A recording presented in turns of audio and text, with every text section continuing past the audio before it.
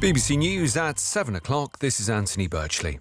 An investigation has been launched at Dorset and Wiltshire Fire Service because of claims first reported by ITV News that firefighters had shared photos of women who died in car accidents. Dan Johnson reports. ITV News says whistleblowers at Dorset and Wiltshire Fire and Rescue Service claim firefighters took pictures of women who'd been killed in car accidents and then shared them on WhatsApp groups, adding degrading comments. There are also allegations women were subjected to sexual harassment and demands for sex on duty, and even on the scene of a fire. The fire service has called in the police and launched an independent investigation with a confidential hotline for staff to report inappropriate behaviour. The Chief Fire Officer, Ben Ansell, said he was shocked and appalled by the allegations. Almost 34 years after the Hillsborough football disaster, police forces in England and Wales have apologised for the way the families of the victims were treated and have promised a cultural change. The response comes 5 years after a report which set out the experiences of bereaved families after overcrowding at the 1989 FA Cup semi-final led to 97 deaths. Campaigners are calling for a new law to require candour from public authorities and officials. Dr Anne Eyre is a Liverpool fan who survived the crush. The biggest trauma for me, speaking personally, was not being pulled out of the crush, which was a horrific experience in April 1989. It was what happened after, with the continuing cover-up after so many years.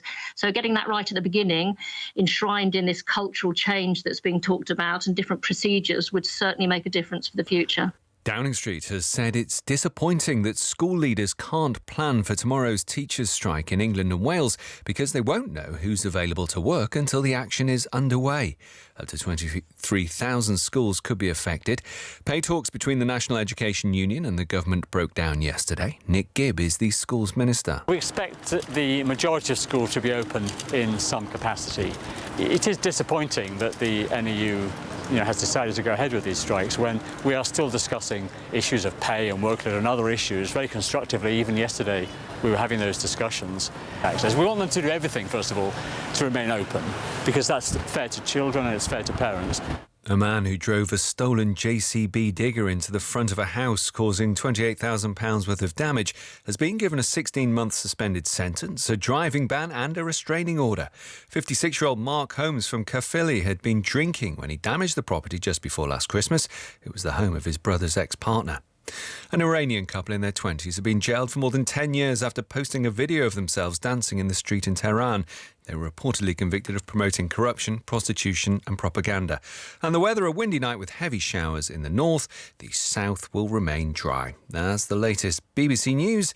It's 3 minutes past 7. Hello, I'm Tony Bellew and I am angry. As I can't take it out on people in the ring anymore, I'm going toe-to-toe with some special guests to find out what makes them angry and, more importantly, how they deal with it. People think that, you've got a boss life. You get to do what you love. Don't see the dark side of things. We're back for season 3, and this time I'll be chatting to the likes of Michael B. Jordan, Paddy Pimblett, Duncan Ferguson and Bugsy Malone. I didn't feel I should have been in prison. I wish the referee had given me a red card at the time, because we wouldn't be talking about it just now. Tony Bellew is angry. Listen on BBC Sounds. This is 5 Live Sport with Kelly Cates. Tonight's the night for fans of Newcastle and Southampton as Wembley awaits. Tomiyasu slurs it to Armstrong. Brilliant equaliser from Southampton. Joe Linton plays it forward, Burn into the penalty area. 1-0 to Newcastle United. From our perspective, and I've drilled this into the players this week, this game is by no means over. It's definitely not mission impossible and not even improbable. I think it's a really acutely poised cup tie. Saint-Maximin! Oh, that's wonderful! Equaliser for Newcastle! The majority of the squad have trained well this week, so yeah, I'll have a big call to make, as I do most games. Southampton have a 2-goal lead against Manchester City, and no one was expecting this. Our focus is in being positive and being the best we can be, and then everything else and outside, we can't affect that. 2-0! And Newcastle United take a huge step to a semi-final. It's very much in the balance. We're going to need a top performance, and we're going to need the crowd with us from minute 1 to the end. And it's turned in, and the Newcastle fans go absolutely crazy. We felt we played well in the first leg. we had a real good chance to take the lead. So there's a lot of positives to come out of it. And Eddie Howe's side lead 1-0. We have commentary of Newcastle against Southampton in the EFL Cup semi-final second leg. It's available for you on 5 Live and BBC Sounds, and it kicks off at 8 o'clock tonight. As you've been hearing, Newcastle have a narrow lead. They're 1-0 up from the first leg thanks to a Joe Linton goal at St Mary's last week. It is a huge night for both of these teams. Southampton haven't won a trophy since the FA Cup in 1976. Newcastle United haven't won a domestic cup since 1969. One of these teams will be going to Wembley, and they'll face either Manchester United or Nottingham Forest in the EFL Cup final on the 26th of February. We're on air till 11 o'clock tonight. We'll bring you all the reaction to this match, of course, plus all the final moves on transfer deadline day ahead of the window closing. Ian Dennis, Rob Green and Guillaume Balaguer will join us for that one. First, though, we're going to head over to St James's Park ahead of Newcastle United against Southampton.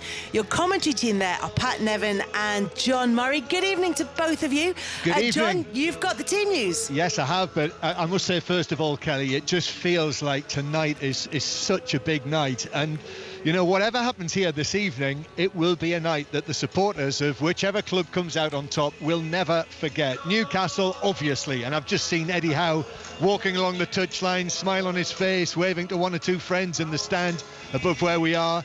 And for Southampton, if they're able to turn this around, 1-0 down from the first leg, obviously huge underdogs. If they are able to turn this round and get through this tonight, then that will be an amazing night for their supporters and for their manager, Nathan Jones. Now, as for the team news, Newcastle's 2 signings so far this month, Anthony Gordon and Harrison Ashby, they're going to be introduced to the crowd just before kick-off tonight. They can't play, but in any case, Eddie Howe has named an unchanged team. So the same side as the first leg: Pope in goal, Trippier, Cher, Botman and Byrne, Longstaff, Guimaraes, Willock, Almiron, Wilson and Joe Linton. Interestingly, Nathan Jones has made 4 changes from the first leg, and he's given a debut to one of his January signings, James Bree from Luton, who he obviously knows well from his former club, straight into the starting lineup in the second leg of the semi-final. So the 4 changes: Mara's on the bench, so is Orsic, Gineppo not involved after his concussion last week, and Chaleta Sarr is among the substitutes. Can play, served his suspension from the first leg in the FA Cup at the weekend. So Adams is in, the top scorer. Adam Armstrong, the former Newcastle man, the Newcastle fan, who had a goal disallowed by VAR last week. Bree, and Bednarek is also in for his first start since coming back from Villa. So Bazunu in goal, Lianco, Bednarek and Salisu. Looks like 3 central defenders. Then Bree on the right, Walker-Peters on the left, Diallo, Alcaraz and Ward-Prowse in the middle, Adams and Adam Armstrong. Pat Nevin alongside John Murray at St James's Park. Pat, as John said, this is going to be absolutely bouncing at St James's Park when kick-off comes. All quite subdued now. But if Southampton are going to put a spanner in the works for Newcastle, they're going to have to score, it feels, early in this game. Yeah, you can imagine if Newcastle were the ones to score early, went 2-0 up, this place would go wild, and it would stay wild for the entirety of the rest of the match. So Southampton have to make sure that they're as tight as they can be. John, I agree, we'll probably play a back 3, so they keep it as tight as they possibly can and hope that they can get that first goal. If they do, then I'm not saying all bets are off, but it's in the melting point. We can really love what an extraordinary atmosphere, but I don't think it'll affect the fans here. Whatever happens, these fans know that history is sitting staring them in the face. And it's a long old history. It's a history that goes back all the way to 1969 since they last won a major trophy. They want to beat that, and they want that to be the first one in what they expect to be many, many in the years to come. Mind you, there's always the scenario that they don't score early, but neither do the opposition. And maybe 15 minutes to go, it's still 0-0. I think that could be an interesting atmosphere inside St James's Park.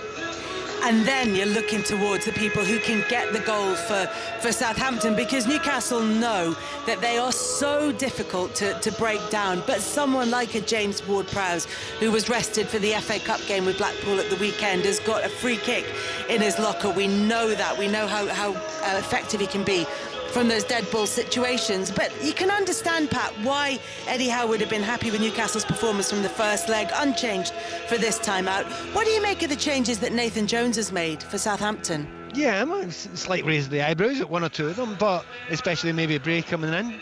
But, you know, he absolutely trusts him. I think you're right to talk about Ward-Prowse. I think he's the core of it. Had he not been starting this game or involved in this game, I honestly, I couldn't see any way that they would have got a chance of winning it. He's been so spectacularly important for Southampton. And as you say, he has free kicks, but there's other parts of his play as well. He can score from open play. He's a creative as well. And even though Armstrong's a scorer, Shea Adams is I love him as a player. You know, his hold-up play, his technical play is great. Decent scorer as well. But at the moment, Ward-Prowse is the man. And if they have to make sure they close down anyone in Newcastle, it is Ward-Prowse that they need to close down. And we will talk more about Southampton over the course of the evening as we build up to that 8 o'clock kickoff at St James's Park. We're also joined by former Newcastle United midfielder and West Ham first team coach Kevin Nolan. Evening, Kevin. Evening, Kel. How are you? All good. We're talking about the expectation in this Newcastle crowd. We know what it's going to be like at kickoff. And as I said, if there's no goals by the last 15 minutes or so, it could get a bit nervy. But it feels as though, even with the weight of time on Newcastle, there doesn't seem to be, or it doesn't look as though there's much pressure on these players. It looks as though they're enjoying all of this.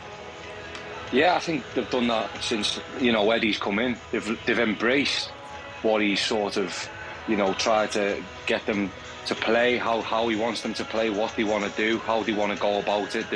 You know, Eddie's embraced the culture up there, what they want, what they expect. And he's got a group of boys now playing for the team, which, you know, hasn't always been the case over the past few years. And it looks like they all care and want to do the best for Newcastle, which then just always just gives the Newcastle fans just so much joy. And because they're winning games, the Newcastle fans are just loving every minute of it. You know, it's going to be. I'm really quite nervous for Newcastle tonight because of obviously the expectation of what everybody just thinks now, because they won the first game, that they're automatically going back to St James's with the crowd behind them. But Southampton, you know, they're not going to be no mugs tonight. I feel, you know, with what Pat said there, with James Ward-Prowse, Shea Adams, Alan Armstrong wanting to go back and upset his old club, it's going to be a tricky one for them, I feel, tonight. But it's going to be about who cracks first and who can hold the owners, shall we say, you know, because it is. I've been there. I've been in a semi-final. We were 5-2 up. We had to go to Villa, and we just scraped through in the by a goal. So yeah, I know that although they're all smiles, be underneath there'll be a few nerves for them lads as well. Yeah, Newcastle United only made the EFL Cup final once in their history. That was in 1976. Their last cup final appearance was in the FA Cup. That was in 1999. So Eddie Howe was asked, of course, what it would mean to the club and to the fans to make the final at Wembley and be just one game away from lifting a trophy.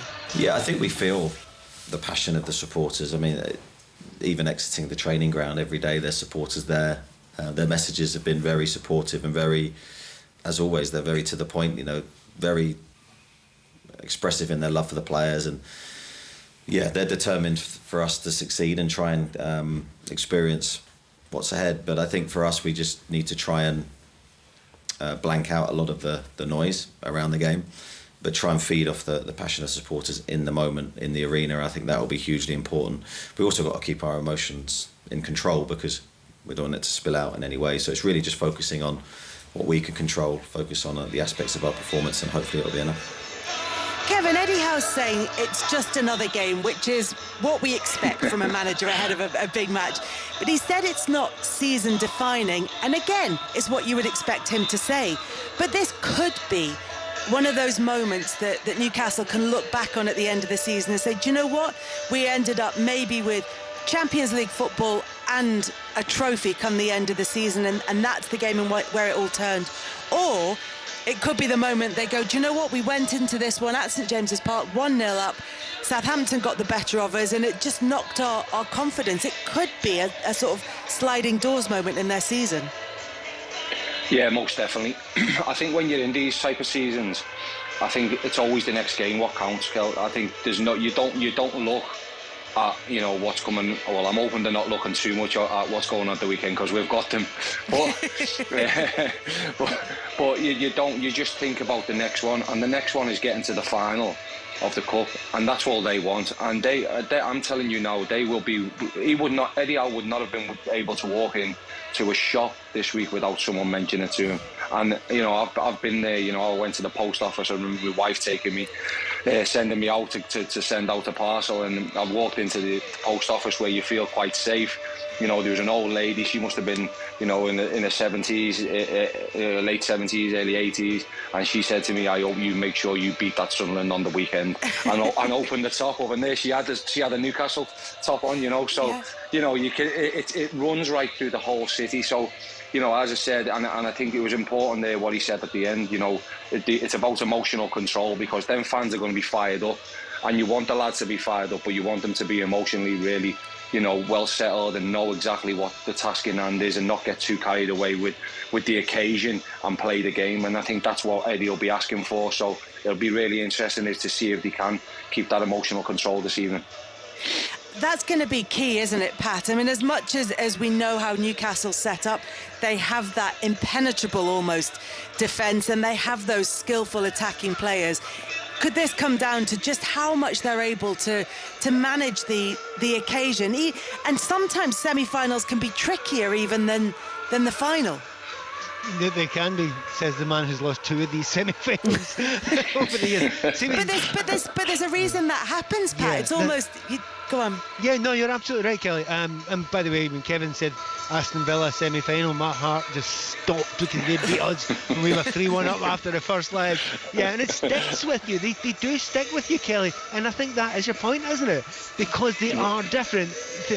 All bets are off. One of the things about this game tonight, no pressure in Southampton. None at all. No one expects anything. You're a goal down, and you just go out and play and enjoy yourself. And we all know lots of players play much better when there's no expectation on them. You just go, I'm going to enjoy myself. Nothing to lose, almost shot to nothing, that sort of thing. So they've got that in their favour. But I don't think Newcastle would swap them with it. But anyway, the one thing I would say about Newcastle, Newcastle in the past, that would worry me. There was a flakiness that could be seen within the group in various teams over the years. I'm kind of not seeing that with what Eddie's put together. And you look at the team that's starting today, it's so settled. The amount of games they've played as a group, as an 11 together, and being successful with it, it means that it can happen, but it's just that less likely to happen. Eddie Howe's a really interesting character, I think, because of the change in him from when he was manager of Bournemouth to now that he's manager of Newcastle. The way he is in interviews, the way he is on the touchline. And he recently went to see Diego Simeone and looked at his training sessions. So he was asked in his press conference if he's changed and picked up some dark arts from Simeone. And he said, look, the training sessions are only an hour, so I took nothing in terms of dark arts from them. But he's talking about being a bit older with new ideas and trying to evolve. Do you see a change in him, Kevin, since he's gone to Newcastle? I think the supporters make you change if you're going to be the manager there, or if you're going to become a player there, or if you're going to succeed there. Because they want, entertainment, they want to win games, they want to do it the right way, and they want a manager who's going to be passionate on the sideline. Bournemouth, no disrespect, there's a lot different in Newcastle. There won't be people all around Newcastle city like it is in Bournemouth. He probably was able to escape and go and chill out on the beach. He wouldn't be able to escape down the beaches or up in the beaches, up in Newcastle, and up the north side. So it is a total even different though there are some lovely atmosphere beaches. Yeah, beautiful beaches. I remember playing up there, Kelly, and we used to go out there quite a bit. So there's some fantastic places, but everyone knows it. You don't get away from it.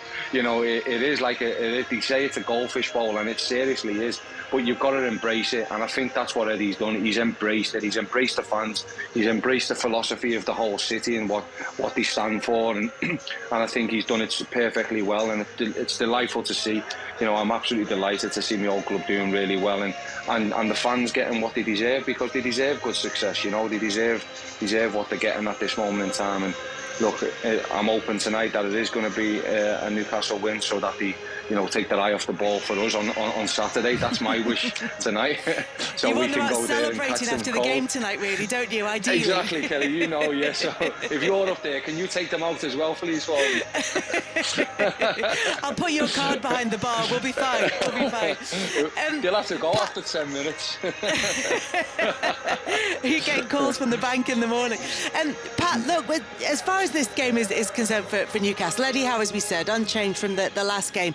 And one of the reasons for that is that he will have been pleased with the way that his side managed to execute things. But they're looking for reinforcements. Anthony Gordon's coming in for £45 million from Everton. They've brought in Harrison Ashby from West Ham, who Kevin will obviously know about. As much as anything, is it about giving them options and a little bit of depth, do you think? I find them an incredibly interesting study to watch how they're doing it. Look, the millions, arguably billions, are there, so they could use them, and they could go out and they could do it by either evolution or revolution. They're going for evolution. I like that. I mean, they're taking their time, they're not rushing into it, they're not being taken for fools, spending huge amounts of money on players because they want to do it tomorrow. They're accepting this is a little bit of a, it's going to take a period, and do it right. And I love the attitude that they've shown about that. So yeah, they brought one or two in, and there will be more, and that one or two might get you that little bit further. And if it gets you top 4 this season, and it got you a cup, as Kevin was saying, that's a brilliant season, an absolutely brilliant. But it is the stepping stone. It is the first stepping stone. And I was talking about, John and I were chatting about this earlier on Drive. That stepping stone, that remember them Chelsea, they won their first one under when Abramovich came in and Mourinho was the manager, and he kept on saying how important that first trophy was. It was this competition, and he kept on going on about it even after other competition. It's that first one.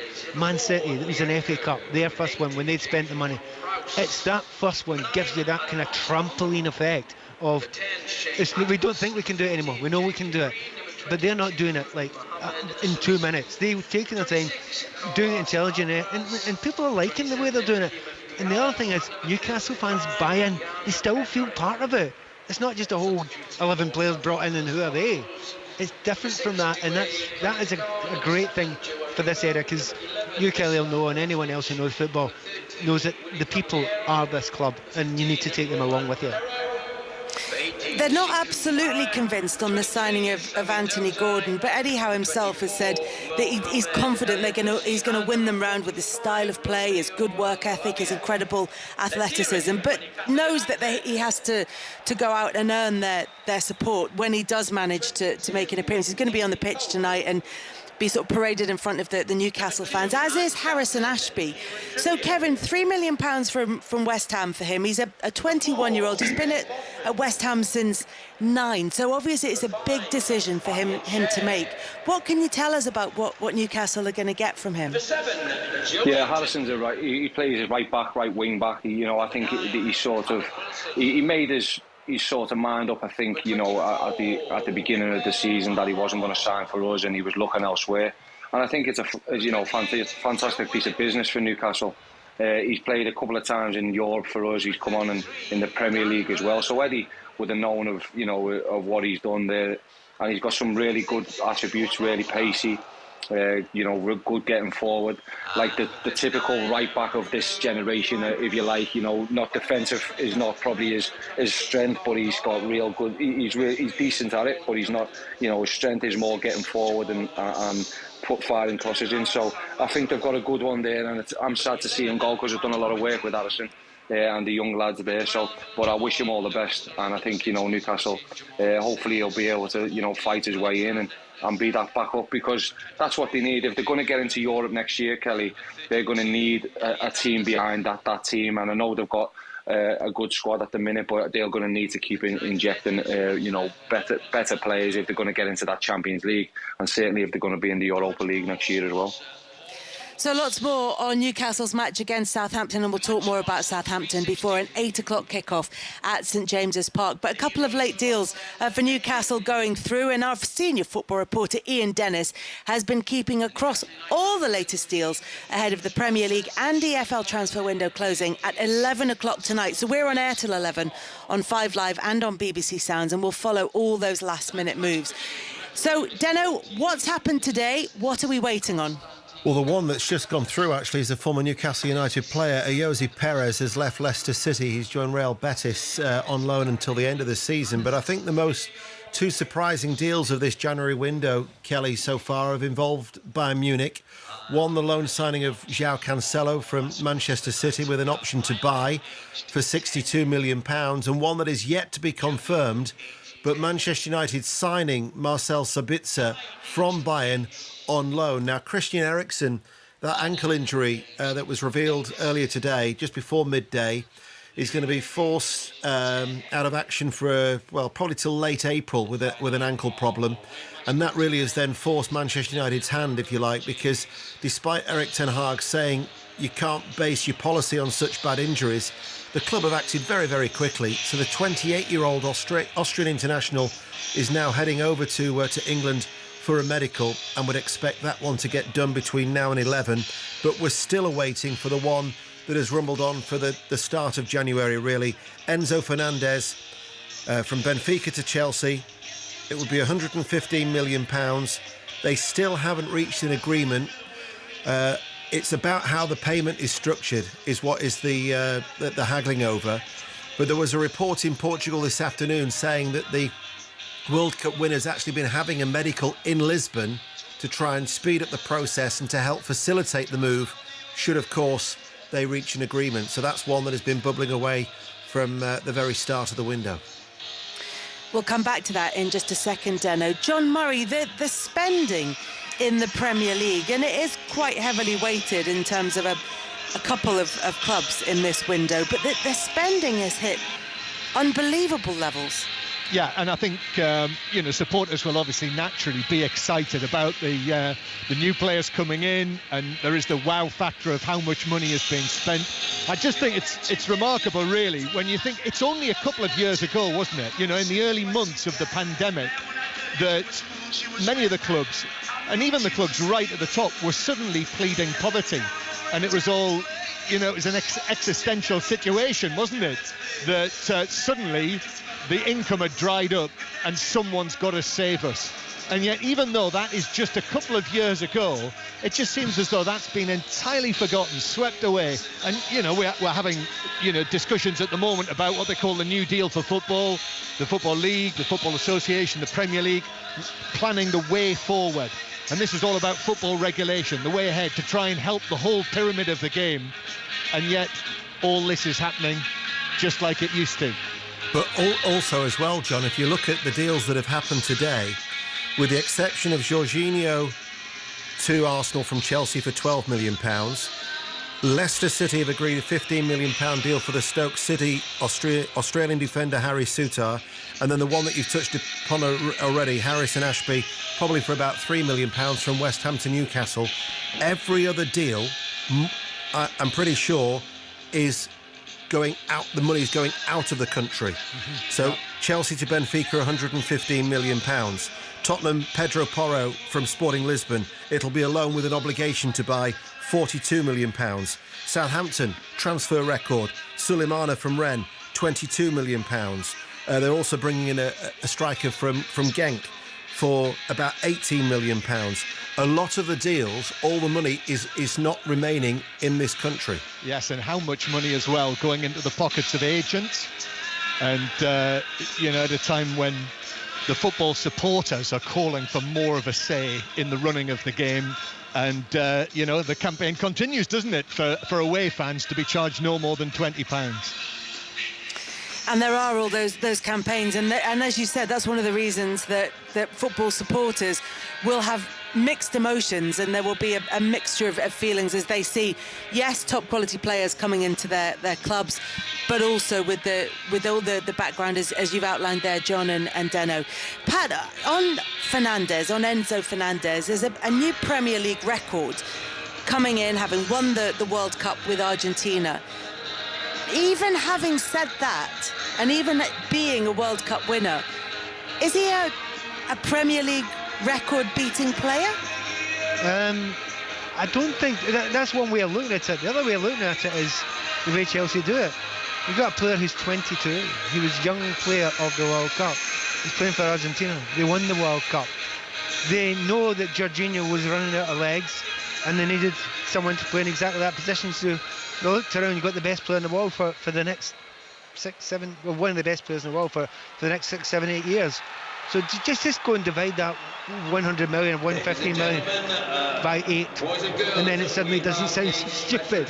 And that's the way they think about it. And that is the way clubs, for years have thought about it. It's a huge amount of money that they spent on it. And by the way, it might not work.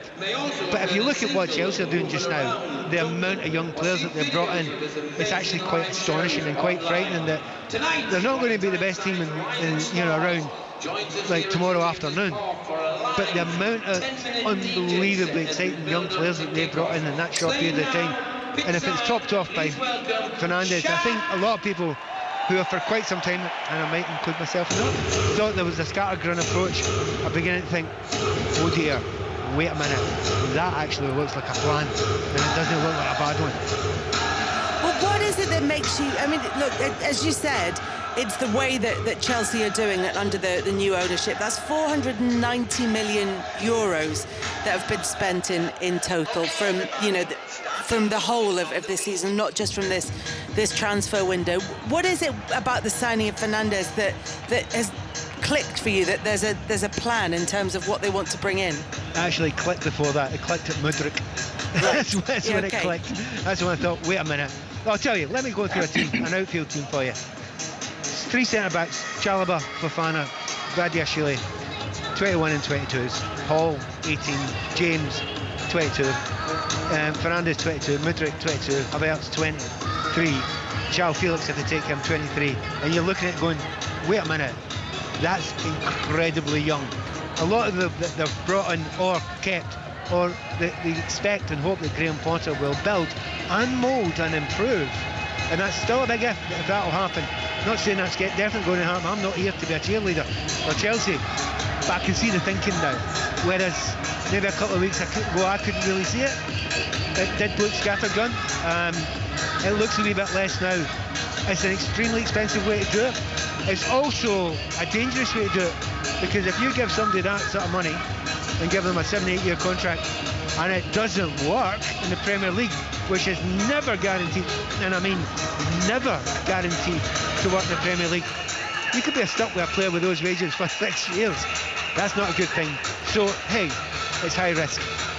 Pat, do you know what? I'm just listening to the music in the background being played by DJ Shaq, who is a Newcastle fan. I learned that on Radio 1 Breakfast with Greg James this morning. But he was playing Give Me a Man After Midnight, which would be no good in the transfer window. It'd be past the deadline and it wouldn't be allowed. Sorry. Pat, you talked about Chelsea's transfer policy and these new players who've come in, and like you said, and you outlined the lineup that's possible for them, and it is a lineup that, if it works, could have a really good core of a squad for the next few years. And because of that, some of the players who are going out include Jorginho, who's gone to Arsenal for £12 million, which, Kevin, is a really interesting signing. When you think, I mean, look, they've probably gone for him because they didn't manage to bring in Moises Caicedo from Brighton. But yet again, it's another player, when you look at them bringing in Jesus and Zinchenko, who has winning experience, who comes in, who knows what's needed for that last push between now and the end of the season as far as their title challenge is concerned.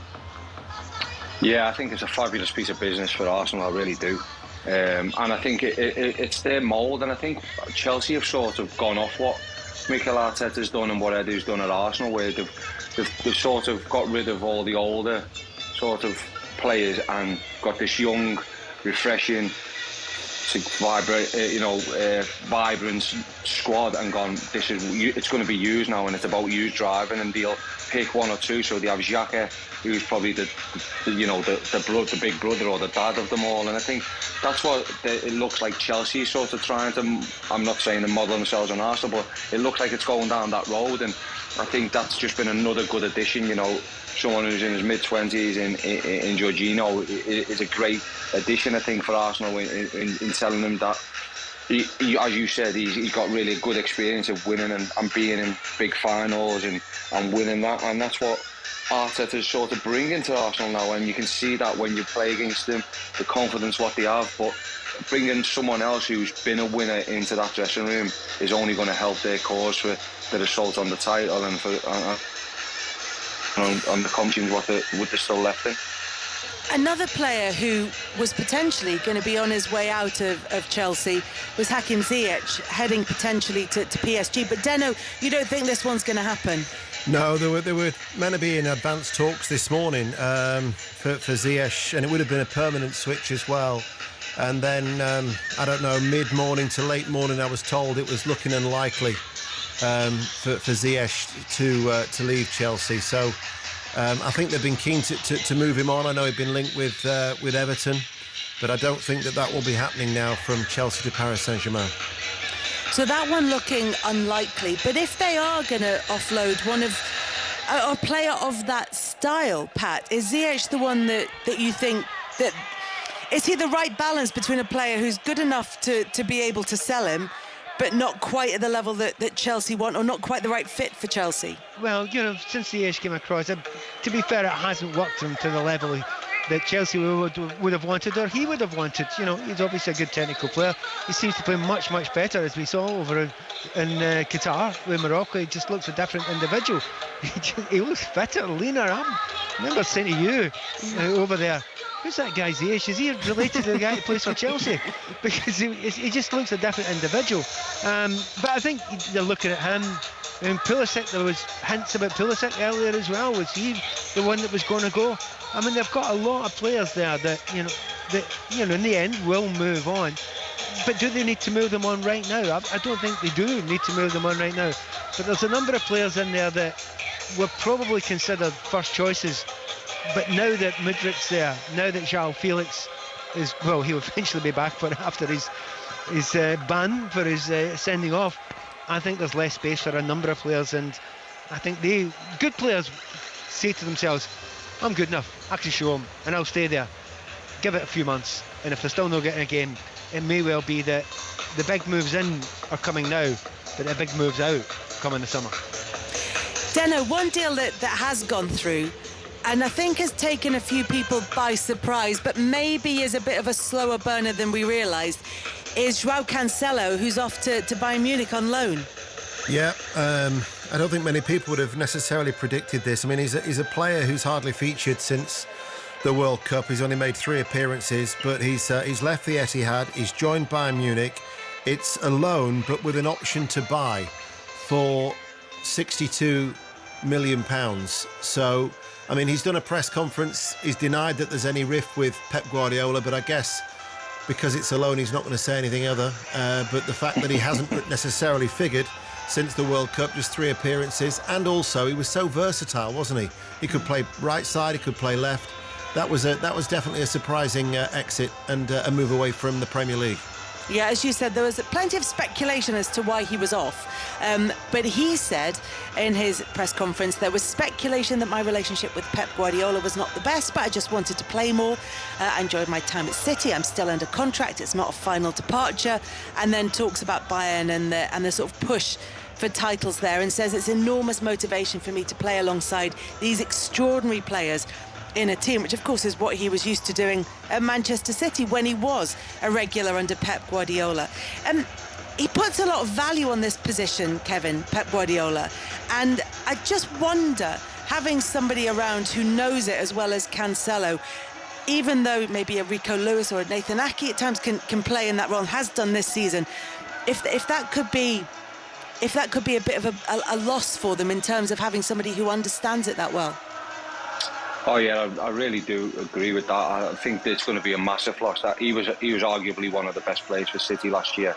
You know, the positions, you know, playing on either right or the left-hand side, then the way he moved into midfield, you know, we were all purring over what he was doing at times last season, some of the goals he was scoring, you know, and chances he's creating.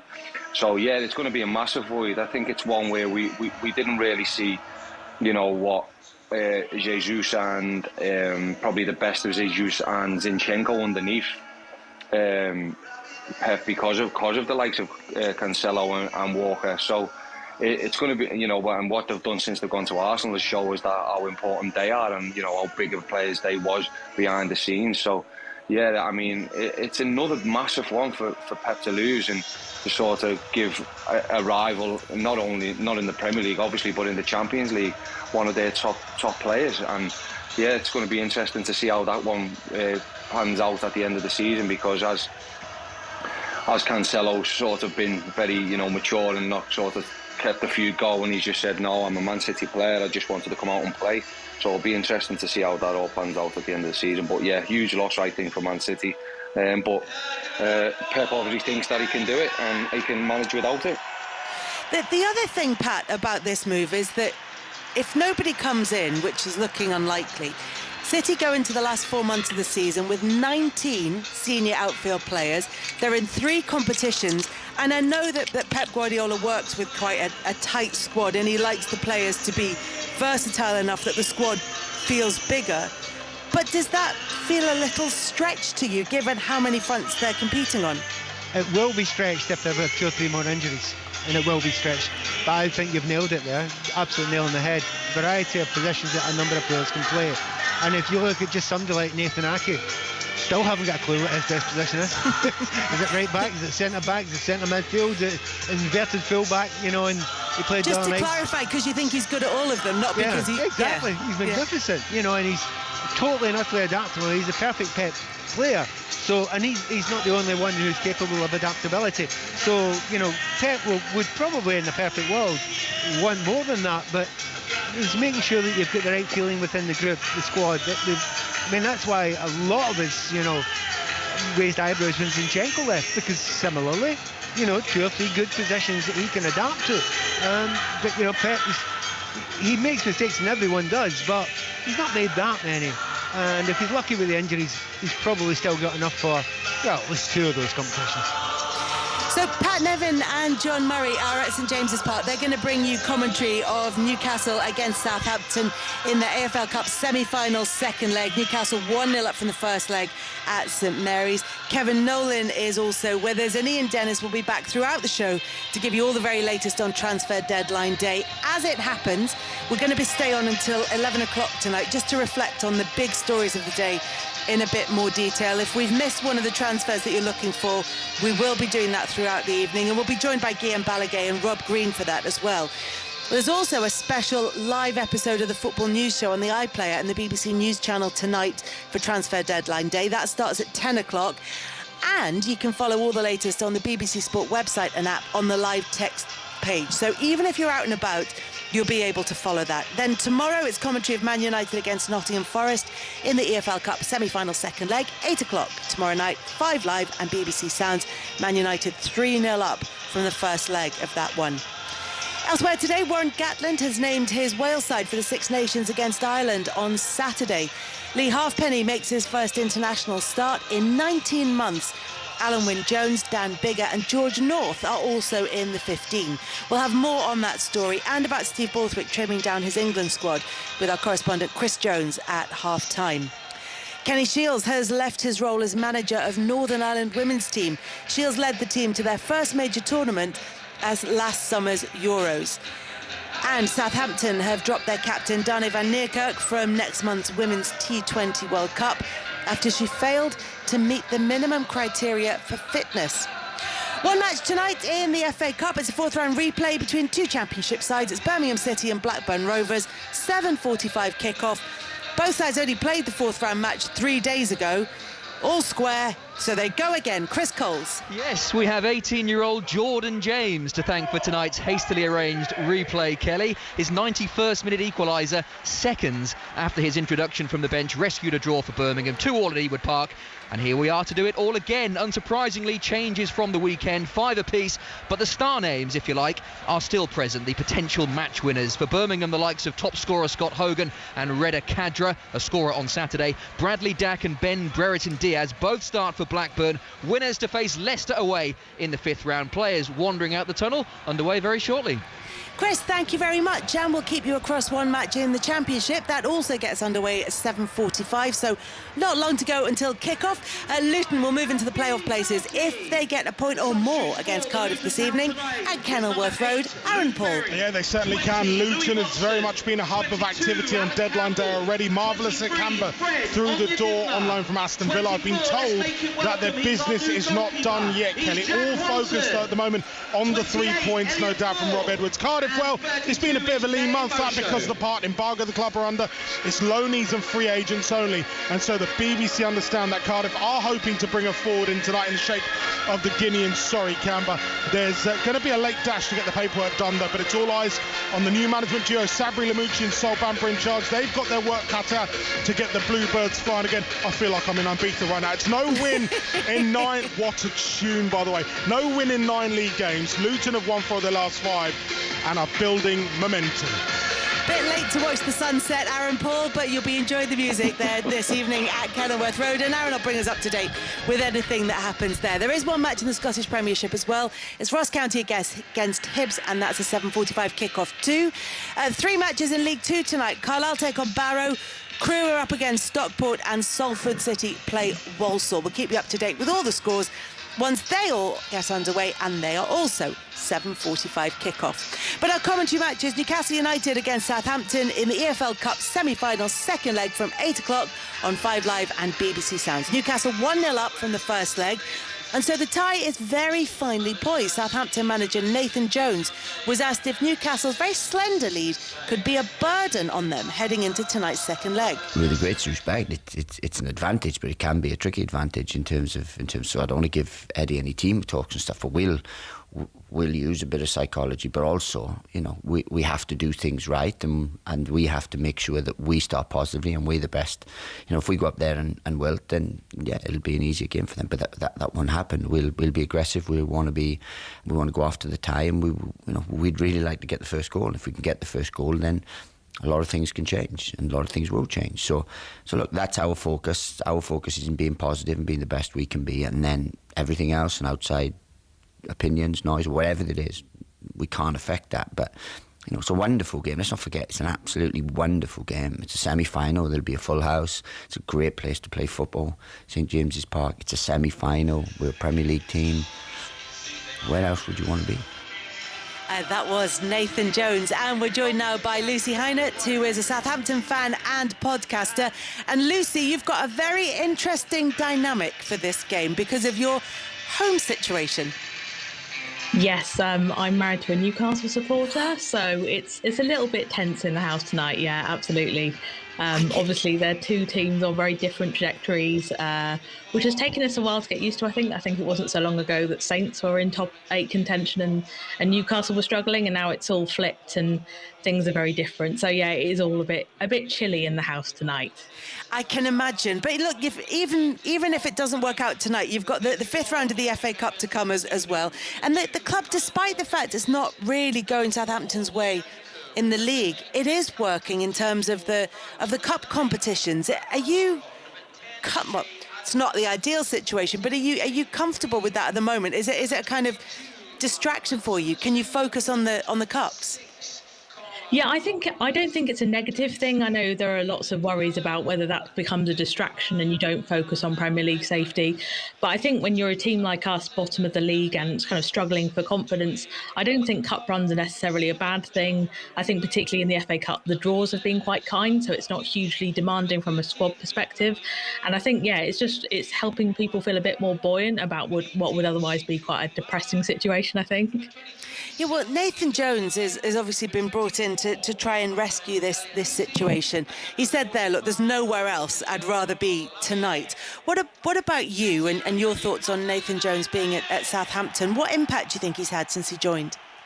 I think it took a lot of fans by surprise in terms of the appointment and the profile of the appointment. I think in the past, Saints have been very keen to look at kind of abroad and kind of up-and-coming managers in other leagues. So to come for another Championship manager was quite a surprise. And I think it's taken Jones a little while to get people on side. And I think that's probably a process he's still going through. I think a lot of his press conferences have been a little bit prickly recently, particularly with Premier League results not going our way. I think he's felt perhaps a little on the defensive side. So I think he's in a process at the moment of trying to kind of get fans on side, get the players playing as he wants. I think there's recognition that we don't have the best squad in the league by any means, and perhaps not a squad best suited to how he wants to play. So I think, people are willing to give an opportunity, but I think, things are taking a while to warm up. So I think we're hoping that with the transfer window over and a few new recruits in, that we can kind of start to turn the tide. And even looking at that last round of the EFL Cup, when you're in the quarterfinals and knock out Manchester City, that's got to buy him a bit of time as well, hasn't it? Absolutely, yeah. That hasn't done him any problems at all. I think this has been probably a really welcome cup run for him in terms of reducing some of the pressure and giving something kind of positive to talk about. And obviously it was a brilliant result to do that. I think there is a recognition that Manchester City probably weren't at their best, but it was brilliant that we were able to kind of capitalise on them having that bad night. I think it's great. I think there is just a little bit of concern about league performances also following. Yeah, and that's going to be the concern for Southampton once normal life resumes in the yes. Premier League. Tonight, though, can you do it, do you feel, against Newcastle? And what will you have to do to get to the final of the EFL Cup? Well, I think we'll have to keep things tight. I think we know how difficult Newcastle are to score against. They're one of the best defences in the league, so conceding any more goals would be pretty fatal, I think. And I think that's reflected in the team that's been put out. We've gone for 5 at the back and kept things quite tight in the middle. And I expect that's part of the game plan, to see if we can kind of get something smash and grab, so to speak. I think that's going to be really important. Any early goals are going to be a problem. And I think, it's just going to be about keeping things tight and hoping for the best. I'm not feeling incredibly positive, but I think that's our best game plan. And I think Jones realises that. Lucy, good to talk to you. Thanks very much for joining us. Thank you. Thank you very much to Lucy Hynett there at home with her husband, a Newcastle United fan, as Newcastle gets set to face Southampton at St James's Park. It's a sellout crowd, round about 50,000 Newcastle supporters, and potentially heading to their first major domestic cup final since 1999. Here's Newcastle manager Eddie Howe. The spectacle that St James's Park brings pre-game is just a thing of beauty for me. When I step out onto the touchline and see it for the first time, it always inspires me. I know the players feel the same way. Hopefully we can get the crowd into the game early. We can thrive off their positivity, and it can elevate us in terms of our performance levels. I think you never know how a football match is going to go. It can be unpredictable. There can be twists and turns in cup ties. So we just need to, from our side, we need to be resilient and be able to take whichever way the game turns. We need to be strong in that moment, and I'm sure the crowd will, but support us in every moment, because this is going to be a really difficult game for us. It could be a difficult game for Newcastle United, but those fans will be behind them. And John, when we first joined you at just after 7 o'clock, it was fairly quiet inside St James's Park. It is now pretty much close to full, and we can hear it sounds very different. Well, it was full, Kelly, actually, probably half an hour ago.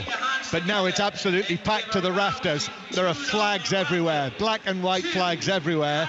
And it's this arena that Anthony Gordon and Harrison Ashby, the new signings, are walking into now, shoulder to shoulder, all in black. Anthony Gordon with his blonde dyed hair, clapping his hands, just looking around him, looking at the Gallagate end, taking it in. And Harrison Ashby, the young defender from West Ham, just slightly behind him to his left in a pair of beige trousers and a sort of bomber jacket with a fluffy neck. And the two of them now walk onto the canvas that's over the centre circle, and are looking around at what they've just agreed to be a part of. Not a bad night to see it, Pat Nevin. Yeah, if you walk out in a club, and of course Anthony Gordon's had his difficulties at Everton, and a lot of the fans were getting fed up with a lot of negativity around that club, understandably, at the moment. And then he walks out here tonight and he's hit with this noise. It's absolutely extraordinary. I mean, it'll hurt Everton fans to see him in that black and white scarf, it has to be said. But Newcastle fans are seeing this, they're applauding this, and they're loving this. But this is just the start, isn't it? Well, that was a proper introduction for two new signings, Kelly.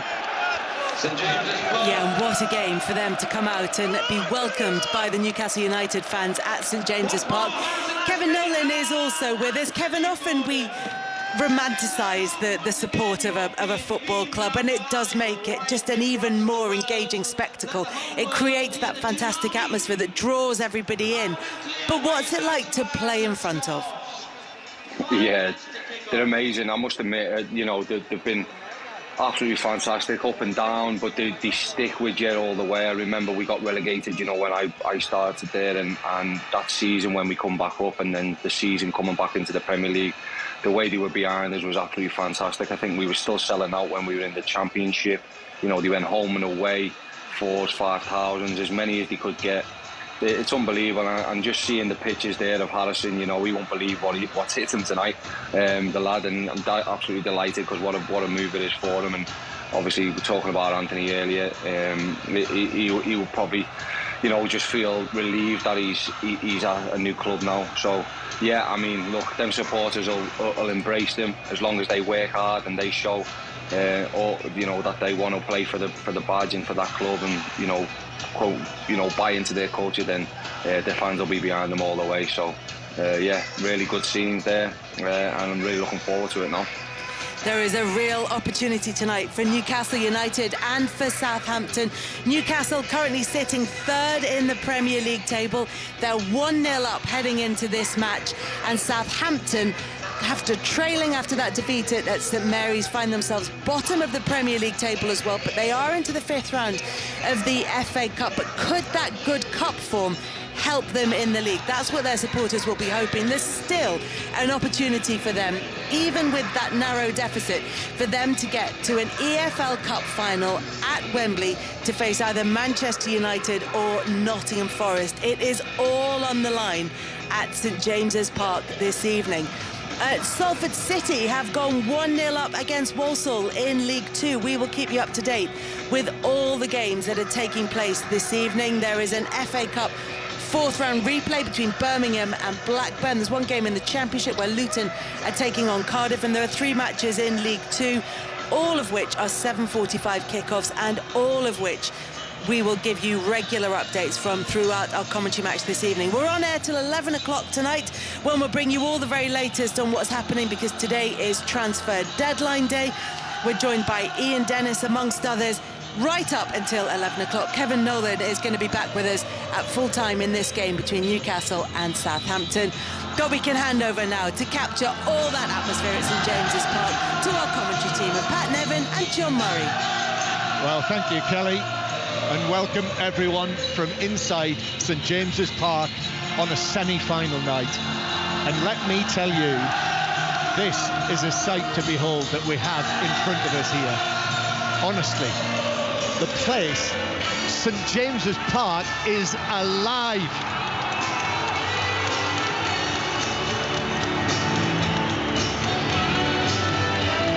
And out come the teams into this. I'm looking across at the East Stand. To my right, the Gallagate end with all of the flags in there. To my right, in the Milburn Stand, flags aplenty, black and white, waving above the heads of thousands and thousands of highly expectant Newcastle United fans. Tell you, Pat, if Southampton win this tonight, there's going to be a lot of very, very disappointed people. And I'll tell you what, they will deserve so much applause if they do win, because they are not just playing against 11 men tonight, they are playing against a city, an entire city.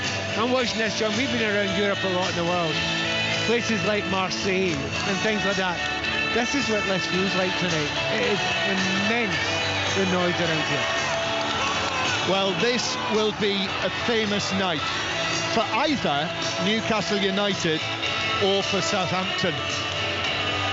By the end of tonight, either Newcastle will be, I'm sure, joyously celebrating and looking forward to what would be the club's first major final for almost a quarter of a century.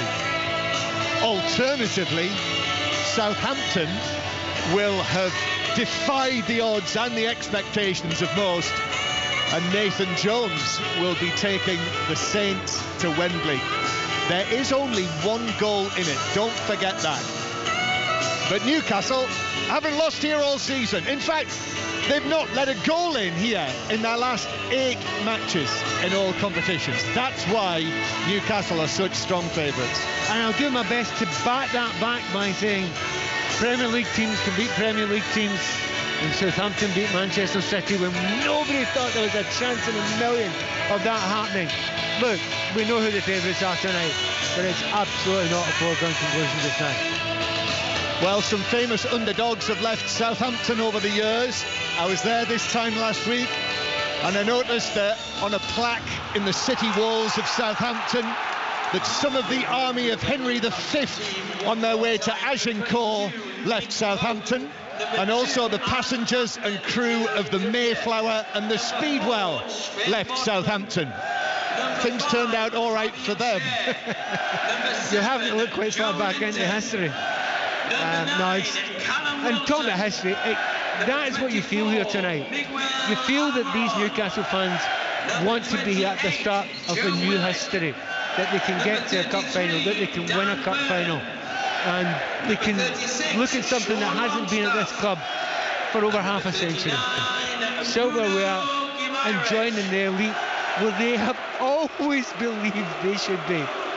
Well, Newcastle United supporters have seen their new signings, obviously not involved tonight. In fact, Eddie Powers, I suspect he might have done anyway, has named an unchanged team. Newcastle didn't play, knocked out of the FA Cup.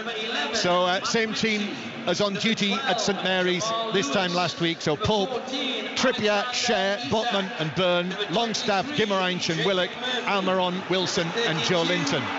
And Nathan Jones going with some interesting changes. 4 changes from the first leg, and that includes a debut for James Bree, newly signed from Luton Town. James Bree on the right-hand side of the Southampton defence. He is going to play as the right wing back. And there is the whistle from Paul Tierney, the referee. It's Newcastle who get the second leg of this Carabao Cup semi-final underway. You're listening to it with us here on BBC Radio 5 Live. Listen as well to the live radio if you're on the move via BBC Sounds.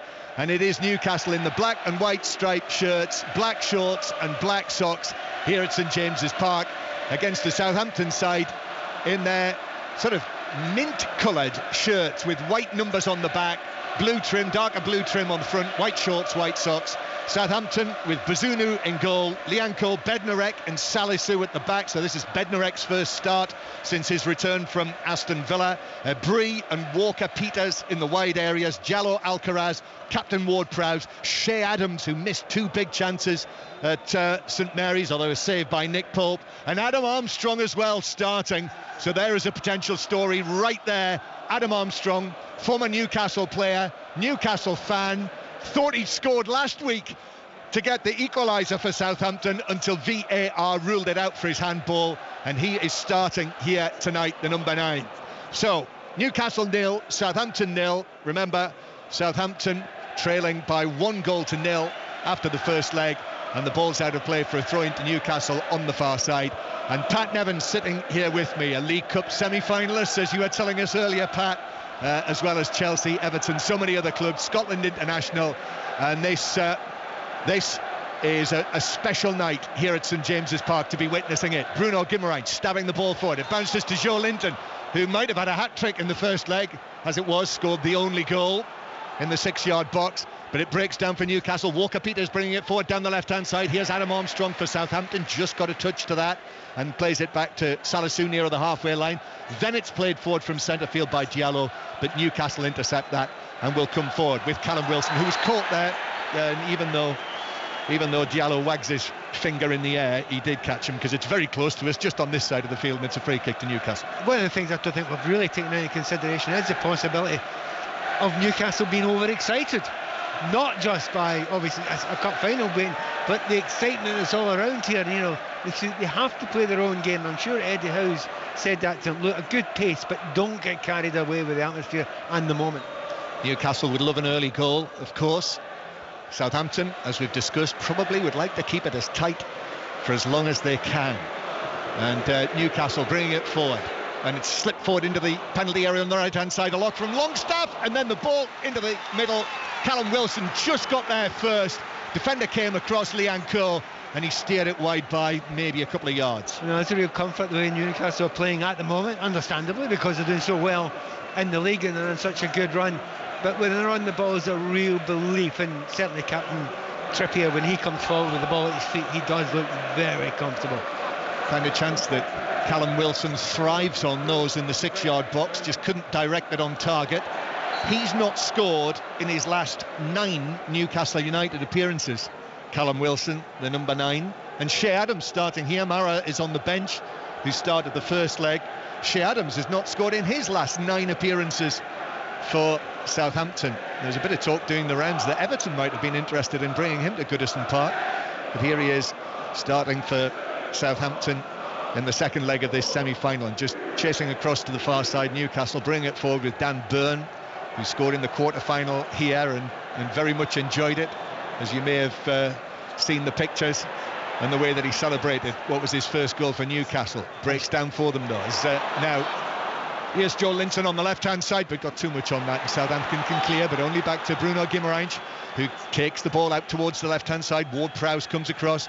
Lovely change of feet from Bruno Guimaraes. That was super skills. To Longstaff. Now Trippier is involved on the right-hand side. Back to Longstaff. Shoots and scores!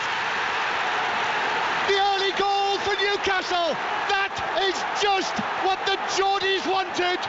1-0, 4 minutes on the clock. It's a 2-goal lead now in the semi-final, and good luck Southampton coming back from this. 1-0 on the night, 2-0 on aggregate. Dream scenario in every way you can imagine. 2 goals up, as you say. It's down that end, and of course it's a local boy who scores the goal and gets them and within already touching distance at cup final. I was just saying a few seconds ago, John, how comfortable they look coming down that right hand side. When Trippier's on the ball, he just looks as if he sees everything in front of him. That was a brilliantly worked goal, but in the end we were right behind it. We didn't even need to see it hitting the net. That was always going in. Right in our eye line, that he hit it low from a slight angle on the right side of the penalty area, and it is the North Shields born Sean Longstaff who found the far bottom corner and gives Newcastle breathing space in the semi-final, and it asks big questions of Southampton. Nathan Jones' team defence is already pierced, it's already been beaten, and Newcastle now in great shape in the semi-final. Do you know, there wasn't much of it to feel, but there was a tiny wee bit of tension. You could just about feel it. That's gone. It's absolutely gone now. And for any Newcastle players, it's completely gone. They have got breathing space now. They can enjoy it. They can try and control the game. And also, Pat, I think we should very much pay tribute to Bruno Guimaraes, who was really the heartbeat of the move that led to that goal. That change of feet on the far side, went past 2 players, knocked it from left foot to right foot, went past them as he moved across field. See, this is the thing I think now about assists. Players get assists. I mean, he'll get no credit for that at all statistically, but in fact, for anyone witnessing that with their own eyes here, you know, many young Newcastle fans, they'll probably never forget that piece of skill. Absolutely brilliant. And the assist to the assist, as they call it. I mean, there's some players that do that and they know when they've done it. I mean, I often talk about David Silva being one of the greatest I've ever seen at doing that assist to the assist, creating the space, taking 2 players out of the play. Well, you're absolutely right. Gimenez did that there. Newcastle United 1, Southampton 0. Sean Longstaff, his 2nd goal of the season.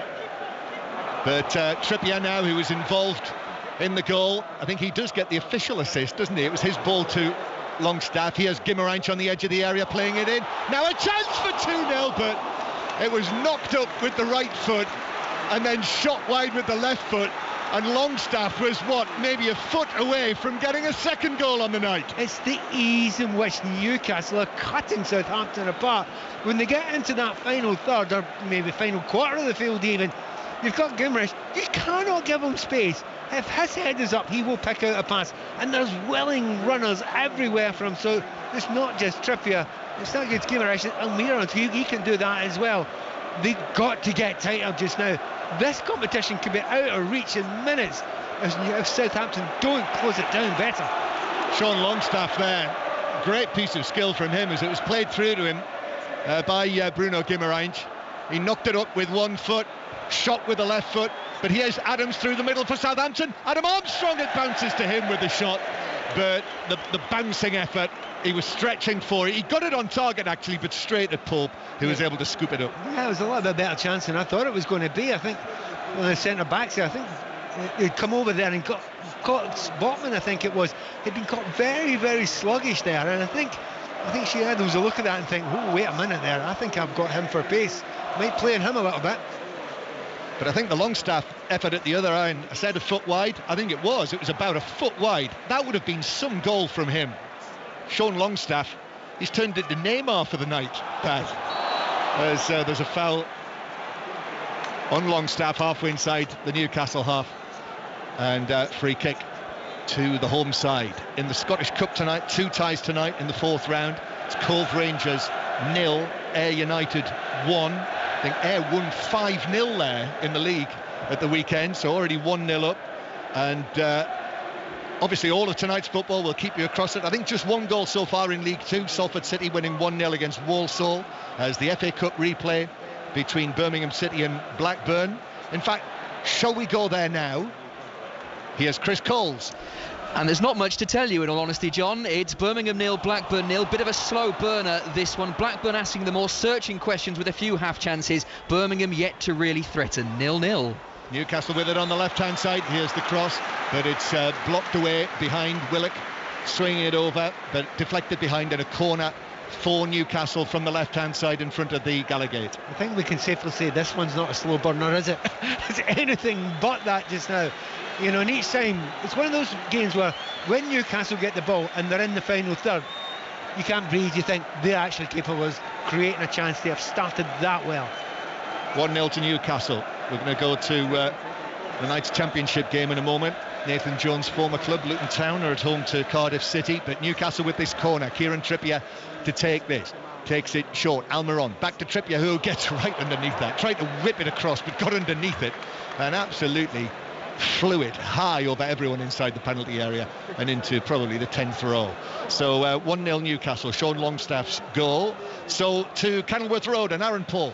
Luton 0, Cardiff 0. All eyes on the new Cardiff management of Sabri Lamucci and the former Bluebirds defender Sol Bamber. In truth, it is Cardiff who have had the better of the ball, better of the chances as well. The main one falling to Callum Robinson, 30 yards out. He fired a speculative effort towards Ethan Horvath. It cracked the crossbar and bounced into the Kenilworth Road end to our right. Luton a little bit under it. It remains 0-0. And Luton obviously without James Bree tonight, who's been pitched straight into the action here.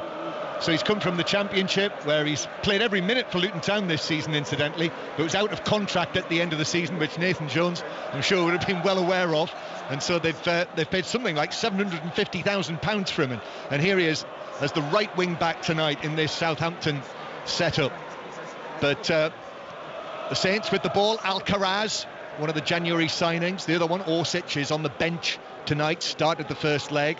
And Alcaraz, who was very much involved in the first leg, he was putting himself about the young Argentine, but really he and Southampton just not able to settle so far. In Joe Linton now going past Lianco, who's gone to ground, and Joe Linton's able to take it on into the box and shoots right-footed, but then the interception, the sliding challenge came in from Bednarek to deflect it wide and behind. There were options in the middle for him, Pat, but he went for goal. That's very much his style, though. I mean, it's still at the stage of his career where you look at him and every time he does something like that, you smile. because of how difficult it was at the start when they'd stuck him up at centre forward and he couldn't play there. And then you put him back in his right position, and he's not always subtle, but he can be unstoppable, and there he was unstoppable. Well, at least one Newcastle fan said to me over the course of the last week whether Newcastle might live to regret the other chances that he had last week. However, here's the corner into the near post. Goalkeeper comes, doesn't get anywhere near it. Bazunu, I think Fabian Schär was the Newcastle player closest to it, and it's deflected. I think the goalkeeper did get something on it, and was able to deflect it wide. Well, it's given us another corner. Yeah, maybe he touched on it, the goalkeeper. It was touched on it, the goalkeeper possibly. Anyway, the keeper gets something on it, but it was a phenomenal ball. It's a distance away, but I'm guessing it was Trippier. Yeah. Brilliant ball in. Yeah. I've got a feeling it might have. Anyway, here's the next corner, which is again into the near post. Bazunu comes, gets a good punch on it, the young Republic of Ireland international, and it comes out to the edge of the box where Almiron went for goal, but similarly to Kieran Trippier a few moments ago, got underneath it on the volley this time, and that was about a third of the way up the Gallowgate end, so it's a goal kick to Southampton. 1-0 Newcastle lead. Shows you the confidence they've got just now. They'll have got anything. I mean, that was a high degree of difficulty, we can say that, but you know that Almiron's got the skills to do it and pull that off now and again. Interesting, Southampton have tried to play these goal kicks out from the back 2 or 3 times. They've not managed to keep any more than 2 or 3 passes before they lose it again, and as I say that, they did lose it again. Yeah, they have. Newcastle have got it back. So remember, just to let you know, if you didn't know, there is no away goals rule in the semi-finals of the Carabao Cup anymore. So Southampton have got to win this match tonight. If they win it by 1 goal, that would mean a penalty shootout after extra time. But really, I think, realistically, from the position that they're in, they're looking to win it by 2 goals. And Newcastle have not lost by more than 1 goal here at St James's Park since 2021. Really, before the Rise and Rise started, when Manchester City came here and won 4-0 in the December of 2021. But since then, in fact, this time last year, the rise had just started. Newcastle was still in the relegation zone. They'd just beaten Leeds. John Joe Shelby scored at Elland Road, who's now left the club this week, John Joe Shelby. But that was the Rise and Rise. But what a rise now, from relegation zone on this day last year to now very much on the brink of a Wembley final. Their first major cup final of this century since 1999. And obviously tomorrow night you'll hear Manchester United expected to coast through against Nottingham Forest with that 3-0 lead from the first leg. But this is lovely from Newcastle. Longstaff then couldn't find the pass through to Wilson, and Bednarek stepped across, and then there's a foul on Ward Prowse by Dan Byrne, who just shoved him over, and it's a free kick to Southampton 5 or 6 yards inside the Newcastle half. But that's very Callum Wilson, isn't it? He's right on the shoulder, he makes the right run. Had that ball beating the centre back there, he was running in a huge amount of space behind that back line, and that's the problem Southampton have got just now. They've got that back 3 just now, but they can't sit back. They need to push on, they need those 2 goals. And if they do that, they're going to leave a lot of space behind, and there's a lot of pace in that Newcastle attack. So I think the early storm has calmed now. We've got 15 minutes on the clock here. 5 Live from the BBC. Ball out of play for a throw on the halfway line. But the storm brought that Newcastle goal. And here's Nathan Jones just coming forward, just down in front of us, our low position here, just behind the tunnel in the Milburn stand. And Newcastle in possession inside their own half. Newcastle involved in a semi-final in a cup for the first time for 18 years. Looking to reach their first final since 1999. As the ball is played forward down the right-hand side for Almiron to chase, but Bazunu's able to come out and gather the ball into his chest. Can you explain to me why they're saying to Kieran Trippier, you have the ball, you have lots and lots of space, you go and do exactly what you like of it. No one comes towards him. He's able, maybe it's a set-up, and they've got 3 at the back and a wing back. But if you've got a wing back there and it's Walker Peters, he's just dropping off. Kieran Trippier just kicks it 40 yards. Well, in the first leg, they did play with a sort of 4-2-3-1. And Newcastle with it on the right-hand side. Here is Almiron. Almiron playing it into the edge of the box to Wilson, but Bednarek was tight on him. Bounces back to Walker Peters in the left-back area. Right foot and forward from him, but that's out of play. And it's a throw into Newcastle halfway inside the Southampton half. But you're right, Pat, because of the system today, there isn't naturally someone playing in front of Trippier. I think there's an over-concern about Almiron. So they've got one in front, one behind. He's had very little impact in the game so far, other than the fact that he's dragged 2 players away, which has created this massive space for Kieran Trippier just to walk into. He's made a goal, and he's also helped create a couple of good chances as well. Pat Nevin with us here at St James's Park on this dry night. It's quite cool, quite chilly. It's not as cold as Southampton last week, which was freezing. Throw in for Newcastle on the far side. Byrne takes it to Joe Linton. Joe Linton being challenged by Ward-Prowse, and it is Joe Linton who comes out with the ball. Guimarães could be caught in possession here. Southampton have it, playing it forward, but the stretch from Armstrong. Adam Armstrong can't reach it. Then Trippier again, no one near him. He's able to pick out the pass to centre field, although Diallo steps in there in between 2 Newcastle players. And now Walker-Peters is away down the left-hand side. Adam Armstrong on the left wing, to his left. Adam Armstrong back to Walker-Peters. Left-footed ball across to the back post, but Dan Byrne comes over and heads it away across and out of the penalty area to Almiron. And this Newcastle defence on this brilliant run as Bruno Guimarães is shoved over by Diallo, and it's a free kick to Newcastle halfway inside their own half. Remember, it's 10 clean sheets in their last 11 matches in all competitions. The 2 goals when the much changed team lost in the FA Cup at Hillsborough, so that is 2 goals conceded in 11 matches. And Nick Pope, the Newcastle goalkeeper who didn't play at Hillsborough, has kept 10 in a row. That's extraordinary, and it just shows you, man, and they've not really been put under any pressure. Just a moment ago, Guimarães did that little flick over the top of the player's head and got it on the other side. And after all these years involved in the game, I discovered that that's called a sombrero. Is that right? Trick. It took me all these years to discover that. And when was that named? When was the name originally used? Apparently Pelé used it. Pelé sombrero.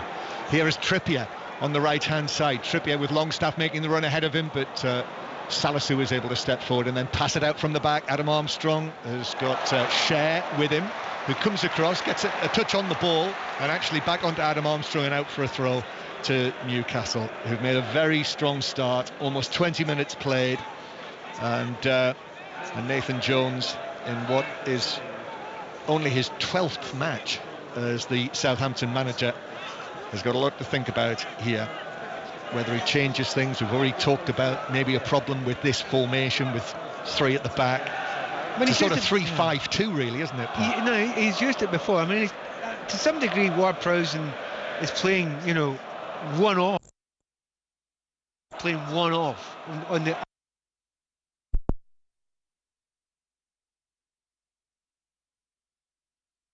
Ball into the box. Almiron pulls it across. It's 2-0. Sean Longstaff arrives onto it.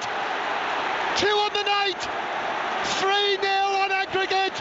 And Newcastle have got their black and white eyes on. And the Carabao Cup final.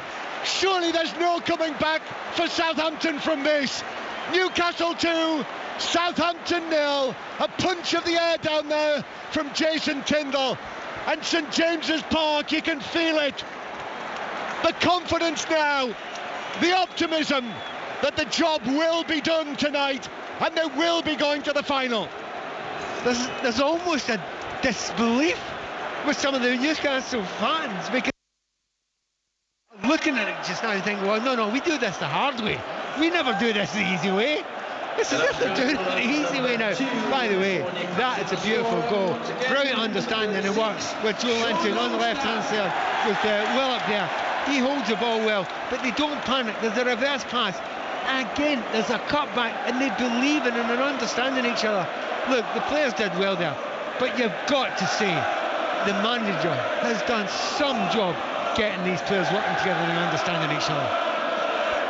And at that moment, the heavens open on St James's Park, but nothing is going to dampen this atmosphere inside this ground in this city, with Newcastle 2-0 up now. 2 goals, well, in the first quarter of this second leg tonight, and they've taken it away from Southampton. And the man who scored them, the Geordie, Sean Longstaff, 2 goals from him. And Newcastle are looking at their first final since 1999. I'm kind of guessing John Longstaff has never scored a hat-trick at the top level, but he's on one now. That would be my thought, Pat. I have to confess that was one thing that didn't cross my mind in the build-up to this game, that we might witness that. But Newcastle now, well, you can feel it. I think there was a little bit of edginess in amongst all of the euphoria, but this is what many expected to happen tonight. But as Ward-Prowse plays it forward, it bounces away from Shea Adams, and Bruno Guimaraes is able to play it away. But there's a big leap between expecting it to happen and it actually happening. And it's because it's that muscle memory for the Newcastle fans that they've made a mess of it before. Alcaraz wins it back though for Southampton, and then Walker-Peters takes it forward. Alcaraz gets his pass all wrong, actually hit it with the outside of his boot, so it's behind Bree, the debutant on the far side. Comes back to Leanne Cole, and Southampton have got it back inside their own half. But a lovely flowing move it was for the second goal, with Joe Linton and Willock involved, and Almiron coming all the way across to the left side of the penalty area. And as you mentioned, Pat, having the awareness to sort of cut it back across the box as Longstaff arrived into the penalty area. What was he, 10 yards out, something like that, and buried it. You know, you'd mentioned just a few minutes before about Joe Linton had a shot, and you thought actually the cross was probably the right thing there. You were spot on, but he did the wrong thing. But this time they did the right thing. They didn't get it wrong twice, those players. You cut it back, and if you know that it's going to be cut back there, you'll take a chance and you'll make it into that sort of area. By the way, the other thing to mention, the work rate of the Newcastle players has been magnificent so far, closing down, not giving Southampton a chance to get any sort of foothold in the game, really.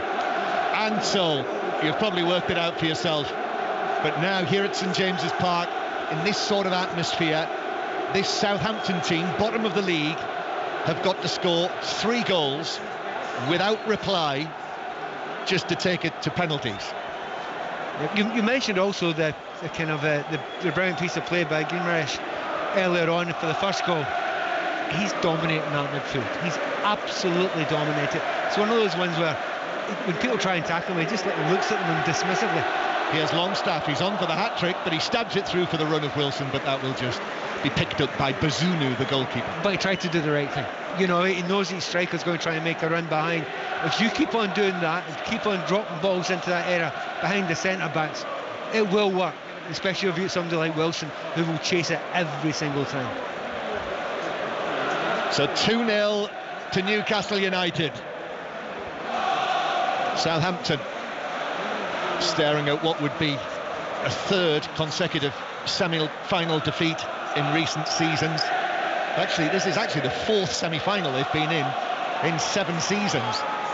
But it's stretching reality to think that they might be able to turn this around and get through against Newcastle United now, as Bree is twisting and turning down in his own right back position, and actually does best case scenario there. It came off Willock and went out of play for a throw in to Southampton. Yeah. From Southampton's perspective, you're thinking, can you get a free kick in the edge of the area? Can you get out there, maybe get Ward-Prowse on, do something special, maybe change the atmosphere a little bit? They're not getting that far up the field, are they? They've hardly been in the final third of Newcastle's half at any point, since the start of this game. They have been closed down so well. Southampton with the ball on the edge of their own penalty area. Teal apparently is the official colouring for these Southampton shirts, which is a very paint shop, isn't it? Here's Walker-Peters into Alcaraz. Alcaraz challenged by Guimaraes. They had a right ding-dong in the first leg, those two, the Brazilian and the Argentine. And now Wilson comes back into his own half. Walker-Peters went to ground, then slide in, and Almiron was all over him. I mean, listen, honestly, to witness it here, just to give you an idea, because, Newcastle have got the 2 goals. They're all over Southampton. They're full of confidence. The record here is so good. And it feels like everything that Newcastle go in for, Newcastle are coming out with the ball, as Lianco is having to head the ball back to goalkeeper Bazunu behind him, but that's a little short to Lianco, and Joe Linton was almost into that, and actually it's been given as a foul by Joe Linton on Lianco, but he's fortunate there because it was a poor touch from him and he's got the free kick.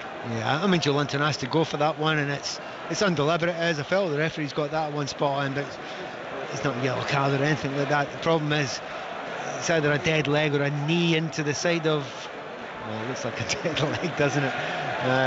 Those aren't fun, those ones, in a cold rainy night in Newcastle. Yeah. So Newcastle 2, Southampton 0, and we're on course for a Newcastle United, Manchester United Carabao Cup final at the end of next month, which is it's a great prospect.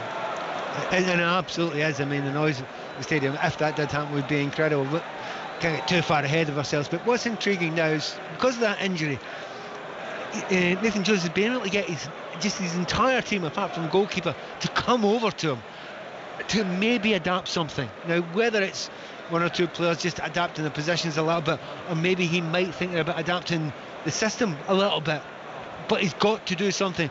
But this is a real help right now for Southampton. They've got a minute or two to get everyone over there and for the manager to get his ideas across, because something has got to change.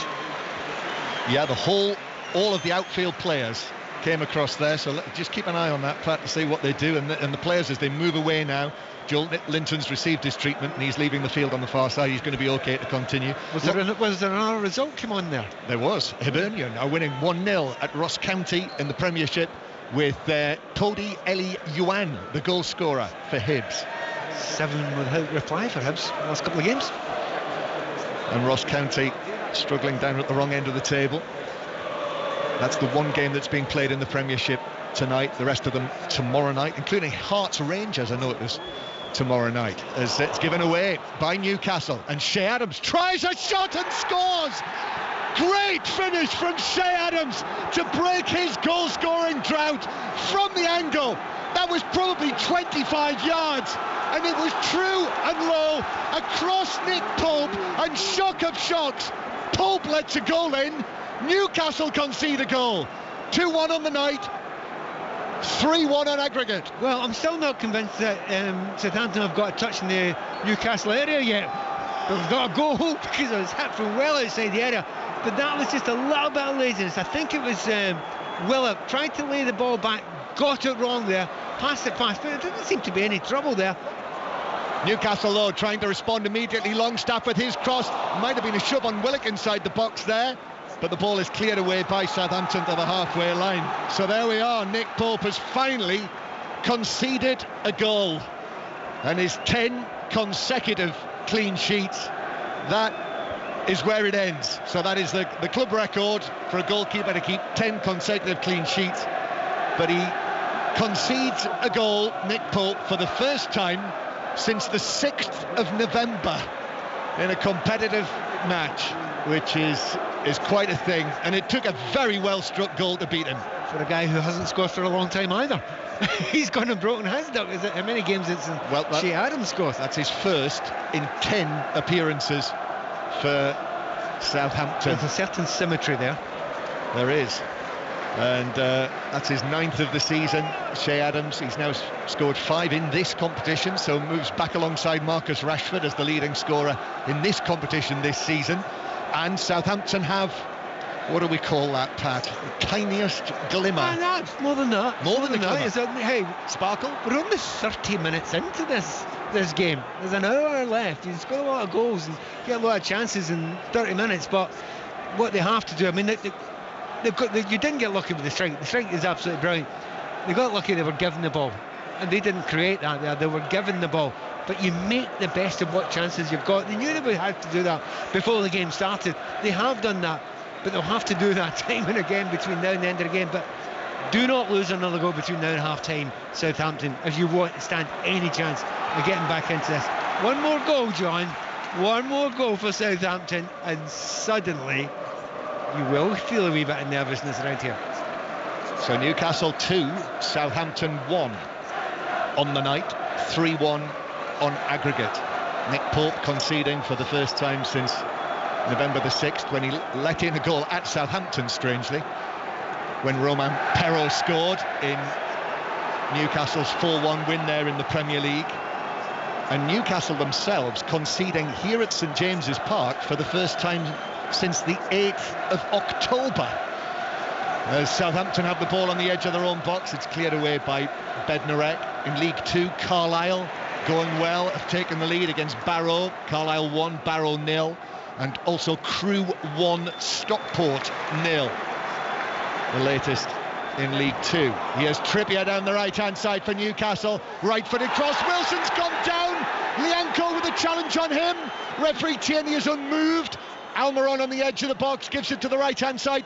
Trippier with the cross, that's headed away by Lianco, who is back on his feet. Well, with the naked eye, and I know Callum Wilson probably wanted us to think this, it did look as though he was grappled by Lianco in the penalty area. Yeah, certainly his reaction to the referee seemed to suggest that, but they've got on with it. And, you know, the reaction from Newcastle actually has been very good. Very, very quick back into their stride again. Maybe that little injury, you know, the little change of pace in the game, that changed the way Southampton felt, and I'm sure Nathan Jones was delighted at that, and they had the right reaction. But Newcastle, again, they've went for it again, and they've created a couple of half chances. 2-1 Newcastle lead. BBC Radio 5 Live, BBC Sounds.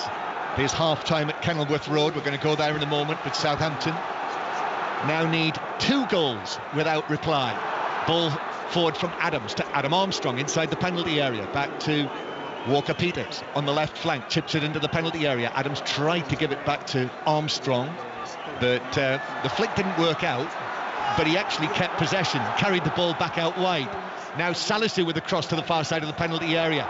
Bree is challenging for it, but I think he slipped in there as well, and then Byrne plays the ball into him and it bounces behind for a goal kick, and Walker-Peters has gone down. So he will need a little bit of treatment, so that means that we have a chance to go and get the half-time news from Kenilworth Road in the Championship. Aaron Paul. Yeah, Luton 0, Cardiff 0. The visitors come into this one without a win in 9 league games. They've been arguably better of the two sides. Callum Robinson has rattled the crossbar for Cardiff. Eladio Ajibaye has had the best chance of Luton. His header was kept at bay by Ryan Alsop in the visitors' goal. 0-0 at the break, bit toothless either side, John.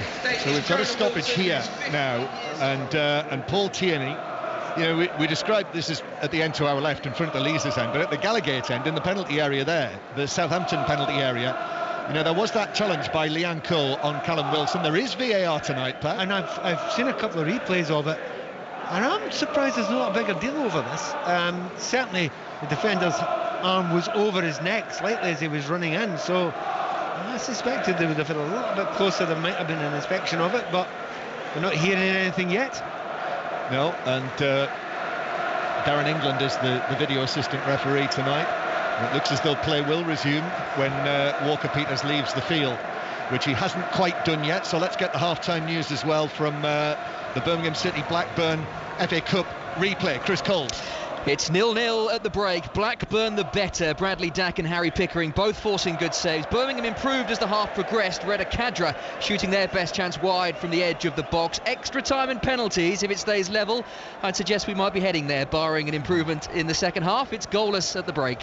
Thank you, Chris. They're going to have to make a change, Southampton. And I think that's Edozie who's getting ready. It is the former Manchester City youngster who turned 20 last weekend.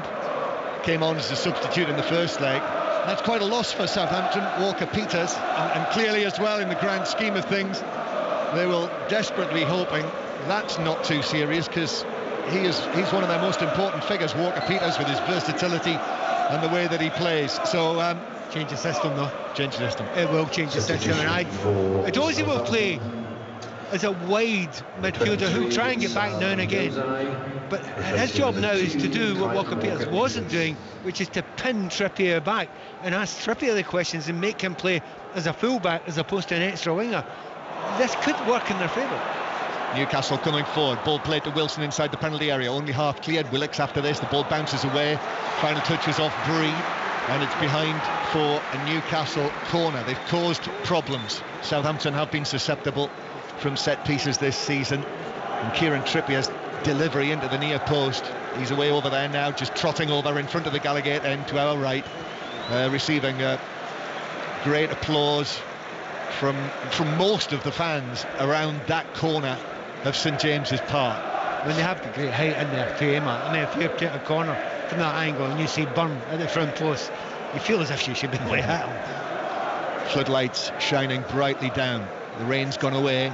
Trippier with the corner into that near post, took a double deflection off two of the defenders in there, and it looped high across the 6-yard box for Bazunu to catch, who was buffeted then by Bruno Guimaraes. Salisu plays it forward for Adams.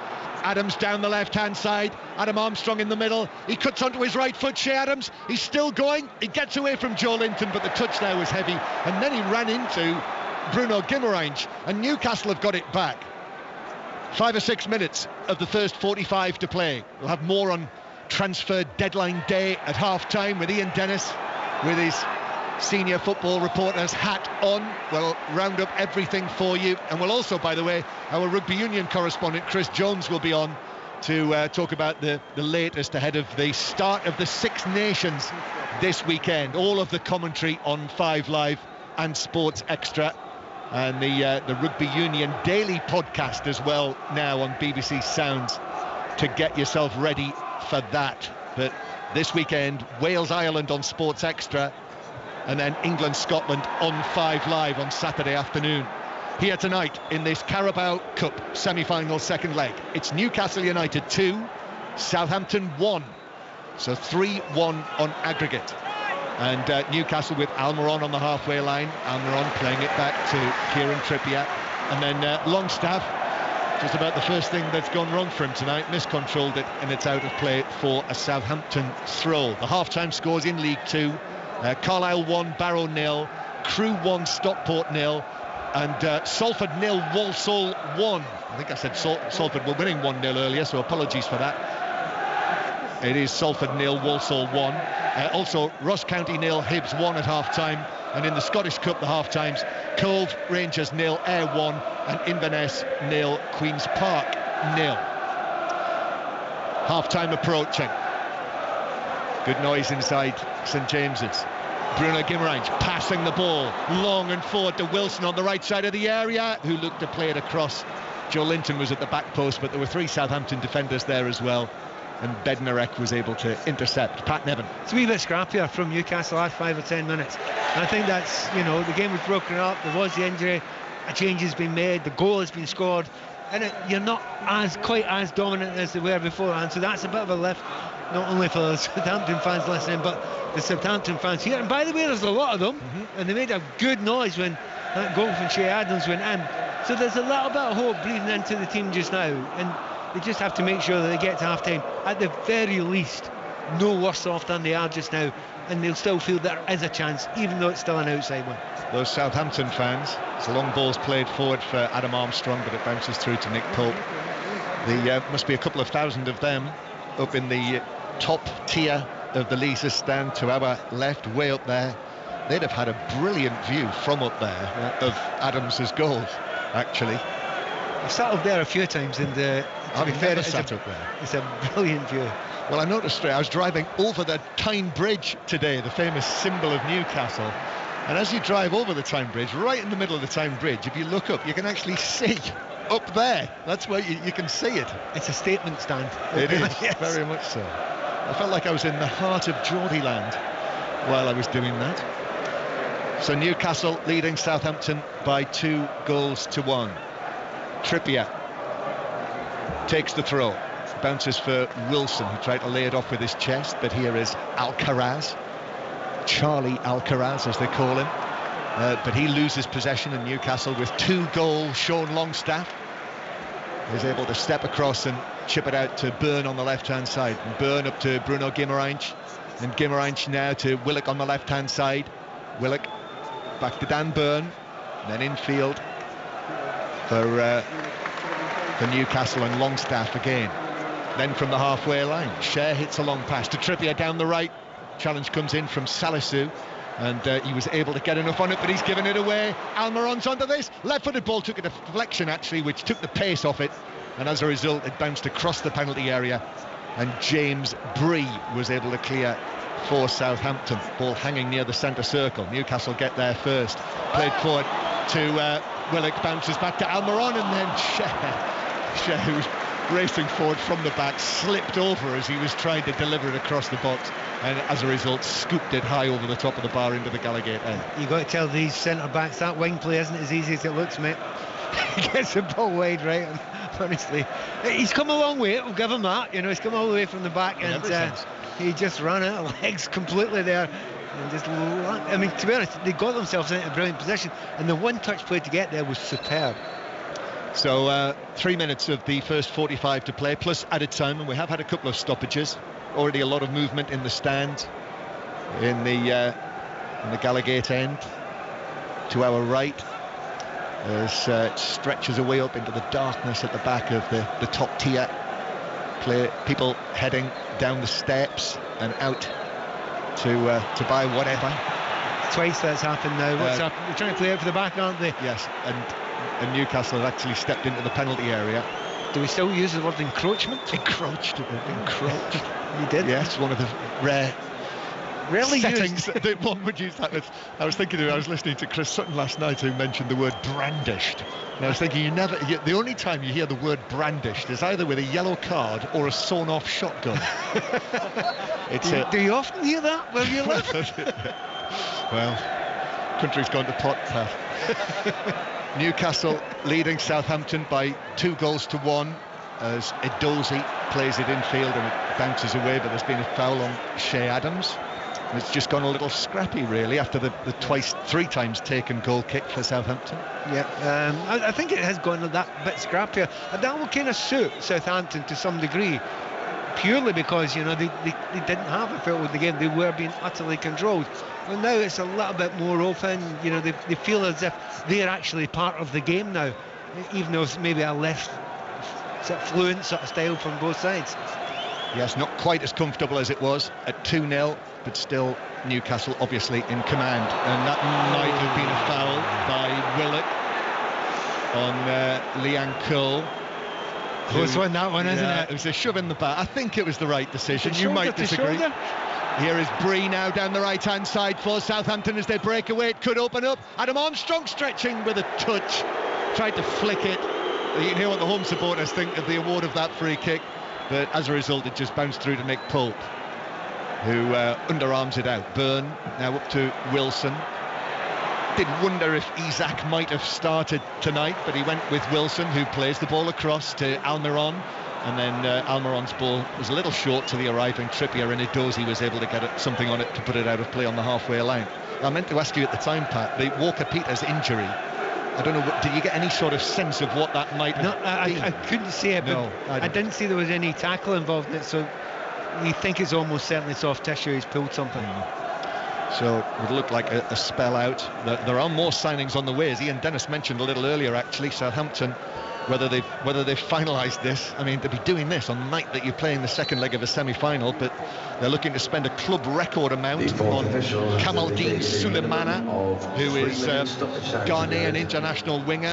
Something like approaching £25 million deal for him, and also a goal scorer, which any Southampton fan will tell you that they need. Young man, a more experienced man, Paul Onuachu, who plays for Genk and is the top scorer in Belgium this season. So two potential arrivals before the transfer window closes tonight. Well, not to forget, there's Orsic who's come in as well. Yes, that's right. And he's a player I've seen a good bit of, and he is a very, very, very talented player. Whether he's going to be able to do it in the Premier League, we don't know yet. But he's one player I think Southampton fans will enjoy watching. On the bench tonight, 3 minutes of added time at the end of this first half, which has been entertaining.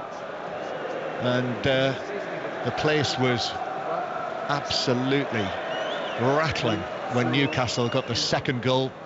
Sean Longstaff scoring them first in the 5th and the 21st minute to put Newcastle 2-0 up, 3-0 in the tie. But that goal from Shea Adams, as Pat says, they've got more than a glimmer, Southampton now, but everything is going to have to go their way. And certainly they can't afford for Newcastle to get another one. Throw in on the halfway line for Southampton. Alcaraz plays this back to Salisu. Now Diallo, there's no Gineppo, by the way, tonight because of the concussion that he suffered last week in the first leg when he was landed on by Nick Pope. Newcastle playing it away from the back.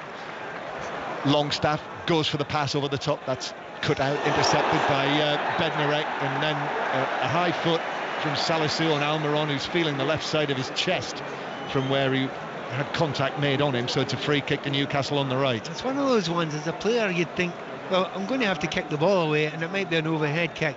And 99 times out of 100, you get away with that, it's fine. But because Almiron put his head there, the referee said it's dangerous play, and it's, as a player, you think, well, wait a minute, I do that time and time again, and it's never called. However, it's now a free kick, it's in a dangerous position. No doubt Trippier will be putting it into the danger area. Kieran Trippier just next to referee Tierney. In his orange shirt, the referee is chatting away with Kieran Trippier. Joe Linton is there as well. Quite an involved conversation between the three of them. I'd really love to enlighten you on what it was, but I can't. I have no idea what they're talking about. Something that Joe Linton's annoyed about anyway. Okay. So anyway, one-man wall, Adam Armstrong. They know that Trippier's going to whip this in. Such a weapon it is for Newcastle, Kieran Trippier's delivery. And black and white shirts lined up along the edge of the Southampton penalty area. And Trippier takes 3, 4, 5 steps back from the line of the ball, then comes up and strikes it in over everyone, actually. And Bruno Guimaraes is first there for Newcastle, near the corner flag on the far side, white flag fluttering. Bruno Guimaraes back to Almiron, whose ball in is cleared away by Alcaraz, and there is the half-time whistle, and Eddie Howe and Jason Tindall walk away, chatting to one another, and disappear under the roof of the dugout down in front of us. And Newcastle 45 minutes away from the final, leading 2-1 on the night, 3-1 on aggregate. But that Shea Adams goal back for Southampton means they are still just in it. Yeah, I mean, when they were, 3-0 up, you said, well, wait a minute, this is gone, this is just about gone, and everyone believed that. People don't absolutely believe that at this point in time. If, and it is still an if, but if Southampton could get another goal in the first 20 minutes of this second half, what an incredible tie this could still build up to be. And, he's got players on the bench that he can bring on, and certain... Well, just as I was speaking there, the referee's shown a red card. And he's walking off and he's shown a red card. I do believe it's to... I don't think it's to one of the substitutes in Newcastle. I think it might be to one of the staff. But he immediately brandished his red card. So you think someone said something from the Southampton staff? I mean, he just seemed to be walking calmly, and the red card came out. We'll try and find out what that was at half-time. Okay, we will try and establish what happened there. There are quite a few people talking to one another down on the side of the pitch, so hopefully word will get out and we'll find out exactly what happened there. So it looks as though a red card has been shown to someone as everyone disappeared down the tunnel. But Newcastle 2, Southampton 1 at half-time here at St James's Park. Newcastle 3-1 on aggregate, and Southampton, remember, have got to win this tonight. A one-goal win would take it to a penalty shootout after extra time, so still lots for Nathan Jones' side to do. Kelly. Kevin, thank you very much for now. I'm not sure why that red card was shown either. Any ideas, Kevin Nolan? Not from where I was trying to sit, and no, my Sky went right off, so I haven't seen nothing yet. So we'll wait till see. Yeah, we're gonna have to wait. I think what the guys are saying, that it's been given to somebody on one of the benches is probably our best guess at the moment, but we'll keep you up to date with what happens in that one. But look, as Pat and John were saying there, yes, Newcastle have been in control, but the door is just slightly open now for Southampton. Yeah, I mean, they will. I mean, Nathan Jones, you could see, he didn't know what it did them. First 20 minutes, I thought Newcastle were absolutely incredible. Kelly, you've been there, and they're going down that hill at the minute, Newcastle, and you could see everything was it just seemed like Southampton couldn't get out, and then just one tiny little slip up, and they've been punished by an absolutely wonderful goal by Shea Adams. What a strike that was to get them back in it, and it just gives them, as you said, that hope. But what it did, it sort of silenced the crowd, and after all the scarf waving, I should say, and the waving of the scarves all around the ground, everything seemed to just go a bit more quiet and a bit more subdued. So that's what he'll be talking about now in his half-time team talk. They're going down the hill. It gives you that sort of bit of momentum, having known and playing there. Southampton will know what it's about, and they'll be thinking, look, if we get the next goal here, this will put a lot of people heart and mouths in Newcastle. So that's what they'll be looking for. Yeah, and that goal by Shay Adams also, is it a reminder to the Newcastle players? I know John and Pat were suggesting in commentary maybe they just switched off a little bit at 3-0 up on aggregate. Yeah, I think, look, I thought they were playing some lovely stuff and some lovely one-touch build-up in and around the midfield or defensive to midfield, which got them out on lots of times, you know, and got them, especially down that right side of Southampton, down the left side where Willock and Joelinton have had loads of good ball, but I thought they've been fantastic down the flanks, Newcastle, both sides. But yeah, I mean, just that little bit of a bit of switching off, a little bit of maybe, taking it a bit too easy, a little bit of a straight pass, and all of a sudden it just forces Adams. And look, he's still in a real place where you think he's not a major danger, but my God, what a strike it was from where he was. It sort of popped up, and it's popped up lovely for him, and he's hit across it and into the to the far post. It was a fantastic finish by him.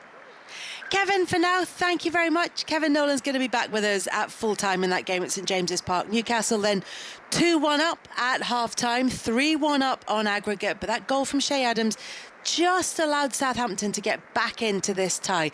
We'll keep you up to date with everything that happens. Pat Nevin and John Murray will bring you commentary from the second half in that one. Meanwhile, 7:45 kickoffs elsewhere. There's an FA Cup fourth round replay between Birmingham and Blackburn. Chris Coles is there.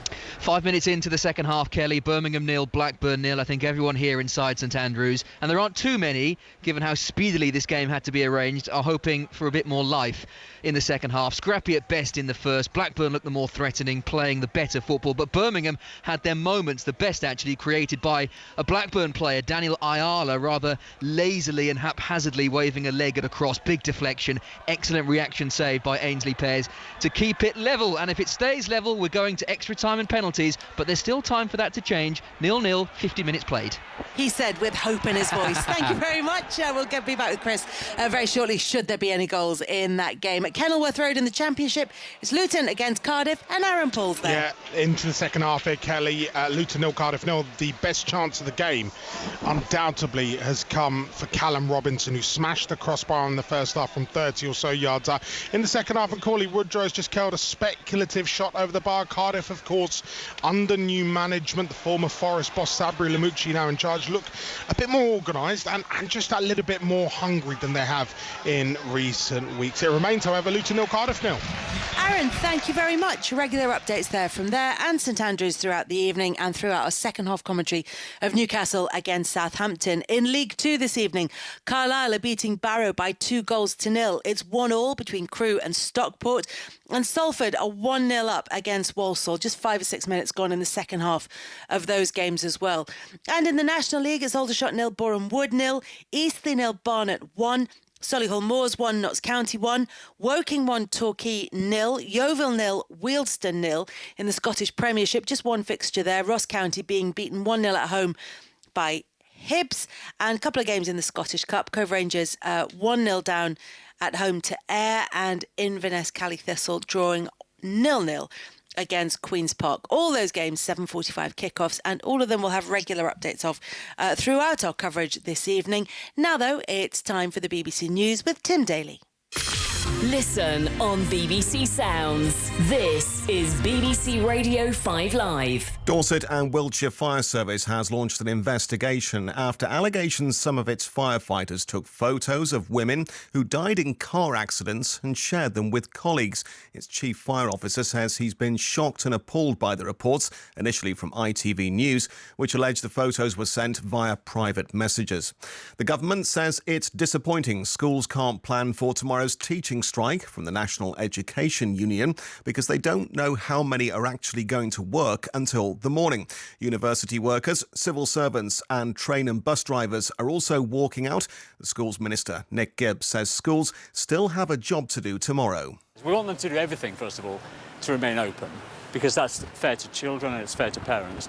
But where they do have to restrict access, we're saying to prioritise vulnerable children the children of critical workers and those children who are doing their exams or in the exam years. A man's admitted killing a mother and her 2-year-old daughter and burying the bodies beneath his kitchen floor.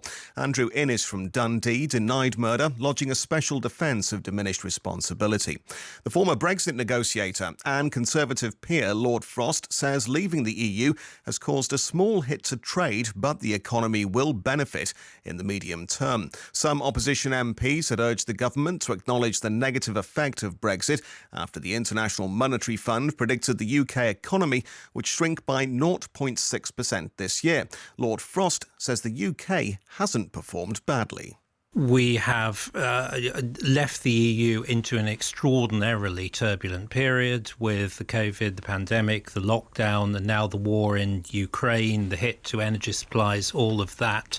It's about as difficult as an environment as we could get. And considering that environment, I think growth has held up pretty well. And a 16th century gold pendant unearthed by a detectorist in Warwickshire has gone on display at the British Museum in London. The heart-shaped locket was created to mark the wedding of Henry VIII with Catherine of Aragon. And that's the 5 Live News. 5 Live Breakfast. Let's talk about Eurovision, because Rylan is with us. This is the official launch to Eurovision 2023. We'll see the Mayor of Turin hand over the keys to the Mayor of Liverpool. That officially kicks it off here in the city. So for Eurovision fans around the world, they'll be tuning in live to find out where their country will be performing in which semi-final.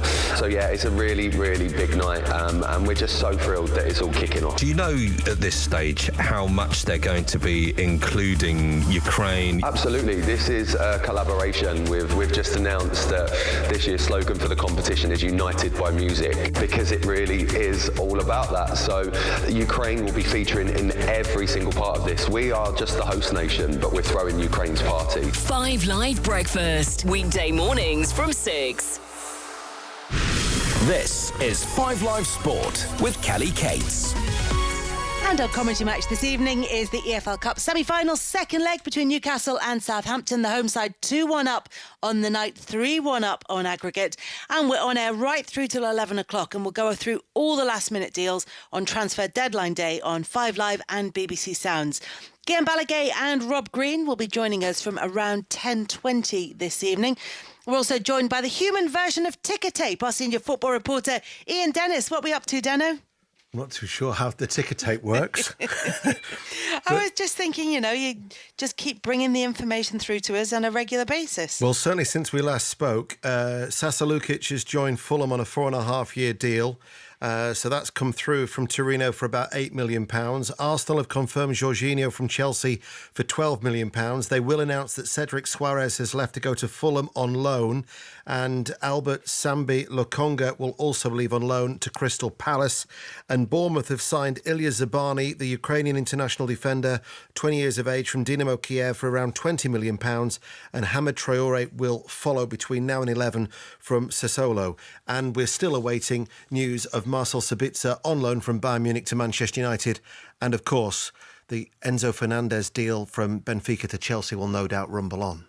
If and when they happen, Ian Dennis will bring us right up to date with everything. Dennis, for now, thank you very much. And then tomorrow morning, 5 Live Breakfast will wrap up all the big stories from transfer deadline day. Rachel Burden and Chris Warburton are on air from 6 in the morning. Let's talk Six Nations now, because Warren Gatland has named his Wales side for the tournament's opening match against Ireland on Saturday. There'll be commentary on 5 Sports Extra before England face Scotland in the 4:45 kickoff. And that will, of course, be on 5 Live. Our correspondent, Chris Jones, is with us. So, Chris, the headline, a first start for Lee Halfpenny in 19 months. What's the thinking? Yeah, evening, Kelly. Well, Wales went back to the future, bringing back Warren Gatland. He's done the same with his team selection. Halfpenny's experience, but he's not played in, as you say, 19 months, age 34. Also starting the 37-year-old Alan Wynne-Jones. Ken Owens, captains, age 36. 8 of the starting team, age 30 or over. 8 of the 23 were involved in the 2012 Six Nations. There is some youth, Rio Dyer, Joe Hawkins, Jack Morgan, for example, but kind of a lost generation of players in between the old and the new. But yeah, can Warren Gatland work his old magic? And can some of these experienced Wales players, can they still cut it at this level? We'll find out come Saturday.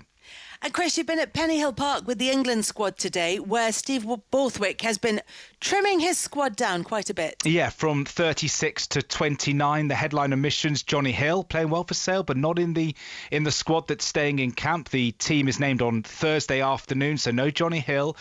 Jamie George looks like he's going to be okay as he works through his concussion return. Still a few steps to take on that front as well. And no Jack Willis, he's gone back to Toulouse. So looks like there might be a Smith and Farrell 10 and 12 again. Ollie Hassel-Collins on the wing is pushing for a first start. I've been speaking to Farrell, the captain tasked with leading England into this new era, and asked about England being heavy favourites, despite the fact they've won just 1 in 5 against Scotland. But they're 10 points favourites, England are, with the bookies. Yeah, probably at this moment in time. I mean, we're looking forward to getting back to home. We're looking forward to being back at Twickenham. We're looking forward to playing in front of our home crowd and showing how much we're willing to fight for each other and work hard and fight for every minute of that game. And that's what we're really looking forward to. But at the same time, we understand how much work we've got to do. It feels like we're getting better, but we're under no illusion that we've still got a long way to go. And in terms of the Twickenham crowd, you want to get them on their feet, don't you? Is it about really trying to reconnect and invigorate that Twickenham crowd through the way you're playing on the pitch? I think we're going to need them, and hopefully this crowd on Saturday sees a team that's willing to fight for each other. Hopefully this crowd sees a team that's willing to work as hard as they can for 80 minutes to get the result. They'll play a massive part in that. That was Owen Farrell, and the Rugby Union Daily Podcast is back for the Six Nations, so you can subscribe via BBC Sounds. And on today's episode, former Scotland captain John Barclay joins Danny Kerr and Chris Jones to preview the Calcutta Cup clash against England, of course, on Saturday. We're heading back to St James's Park now, Newcastle against Southampton. There was news of a red card at half-time, spotted by the eagle eyes of Pat Nevin. John Murray, do you have the details? Yes, we've been told that it was the Southampton coach Alan Sheehan who was sent off or shown a red card for using foul and abusive language. So he'll be up in the stands somewhere now. Apparently no stranger to a red card during his playing career, I am reliably informed. But so he will not be on the bench for the second half. And the game itself all nicely set up for the second half, because the home fans can be confident their side are 3-1 up on aggregate. Southampton have just the slightest chance, though, with that goal from Shea Adams. Yeah, I just think they're going to try and go for the second half. They may as well. John will tell you in a moment, there's going to be a couple of changes they aren't going to make Southampton. So, don't hold them back. There's a little flicker, and they're going to go and try and chase it. So Pat Nevin at St James's Park, and with news of those changes, John Murray. Thank you, Kelly. So Southampton have made 2 more changes. Alcaraz and Liang Cole have been substituted, and Romain Perrault is on, who scored 2 goals against Blackpool in the FA Cup at the weekend, and Romeo Lavia as well, the former Manchester City youngster who has been bothered by injuries this season, so not played as big a part as Southampton would have liked him to. Still only 19 years old, but great promise, and he's on into the midfield. So 2 more changes for Southampton. So Newcastle as they were: Pope in goal, Trippier, Schär, Botman and Byrne, Longstaff, Bruno Guimaraes and Willock, Almiron, Wilson and Joe Linton. Newcastle's goals both scored by Sean Longstaff. And Southampton now with a back 4, I presume, part of Brie, Bednarek, Salisu and Perrault. Then in midfield, Diallo and Lavia with James Ward-Prowse, and then Adam Armstrong and Samuel Edozie either side of Shea Adams. And if you've just switched on to us on 5 Live, 2-1 Newcastle United lead on the night, so 3-1 on aggregate, and Southampton have to win on the night tonight, so they need to score 2 goals without reply, and that would only be enough to take it to a penalty shootout. If they're going to win without recourse to that, then they would have to win by 2 clear goals. So Newcastle very, very strong favourites to reach the final at Wembley next month against either Manchester United or Nottingham Forest. He'll hear that match, by the way, tomorrow night, with Manchester United starting with the 3-goal lead from the first leg. Newcastle playing from right to left in the second half, so defending the Gallagate end. Here's Wilson on the halfway line, but couldn't find the pass to Almiron. And Southampton in the teal shirts with the gold trim, white shorts and white socks, are playing the ball back to Bazunu, the goalkeeper, who chips it out to the left-hand side, and Perrault hits it long and forward, but Newcastle will deal with that. Pat Nevins with us, former Scotland international.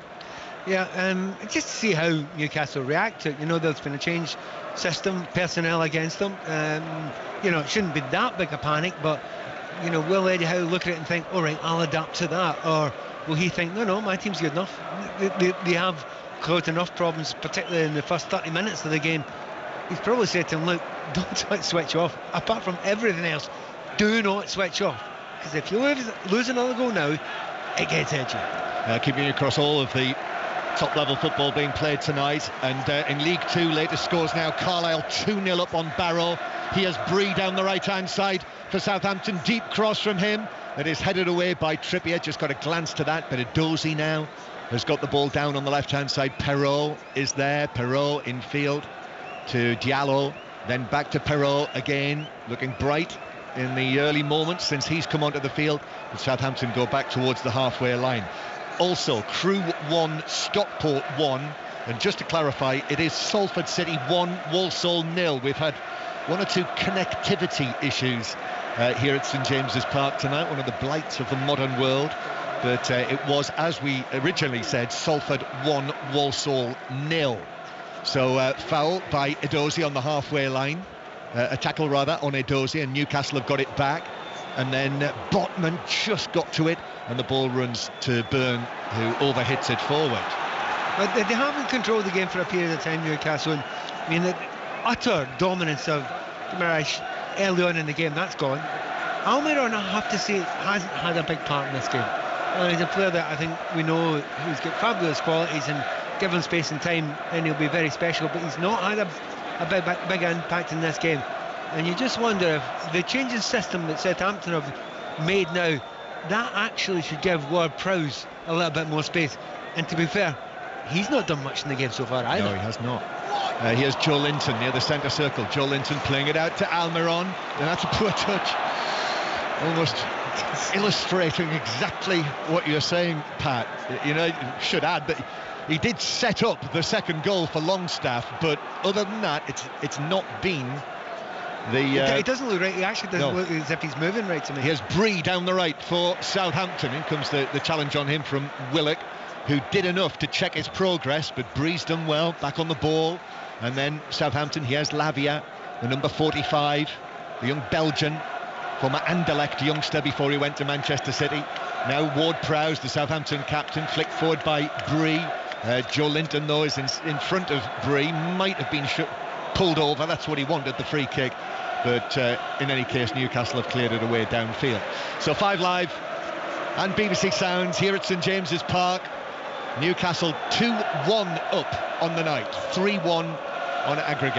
And the unlikely sight of Sean Longstaff scoring the opening 2 goals for Newcastle United. And as Southampton play it forward to Ward-Prowse through the middle. Ward-Prowse then back to Diallo as the rain begins again. Steady rain falling gently on St James's Park, and Perrault making good ground down the left for Southampton, but his cut back into the area was prevented from reaching Adams, and it's been deflected out of play for what is given as, bounced off the corner flag, and referee Tierney says goal kick Newcastle. I'm quite stunned by the way Newcastle started this second half. They just haven't come out.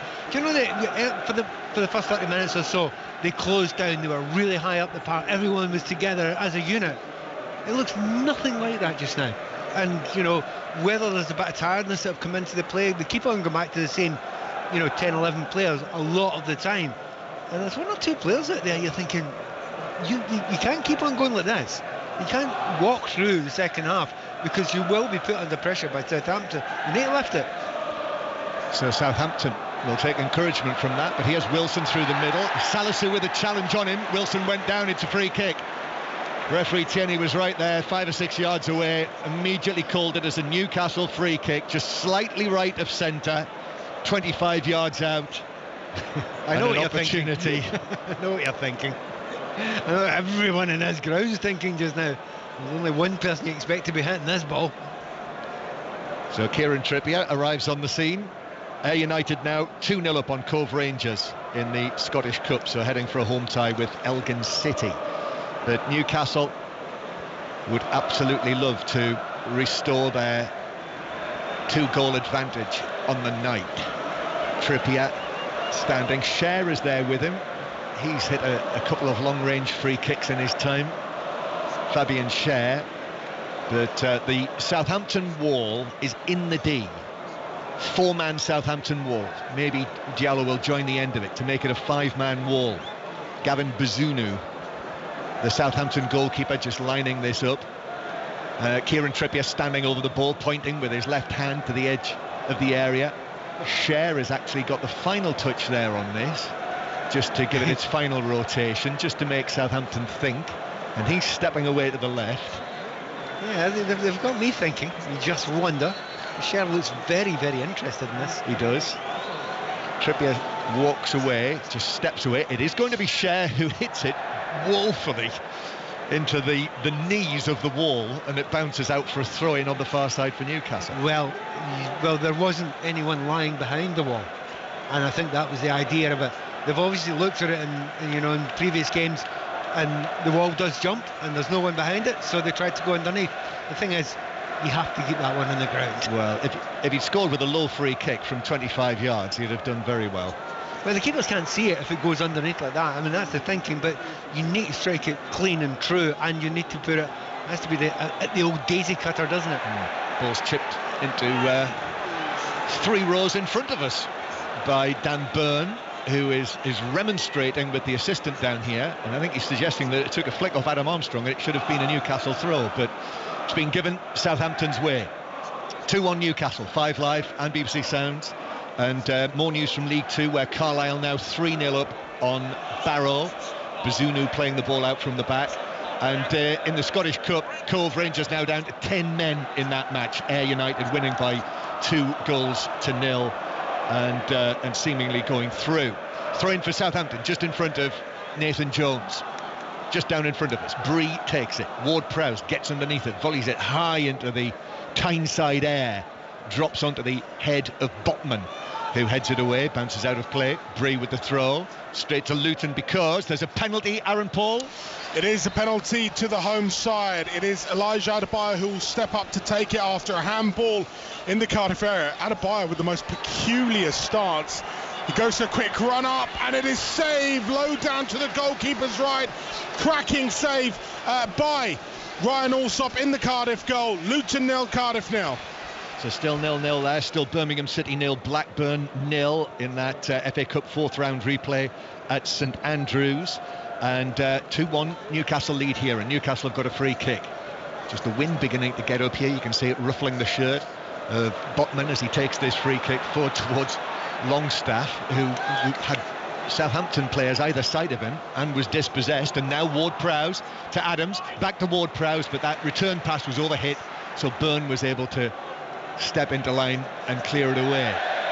Southampton then can't keep the ball in on the far side, and it's a Newcastle throw in front of the east stand. It's made a big difference, Southampton have now got an extra body in midfield. You're a back 3 becomes a back 5, and you lose the midfield. Well, they've got the extra man back in there again, and the tiredness it seems to have affected that Newcastle midfield. That's meant that Southampton by a distance are having the best period they've had in the game. Yes. So Newcastle, very much the tried and tested first choice Newcastle lineup this, as Joe Linton returns the ball into central defence where it's cleared for Newcastle by Byrne up to the halfway line. Lavia is keeping it in, but Willock is all over the back of him. Lavia, who then gets his shirt pulled. The referee has allowed that to go. I think he's indicating that he did see that, but Southampton's still in possession, although Salisu stood on the ball near the edge of his own box, plays it back across to Bednarek, and it's chipped away by Diallo to Ward-Prowse, who's got some space on the right-hand side. Southampton with 4 men making runs towards the edge of the box, but the Ward-Prowse cross was easily headed away by Trippier, who just put his feet wide apart and was able to head it down and away. I know it's very early in the second half, and it's just 10 minutes worth of not very good play from Newcastle, but I think Eddie Howe's got to be thinking of changing it now. A little bit of energy, a little lift, get some information on as well. The areas that they're now being dominated in, he has to stop that happening. If he leaves it too late and a goal scored by Southampton, it's hard to get him back on track after that. First goal in the Scottish Cup at Inverness, where it is Inverness 0, Queen's Park 1. Joe Linton now for Newcastle, up the left-hand side, into the penalty area, then cuts back, gives it to Longstaff. Longstaff to his right to Bruno Guimaraes, whose pass was a little astray of Trippier, but Trippier rolls it low into the penalty area on the right-hand side. It's worked back to the edge of the box to Bruno Guimaraes by Longstaff, then Trippier forward again, headed away, stretching header away by Romain Perrault, and then Edozie is shoved over by Trippier, so Southampton have a free kick deep inside their own half. So 2-1 Newcastle lead, and those 2 goals from Sean Longstaff sent our friends at Opta Longstaff-tastic, and they tell us that he scored more goals at St James's Park tonight in the first 21 minutes than in his first 60 home appearances for Newcastle. And also that comes after 54 home appearances without a goal for him. And it just looks so easy. You must think, you do think after a couple of goals in a game, you think, why have I not been doing this all the time? If it falls for you though, and you're in a comfortable mood, he did make it very, very easy, those finishes. He's had one more chance, but apart from that in the second half, not a hope, because Newcastle have hardly got out of their own half. They've had no possession whatsoever in the second half. Lavia playing a low ball forward, but Joe Linton was back in position to prevent it from rolling to Bree, and so the ball's out of play after his clearance for a throw-in to Newcastle halfway inside their own half. Eddie Howe just coming across. I did wonder, Pat, whether Alexander Isak might be coming onto the field, because he definitely offers something different, doesn't he? Callum Wilson very much the number 9 through the middle, as the ball stabbed out of play by Bednarek, who was unhappy with Wilson's challenge, and Bednarek cowered over Wilson, who was on the ground. Words were exchanged. Callum Wilson has very quickly got to his feet, and referee Tierney is just going to have a word with the two of them. Bednarek's very unhappy about that challenge. He's still talking to Wilson, palms apart, and the referee's going to speak to them both. Yeah, I mean, to be honest, I'll slightly take the striker's possession a lot of the time, because it's came through the back of Wilson quite a few times, and Wilson's just taking it without too many complaints, and he just left a little bit there on this occasion, put his feet up, but I still think the foul was on Wilson. Byrne plays it low and forward through to Wilson. It bounced over. There's a slip there by Perrault. Almiron's onto it, beats him into the box now, takes on Salisu, then back heels it to Trippier. But fortunately for Southampton, Edozie was back in there, and it bounced off him, back onto Trippier and behind, and it's a goal kick to Southampton. And now Newcastle are going to make those changes. So Willock is the first man to be replaced. And Sir Maximin came on. I mean, he's a player you're never disappointed when he comes on, because he will always do something a little bit special, and he's got a chance to do that tonight. And unsurprisingly, I think it is Callum Wilson who's going to be replaced by the club record signing. There's his name. And so while they make those changes, let's see what's happening at St Andrews in the FA Cup. Chris Coles. Not a great deal, John. Birmingham 0, Blackburn 0. In truth, it has been a better second half. Bradley Dax had a couple of good chances for Blackburn, the best hitting the post from just inside the penalty area, but we're 15 minutes away from extra time. Birmingham 0, Blackburn 0. It's a triple change actually for Newcastle. Jacob Murphy as well as coming on to replace Almiron. So it's a completely new front three with Murphy, Isak and St Maximin. So Joe Linton, as he did in the first leg, dropping back into the midfield three, and Southampton trying to usher Almiron off the field. I mean, he could have left on the far side, but to be honest, he had his best moment of the game 10 seconds before he went off. He had a lovely little trick in the top, and he got to the byline and then made a mistake with a poor back heel. Just wasn't his day today. There'll be plenty more when it is his day. But those changes, I wouldn't be surprised if they've made one or just the one. It needed at least 2, and I think 3 changes are perfectly sensible to try and wrest back some control of this game for Newcastle. Southampton taking this short goal kick again, and Newcastle racing into the penalty area to try and close it down. This time Southampton were able to work it away to the halfway line. In the Premiership in Scotland, Ross County have equalised. Jan Dander's made it Ross County 1, Hibs 1, and Carlisle now 4-0 up on Barrow in League 2. It's out of play for another throw into Southampton, and also Cove Rangers 0, Ayr United 3 now in the Scottish Cup. So Bazunu to take this, which he does across his 6-yard box, out to Bednarek, and it's passed forward by Brie, Lavia.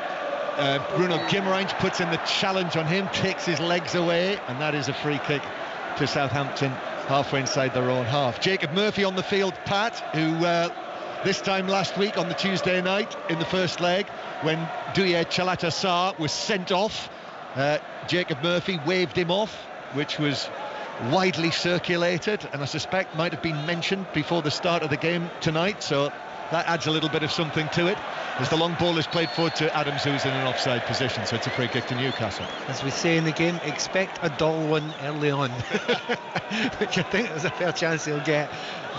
Players don't forget that sort of thing, but you know, it is interesting. Newcastle have completely changed that front line now. That front line will want to have some impact in the game, and I think if you can get Isak on the ball, he's so exciting on the ball, as is Saint-Maximin as well. But at the moment, well, certainly since half-time, they haven't got on the ball in the final third. They have to change that, Newcastle. So 2-1 on the night, 3-1 on aggregate. And remember, Southampton have got to win this match tonight. So it's still a dramatic transformation that is needed by Nathan Jones' side in this match. Trippier takes the throw on the far side. But it was a big effort Newcastle put in. Really powerful start to go 2-0 up in the first 20 minutes. And maybe the substitutes will change things for Newcastle, as Bruno Guimaraes plays it forward, but Perrault is onto that and the ball runs out of play. I mean, sometimes only know in hindsight with these situations the tactics are, look, just go and blast it as much as you possibly can for as long as you can at the start of the game, and that might win the tie for you. And to be honest, at 3-0 over the 2 legs, it looks as if that is exactly what happened, and it may well be in time that is what won the game, and that's great tactics by Eddie Howe to do that. But just it's a little bit worrying, because certainly, as was said at half-time, a little bit of the liveliness has gone out, not only of the team but of the fans as well. Brie does well to take the ball down from Bazunu's clearance on his debut, his first appearance, the recent signing from Luton Town. He's a northerner, he's a Yorkshireman, born in Wakefield, started out at Ossett Town. Here he is again, Brie, tall and fair-haired. Joe Linton comes in with a challenge, and it bounces out of play down in front of us for a throw-in that Edozie will take back into his own half. Still 25 minutes to go, and Southampton are the better team in the second half, no question. Distance. Yeah, by distance, and much more control of the ball, much more control in midfield. They've not created a whole bunch of chances, that is their problem, but then again, they didn't create a huge amount of chances in the first half. They scored with the one great chance they had. Brie is set away again down the right-hand side. Edozie is there. Edozie receives it from him, takes on Byrne to the byline, then cuts back, left-footed cross. That comes off the Newcastle man, bounces, hits the corner flag, and bounces this way instead of that. And so it's a throw-in rather than a corner. It was going to be left for Brie to take. I think Brie, you mentioned him just before there, just by his body language and the way he's played the game, he's not faced by this, is he? No. He's very comfortable at this level. Takes the throw back to Bednarek, then it comes back again to Bednarek, who rolls it infield to Salisu, and Salisu's low pass forward. Adam Armstrong came for it, but it was a little short, and so Newcastle have got it back, and here's Isak down the right-hand side, running forward with the ball, forced in field by Diallo, and so uses Bruno Guimaraes just forward of the centre circle, then Burns getting involved as well, and now Saint-Maximin on the left-hand side. Edozie puts in the challenge, Saint-Maximin stays on his feet into the penalty area, but then is forced away, turns into the full-back position, and Edozie saw the ball, nipped it away, and was able to clear it for Southampton, where it bounces out of play. Thought that might have been off Shea Adams actually, but It was. So it's a throw into Newcastle just inside the Southampton half as the rain begins again here on Tyneside. With this scoreline, it will be Newcastle United against probably Manchester United in the final. You'll hear Manchester United, Nottingham Forest, the second leg of that this time tomorrow. Alistair Bruce Ball and James McFadden will be at Old Trafford. We'll have all tomorrow night's football covered for you. And then Saturday, actually the Newcastle match on Saturday is one of our commentary matches. That'll be on Sports Extra. So Manchester United, Crystal Palace on 5 Live, Newcastle, West Ham on Sports Extra. Bazunu taking 1 or 2 chances inside his penalty area. A Cruyff turn that Jacob Murphy wasn't a million miles away from nicking away from him, but he managed to complete it, the Southampton goalkeeper. And Diallo now downfield to Bree. Bree beats Byrne. Bree's ball into the Newcastle box, away by Cher, and then bounces forward again for Southampton. Adam Armstrong, you can hear the anxiety, the Newcastle supporters behind us here in the Milburn stand. They're not entirely happy with the way that things are developing, with Southampton definitely carrying a threat and having more of the ball. Yeah, having more of the ball. But also Eddie Howe spotted it, 10 minutes into the second half. He thought, right, this isn't working, let's change it. He's not changed anything yet. They're still not getting the ball. They're not getting the final third. They look leggy in comparison to their opponents just now, and it's concerning for them. Edna-Rex ball through the middle of Dozy's onto this. He was away from Byrne again, but actually from an offside position, so it's a free kick for Newcastle. In the Scottish Cup now, Inverness Caledonian Thistle 0, Queen's Park 2. Currently top of the Championship, Queen's Park, and they would be away to Livingston in the next round. Their manager's doing a great job up there. One call. Famous name, famous club. Yeah. Great history. And what they're doing it in a very interesting, different way. There's a great story behind what Queen's Park are doing just now with Owen at the front of it. So, all power to him. He'll be enjoying that, won't he? Yes, and he'll be talking about it, because one thing Owen can do. He can talk.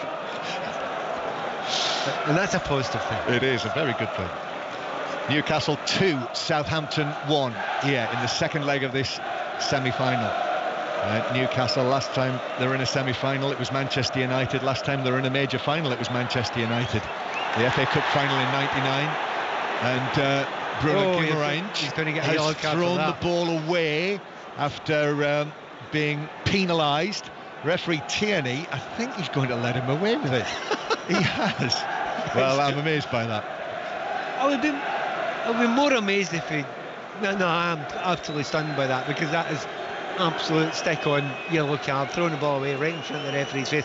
I actually thought the referee got a decision wrong, and I understand why he was annoyed, but it's a dangerous free kick in a dangerous area. It is. Ward-Prowse over it. Carlisle 4, Barrow 1, goal back for Barrow in League 2. Ward-Prowse then with this free kick. Newcastle hold their line outside the penalty area. Ward-Prowse swings it in towards the penalty spot. Oh, a touch took it away. It was Lavia who got there, and then the referee spotted an infringement in there, which wasn't entirely obvious. So free kick to Newcastle. I can hear your smile from here. I think he knew he got the free kick wrong in the first place, and whatever was going to happen there, I think he was going to blow up. Yeah, one player did go down when the ball was played in. Also, can't ignore the fact that James Ward-Prowse limited amount of effect in the game so far, but when he was on the free kick, he puts it exactly within an inch of where it should be put. Superb delivery. Incidentally, Bruno Guimaraes was booked in the first leg. And just in case you're wondering, if he receives a yellow card today, whether he'd be suspended for the final, that's not the case. All yellow cards in the League Cup were expunged before we reached the semi-final, and when the crowd is announced as is 51,975. And if you receive yellow cards in both legs of the semi-final, it has been decreed that you would not be suspended for the final. Here is Salisu, passes the ball out of play on the halfway line, so a throw in to Newcastle. 20 minutes to go. Still, we're in this position where Southampton need to score 2 goals without reply to level things up and take this to extra time. There has been a goal at Luton in the Championship. Aaron Paul. I thought it would never come. Luton 1, Cardiff 0 after relentless pressure It is Carlton. It's given to Elijah Adebayo. It looked like Carlton Morris who leapt highest to the header. Maybe it was a coming together, but one of them has planted the ball past Rocky Allsop in the Cardiff goal. Maybe, just maybe, has sealed the 3 points of the home side. Luton 1, Cardiff 0.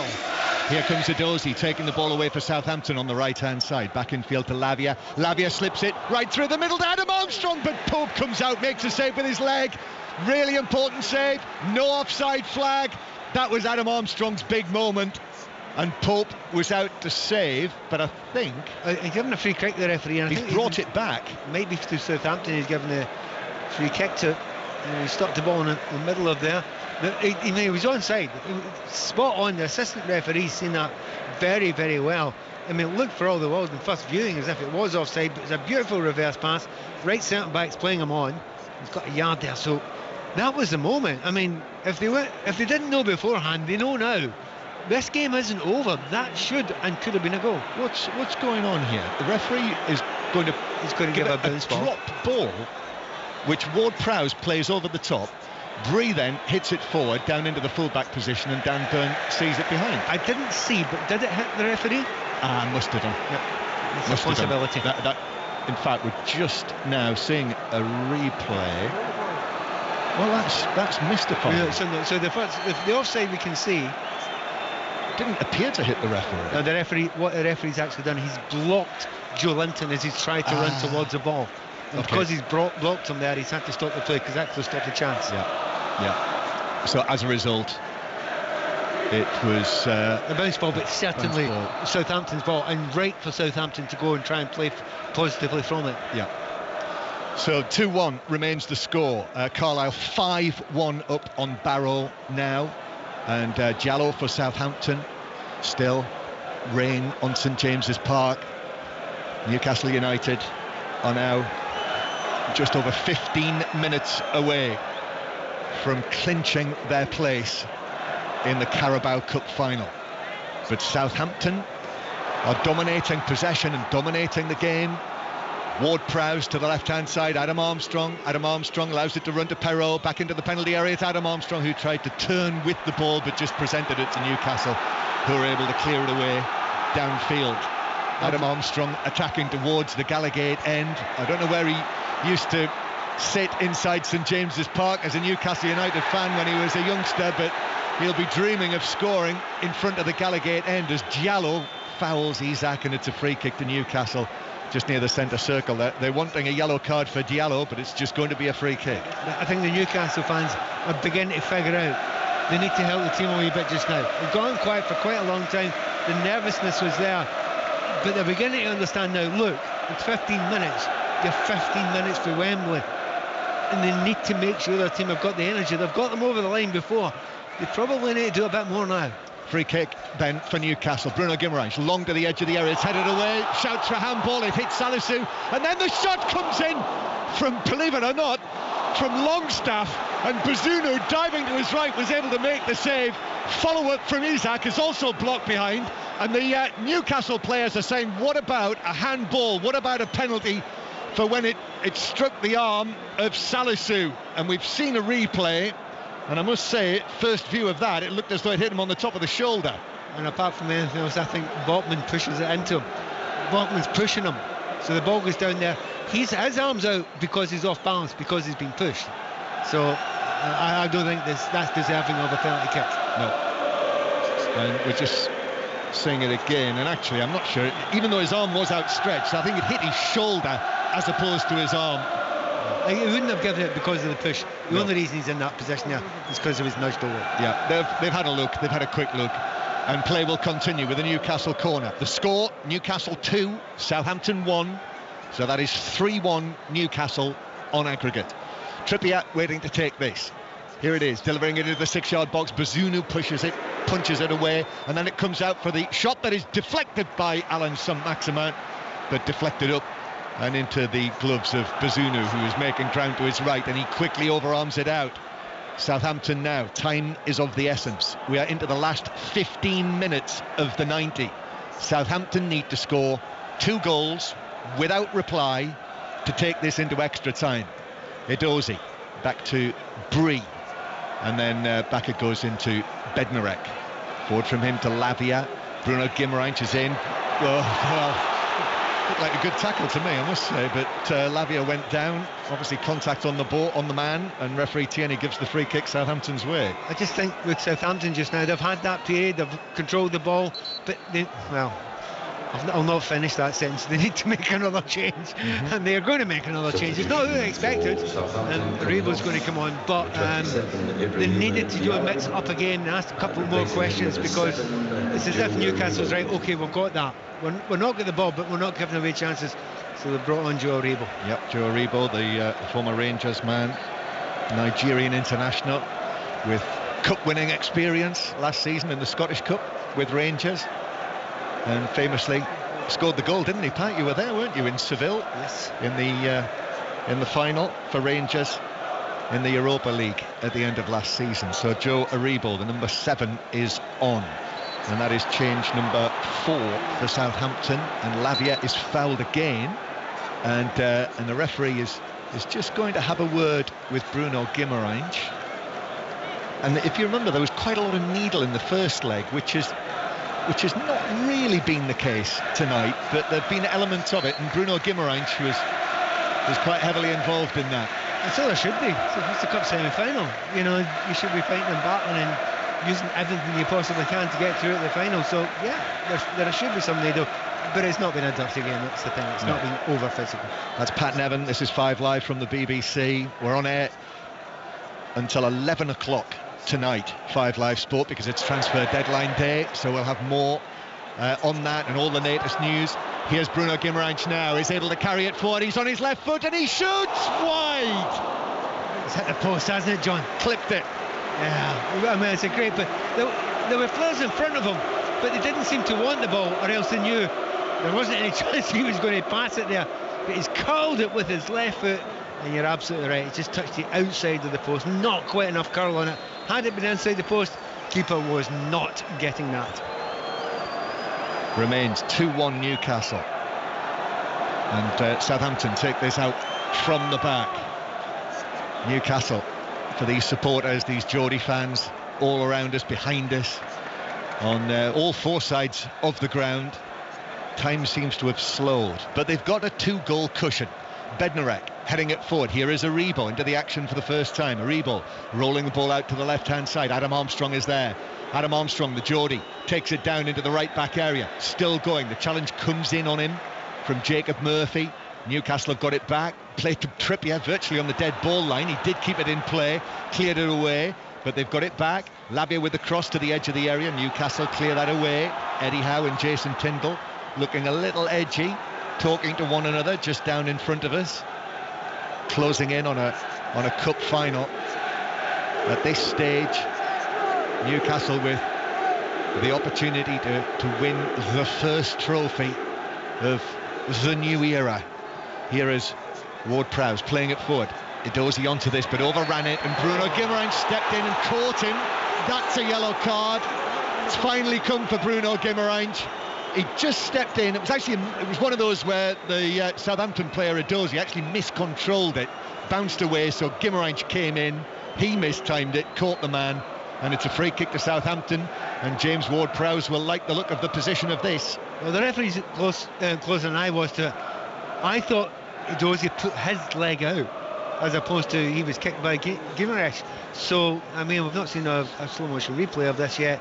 He's definitely injured, he's down hurt. I wonder how much of it was, him throwing his leg out towards the opponent. But that's all secondary now. The free kick's been given, and you almost couldn't be in a better position. Oh, it's horrible. He has stuck his leg out in a strange position, but has seriously rotated his ankle there. And also, and they're just showing it here. Bruno Guimaraes has stepped in on that, and he's caught him with the base of his boot. And this could be a red card for Bruno Guimaraes, because Paul Tierney has been told by the video assistant referee Darren England to go across to the far side, the screens at the bottom of the east stand, and have a look at this. And that could well be a red card for Bruno Guimaraes when we're seeing it again, Pat. Yeah, I think it will be. I think particularly after the events of Sunday, when Fabinho stepped in on on the Brighton player, on Ferguson, and that was not given as a red card, and there's been a lot of chatter about that, and this is not unlike that. You know, we'll wait and see. I think he will produce produce the referee a red. now, walking away. I think he is going to send off Bruno Guimaraes. And there is the rectangle in the air, and he says it's not a yellow card, and he's reaching into his top pocket, and the big home favourite, the Brazilian Bruno Guimaraes, is sent off in the semi-final. And Newcastle are down to 10 men for the remaining almost 10 minutes plus added time.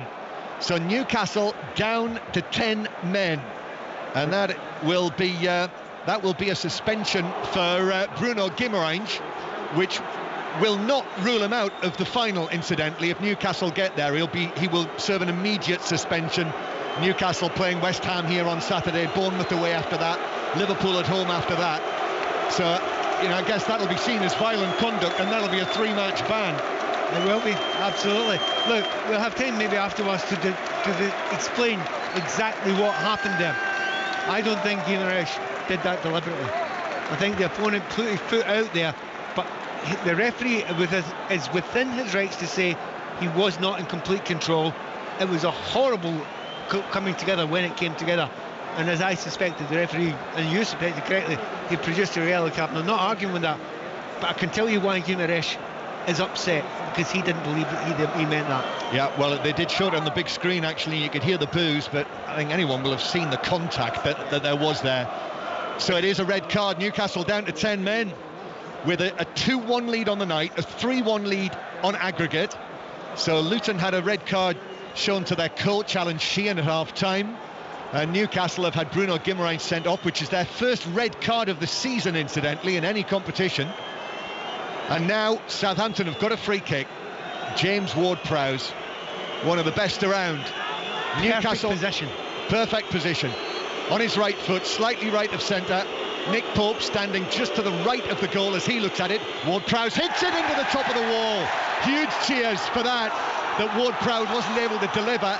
And the Newcastle player it hit has gone down after it's Isak who was caught in the head by the free kick. And this noise here is just a noise of support for Newcastle. Players stopped. Isak is going to receive treatment. Yeah. It's actually on the side of his head that it's happened there, and it's almost, when you get hit like that, it's like a punch in a boxing punch. He's not been able to control it in any way, so I don't think he's lying down there acting. I think he is quite dazed by that. And then it brings in the conversation of, well, if you are actually that badly injured by that head injury, it doesn't matter if it's a ball. Yep. Should you stay in the field? Exactly, so they're having a look at him. Newcastle 2, Southampton 1. Just over 5 minutes to play. Newcastle down to 10 men. And as you suspected, Chris Coles at St Andrews, the FA Cup replay you're watching has gone to extra time. To the surprise of nobody here, John. Yes, we're in extra time. The second half was better. Decent chances for both to score a winner. Poor finishing and good goalkeeping prevented a breakthrough. So we'll see if 30 minutes more can do the trick. We're 3 minutes into the first half of extra time. Birmingham 0, Blackburn 0. And have Luton Town beaten Cardiff in the Championship, Aaron Paul? Luton 1, Cardiff 0. Elijah Adebayo's header 3 minutes from time sealed the 3 points at the home side. That after the forward saw an earlier penalty saved. It's 10 now without a win for Cardiff, who remain in 21st. Luton move into 4th. Luton 1, Cardiff 0. Isak is on his feet. He's been led off the field. More full times in the Premiership in Scotland. Ross County 1, Hibs 1. In the Scottish Cup, Cove Rangers 0, Ayr 3. So Ayr at home to Elgin City, and Inverness 0, Queen's Park 2, so Queen's Park away to Livingston. And in League 2, Carlisle 5, Barrow 1, Crewe 1, Stockport 1, and Salford City 1, Walsall 0 are all full-time scores. This is 5 Live from the BBC, on air till 11 o'clock tonight with all of the transfer deadline day news. And also, it'll be a busy Football Daily podcast on BBC Sounds in the morning, where you can also pick up the Footballers Football podcast featuring Newcastle's Callum Wilson, who's not on the field any longer. Southampton now, as play resumes. Isak has come back onto the field. Yep, he came straight back on. He was down for a little while, and he's just saying, no, I'm absolutely all right. It was just pain. I wasn't dizzy, etc., etc. But you know, we've had this discussion so many times before. Sometimes the player's not the best person to make that decision. They must have done a few checks out in the field. 3.5 minutes of the 90 to play. I would have thought there'd be at least 4 minutes of added time. Southampton going to send on another forward in the shape of Siku Mara, but Newcastle playing it forward for Saint-Maximin to run away with it down the right-hand side, gets a touch on it. Isaac's in the middle. Saint-Maximin low ball into the near post. A stretching Southampton foot clears that away. Bednarek went to ground and got the clearance on it, but it bounces back for Southampton on the edge of their own penalty area. The home supporters now trying to do their bit and see Newcastle to the final and to Wembley. Southampton need 2 goals without reply in 3 minutes plus added time, just to take it to extra time. Bree now forward for Edozie. Edozie's ball across is cleared away by Cher in the 6-yard area. There were 2-3 Southampton men in there, but Edozie couldn't find one of them. They're living so dangerously now in Newcastle. I mean, you just wonder, had that free kick that they got after the sending off been able to be put in the back of the net by Ward-Prowse, what would you be feeling now? The tension being unbearable. It's bad enough as it is. Southampton absolutely haven't given up, but they need something to go their way. The problem is they've not created enough clear-cut chances with the possession they've had. Salisu, defender off, Mara, striker on. The young Frenchman scored one of the goals against Manchester City in the quarter-final. Newcastle 2-1 up, 3-1 on aggregate. Southampton have to drop back into their own half, having conceded a free kick, and Botman will take this on his left foot. We're in the 89th minute now.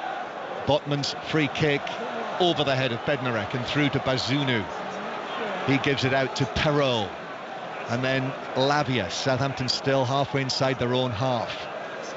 Ward-Prowse is able to get a touch on this. Ward-Prowse back to his right to Bednarek again, and Bednarek low and through the middle to Shea Adams, who scored the Southampton goal, just to give his team hope in the tie. Isaac though now onto it for Newcastle, trying to thread it forward to Saint-Maximin, but it bounces away for Edozie, and now Aribo plays it down the right for Mara. He'll do well to reach that. He can't reach it. The ball runs away from him, out of play for a throw-in to Newcastle, and we are now in the 90th minute. That's a real shame for Southampton there. Mara had made a great run. That wasn't a difficult ball to play through to him. There was plenty of space. That should have been played through, and they would have had a half a chance of getting forward there. And it's those moments when you've got half a chance, you've got to take it. They did do it in the first half. They just haven't been able to do it in the second half. And at the moment, I think there's almost a little bit of relaxation around here from the Newcastle fans. They think they've done it. We'll soon see the fourth official, Andrew Madley, come forward and show us how much time there is to be added, and how much time all of these Geordies will have to wait. Well, I've just said they think they've done it. I think they're making it clear by what they're singing. They're going to Wembley. It's not subtle, is it? It is not. Wembley final. Only the second time that Newcastle have reached the final in this competition. That was back in 1976 when Manchester City beat them. Whoa, 7 minutes of added time. 7 minutes. That was more than I expected. But we have had lengthy stoppages. No, I'm not saying it's wrong. I'm just saying, yeah, right. Well, now that you say it, that'll give Southampton a lift. Yep, 7 minutes to score 2 goals without reply. Otherwise, Newcastle are back at Wembley. It was Dennis Tuart who scored the winner in 1976. The Newcastle-born, former Newcastle fan and Sunderland player, with an overhead kick as Southampton have a goal kick. Bazunu passes this out from the back. It's got to go forward from Southampton. It's reached critical time for Nathan Jones' side. Long and forward from Bree. High ball. Aribo challenges for it. Gets ahead to it. Adam Armstrong on the chase. But it bounces down, and Trippier is able to get it away for Newcastle. First goal of the night at St Andrews in the FA Cup, Chris Coles. We've had to wait 100 minutes for it, but Blackburn have the lead, and rather typically of the game, it's come from a Birmingham defender. Own goal, Austin Trusty, flash ball across goal, and Trusty inadvertently turning it in to his own net. Birmingham 0, Blackburn 1, 5 minutes of the first half of extra time to play. So it would be Blackburn away to Leicester in the 5th round. Southampton coming forward. Ward-Prowse heads it on, nodded back to the edge of the box by Adams, comes out to Aribo. Now Perrault hits the shot, but it was charged down by Jacob Murphy right in front of the point where he hit it with his left foot. Back to Bednarek. Bednarek steers it out low. Perrault took a heavy touch there, so Jacob Murphy was all over him again. Southampton have to go back into their own half. We're in 7 minutes of added time if you've just joined us. And Newcastle are heading to the final. Here's Bree with a cross, takes it a touch off Dan Burn, bounces behind, corner to Southampton. James Ward-Prowse trotting across, ready to take this. Southampton's first corner of the match, incidentally, in added time at the end. And by the way, when's the last time you've seen a keeper coming up when you have to get 2 goals? Well, get one, that would be the starting point. The Newcastle player, Isaac, has gone down again. He's sitting on the ground inside the Southampton penalty area, so I think that might be it. Paul Tierney's had a look at him and is now running in our direction here, and I think he's going to speak to Jason Tindall and Eddie Howe, and he's shaking his head, and I think he's telling them that he's going to have to come off. I don't think he wants him on the field. You're right, no. Absolutely spot on. If he's gone down there and complaining of anything got to do with his head, he should get off this field now and do not let him back on. Full stop. Nothing else to be said. It's not great pass again, is it? Another one of these incidents. It is his head. Yeah, well, Paul Tierney actually, as he was speaking to Eddie Howe and Jason Tindall, actually patted his head, the referee. And the referee said, I think the referee said to him, I will not start this game again until you get that player off this football field. And you know what? Well done, referee. You're spot on. It's not often you see the referee actually take it into his hands, but it must be all too obvious. Yeah, but yes, it's not regular, because usually the medics will do that themselves. But the referee's it's his duty to take care of the players as well. And absolutely, he's doing the right thing there. So if that is the same head he should have been off in the first place. He got on far too quickly. They didn't check him off the field for long enough, clearly. Yeah, he was hit by the ball from Ward-Prowse's free kick, wasn't it? And went down immediately on the edge of the area. They looked at him, came off the field. It was a lengthy stoppage, actually. Eventually trotted back on, but he's lasted 3 or 4 minutes.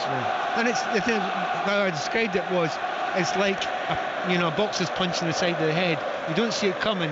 It comes so quickly. There's a lot of power on it, but it's in that side of the head. That leads to sometimes knockout punches. And definitely, I think the questions, and they definitely should be asked about that, why he was allowed to get back on the field. Yeah. Well, it will be, I'm sure, when we hear on air tonight, 5 Live Sport, we should be able to hear live from Eddie Howe, the Newcastle United manager, and the question will be asked, I'm sure, as Isaac is now being led off the field, and Jamal Lascelles, the club captain, is going to come on for the final moments here, which is in itself, the fact that Lascelles is on the field is quite fitting, isn't it? A bridge between old Newcastle and new Newcastle, and on he comes now. He's actually a handy player to have on right now. The corner kick again. Goalkeeper still up there. Is that the longest you've ever seen a goalkeeper in the opposing area? Yeah, Bazunu still waiting. So, corner for Southampton. We've already had 5 minutes of added time. 7 were indicated, but it'll have to go at least a couple of minutes longer. Ward-Prowse with the corner, takes it low to the edge of the box, and Lavia got underneath it. Actually, Longstaff did well, or was it Byrne who put in the challenge?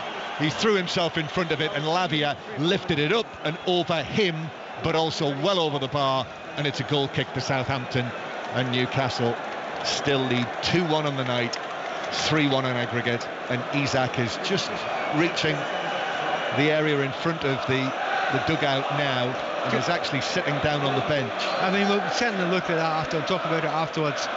When he came off the first time, he kind of went back on without really getting held back, and maybe actually somebody tried to grab him back, but he just ran back on again. So I think before we have a dig at the medics from Newcastle, we've got to say, were they given the opportunity to have a look at him, or did he get back on before they were allowed to do that? For a second time in this match, a substitute's been substituted. It's Jacob Murphy this time. So Elliot Anderson can come on, another Geordie, for the last knock-ins. But I suspect as much as anything else, it just eats up a few more seconds and reduces the chances of Southampton getting one of the 2 goals that they need. So Anderson comes on. Great for him as well. But what they've done is they've just went to a 5-3-1. They're putting Anderson in there, and that's very hard to break down, incredibly hard. Yeah, so Saint-Maximin is herring around up front. And we've now had 7 minutes of added time. Newcastle 2, Southampton 1. Newcastle just seconds away now from clinching their place in what would be their first... Oh, that ball wasn't out, was it? Oh, ball's curled forward for Southampton. It's given as a throw-in. I think it must have curled out and come back in again, because it was grabbed by Southampton coach. It was on the field. Yeah, so it's a throw-in. Bree takes it. Then it's fired forward from the back by Perrault. Bree does well to get this bouncing ball down, but then mishits his cross. And that slices behind. It's a goal kick for Newcastle. And it's now only a matter of how much time Paul Tierney is going to add on for the lengthy treatment and substitution of Alexander Isak. It will be Newcastle's first major final since 1999. And I think they're preparing to party like it's... Yes, they are. It's a very like you are the prince of comments like that, John. But it'll be only the second time they've been in the final of this competition. And it is a goal kick, and the black and white scarves are twirling, and the flags are out, and St James's Park waits to hail victory. Southampton, perhaps one final attack. Perrault plays it in, headed away. Lascelles was there for Newcastle, bounces out of play. Southampton still pressing, still going for it, even though it has to be a vain effort now, needing 2 goals without reply. Aribo back to the halfway line. And now Bree, who's had a very promising debut for Southampton, the right wing-back, right back, as he's played at different times tonight. Aribo to the left-hand side. Newcastle defending the Gallagher. In comes the cross. Mara gets his head to it, but couldn't deflect it goalwards. Comes out to the right-hand side. Edozie back to Bree, takes a touch. Bree with the cross. Nick Pope comes, gets a punch on that. Just clears it out into the full-back position. Perrault again. We've now had 9 minutes of added time. Aribo gets the ball down inside the penalty area, back to the edge of the box. Low shot from Adams, that's blocked inside the area, bounces to the halfway line, where Alan Saint-Maximin wins a throw-in for Newcastle. And is that it? Is that it? No, not yet. Still, we'll have to wait a little longer. Do you know what? The Newcastle fans, how long have they waited to get carried away? This is the history of this club, where we're taking nothing for granted until it's almost completely and utterly certain. They're beginning to feel that now. Throw-in is taken. People are on their feet. The big black and white flag has gone up in front of us. Then it has to come down again, because still we play on. 10 minutes of added time now. But Newcastle are nearly there. Edozie, square from him to Lavia. Now to the left-hand side to Perrault. And Perrault's cross, that's headed away by Botman. Then the shot from Lavia. That's blocked on the edge of the area. And there it is. This is the moment that Tyneside, St James's Park and Newcastle United have been craving for so long. They've won on the night and they've reached the final. Newcastle United's first major final for almost a quarter of a century. And the stands of St James's Park celebrate. How they celebrate. And whatever will be. They'll be going to Wembley. Do you think they prepped that one before? What a brilliant moment for these fans. They've waited so long. It's a glorious night. It wasn't a glorious performance, John. Certainly not from 30 minutes onwards, but it doesn't matter. Semi-finals are like that sometimes. they are tense, they are hard work. You just got to get over the line so you can get to Wembley. They've done it, they've got there, done it the hard way in some ways as well. But they deserve it. And over the piece and over the tie, they deserve to get this win, Newcastle. And even with all of the new Saudi money, it must be very satisfying for Newcastle United that the 2 goals tonight have been scored by one of their own, a Geordie Newcastle United fan, Sean Longstaff, who's come through and kept his place with all of the new arrivals, being a big part of what Eddie Howe has done here. And he scored the 2 goals that gave them the cushion that they didn't give up, even with Shea Adams' goal back for Southampton before half-time. Yeah, that makes it very, very special indeed that he got them. And, players like Burn's been playing as well, someone who loves the club. So there is a connection with these fans as well. But they will love every second of this. And, these fans are celebrating just now. But there'll be more than one turning round to his mate saying, how do you get a ticket to the final? How are we going to get that? Because not a single Newcastle fan in this city will want to be anywhere else except in Wembley when this final takes place. So it wasn't to be for the underdogs, Southampton, whose players are leaving the field. They've thanked their fans who came in big numbers here tonight for a 3rd consecutive semi-final defeat for them. But it'll be Newcastle United against probably Manchester United, or maybe, tiny chance, Nottingham Forest at Wembley next month on the 26th. And Newcastle United will have a chance to win a major trophy for the first time since 1969. First chance to win one of the domestic cups since 1955. So history, new history beckons for this Eddie Howe Newcastle team. And everyone here in black and white at St James's Park knows that only too well. Final score, Newcastle United 2, Southampton 1, and Newcastle are through. 3-1 on aggregate. That's John Murray and Pat Nevin at St James's Park for you for Newcastle's progression to the final of the Carabao Cup. Kevin Nolan is also with us. Kevin, you know what it's like inside that stadium, and at the moment they are loving every second of this. Yeah, I can imagine, just watching the scenes now on the telly, it's absolutely rocking. You can see the joy. They know that they're going to Wembley, but I think, these lads are going to enjoy it this evening. He'll enjoy it, but the first thing I'm sure he's going to be saying is that, he's got to win it. He'll want to win it, and that's what they're there for. It's not good enough just getting there, because that's what the focus these lads have had and what Eddie's instilled in them since he's gone into the club, and it is great to see. I thought they were well deserved of the win tonight, and the 2 fantastic goals by a local boy, which is even more special for them fans as well, and beyond more special for him. Incredible scenes, and well done to Newcastle. Pat, your thoughts on that performance from Newcastle, because it may have dipped off slightly towards the end, but it was pretty much done by then.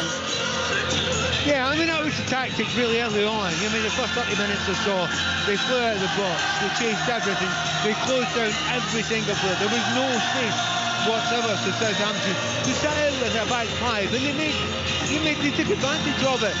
And if you put that amount of energy into that part of the game, and you get the 2 goals up, 3 goals up as it is, then maybe you have done enough, and you can not exactly sit back, but you can say to yourself, well, there's no need to keep on going at that pace for the rest of the game. It's up to the opposition to do something unbelievably special to get it back. But to be fair, Southampton got better, and they certainly got better after half-time as well, when they changed their system. They were a little bit more positive. But over the piece, you just wondered, and I didn't know the answer, but you just wondered, had it got closer, could Newcastle have stepped on the gas again? I don't know the answer to that. I'm not too sure that they could have done, but they didn't have to, because they'd done it at the start of the game. You're absolutely right. And you only know the answer to this in hindsight. Eddie Howe got it right. He made sure the game was wrapped up in the first half. Kevin, both goals for Newcastle coming from a local boy, coming from Sean Longstaff. And he's another player who's had a bit of a revival under Eddie Howe. Yeah, I mean, look, I think Eddie's obviously, everyone talks about Joe Linton, you know what, how he's come to life, Almiron, but that lad's done really well. And I think there's one thing what you've got to talk about is that he's got to start probably scoring more goals. I think if you speak to the lad himself, he realises that, you know, the positions he gets in the system he's playing in now, he's got to add goals to his game. And tonight, by God, has he done it at the right time for them and got, you know, fired his local team into a major final. So yeah, he'll be feeling like he's walking on air tonight, and well done to him. He's been fantastic this season, and as you said, another one who Eddie seems to be getting the best out of. And look, he seems to be getting the best out of a whole squad. You see the lads who come on, they're really, you know, invested in what he's wanting them to do. Jamal Lassalle, just his little tiny bit what he done at the end, heading balls out and stuff like that. I mean, you can see that all of them are together at the minute, and it's fantastic to see. Yeah, and his first goals at St James's Park, Pat, since February 2019. I mean, overall, he's one of these players that shows the development under Eddie Howe because of the improvements of a player when he first came in was kind of on the fringes. Yeah, and he was young, him and his brother. But in actual fact, it doesn't matter where you're from. You've got to be good enough. That's the bottom line. There's no nepotism, there's no favouritism, there's no extra help you get because you're a local lad. I mean, it helps in livening yourself up for games, etc. if you feel it. But you've got to be good enough. He's shown that he's good enough. He's shown that he's passionate enough. He's shown that he's got the work rate. And tonight, he added the quality on top of it. And he's in front of us now, and TV are interviewing him. And honestly, I'd be surprised if he can speak because the grin in his face. I was just watching him actually as there was the lap of honour afterwards, and he was one of the last players heading towards the tunnel, and he was blowing kisses. I mean, how many friends and family he'll have here in the main stands. And actually, they've called across Dan Byrne as well, another local boy, even though he's been on a long footballing journey, but from Northumberland, from Blyth originally. And very shrewdly, the television people have called across two of the locals, Byrne and goal scorer Longstaff, to do the interviews on this night. And that's lovely you can have that link between the fans and some of the players on the pitch. I mean, it may not last forever, and in 2 or 3 years down the line, you know, there might be players here from, you know, the very best clubs all over, you know, every continent, and that's just maybe the way it goes. But for the moment, we're into this first major final of this new regime. At least there's a couple of local lads there, and by the way, they both played important parts. John, we should clear up that Newcastle United have 3 Premier League games before they play in the EFL Cup final on the 26th of February, which will be of particular significance to Bruno Guimaraes. Yeah, we would assume that will be a 3-match ban for his sending off for the red card, which was turned into a red by VAR, and that would be a 3-match ban. So he would miss the West Ham game here on Saturday, the match at Bournemouth after that, and then the home match with Liverpool, the 3 Premier League games, but would then be free to play in the final. Pat, what did you make of the incident itself? A lot of sympathy for Guimaraes, right? He has to go. When you look at the contact, John described it perfectly. The contract is ugly. It's horrible. It was incredibly dangerous. But I don't think he meant it, because, you know, the player was going against him. Edozie had thrown his leg over the ball, you know, to try and control the ball. The last thing Guimaraes expected was him to do that. He put it out at an angle, but the referee will see that as, you know, him not being in control when he makes the tackle there. But I don't think at any point Guimaraes was going for the ankle. It looked vile. It would have felt horrible, and he has to go. But I don't think he meant it. Kevin, even considering the fact that Newcastle United have got West Ham at the weekend and Guimaraes is not going to be available for that game, do you think it was a red card challenge? Yeah, I mean, unfortunately, he's just timed it wrong, hasn't he? And it's one of them where you can see right away he knows that he's got it wrong and he's timed it wrong. And I don't think there's any malice in it whatsoever. But as the boys were saying there, the fellas were saying, yeah, I think it is a definite red card, and it's one where he's got to go, unfortunately. I think the biggest thing for me is that he's going to be there for the final. I think because it's important that Newcastle turn up with the strongest 11 against either Man United or I'm hoping a Forest, because my boys are Forest, so I'm hoping that Forest can turn it around if they can. So yeah, I mean, I'm quite pleased about that. Obviously, one of their major players is going to be missing on Saturday, so that's always a bonus for us. But they've got a great squad, so that won't hinder them. They'll be looking forward to trying to keep their winning streak going against us on Saturday as well. But yeah, I feel sorry for the lad because he's going to miss 3 games.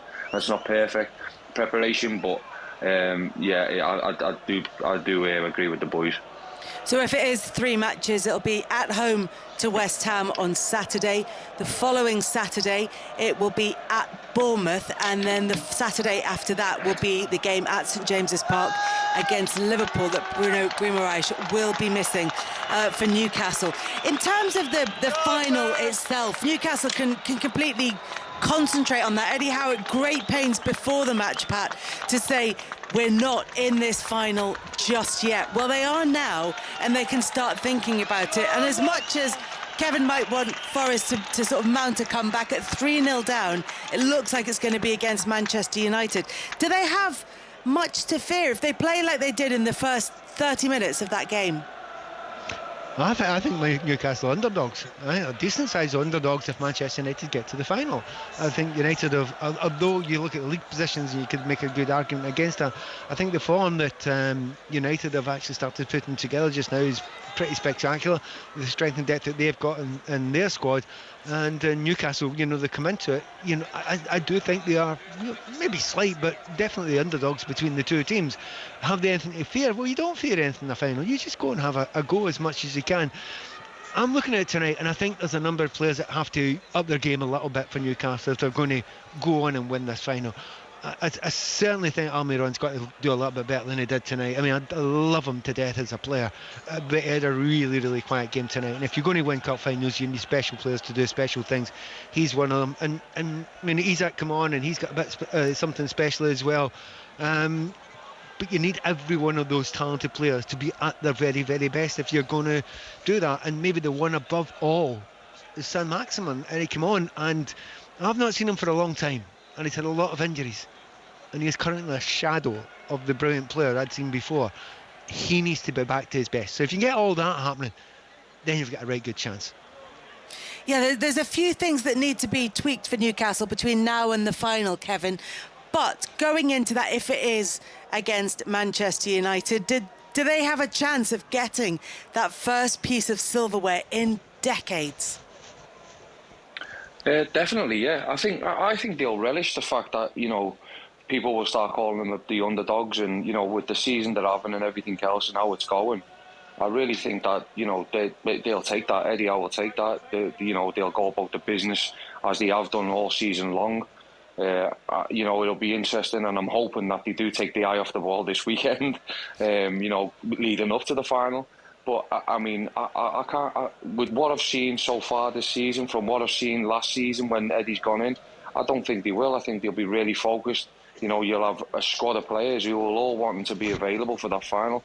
And as Pat said, Almiron, Saint-Maximin, you've got all these players who've got to fit into that 11. So, in the next 3 weeks, they've got the chance and the opportunity to show Eddie who should be playing in that final. So, yeah, I'm hoping that it's the other part, and they've all got the eye off the ball and looking toward the final. But I'm sure Eddie will be the first thing he'll be doing in the next couple of days is getting them focused right back on the Premier League, because they've got they want to push for that Champions League spot as well. And it's entirely possible, Kelly, that they could go into that final above Manchester United in the league table, which is where they are now. Yes. And I think also, there's quite a nice twist. I think that, as I mentioned during the game, the last semi-final that Newcastle were involved in, that was against Manchester United, but that was the Graham Souness team, so there was a lot of change going on, and it was really one-sided in the FA Cup semi-final in Cardiff. And before that, the previous final Newcastle were in was the 99 FA Cup final against Manchester United's treble-winning team. So it's a very, now where we are with Manchester United, if it is to be them, not having won anything for 6 years, it's a very different sort of scenario, Newcastle against Manchester United, than we had back then. And also, Kevin, when you look at the Newcastle United performance there, and you look at how Southampton were able to come back into the game, particularly in the second half, there were some big moments for them. If they'd taken it, they could have given themselves a really good chance of themselves being in the final. Yeah, of course. You just got thinking of the Armstrong one, the one-on-one. Another fantastic save by Pope, and you're thinking, if that goes in, how does it go? How does the crowd react? How do the players react? All that type of stuff. But, I think there's a lot of positive for Nathan Jones to take away. I think he will take it from that second half. But I feel that Newcastle sort of first 20 minutes, they couldn't believe that they were 2-0 there, the 3-0, aggregate score over the two legs. And I think that I'm not too sure if it needed to come again. I'm sure that they would have had something again to go because of the crowd and everything else. I think it was set up for them this evening. After the 1-0 victory last week. I'm sure that they just sat back and they protected the lead what they created over the 110 minutes or what it was for the first 20 and the last 90 at Southampton last week. Yeah, Pat, when you look at their positions in the table, Newcastle are in third, Southampton rock bottom of the Premier League table. But in terms of the performance, and yes, taking into account that Newcastle dipped in the later stages of that game as well, but that performance, were there positives for Nathan Jones to take out from that? Are there signs of progress under him or signs of what he wants from this side? To be honest, it didn't look as if there was an entire league table between them.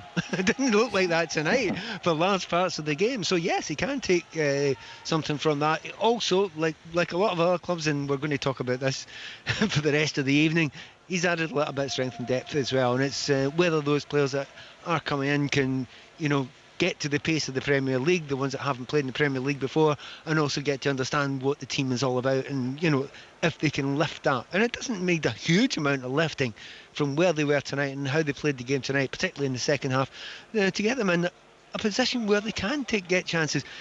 This is going to be a strange season. I suspect this is going to be a season where, the teams that stay up won't maybe need as many points as times gone by, because there are, those 7 teams right down there at the bottom. None of them look as if they're going to go on a big long run. So you won't have to be brilliant. You'll just have to be pretty decent, and you might be able to get out of this one. Southampton then looking for some solace in the league in terms of trying to stay in the Premier League as their season progresses. For Newcastle, they have got 3 Premier League games before they're off to Wembley. Dan Burn and Sean Longstaff, 2 of the local boys in that Newcastle squad. Dan Burn said, "I've never played in an atmosphere like that. Before the game, I was emotional, but I'm delighted to get to Wembley for the fans." Sean Longstaff said, "It's been such a long time since we've had a night like this. It's really special. It's amazing," he said, "what can happen in a year. If you told people what was going to happen a few years ago, they'd have laughed at you. It's so special," he said. "We want to build on this and make more special nights at St James's Park." It's their 15th win of the season in their 27th game. It's the quickest they've reached 15 wins in a single season as a top-flight club since 2001-2002, when they did it in their 24th game. But it's just part of a season that has progressed and improved all the way through. And for Newcastle, it's going to take them all the way to Wembley. Pat, how much of a factor is it going to be that in Newcastle's starting 11 tonight, only Joe Willock has got cup final experience at Wembley? Will that make a difference when they go into that big occasion? Tempted to say depends who they're playing against, but well, I'm not being so cheeky. No, you're absolutely right. It might make a difference, but every professional footballer should be comfortable and confident at getting there. But I take the point. It's maybe a point that we spoke about right before the game, when you say that first trophy. When you win it, you can do it. Before you win it, you think you can do it, and that will be the case for a lot of these players. They think they can do it, and they won't.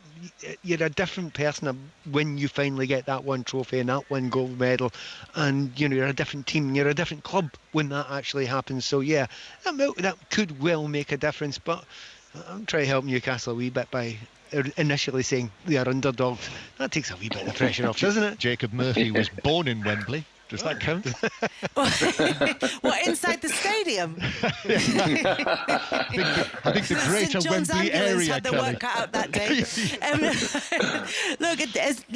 It's all about the positives for Newcastle. There's so much excitement. It's going to be right around the stadium as we saw tonight. It's going to be right around the city as they start to look forward to this cup final. And it feels like whatever happens from now on in, Kevin, it's already been a great season for Newcastle, and yet there could be more to come. There could be a trophy. They could be qualifying for the Champions League at the end of it. Yeah, I mean, I would have liked to be there tonight to see them celebrations. I don't know, because it'll be hectic. But yeah, I mean, it'll be absolutely buzzing all around that city tonight, and I'm sure that's going to carry on from now to the final. That's going to carry on now in the Premier League, because I think with the focus what Eddie and his staff are showing and sort of implying and wanting to put over to his players, and the way they're going about the business, they're going to want to get this done where they finish in a European League. If they finish in a Champions League spot this year, that would be an unbelievable achievement from where they were last year when he walked into the club. But if they get a European place, I'm sure if you give him the option now, I'm sure he'll snap your hands off. So I think they've still got a lot more to come. I think they've still got a lot more growing as a club. I think he's doing it the right way, building it slowly, getting good players in. And next year he'll have to get a few more players in, because if they're going to be in that European or on that European stage, they're going to have strength and depth in that squad, because at the moment, it's just a week to week, which is totally different, which we've found, and which we've had to sort of, evaluate and sort of come to terms with over the last 2 years of our European adventures. So, I'm delighted for them, and I'm sure they'll enjoy it. And I'm hoping they're going to enjoy it a lot more, so that we can take advantage of it on Saturday. So you can reap the rewards. Yeah, exactly that, on Kelly, Saturday.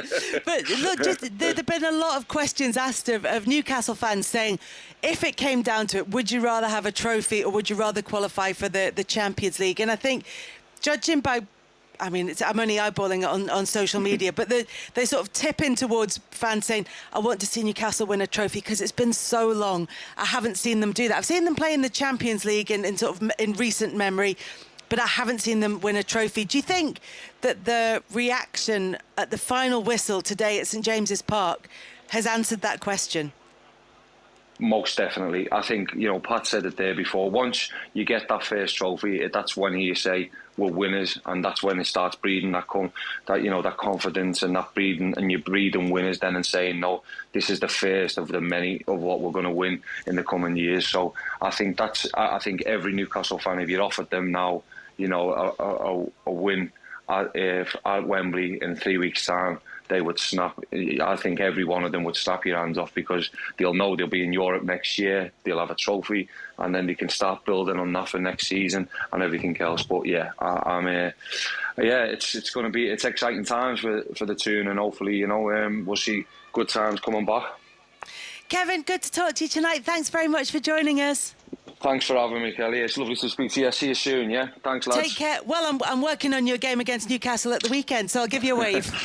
Yeah, see you soon. Thanks very much to Kevin Nolan there. Thank you very much as well to Pat Nevin and to John Murray at St James's Park as Newcastle reached the Carabao Cup final. A 2-1 win against Southampton on the night, a 3-1 win on aggregate, and they are off to Wembley. On the app, on DAB, on 1089 and 1053 medium wave, and on your smart speaker. TalkSport. On digital radio and 1089 and 1053 AM. That is a superb goal! Kick-off the Cup Special. It's a quite brilliant goal! On TalkSport. Well, it's not often I can say this with absolute certainty, but I 100% guarantee you that tonight will be a great night here at St James Park. We're expecting it to be a celebration for the Toon Army of Newcastle fans who've been starved of success for years, have yet to make a final this century, and haven't even had any kind of joy or satisfaction supporting the club during the Ashley regime. New owners have brought in Eddie Howe, who's bringing the good times back. But if it all goes wrong for Howe tonight, Southampton have the chance to complete a spectacular turnaround and get the party started miles from home. We've got a big one on TalkSport, a great night in the North East guaranteed, and then it's White and Jordan with a transfer deadline day special when we're done here. You only get this service on the world's biggest sports radio station, TalkSport.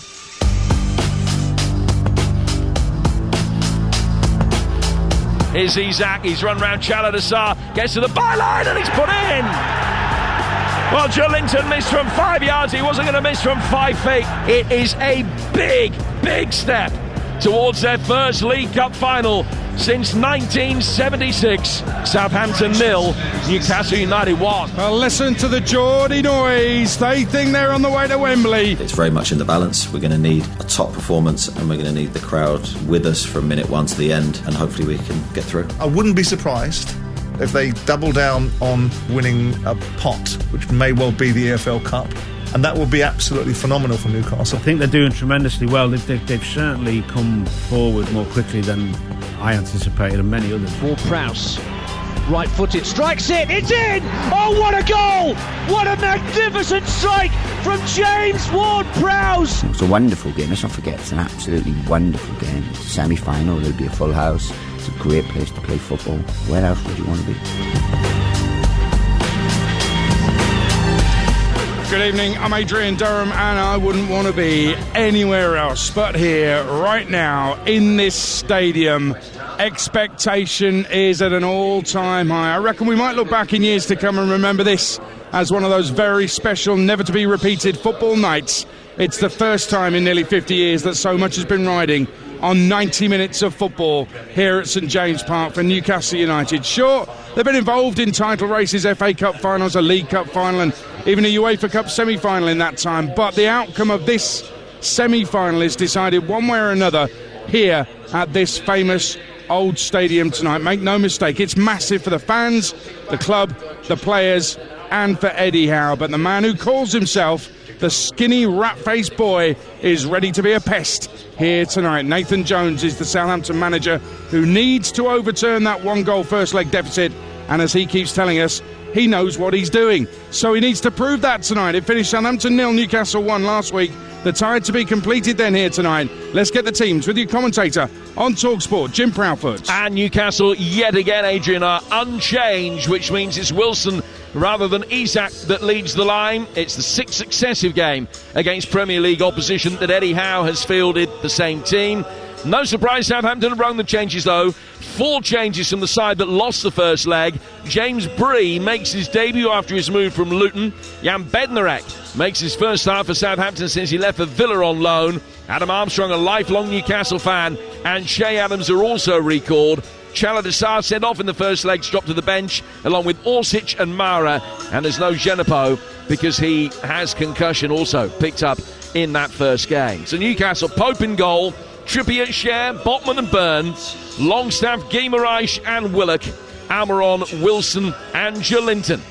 And those are the 11 that are charged with getting Newcastle to their first League Cup final since 1976. On the bench, Lascelles, St Maximin, Ritchie and Lewis, Isak, Murphy, Anderson and Dummett, and Carl Darlow.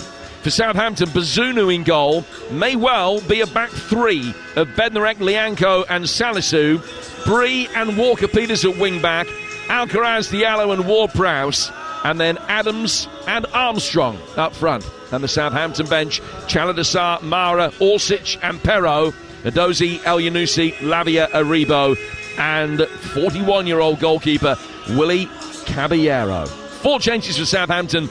Newcastle unchanged yet again. Jim, just a very quick one on James Bree, who's only just come in and comes straight into the starting lineup. What can we expect from him?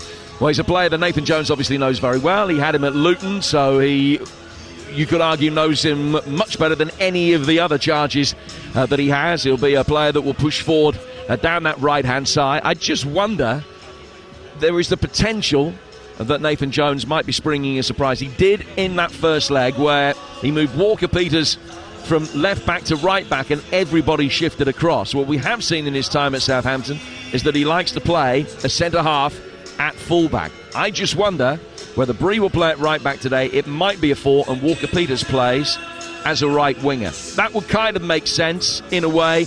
It could be a back 3, which Nathan Jones has fielded. But the one thing you know from James Bree, he's not going to score the first goal tonight.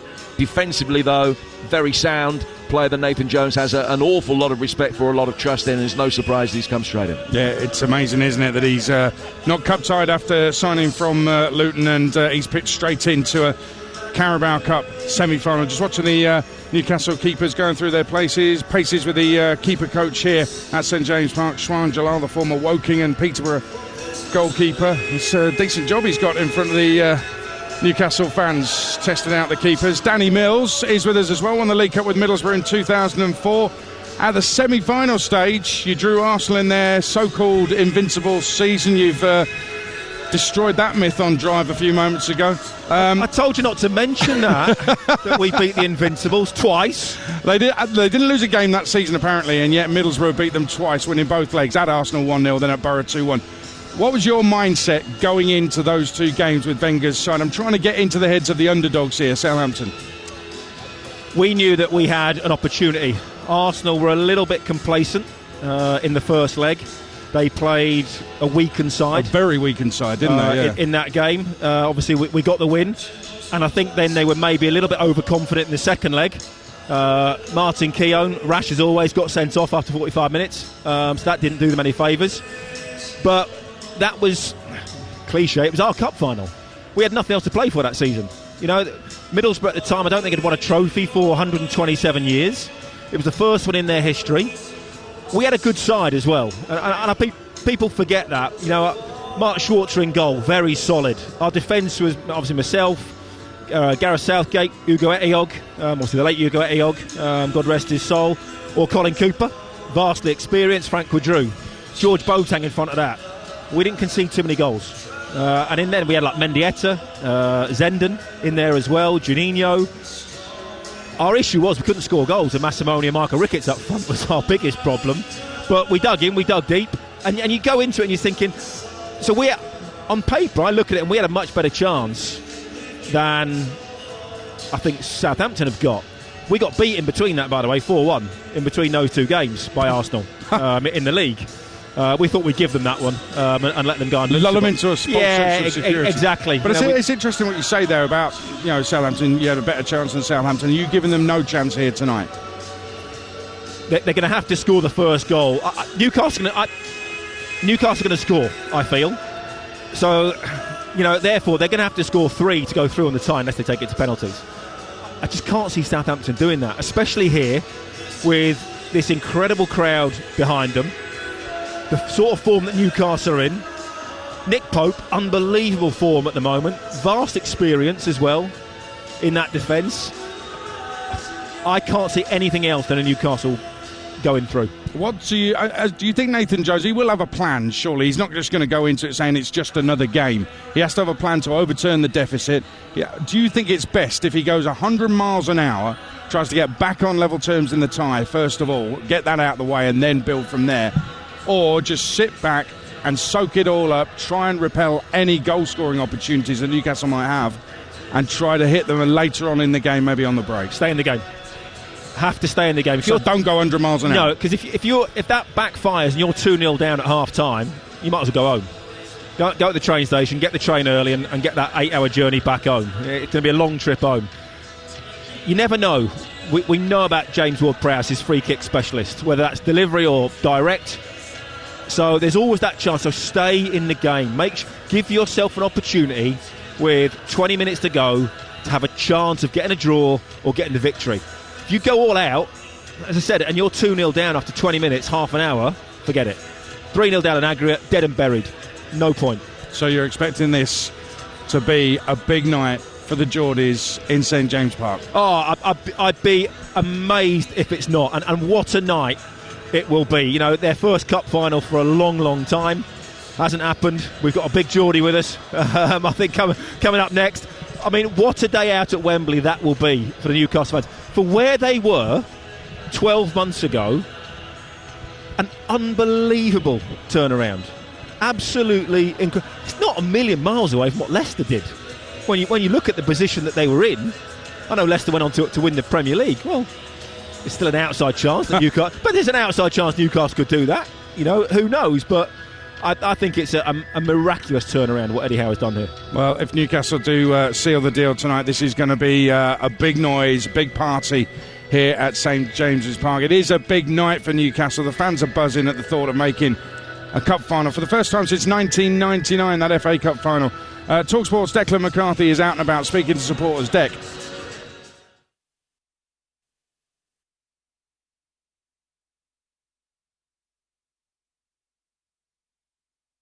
Fans here, close to kick-off. What's your names? Mark. And Dylan.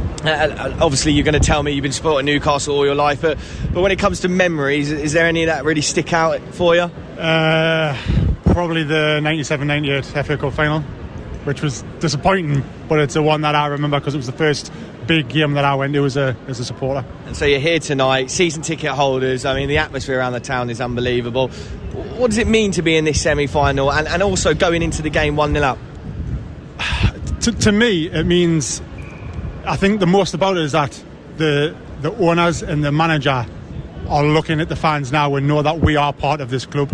And it's never been like that for years, and I think that's what the supporters turn up for every single week now, are willing to give blood just to watch them again at home. It's amazing. And Eddie Howe, what a job he's done. I think a lot of people have wondered over the last week when we signed Anthony Gordon about what's he doing, but I think let him get on with it, let him sign who he wants to play. You've seen what he's done with Miggy, Joe Linton since he's come in. I think whatever players he's getting in, they're going to become amazing. And I'm sure you don't mind me saying, but obviously his son's here tonight. He's going through the good times, but how excited are you for the game? Well, I mean, it's breathtaking for me because this is probably one of the first semi-finals I've seen Newcastle in, and it's just I'm really excited to see them progress through the Premier League this season. And the prediction, what's it going to be? 2-0. We'll start booking those tickets to Wembley. Cheers, guys. Fantastic stuff. What a night it's going to be. Promises to be, could be, for that young lad who's here watching Newcastle in a semi-final. Can they make it to the final? Last League Cup final was 47 years ago, back in 76. Both finalists, Newcastle and Man City. They were a goal down after the first leg of the semi-finals. Almost 50,000 here for that second leg, and Newcastle beat Tottenham by 3-1 to seal the deal. More of the same tonight. That's why it's the biggest night of football here at St James's Park for nearly 50 years. Can Newcastle do it, or have Southampton got a surprise in store? You're listening to the Carabao Cup semi-final live on TalkSport with Carling, the UK's #1 lager, 18 plus. Please drink responsibly.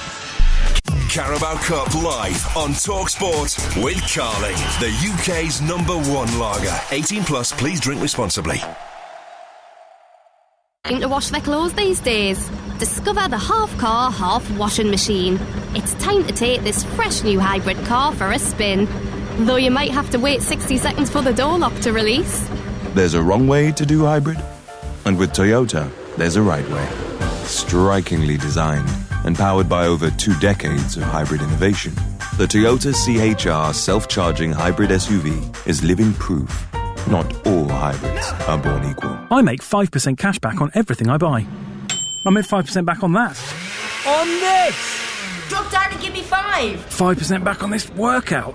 And 5% back on this! New card members get 5% cash back on all purchases for the first 3 months up to £100 and no annual fee. That's right, no annual fee with the American Express Platinum Cashback Everyday Credit Card. Representative 28.1% APR variable. Minimum annual spend to receive cashback. Terms apply. 18 plus subject to approval.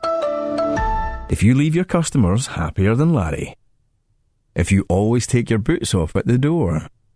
If you tend to get given the good biscuits, you might have what it takes to join the Trust a Trader professionals. Millions of people use trustatrader.com to find reputable, recommended tradespeople like you.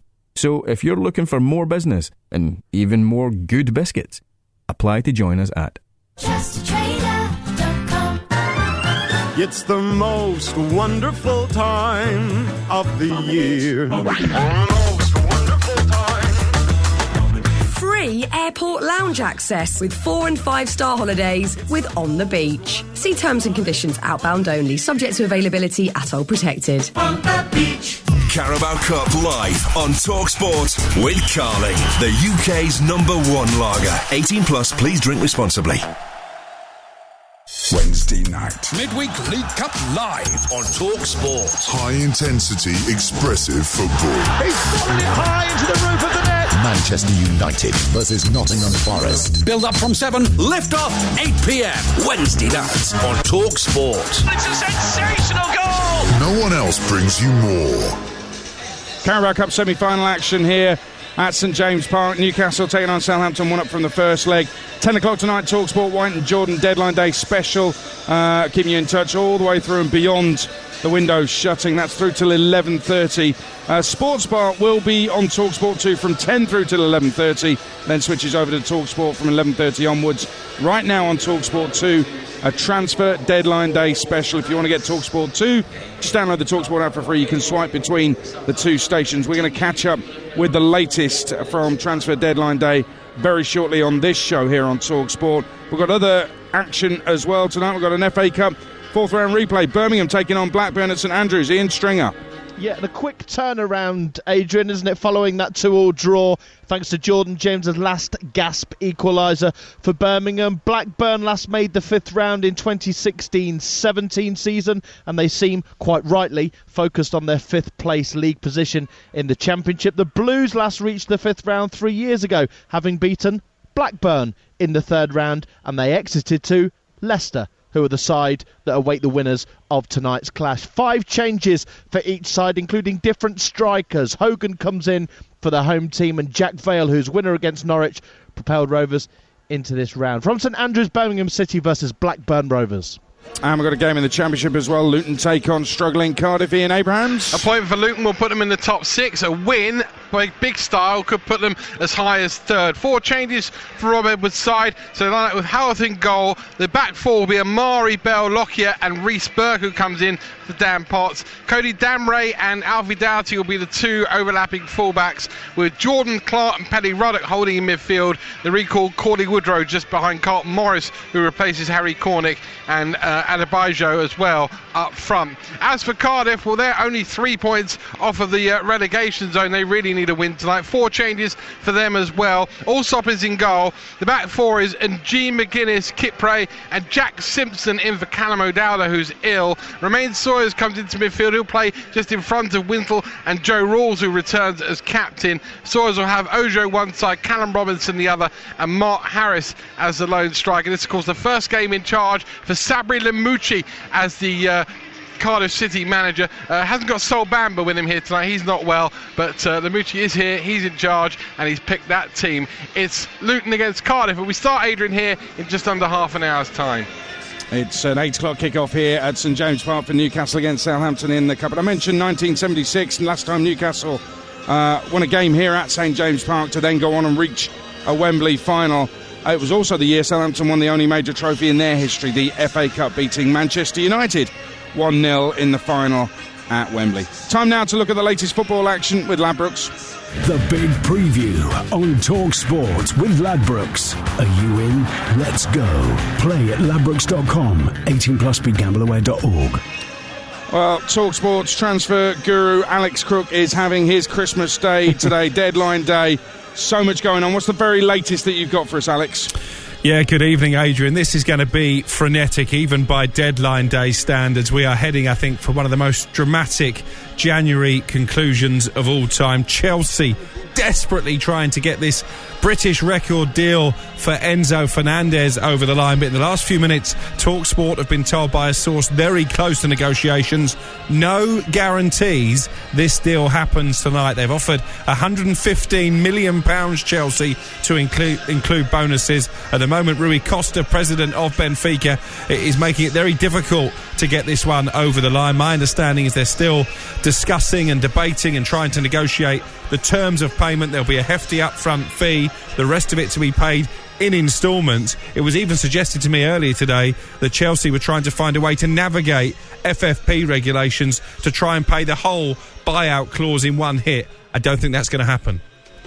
Wow. Are they that desperate to get him in now? Could they not possibly wait till the summer? They're scared somebody else is going to get him, or what? That's another possibility, that maybe they could negotiate a deal tonight that sees him guaranteed to become a Chelsea player in the summer, because I think that is a big fear of Chelsea's, that come the summer there will be more clubs at the bargaining table. They've had a plane on standby in Portugal since last night to bring Fernandes back to the UK. We believe he's even undergoing a medical subject to a deal being agreed. I think this is going to be a big story right up until the 11 o'clock window closes.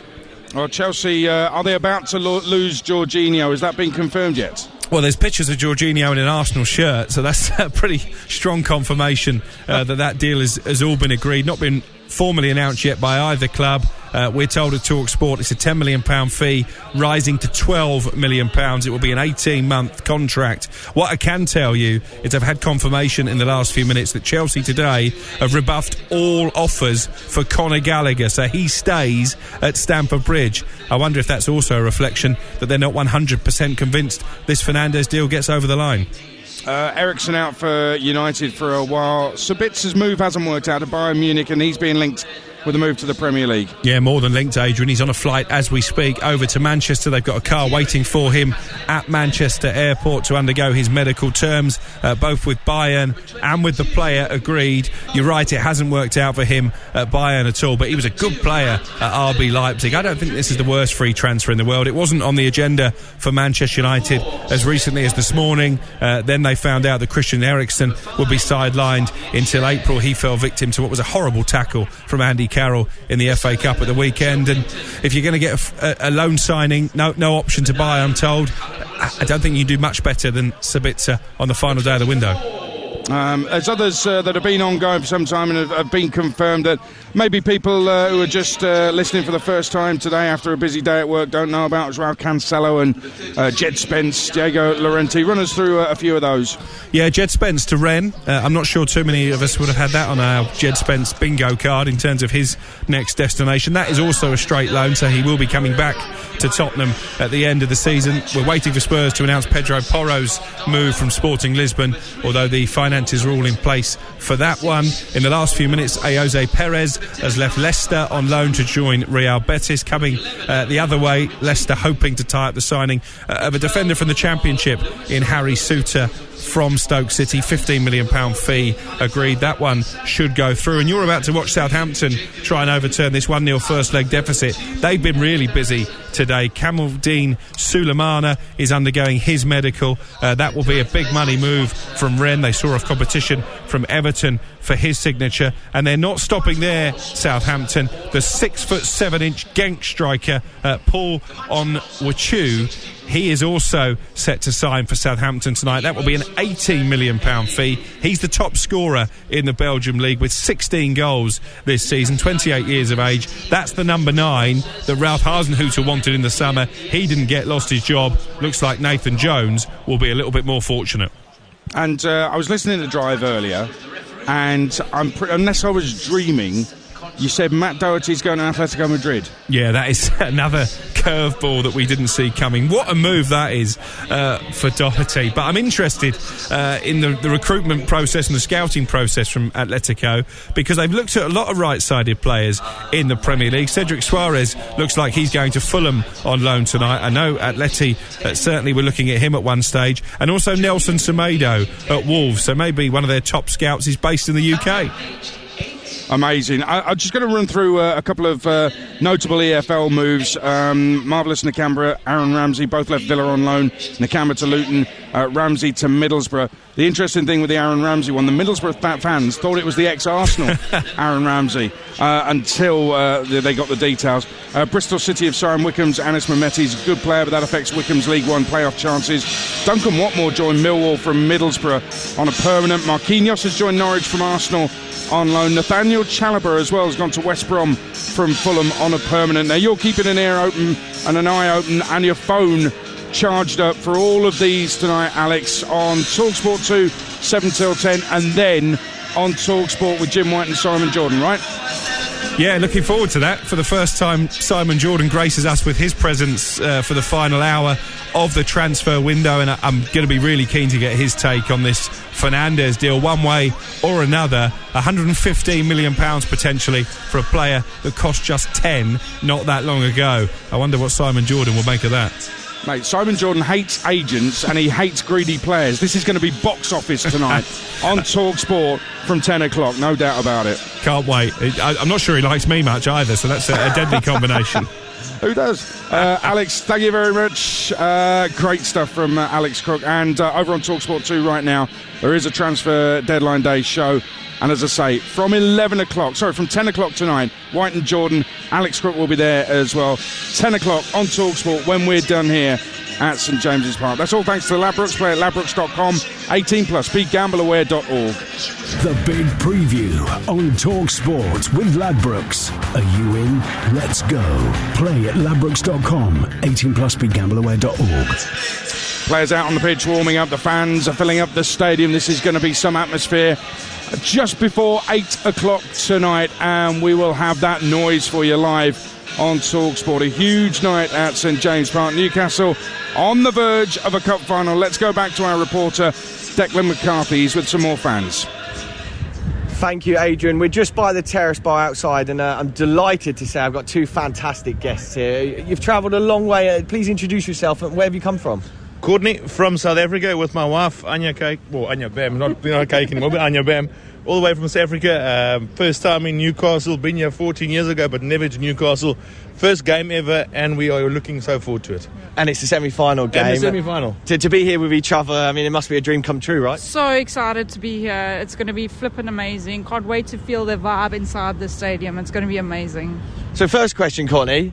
How did you become a Newcastle fan? And two, do you truly believe that it could be a sailing process in terms of getting into a final tonight? Yeah, to answer your first question, why I became a Newcastle supporter was, I think in 95, 96, we last played Man United in FA Cup final. Last day was actually my maths teacher. There was a Man United supporter, and I went against the grain, and ever since I've been against the grain. So once again, 25 years later, heard about it. We're back in the semi-final, into the final, which I know we're going to be, and looking forward to it. Can't wait for it. They've said Newcastle's a great place to be at. The city itself, the place itself. I cannot wait for this game. It's going to be amazing. And Courtney, tell me when you left home. Tell me when you arrived. Well, it took me just over 12 hours from South Africa to get here. Travelled all the way down south, travelled all the way up north, 4.5 hours. Got you yesterday, early doors. So you'll be booking flights back to London for Wembley, of course. Oh, definitely. We can't wait. We actually spoke about it today. If it does happen, she might not come, but then that's not the point. We'll arrange that when we get there. Thank you so much. Have a great night. Back to you, Adrian. What a fascinating story. It's a brilliant story, that. Deck, thanks very much. I'd find that absolutely amazing. When you think that over the last few years, Man City, for example, have owned the League Cup virtually. It's become routine for them, almost taken for granted possibly by some of their fans. Well, Newcastle make it to the final. Imagine Newcastle winning the thing. Some of the fans travelling around the world to get to Wembley, to get here tonight for the semi-final, to seal the deal and get to Wembley means so much to them. But Southampton have got a plan in store, I'm sure. Can they overturn that first leg deficit? You're listening to the Carabao Cup semi-final live on TalkSport with Carling, the UK's #1 lager, 18+. Please drink responsibly. Carabao Cup live on TalkSport with Carling, the UK's #1 lager, 18+. Please drink responsibly. Used car from Arnold Clark and get an extra £500 on top of your part exchange. We'll even give you 2 years servicing for free. That's what we call the real deal. Choose from 20,000 cars and collect at your nearest store. The real deal is on right now at Arnold Clark. Build your own deal and see our terms and conditions at arnoldclark.com. Sleeves rolled up, mayo on the chin, your mate side-eyeing the fancy bun, saving the crispy coating crumbs for last. Now that's how you know it's good. The McCrispy from McDonald's with 100% chicken breast fillet. Chicken for chicken lovers. Oi, that's mine. From 11 a.m, subject to availability. At Morrison's, we've lowered and locked over 1,000 prices, giving you savings on big brands like Warburton's seeded batch. Was £1.75, now £1.45. Morrison's prices locked low, so you can save on every shop. Majority of stores subject to availability. Online varies. See online for details. Prices held until 19th of March. Let's get ready to rumble! Let's get ready. Are you ready? Ready for Sykes? Unique holiday cottages across the UK. Sykes. Selected by Sykes, perfect for you. Rated excellent on Trustpilot. Get ready to explore. Get ready to relax. Get ready for Sykes. Get ready to book your next holiday at sykescottages.co.uk. I've just sold my car. All right. I got a quote in 30 seconds from We Buy Any Car. Drove to my local branch in 13 minutes. And cash is getting sent to my bank. Oh, nice. Just sold my car to We Buy Any Car. Just sold my car to We Buy Any Car. To find out how much your car's worth in 30 seconds, enter your reg number now at WeBuyAnyCar.com. Admin fee may apply. For more information, visit WeBuyAnyCar.com/info. Carabao Cup live on TalkSport with Carling, the UK's #1 lager. 18 plus, please drink responsibly. Today is transfer deadline day. TalkSport is your place to stay ahead of the game as the clock runs down.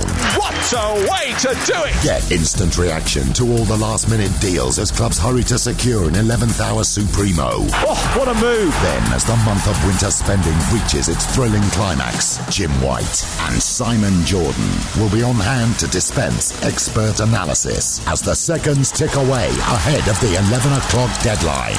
What a finish! Don't miss a second of transfer deadline day on TalkSport. You're with us live on TalkSport at St James's Park. There's plenty of noise going to come from the fans, but they've just cranked up the music with less than half an hour to kick off. What we're going to do for you right now is recap the team news. Here's your commentator, Jim Proudfoot. And Newcastle United are unchanged. They've named the same side that won the first leg last week. Pope in goal. Trippier, Share, Botman and Byrne. Longstaff, Guimaraes and Willock. Almiron, Wilson and Jolinton. So Callum Wilson again preferred to Alexander Isak up front. Wilson, who comes into tonight 9 games without a goal since his brace against Aston Villa back in October. It's not all change for Southampton, but plenty of them. Lianco is the only player that started the FA Cup tie against Blackpool at the weekend who starts tonight. There are 4 changes to the team that lost that first leg. Duya Chaladasar served his suspension in the FA Cup at the weekend, so having been sent off last week, he is available today, but is only on the bench. Mara and Orsic dropped as well. Genepo had a head injury in the first leg, isn't in the squad, but there's a debut for James Bree after his move from Luton. Jan Bednarek, recalled from his loan spell at Aston Villa. He starts his first game for Southampton since August.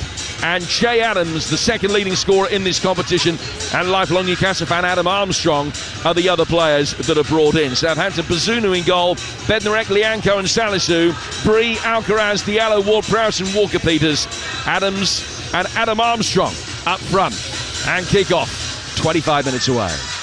Jim, thank you very much. Anthony Gordon, new signing for Newcastle, has just arrived. He's just behind us in the seats up above us here at St James Park. He and the other new signing from West Ham, the youngster Harrison Ashtree, will be unveiled on the pitch. They'll be trotting out onto the pitch shortly before the teams come out to acknowledge the crowd. Actually, Eddie Howe said it will be, quote, a useful experience to sample the atmosphere for Anthony Gordon, who did play here, got beaten here with Everton, unsurprisingly, earlier this season. And he had wound up certainly Kieran Trippier a few times in that particular match. Right, Town now together. That's update with Ladbrokes. Odds update on TalkSport with Ladbrokes. Are you in? Let's go. Play at ladbrokes.com. 18 plus BeGambleAware.org. Nicola McGeady from Ladbrokes. Newcastle, Southampton. I think a lot of us are thinking this is just going to be a formality for Newcastle.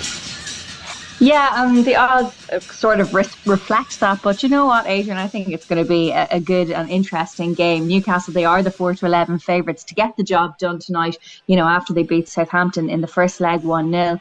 And of course, they're moving closer to the final now, where United will no doubt be waiting. And they deserve to be there, having enjoyed, you know, such an incredible season so far.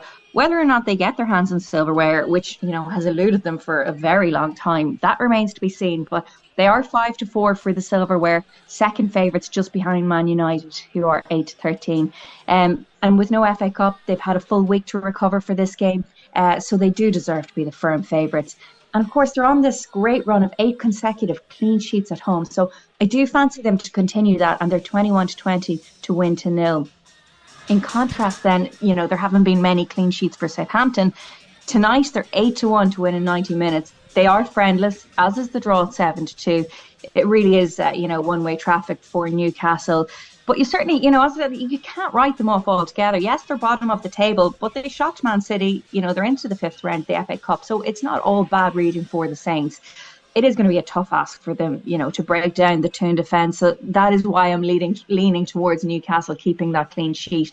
Although Newcastle, they have struggled in front of goal recently. Perhaps this could be, 0-0 in 90 minutes. That's priced at 10-1. Hopefully not. 1-0 Newcastle or 2-0 Newcastle. That's the favourite scoreline, 24-5 each.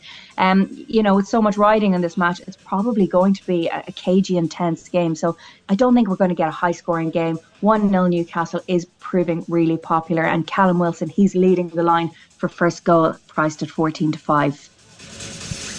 FA Cup tonight as well. Birmingham play their replay at home to Blackburn. What about that one? Yeah, they meet again. It ended, in a 2-2 draw the last day. Another draw is 21-10, while the same scoreline, 2-2, that's generous at 14-1. Again, we're expecting, this is going to be a tight affair, I think, despite where they sit on the table. Birmingham, they're 6-4 slight favourites. Blackburn are 19-10. I think this game has all the ingredients to go to extra time. Birmingham are 8-11 to go on and qualify. Over 2.5 goals, that's landed in the last 4 matches between these two sides, which is interesting. That's available at 6-5 tonight. And Khadra, he made a rare start for Birmingham at the weekend and scored, and he's 6-1 to score first tonight, 5-2 to score any time. And FA Cup outright for us? Yeah, well, the front three all shortened up. City confirmed favouritism after beating Arsenal. They're 6-4. Manchester United certainly searching for silverware as well. Long overdue. They're 7-2. And Spurs, they're priced at 11-2. But Brighton's price has been cut as well. They've been popular since knocking out Liverpool, and they're 7-1. And guess what, Adrian? There's even some people having a few quid on America's favourite team, Wrexham, right now at 1,000-1. Might leave that one. Nicola, thank you very much. That was a look at the latest odds with Ladbrokes. Play at ladbrokes.com. 18+, begambleaware.org. Odds update on TalkSport with Ladbrokes. Are you in? Let's go. Play at ladbrokes.com. 18+, begambleaware.org. And by the way, next Tuesday we will have for you live commentary of Sheffield United Wrexham. That replay, I'll be there at Bramall Lane for that one. If it's anything like the first tie on Sunday, then we're in for another treat. The War Flags movement, Newcastle fans who like to get the flags flying here at St James Park have asked the fans to turn up with scarves and flags, and they have. There's a massive Hughie Gallagher one right in front of us here at St James's Park. He of course won the title in the 20s, the Scotland International, goal record of 133 in 160 games for Newcastle, and they thought Shearer was good. His most famous Geordie that never played football, Steve Harmison, is with us here at SJP. How you doing, Steve? I'm very well, Adrian. I can't wait. I've not slept for 2 days. It's going to be amazing. You mentioned the War Flags group. I think there's a special Eddie Howe one in the Leazes end. I think there's a big display at the Gallagher end, and it's just starting to get going. The music's playing, the flags are going. I've just said to Declan McCarthy, give this another 5 minutes when it fills up, and this place will be electric. Well, we've got 20 to kick off. Are there any doubts in your mind whatsoever about Newcastle getting to the final? No, definitely. I talked to Ladbrokes a second ago. Newcastle aren't on a fluent scoring run, but in the first half this season, they've only conceded 1 goal, and that was Gundogan in the 5th minute against Man City. Newcastle don't concede goals.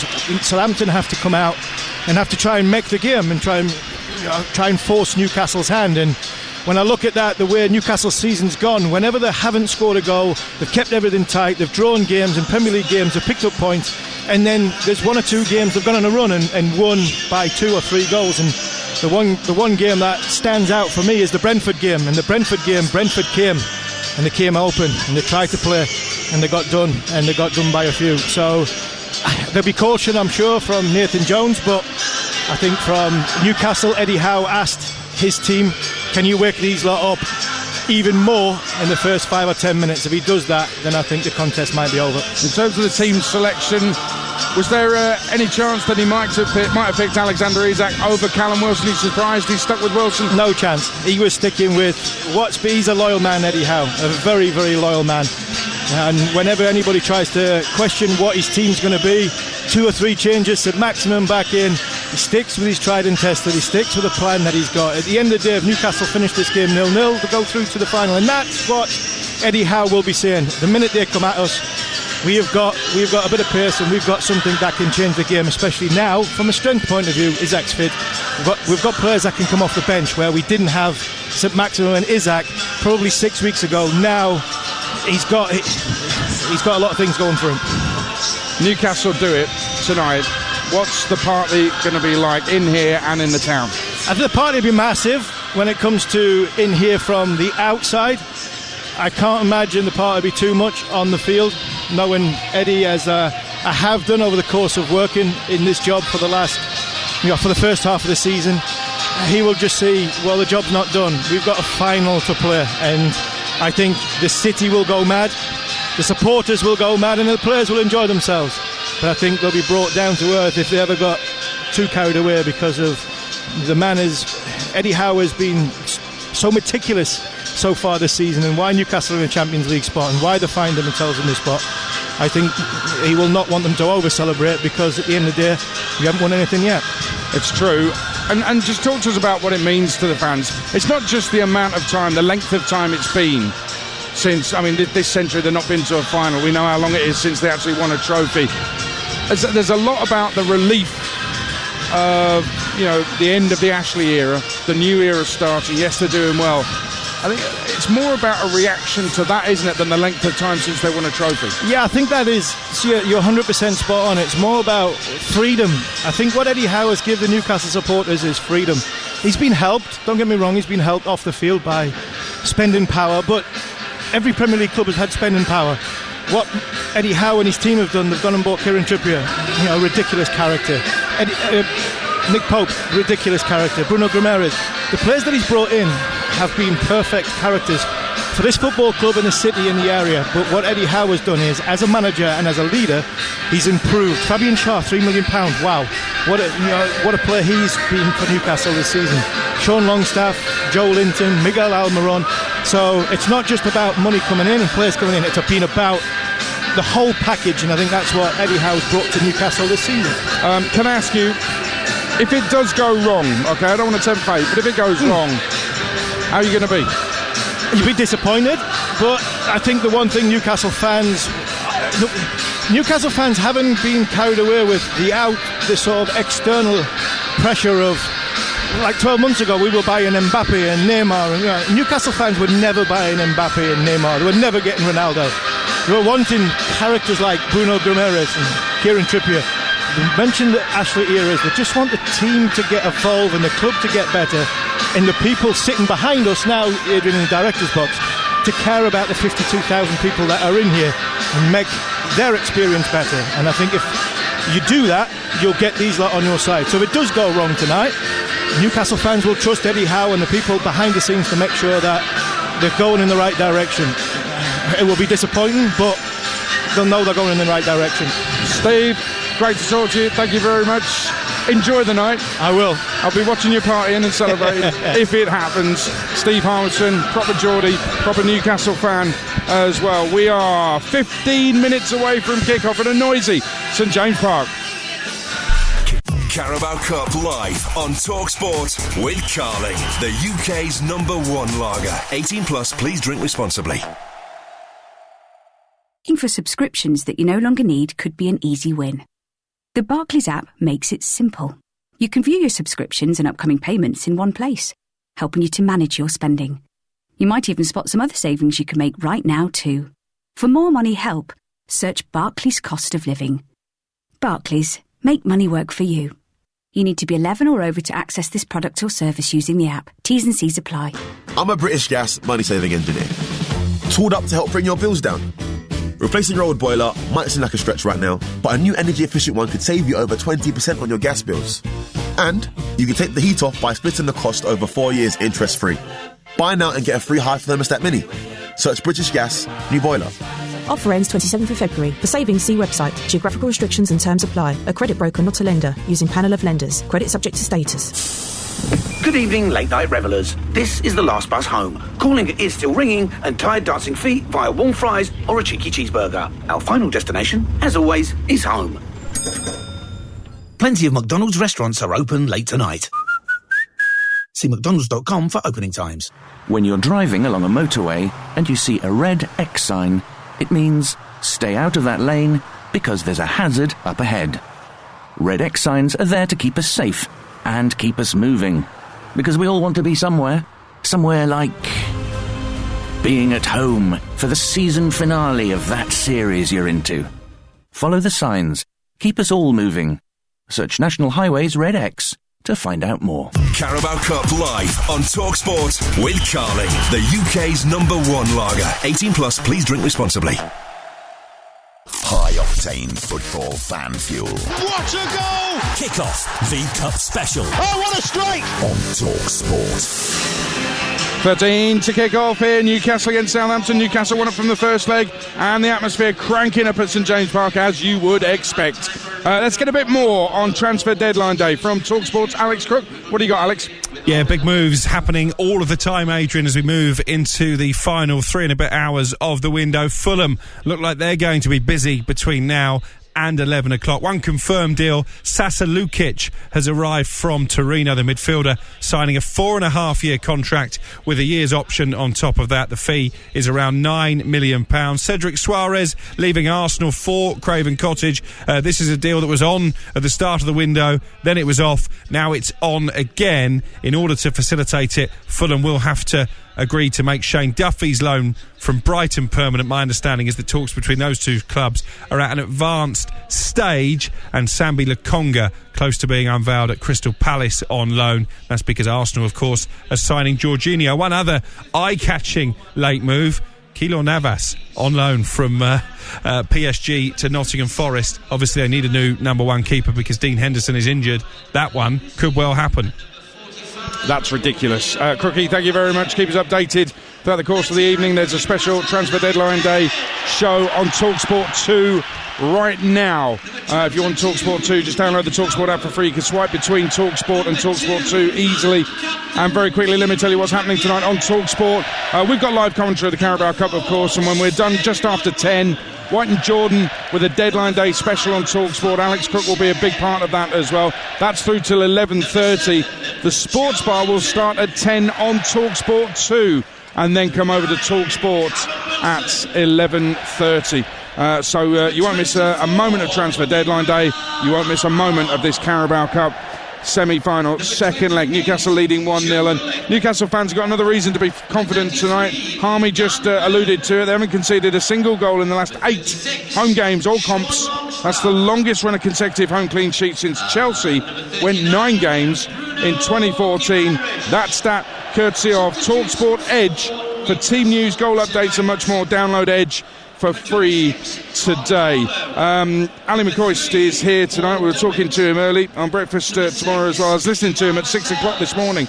The 6 o'clock club, Laura Woods, Ali McCoist, absolutely magnificent. Anything goes. If you're not laughing by the end of that, then there's something a little bit wrong with you. Magnificent show this morning. Brought you all the news from Deadline Day, all the reaction from West Ham's win at Derby in the Cup, and from the FA Cup 5th round draw as well.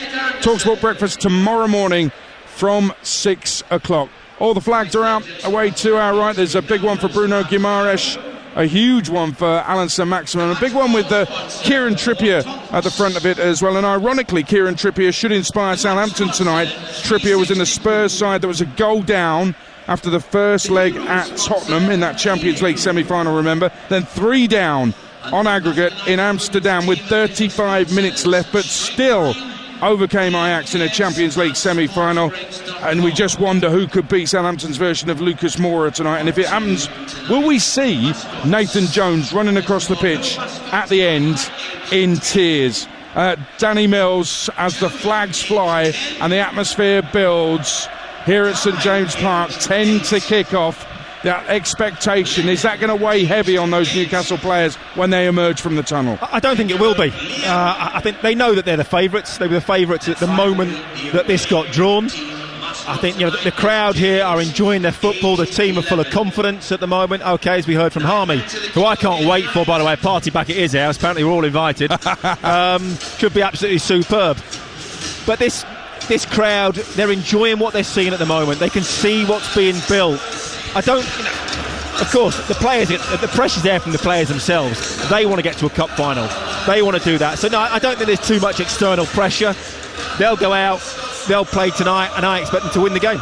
I think that there is a danger. I must admit, last week at Southampton, when the full-time whistle went, I think we were all talking amongst ourselves when we got off air saying, well, that's it, Newcastle are in the final. But there is a danger that could be too much. It could be overconfidence on the part of Newcastle and certainly the fans, and it will bring them back down to earth if Southampton get an early goal. And how often does a team in the winner first leg away 1-0 but then go out? It doesn't happen often, but Newcastle actually did it 20 years ago. Bobby Robson's side led 1-0 after the away leg of a Champions League qualifier against Partizan Belgrade, lost the second leg 1-0 here, went to penalties.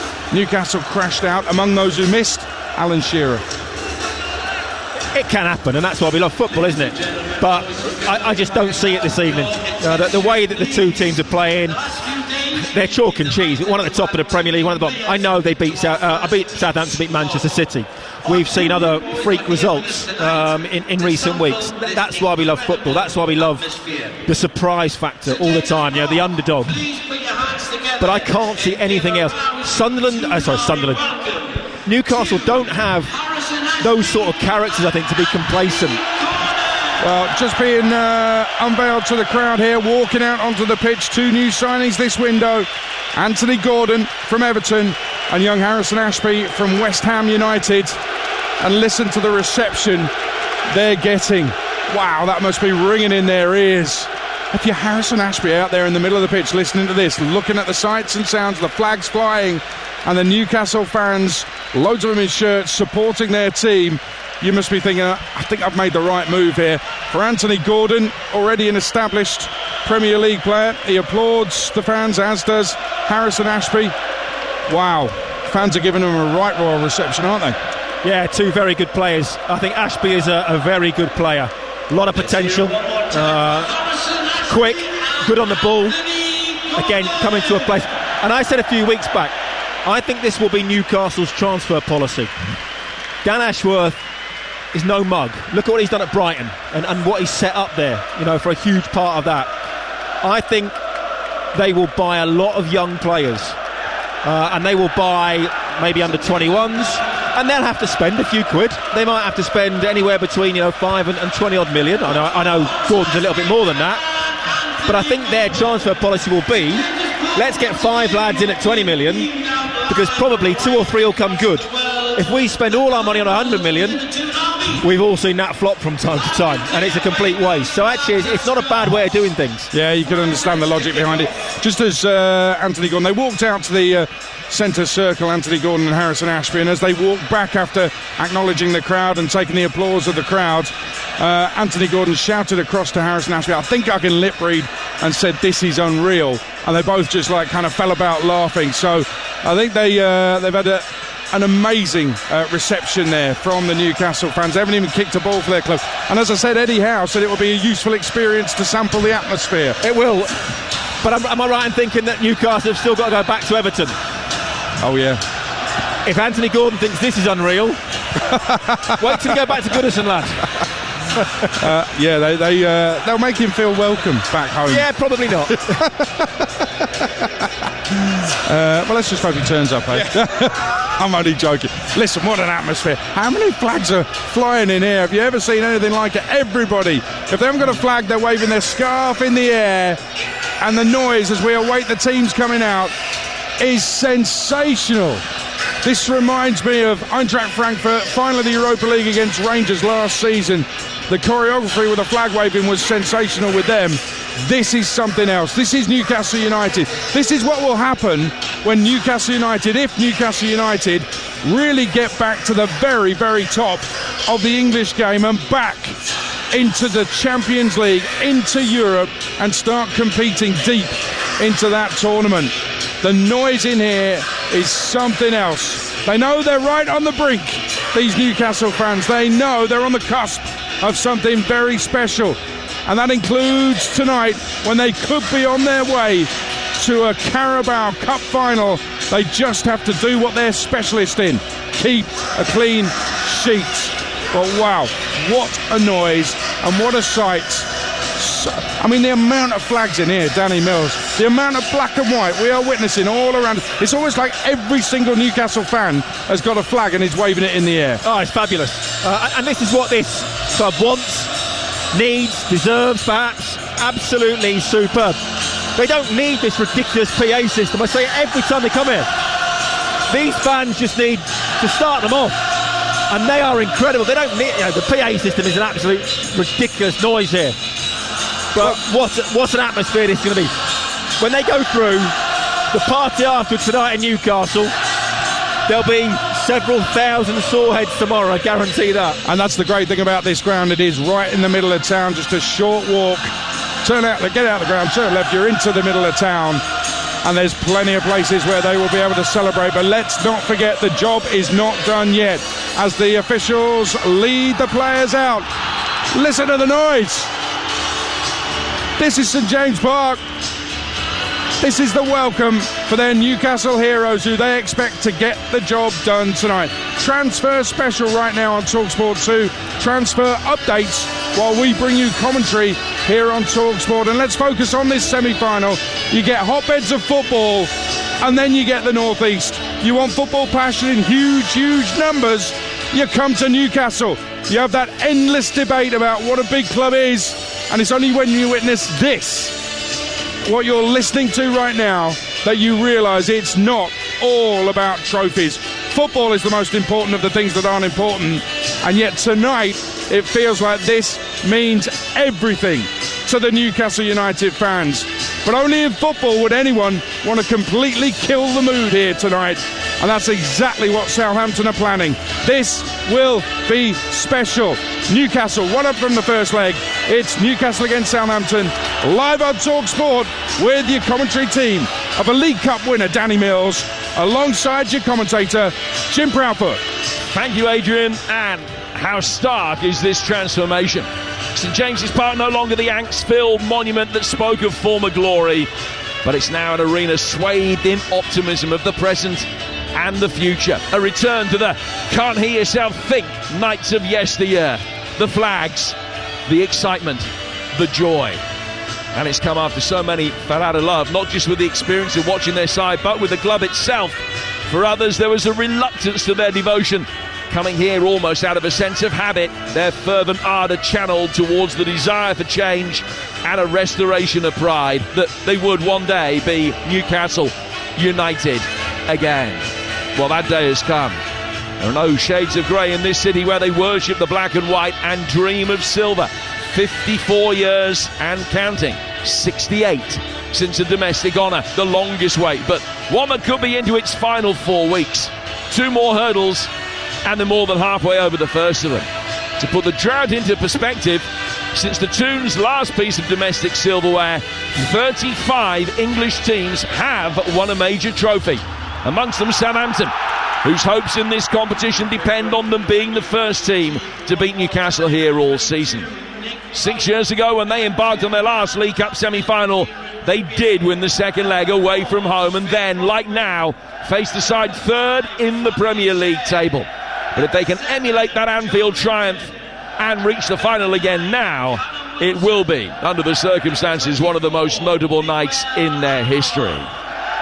Newcastle pick that same team again. Pope in goal, Trippier, Cher, Botman and Byrne, Longstaff, Guimaraes and Willock, Almiron, Wilson and Jolinton.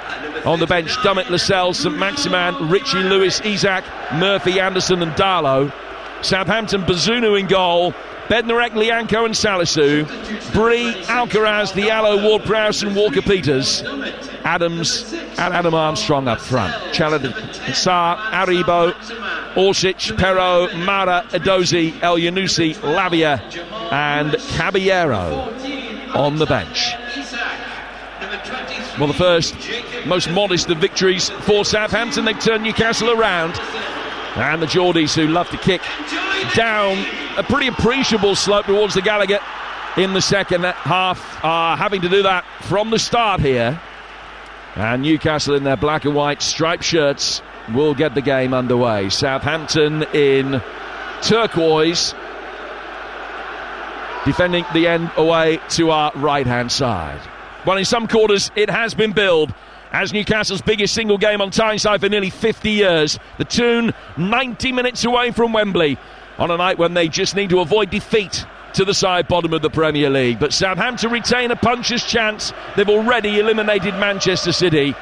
Can they now ruin one of the biggest celebrations this party town will have witnessed for years? First free kick goes Newcastle's way. They'll take it on halfway. And they're in no hurry, even from the first kick-off, about any of these restarts. Bruno Guimaraes leaving this free kick for Kieran Trippier to take. Now Trippier from halfway just flights it forward towards the edge of the box. It's half cleared, brought down by Almiron for Newcastle, who works it out to the Geordie's left-hand side. Willock turning it round the corner, but Bree gets his first meaningful touch in a Southampton shirt, the former Luton man getting it away. Bree playing on the right-hand side of the back five as expected. At the one change, actually, Lianco playing on the right of the three centre-halves, and it's Bednarek who is playing in the middle rather than the other way around. I'm delighted to say the former England World Cup defender Danny Mills is alongside me for this one. Dan, good evening to you. Good evening. I mean, fantastic atmosphere. As expected, Newcastle on the front foot, as you said, kicking down the slope. A lot of people don't think there is a slope here, trust me. There is, and when you're up against it, especially in the second half, it gets bigger. Here's Kyle Walker-Peters for Southampton, picking it up at left back.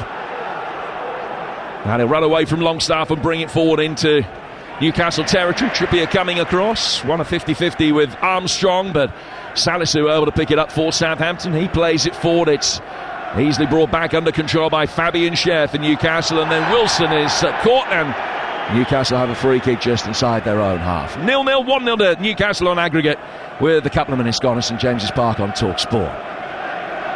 As I said, I think Southampton are going to have to sit in, make sure they're solid, they're resolute, stay in the game. It's one of those, even at 1-0, if Newcastle get the first goal, they've got to come and score two. Unlikely the way that Newcastle defend right now, and they'll have something to protect. I think it makes it very, very difficult. So they've got to be cautious. I think they've got to stay in the game at least this first half, keep it to 0-0 if they can. Guimaraes finding Schär. Schär just trying to roll it through inside the area where Longstaff has played it.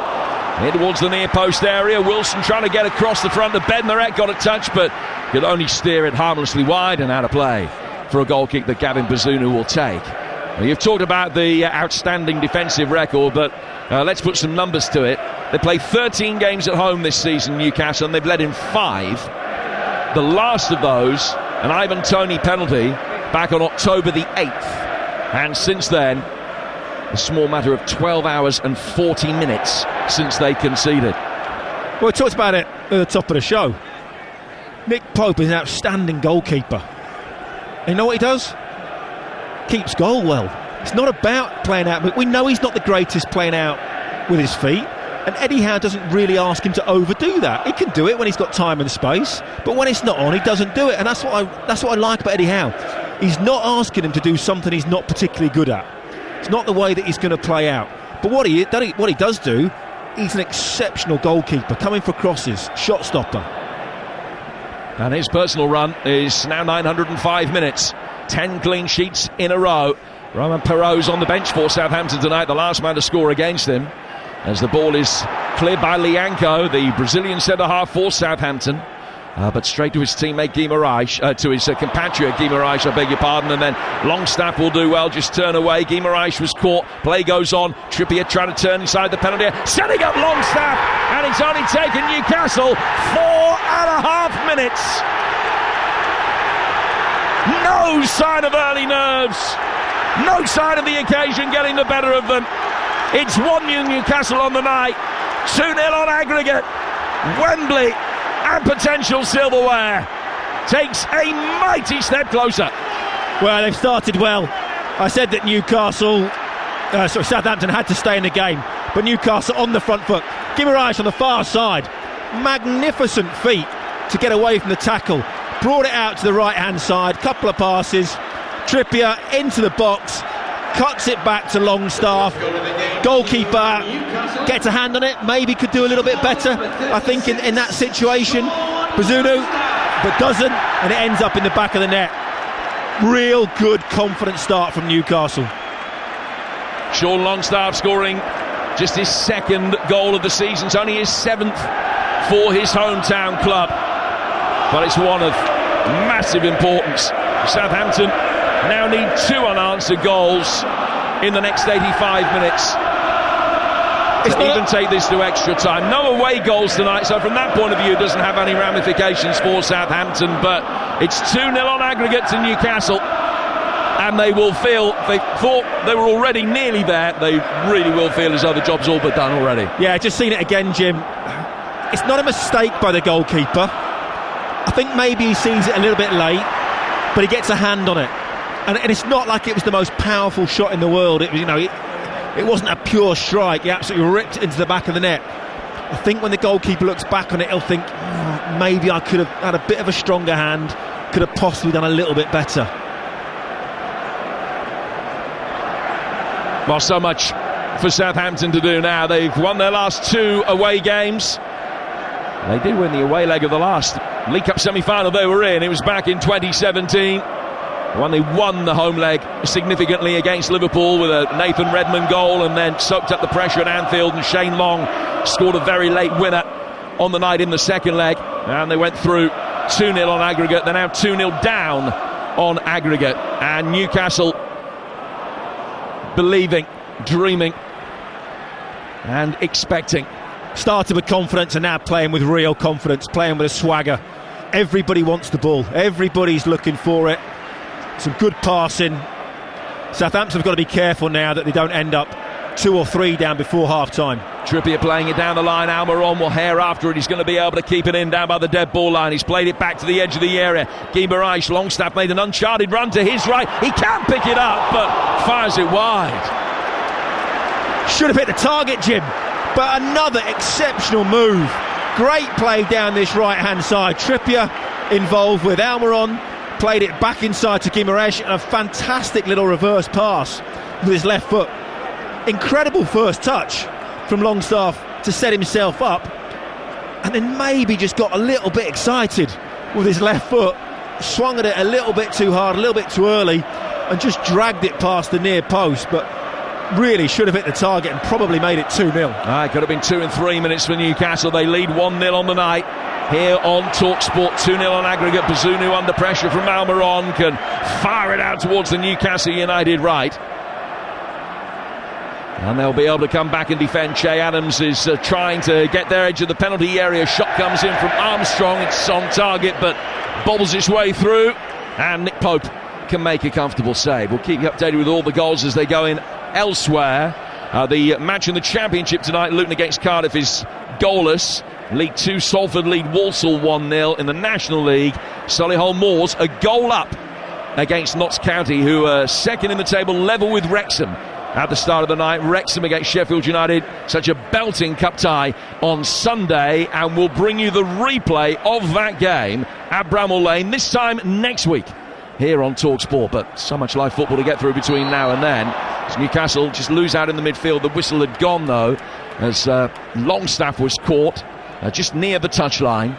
Newcastle's goal scorer is okay, he's back on his feet straight away. A free kick that'll be taken by the Toon, leading by a goal to nil with 9 gone on TalkSport. Playing with confidence, self-belief, know that if they do it right, keep their attitude right, which I can't see any reason why they wouldn't at this stage. I said at the beginning, could be a comfortable night for Newcastle. There's a fixture in which they've had the better of Southampton in the recent past. They've won each of the last 3 meetings, all of those at St Mary's. But the Saints haven't won here on Tyneside since 2015, with Yero Elia getting a couple that night. And Newcastle on the front foot again with Willock turning inside the penalty area and winning the first corner of the evening off Lianco with a cross that just looped up off the Brazilian. At the moment, Southampton struggling to get out. somehow they've got to get a foothold in this game, Southampton. They've got to get a few passes. They've got to get people on the ball and just kill this relentlessness at the moment from Newcastle. Well, Trippier's gone across to take the corner, which is over on the far touchline, the Newcastle left. Guimaraes stands hands on hips on the edge of the D. Willock a little bit further forward than that. Amaron also in the D.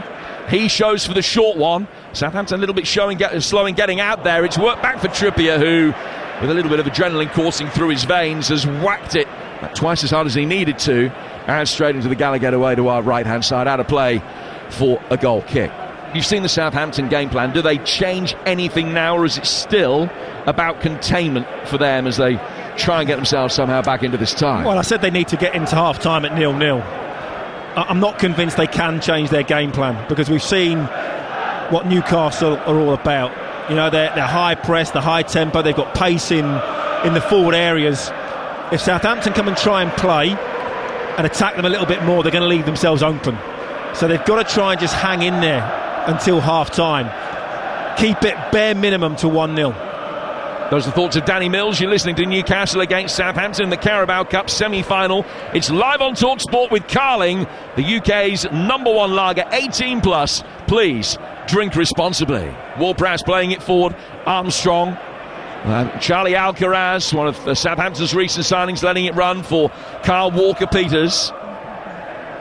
And now to be worked back out of the Southampton rifle, Lianco. Lianco exchanging passes over on the far touchline with Bree. It'll be work back for Jan Bednarek.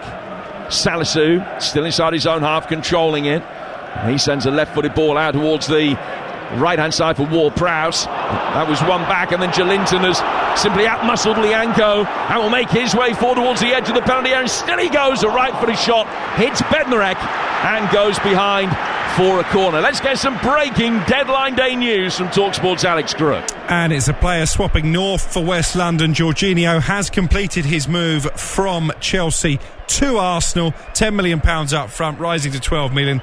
He signed an 18-month contract. Crookie, thank you. If you want to keep bang up to date on the latest transfer news, place to be right now, TalkSport 2. Couldn't be easier. You can listen on DAB by downloading the TalkSport app and swiping left, or simply asking your smart speaker to play TalkSport 2. We've got all the deadline day news covered. Here on TalkSport, we're at St James's Park. Cup fever. And Newcastle get another corner as Trippier swings that one in towards the near post. Bazunu came out. And between them, the Southampton back line got enough on it to be able to get it wide of the near post and out for corner number 3. Not sure how that's given as a corner. Might have just come off Bazunu, maybe, as he came flying out with a Superman punch, and was very, very lucky if he got anything on it. I think the ref's done him a favour to say that he did. 13 minutes in, Newcastle's third corner. Trippier swinging that one in, was headed away and then volleyed way over the bar by Almiron and out of play for a goal kick. Well, the one thing Newcastle would most have wanted tonight, Danny Mills, an early goal just to settle the nerves. You don't know how it might potentially have changed with so much expectation had Southampton scored first, but the fact that Newcastle have got their noses in front and doubled the aggregate lead just seems to have settled everybody down. Yeah, of course. And it's really weird, isn't it, when people say, 2-0 is a really dangerous score. Well, not as dangerous as 0-0 or 1-0. It's only because we always remember that game where someone came back from 2-0 down and got the 2-2. I think there's a lot more games where teams were winning 1-0 and came back to get a draw or get a win. Yeah, it's not as dangerous as 0-2. Exactly. I'll give you that. Here's Salisu taking it down towards his own corner flag, and he's driven it off Almiron straight out of play for a goal kick that'll be taken by Bazunu. I tell you what, though, just on that move Jorginho's obviously just completed, I know there's a lot of talk this morning with Laura Woods and obviously the breakfast team especially. I think that's a really good move for Arsenal. This is not a player that's going into their first team to start immediately. He's going to come on when they're maybe 1-0 up, 2-0 up, and he's going to control the game, control the pace of the game. He's been there, seen it, done it. He knows how to get over the line, and that could be vitally important in this last 5 months for Arsenal. So I actually think it's a really good signing, because he's not going in there to replace Partey. He's maybe going in there to come on 30 minutes to go, or play in the odd game when Partey's not available. So Jorginho completing his move from Chelsea to Arsenal, as we heard from Alex Crook. Just a reminder, And the news of all the deals as that news unfolds live for you right now over on TalkSport 2. Plenty of speculation that Southampton are going to be active in the transfer market with potentially a winger and a centre forward joining the club, and the transfer record broken between now and 11 o'clock. Here's Longstaff. Newcastle beautifully playing the ball out through the midfield. Bednarek cut out the through ball. Ward-Prowse is then brought down by Dan Burn. And a free kick goes Southampton's way, not in Ward-Prowse territory by any stretch of the imagination. This one's only about 6 yards from halfway, over on the right-hand touchline. It's 1-0 Newcastle on the night. You can tell that Newcastle are coached very, very well. Their speed of thought in the transition is superb. Even then, they're breaking forward. They give the ball away. The moment they give the ball away, every player stops immediately 2 or 3 yards back into position.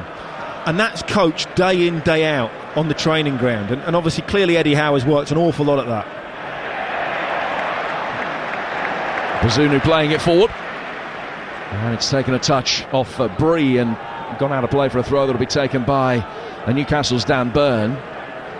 When Eddie Howe was at Bournemouth, one of the criticisms was that he couldn't set up a side defensively, that the Cherries always conceded too many goals, but this Newcastle team, 11 conceded in 20 Premier League games this season. Well, he's obviously learned, and all managers have to do that.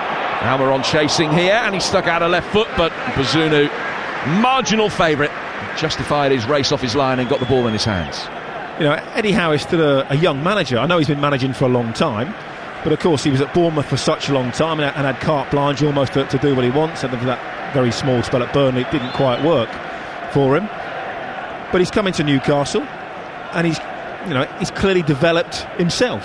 And like you said, now he's also got better players to work with. That obviously helps. But when you look at the way that Newcastle are playing, transitions, that modern day word, whatever, when you give the ball away, your first reaction has to get back into position, make it difficult for the other team, and that's what they're very, very good at. That's his 50th game in charge of Newcastle tonight, incidentally. He's won nearly 3 times as many as he's lost. Trippier's going to take a throw for Newcastle into the feet of Longstaff, whose 5th minute goal has doubled Newcastle's aggregate advantage. Cher launches a long one forward, and Bazunu comes to the edge of his penalty area to catch it for Southampton. Bowled out quickly for Lianco. Here's Jan Bednarek on the edge of the D. Bednarek turning it back to his goalkeeper Bazunu, under pressure from Wilson, but he could get it away. All he does, though, in firing it forward under that pressure is give possession straight back to Newcastle. They've got to throw about 10 yards inside their own half. So Newcastle side that have only lost 1 of the last 20 games in all competitions. Southampton, for their part, 7 defeats in the last 8 Premier League matches. Here's Guimaraes turning into trouble. Alcaraz winning it back. Ward-Prowse trying to flick it through the midfield. Couldn't find Armstrong. Trippier, he's given it away as well. Diallo, who was excellent in that first leg, has won it back and plays it forward for Walker-Peters. Walker-Peters, who played it right back in the first leg in a 4, left back in a 5 tonight. Adam Armstrong's got it now. Walker-Peters has made a good run towards the byline, chipping it in towards the centre of the 6-yard box, but Byrne comes across to knock it away. And his header falls for Almiron. Trippier then stretching, does well. Links up the play by knocking it down for Guimaraes, who was fouled. And it's a free kick to Newcastle inside their own half. If you're Southampton and putting crosses into the box, high crosses especially, you're going to have to be unbelievably accurate in there. Goalkeeper's massive. 2 centre-halves are massive as well. Left back's pretty big. I know Trippier's not the biggest, but he's very good in the air as well. So again, I think Southampton, high balls into the box, crosses, probably not the greatest idea. Wilson trying to spin Bednarek. The ball beat the pair of them and goes through for Gavin Bazunu. It's interesting, Jim, when you look at Newcastle, and we're all obsessed, well, most people are obsessed now, playing out from the back, got to play short, goalkeeper's got to give it to a centre-half on the edge of the 6-yard box. Newcastle don't do that. I'm not going to say they're direct, because Newcastle fans will pile into me, but they look for first pass forward, and that might be a short pass, it might be a long pass, and they're not afraid to put the ball in behind the opposition defence, and that's good football, mixing it up. That's very clever from Cher. As the ball was rolling down the left-hand touchline, he deliberately back-heeled it into Armstrong, so it went out of play for a throw that will be taken by Newcastle on the right. There's a Geordie side exuding confidence. They haven't been at their most fluent, as has been well documented, but it's worth pointing out they haven't trailed at any point in any of their last 13 Premier League games. The atmosphere here, formidable. And Newcastle's first chorus of K, Sarah, Sarah, emanates around St James's. Ball played down the line. Joelinton doing well. He's got a really good understanding with Willock down that left-hand side. Willock playing a little reverse ball. Almiron across. Oh, what a goal! 2-0, Longstaff. Book your hotels and your trains. You go to Wembley, Newcastle United. That goal is just a thing of beauty. Pass after pass from the left-back position all the way up the field. Stringing them together down the left. Laid back inside the box. And Longstaff just opened up his right foot and side-footed it into the bottom right-hand corner. He has scored 2. Newcastle 2 up on the night. They're 3-0 up on aggregate. And this is all but done. A first League Cup final since 1976. Now feels like a formality. Great play down the left-hand side. Ball back into him, arriving late into the box, around about the penalty spot. Just had to tap it into an open net. Willock down the left-hand side, absolutely superb. Cuts in, gets his head up. Clever little reverse pass, squared across, and a simple tap in. He's got 2. He could have easily had 3 by now. When was the last time Sean Longstaff scored a hat-trick? Well, on the basis that he's only scored 6 with Newcastle before tonight. Under 12s? It's an easy answer. And it begins with never. I'm not even sure he scored a hat-trick in training. Fair play to him though, arrived late into the box. 3 times he's done that now and 3 opportunities created for himself. Newcastle United 2, Southampton 0. Sean Longstaff on 5 and 21. Reluctant to say it, Jim, but game over. Well, it's going to be an outstanding fight back if Southampton can turn this around from here. 70 minutes to score 3 goals against a side that have led in 5 in 13 matches at St James's Park all season. I know there's a little bit of a slope in the second half in favour of Southampton, but they're going to have to get the jacks out, I think, and ramp it up another 40 feet for it to be a real problem for Newcastle. Well, the Saints certainly going uphill at the moment in every conceivable sense. Here's Almiron picking up for Newcastle, trying to turn through the midfield. Alcaraz has won it back from Longstaff. Ward-Prowse playing it forward. Adams just stumbled as the ball ricocheted in his general direction and he couldn't quite adjust. Almiron getting it back for Bruno Guimaraes, who actually went down in the immediate aftermath of the Newcastle second goal, and he received a little bit of treatment on the near touchline. No, I think it was a pit stop for studs. I think that's what it was. I think they were changing his studs, yeah. He's certainly not showing any ill effects. Alcaraz with a slightly misplaced pass there. Wasn't quite F1 speed, was it? It took a little bit longer. Get new wheels on. Lianco back for Bednarek. Salisu. Walker-Peters on the Southampton left, bringing it forward. Very good afternoon to you if you're listening across the United States and Canada on Sirius XM-FC. Newcastle United heading for Wembley. 2-0 up on the night, 3-0 up on aggregate. No side has lost the first leg at home in the League Cup semi-final and gone on to reach the final since the late 80s. It was Arsenal who did it. They eliminated Spurs in 1987. Just can't see it happening here. And tomorrow night it's an even more difficult task for Nottingham Forest. They're 3-0 down from the first leg. They go to Old Trafford, and we'll bring you that one live on TalkSport as well. Bednarek's got the ball for Saints and plays it back for Bazunu. The black and white scarves being waved around.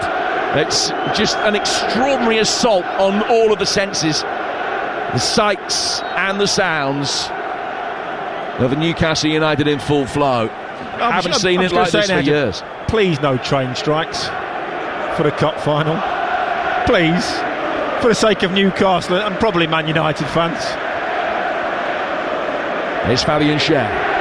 Schär worked forward. Longstaff on a hat-trick, poking it forward away from Wilson, and Through towards Bazunu. I'll tell you what, if I was Longstaff, I'd be shooting from everywhere. Every time I got in and around the box, I'd just be whacking it. Notts County have equalised at Solihull. Ruben Rodriguez from the penalty spot. And that is the goal that, as things stand, would take them top of the National League. And Wrexham next in action at the weekend. They go to Altrincham before their FA Cup replay next Tuesday away at Sheffield United. Here's Adams for Southampton. Back for Salisu. Salisu to Jan Bednarek. Bednarek outside his penalty area, just working forward to Charlie Alcaraz, who was a little bit slow in reacting, and Willock flicked it away from him, picked his pocket. Willock trying to bring it forward down the left-hand side of the area. Breeze across there. Former Luton man clears and wins the throw for Southampton. Newcastle 2, Southampton 0, 3-0 on aggregate, and we've played 25 minutes of the second leg. Half-time can't come quick enough. Southampton at the moment mentally look like they've gone. They look like they're really struggling. It's like they know that this tie is done and dusted. So somehow Nathan Jones got to get his troops in at half-time and try and rally them as much as he possibly can for the second half. 'Cause at the moment, confidence is shot, no belief whatsoever. And of course, from a Southampton perspective, they have to make sure that this doesn't become a damaging night for the major business in hand of the relegation battle. And Southampton still very much in the fight, although they're bottom of the table. They've got Brentford away, Wolves at home next, before they go to Chelsea. And it's a match at the G-Tech Community Stadium this weekend that will be occupying their thoughts, and might get to a stage late in this game if it truly has run away from them, if that's not the case already, that they make tactical changes just to keep some legs fresh for that game. No such problems for Newcastle. They got West Ham here at the weekend, third in the Premier League, of course, and chasing Champions League football for the first time for an eon. Trust me, Jim, when you're winning, you can play as many games as you want. It almost becomes irrelevant, because even if you're playing Saturday, Wednesday all the way through, Saturday, Tuesday, if you're winning games and you're playing well, you're not training. You're coming in, the starting 11, they're coming in, they have a little bit of a bobble, a little bit of a warm down every time, and you're just playing match after match after match, and it's the best feeling on the planet.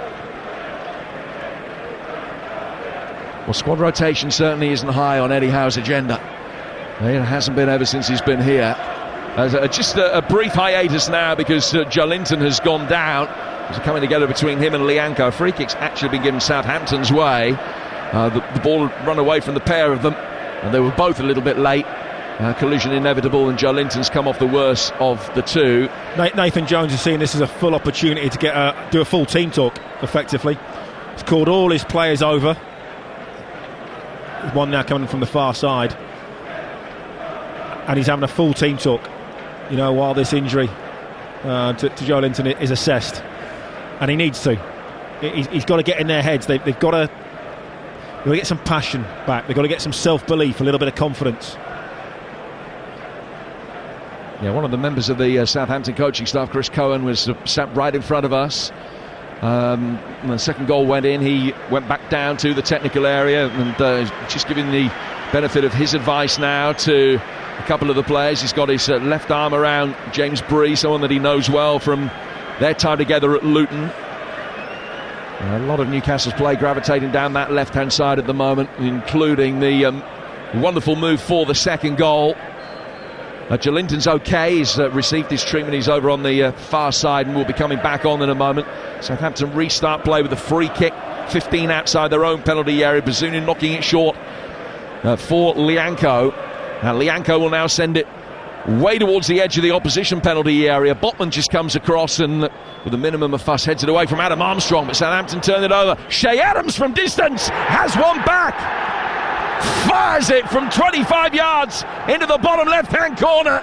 Well, Southampton needed a miracle. They needed 3 in about an hour, and they've got the first of them, and it's 2-1 on the night. And wow. Newcastle have conceded at home for the first time since back in the first week of October. Sorry, Jim, just wow. What a hit that was. I mean, completely out of the blue. They give the ball away on the far side. I think it was Willock that gave the ball away, and it popped to Shannon, 25, 30 yards out on the angle, and he hit the half volley like an absolute rocket. Newcastle coming at the other end. Longstaff standing it up inside the penalty area. Armstrong's back to defend for Newcastle and gets it for Southampton, gets it away, but can't find Adams. Sorry, Dan. No, it's one of those perfect moments where it just sits up, greasy turf, skims off one bounce, skims off the ground into the far corner. Pope, absolutely no chance in that. He hits it so early with so much power, and it's like an arrow right into the far corner. And out of nowhere, they've got a glimmer of hope. Well, it's the first that the Geordies have conceded at St James's Park in 13 hours and 5 minutes. They've got to make sure they don't let in another 2 unanswered goals in the next hour. And Southampton, as you say, it is the merest glimmer of hope. Not too many lucks in that particular glimmer, but a lifeline with the smallest of L's. First shot, Jim? First meaningful. Certainly first shot on target. Armstrong had a low skidder in the early stages that was little more than a pass back for Pope, but that was a great hit from Che Adams. And it is 2-1, and he was due. It's his first goal in 10, and he's now the joint leading scorer in this competition this season with Marcus Rashford. He's got 5, and in the League Cup he's got a wonderful record, 11 in 16 in his career, including his first senior goals, which actually came in one of the most absorbing cup semi-finals I've ever had the privilege to be at, a Sheffield United-Tottenham game a few years ago, where he came off the bench not long after he signed from Ilkeston and got a couple in the space of 2 or 3 minutes in a game that Sheffield United looked dead and buried in, and they got to extra time. Well, Adams has thrown Southampton smallest of lifelines here, but Newcastle still in control, 2-1 up on the night. It's 3-1 on aggregate. Guimaraes playing it back inside his own half for Cher, and Cher goes back to his goalkeeper, and Nick Pope will play it out to the left hand side. His run of 10 successive clean sheets comes to an end. Newcastle 2, Southampton 1. We are keeping abreast of what's happening elsewhere. It is half time in the FA Cup third round replay. St Andrews, Ian Stringer. Birmingham City 0, Blackburn Rovers 0. 2 half chances to report. Both goalkeepers doing very, very well. Etheridge saving a deflected shot, and Pears doing well to save from Ayala, almost putting into his own net. Birmingham 0, Blackburn 0. So dead level there, winners of that one away to Leicester. We'll go to championship action in a moment, but Newcastle on the front foot with Kieran Trippier playing in inside the penalty area. Was there a pull down on Wilson? He's claiming there was. He ended up on the deck inside the box. It's cleared. VAR will be having a look at it. Almiron, Trippier playing it in, and it's headed away by Lianco to relative safety for Southampton. I mean, it was a little bit off the ball, but I'm not sure how he ends up in that position on the floor if there's not a tug or a foul on that. Well, the VAR here tonight is Darren England, or for this game here tonight is Darren England. And Paul Tierney more than happy for play to continue. Salisu taking it down towards the corner flag will work it up the left-hand touchline. It's bounced off Almiron, brought down by Guimaraes, forward from Trippier, away from Longstaff. Salisu sticks his head in. Ward-Prowse plays the way that he's facing back towards Diallo. Good strength from him to see off Longstaff, and he plays it towards Lianco. And now it comes back for Diallo. And Che Adams has peeled out towards the left-hand side. Half-time details from Luton in a moment, but Adams bringing it forward here. It's a good ball to Adam Armstrong. Takes it down. He's got Walker-Peters in support. Couldn't quite trust himself to hit it first time, when perhaps the angle might just about have been there for him. Southampton recycle it with Adams on the left-hand touchline. Back it goes from him to Salisu. Salisu firing it across the edge of the penalty area. And Bree almost able to react after a slight misjudgment from the Newcastle back line. Eventually it's cleared into the former Luton defender and goes out of play for a goal kick to Newcastle. Let's find out how Bree's former teammates are doing in championship action at Kenilworth Road tonight. Ian Abrahams. Here's Luton 0, Cardiff 0. Chances at both ends, but easy saves to the goalkeeper from Adebayo from Luton and Callum Robinson from Cardiff. Get better in the second half here. Luton 0, Cardiff 0. Moose, thank you very much indeed. Half-time scores then in League 2. Carlisle 1, Barrow 0. Crewe 1, Stockport 0. Salford 1, Walsall 0. And in the National League, half-time Solihull 1, Notts County 1. Aldershot 0, Boreham Wood 0. Eastleigh 0, Barnet 1 coming up to half-time. Yeovil 0, Wealdstone 0. And the scoreline in the other game hasn't come up on my phone, so I don't know. No, it's Woking 1, Torquay 0. I'm only saying that our producer here tonight, a Woking fan. and I support the side losing that particular game, and I've known for a long time that there was going to be a bit of stick coming my way tonight. Woking leading. It's not over yet, Jim. It's not over yet. Oh, it is. Newcastle 2, Southampton 1 here, 3-1 on aggregate. Is this one over? Well, I thought certainly at 2-0 that it was. Southampton to score another 2, I still think highly, highly unlikely. I went for 3-1 at the start, didn't I, to Newcastle, so I'm on track so far. That was in this game, by the way, not on aggregate. Well, you're listening to Kickoff live on TalkSport. We'll find out how it unfolds together over the next 55 minutes. This is a problem here for Kyle Walker-Peters for Southampton, who's been down receiving treatment for about a minute and 90 seconds or so. Yeah, he's coming off, Jim. And they're going to have to make a change.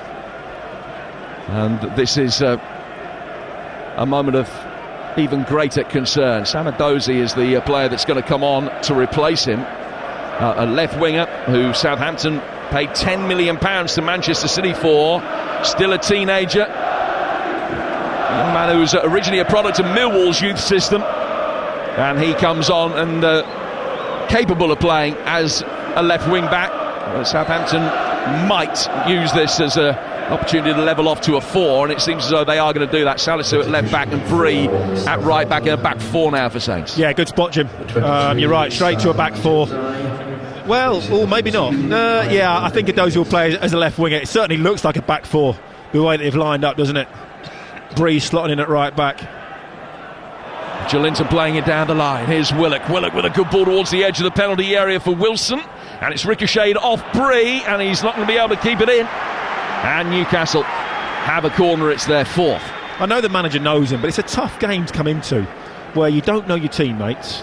You haven't been in around the building too long. It's a brave call from the manager to throw somebody into a game this big. And particularly as a player who has got very little big match experience in his career. I mean, he's played in playoff semi-finals, but his time at Barnsley and Villa at Luton is not a huge amount of matches against Premier League opposition.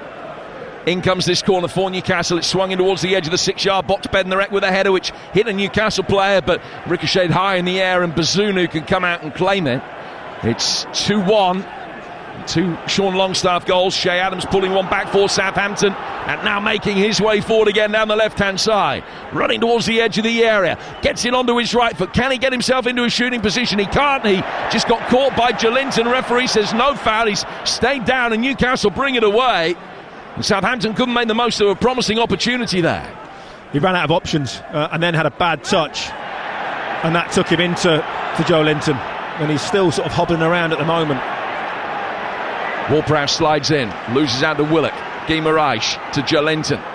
Adams still hobbling around, as Danny Mills mentions. He's just bending down and feeling that lower right leg, but he does continue for now. Longstaff playing it forward. Almiron with the players coming in from both sides of him, but it was neat, crisp control under pressure. Salisu clears it. It'll bounce back past Kieran Trippier. Adams then got a touch, and then Cher forced a far and long back pass back for Nick Pope. Comes outside his penalty area, lets it bounce. Huge high up and under from him. Charlie Alcaraz trying to bring it down in the midfield. The young Argentine's touch wasn't what was required, and Miggy Almiron wins it back. And Trippier will play it down the line for Longstaff, and he can't control it, but after the impact he's had tonight, Newcastle fans will excuse him. 1 error. It's out of play. It's a throw, which will be taken on the Southampton left. They need 2 without reply from here to deny Newcastle a first appearance at the new Wembley. Last 5 minutes got a bit scrappy, isn't it? Both teams just giving the ball away a little bit in that midfield area. You listen to Kickoff. It's live on TalkSport. After us, Jim White, Simon Jordan will bring you a deadline day special. Our football correspondent Alex Crook alongside them, bringing you all the news as it develops across the evening. As soon as there are any major transfers, you'll hear about them during this game. Here's Wilson, right-hand side of the penalty area for Newcastle. Played in, but mopped up easily enough by Lianco. Now Lianco down the left-hand side for Salisu. Hasn't seen too much first-team football at left-back, although he did play there last week. And he's played it back here for Bednarek. Bednarek clears his lines. A few just at cross purposes there. It's gone out of play for a throw, which, after a deflection off Almiron, will be taken by Southampton on that left-hand side. Taken by Salisu. Diallo back for Alcaraz. Alcaraz laying it off with the outside of the right boot back for Lianco. Under pressure from Wilson, he goes long. Adam Armstrong trying to get round the back of Botman, but Pope came out and claims it on the edge of his own penalty area. 5 to go to half-time. 2-1 Newcastle, 3-1 in aggregate.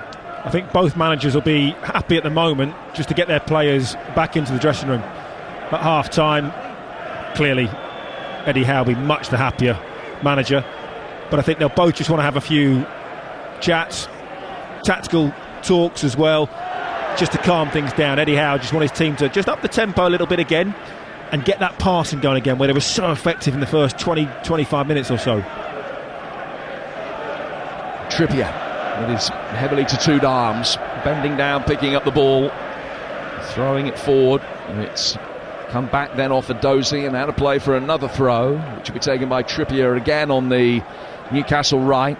What a great signing he's been, by the way, Jim. Sorry to interrupt. Absolutely magnificent. Not just in performances, but character, leadership, all those types of things. He's been absolutely superb. And if he wasn't the very first name that they brought in after the takeover, he was right up there, and it was such a statement signing. We'll come back to that in a moment as Newcastle bring it forward with Willock, laying it back for Byrne, and then turn round the corner again.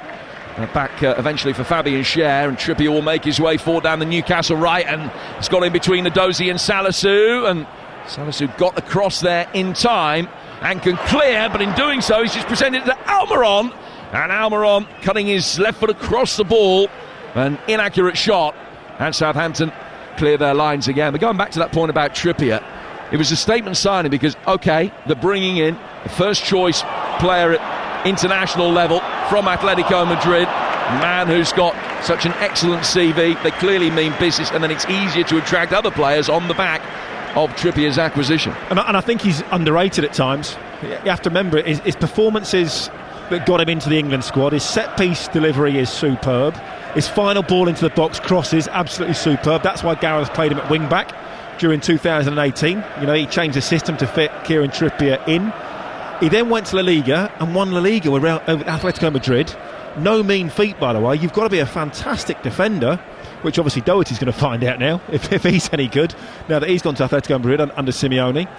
You've got to be a great player to be able to do that. So to bring him in here with all that experience and that quality, and his attitude, I have to say, has been absolutely first class. No wonder he is captain, isn't he? Yes. Yeah, no wonder he's captain.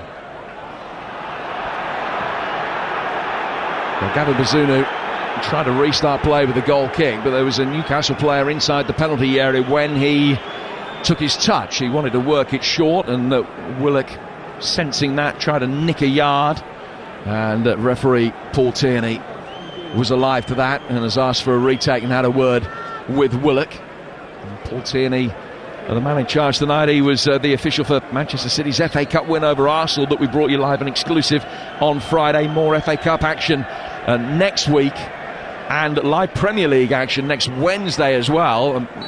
Manchester United taking on Leeds in that rearranged Premier League game. Adams has been fouled here. Jason Tindall had a very good view of it and didn't see it that way, and is complaining about the decision. It's a free kick to Southampton, which they'll take right on the left-hand touchline, and from the wrong half of the pitch as it goes, but they've only nicked 3 or 4 yards in doing so. Ward-Prowse standing over it. Diallo shows short for it. It's played back towards Salisu. Salisu immediately under pressure goes back for Bednarek. Bednarek in turn back for Bazunu, and all of a sudden Southampton taking a free kick from Newcastle territory and worked it all the way back to their goalkeeper rather than drive it forward. Possession then got turned over, but referee Tierney saw a foul, and Southampton have a free kick near the centre circle. It's always my argument, Jim, about playing for playing's sake. Now, where's that been taken from? Not the right place. Bree bringing it forward for Southampton. In towards Adam Armstrong. Stretched out the left foot. Couldn't bring it under control. And the boos and whistles you hear are for the officials for letting that free kick stand when it was clearly taken from 10-15 yards too far further forward. I'd say it was nearly 40 yards. The referee got that one wrong. Ridiculous. Newcastle do well. Bring it forward through the midfield. Almiron with a layoff. Dozy poked it away. But just before that, Jim, you've got a free kick on the halfway line, and Southampton go backwards, and they end up going back to the keeper, then lumping it forward, and it just about makes the halfway line. What's the point? And this is what I'm talking about Newcastle. I like the way that Newcastle play. Yes, they play good football and they want to play, but they don't play for playing's sake. We've just seen it there. Ball just clipped into the channel. Little bit of a fight ball, and Salisu knocks it out of play for a Newcastle throw-in. Nothing wrong with that at times. You don't need to play in your own 6-yard box just for the sake of it. Well, we saw from the second goal that they certainly can play, but they know when to play. We're in 3 minutes of stoppage time at the end of the first half. Newcastle leading 2-1. They're 3-1 up on aggregate. 45 minutes plus stoppage time away from Wembley. And a first major final since 1999's FA Cup final, when they took on a Manchester United side who were, at that stage, a third of the way to the treble, and 2/3 of the way to the treble after they played Newcastle. Ball's out for a Southampton throw. They need a ball though, and the Newcastle fan over on the far side a little bit reluctant to give it back so the Bree could take the throw. Another ball was thrown on the pitch, and as soon as that happened, needless to say, the original one went on as well, but they've got it sorted out now. Lianco playing it forward, straight out of play. It's a Newcastle throw. Guimaraes, he's with a rare poor touch, presented it straight to Diallo. He gets it back from Adams. Diallo forced hurriedly to work it back for Bednarek, and now to Salisu. Salisu on the left-hand touchline forward for Edozie. Longstaff can get there first, pokes it out of play. Nathan Jones telling Edozie to get straight back to his feet, acts as the ball boy, hands it to Alcaraz, and the throw's taken quickly. Diallo away from one and a second, and then Edozie playing it back towards Diallo, who most people thought was blocked off unfairly, but referee Tierney says play on, and Newcastle get it back. Longstaff clipping it forward, headed away by Bednarek, brought down by Salisu, whose boot was raised very dangerously there towards Almiron. It just caught him actually almost underneath the armpit, but it could have been some inadvertent dentistry, the boot raised so high. And it's going to be a free kick to Newcastle on the right-hand side, and a chance to regain their 2-goal advantage on the night and their 3-goal aggregate lead with a set piece just before the break. I'm not sure about that. He kicks the ball. Doesn't really get much of Almiron. He grazes his shirt, if nothing more. I get it, if you miss the ball and get the player, without a doubt, but if you kick the ball and don't really get the player, don't necessarily agree with that. Well, Trippier stands over this free kick, and Joe Linton is there as well. Apart from Willock and Pope, everybody is goal side of the free kick. Referee Tierney is just telling Adam Armstrong, as the one Southampton player in close attendance, to come back the full 10 yards. He was standing about 6 yards away. Bazunu's happy that Armstrong's in the right place just to block the cheeky one in towards the near post. Trippier just adjusting the ball. Now takes a 3-4 step walk back. Addresses it, right-footed, swung inside the penalty area, too deep for Cher towards the far post. It will come down on the left-hand side for Newcastle again for Guimaraes. Cher clipping it in. Alcaraz volleys away for Southampton, and that's half-time. But those on the Gallagher stand and applaud. A 1-goal victory last week in Hampshire, a 1-goal half-time lead on Tyneside tonight. They're 45 minutes away from their first 21st century cup final. Job done for Newcastle so far. Shea Adams throwing Southampton a lifeline. Half-time, Newcastle 2, Southampton 1, 3-1 on aggregate. Yeah, Newcastle, they'll feel like they're almost there. They'll be gutted they've conceded, though, because that gives Southampton a glimmer. I'm just watching Sean Longstaff as he trudges towards the tunnel in front of us here at St James Park. What's a first half he has had. Let's take you back to the teams coming out and the build-up to kick-off. That atmosphere was intimidating for the away side. It was the fans' version of a Geordie Hacker. Southampton shrunk. The Newcastle players stood on the shoulders of their fans, and they grew, and they made it count in that first half as well. Now, after he'd scored the first, Danny Mills, Sean Longstaff added a second. The fans sang he's one of our own, a son of Newcastle, a product of the Newcastle United Academy. If these fans could have picked anyone to score that early goal, it would have been the Geordie boy, Sean Longstaff. Heroic tonight. He's been missing sitters recently, but still backing himself to get in the box as he's done tonight. And in front of the Toon Army, in front of his family, who are also here tonight, he scored 2 goals to put Newcastle in control. The Geordie boy has done it. And he could have had a hat-trick, couldn't he? You know, where he had a fantastic touch inside the box and then got a little bit excited. He'd already scored 1 at that stage.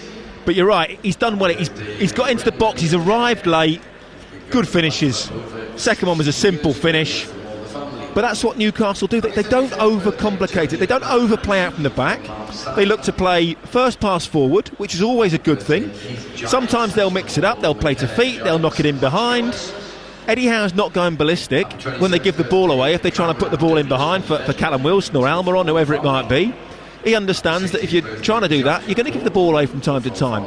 They're clearly well coached, got a very, very good way of playing. And I know Shay Adams scores a wonder goal. Absolutely incredible strike. But I still don't see them getting back into this. OK, let's talk about that, because as good as the football was for Newcastle's second goal, Southampton matched it with their goal, and what a strike from Shay Adams as well. And they've actually looked quite tidy as the half's worn on, and they've got used to the atmosphere, and they've grown a little bit into the game. Already 2 down on the night. To get that goal back, if they come out early second half and score, all of a sudden there might be a few nerves. Yeah, that goal has changed things completely, because sometimes actually it's easier to play when you're 3-0 down, and that's what they were, because the pressure's off. Lose 3-0, lose 4, pretty much irrelevant. There's no real jeopardy at that point. And it was. I think Shay Adams picks the ball up. It's bouncing sort of half volley, and he hits an absolute arrow of a shot. One bounce, skids off the turf into the far corner. Nick Pope, absolutely no chance. But they need to offer a lot more of that. James Ward-Durham-Prowse needs to step up. Man. He's not really been in the game yet. He wasn't in the first leg either, to be honest. And this is the problem that he needs. He's their captain. He's their talisman. Whether he needs to drop a little bit deeper, but actually get on the ball, because at the moment the game is pretty much bypassing him. It is. Listen, Southampton have given themselves a little bit of a lifeline. Newcastle, though, remain totally in control, and they are on the way to Wembley for the Carabao Cup final. You're listening to Kickoff on TalkSport with Ladbrokes. Play at ladbrokes.com, 18+, begambleaware.org. Carabao Cup live on TalkSport with Carling, the UK's #1 lager. 18+, please drink responsibly. And it only took me 30 seconds to get a quote from We Buy Any Car. You know what that means? We're getting a bigger car. Just sold my car to We Buy Any Car. Hey. Just sold my car to We Buy Any Car. Just sold my car to We Buy Any Car. To find out how much your car's worth in 30 seconds, enter your reg number now at WeBuyAnyCar.com. Admin fee may apply. For more information, visit WeBuyAnyCar.com/info.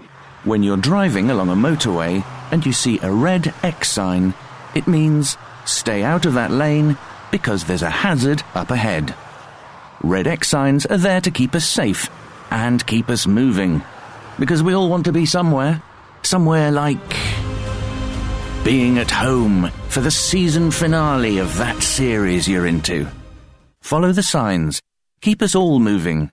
Search National Highways Red X to find out more. La creme de la creme. The bee's knees. Off the heezy faux sheezy? When you need a job doing brilliantly, that's a job for the Trust-A-Trader professionals.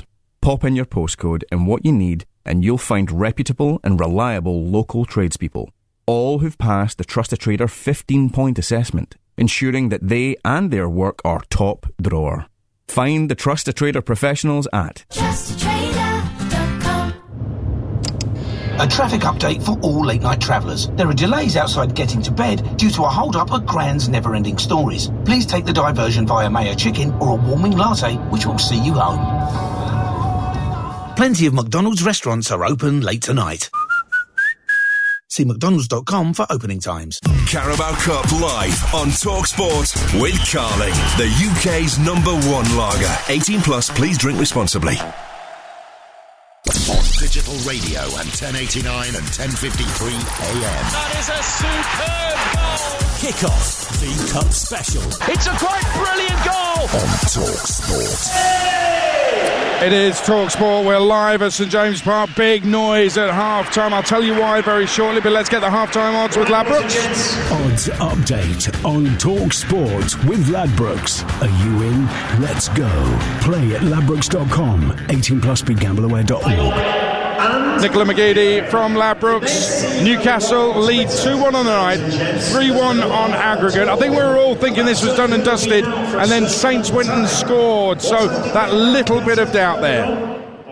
Well, Adrian, as you've seen, Newcastle, they've been dominating from start to finish, and despite Southampton pulling one back, Newcastle are as short as 1-8 now in the match betting. I just read on Twitter that goal tonight was the first time Newcastle have conceded at home since the 8th of October last year. It has been an uphill struggle for Southampton. It's very hard to see them getting over the line here. They're 25-1 in the match betting. The draw is priced at 18-1. As for the correct score, well, if we think it's going to remain the same, well, that's priced at 3-1. 3-2's up there at 40-1, but I don't see Southampton getting on the score sheet again. Nicola, we'll leave it there. Thank you very much. That was the latest odds with Ladbrokes. Play at ladbrokes.com. 18 plus, begambleaware.org. Odds update on TalkSport with Ladbrokes. Are you in? Let's go. Play at ladbrokes.com. 18 plus, begambleaware.org. Well, when this game is done, we are going to hand you over for a deadline day special with Jim White, Simon Jordan, Alex Cook will be involved as well. And the man himself, Jim White, is joining us live from the studio. Keep your phone on, Jim. We understand it if you've got to take a call. I'm going to give you some breaking news, Jim White. We knew that John Joe Shelby was at Forest Training Ground earlier today. He is going to be moving there. He's just been paraded in front of the Newcastle fans on the pitch. A huge ovation they've given him as well. They absolutely loved him here. He was giving them back some adulation as well. So it's a bittersweet one for John Joe Shelby, but he said farewell to the Newcastle fans here tonight. I like that, Adrian. Not just the new arrivals. I saw Anthony Gordon on the pitch earlier on. You were describing these scenes brilliantly. You're sounding great up there tonight, mate. But Newcastle do it the right way, don't they? And a nice farewell for Shelby, who will head off into the distance. We're getting down to the business end of transfer deadline day now, as you know, Adrian, coming up to 9 o'clock. So, of course, they've got until 11 o'clock, and all eyes, all the focus of attention right now on Lisbon, on Enzo Fernandez, on Chelsea. Are they going to get this lad out of there? They have a plane there. He's having a medical. They've had their medical staff over there, Chelsea. Anytime I try and get an update from Chelsea, the top contact that I get in touch with comes back with a somewhat cagey response. So nobody's counting their chickens yet. But it's this transfer spend that's quite mind-boggling, Adrian. I have to say, the previous January record spend was in 2018. That was 430 million. At one stage, we were at 530 million. Now, if they end up, Chelsea, getting Fernandes over the line, and if Tottenham end up getting Pedro Porro over the line, it's going to take it to something like 700 million quid. Who would have thought that in a time when money is tight? Absolutely right. Are we expecting many more deals? I know that this Enzo Fernandez one is ongoing and could be brinkmanship right up to the very end. Yeah. But are we expecting many more? Well, at the moment, Adrian, it's a lack of activity on Everton's part that is surprising us all, because Sean Dyche went in there. I mean, is he going to end up as their sole January signing? He could well do. Everton seemingly trying to do some business but getting nowhere fast. So at the moment, it's their inactivity that strikes me as somewhat bizarre. So we'll watch that. Of course, in the final 2 hours, all sorts of business can and probably will get done. One thing though, Adrian, Brighton deserve to be commended here, because we were told yesterday, Arsenal, don't try again for Moises Caicedo. He ain't going. He's staying with us. 70 million. Arsenal's second bid wasn't enough to shift him. So they had to turn their attention to Chelsea's Jorginho, and now he's Arsenal's Jorginho, because he's gone there tonight for 12 million quid, and Moises Caicedo stays at the Amex. Well, it's not much money, relatively speaking, for Jorginho, but it is a big sign in that, because Arsenal are trying to seal a Premier League title deal. Absolutely. I mean, if you're Jorginho, you've won the lottery. You've had a good time at Chelsea. Of course you have, because he's won a lot there in his time there. But of course, Chelsea have been up and down, in and out in recent times. And of course, they're going to have to go some to get up that Premier League table between now and the end of May. And now he's crossed London, joined Arsenal, and has got every chance of winning a Premier League winners' medal. So, I mean, honestly, the change for him has been, I would have thought, quite surprising in his eyes in recent days, but that's where he's ended up. Moises Caicedo stays at Brighton, but the big one, will Chelsea get Enzo Fernandez over the line before the deadline comes and goes? They're working on it, but nothing is in tablets of stone yet. And Jim, very quickly, tell us when you're on till, who you're on with. Yeah, as you said earlier on, Simon Jordan is on his way in. You know Simon, Adrian, he'll walk in here with about 30 seconds to on air, but he'll be ready to go. Alex Crook has been with me here on the 17th floor of the news building in TalkSport offices. He's on the phone all the time.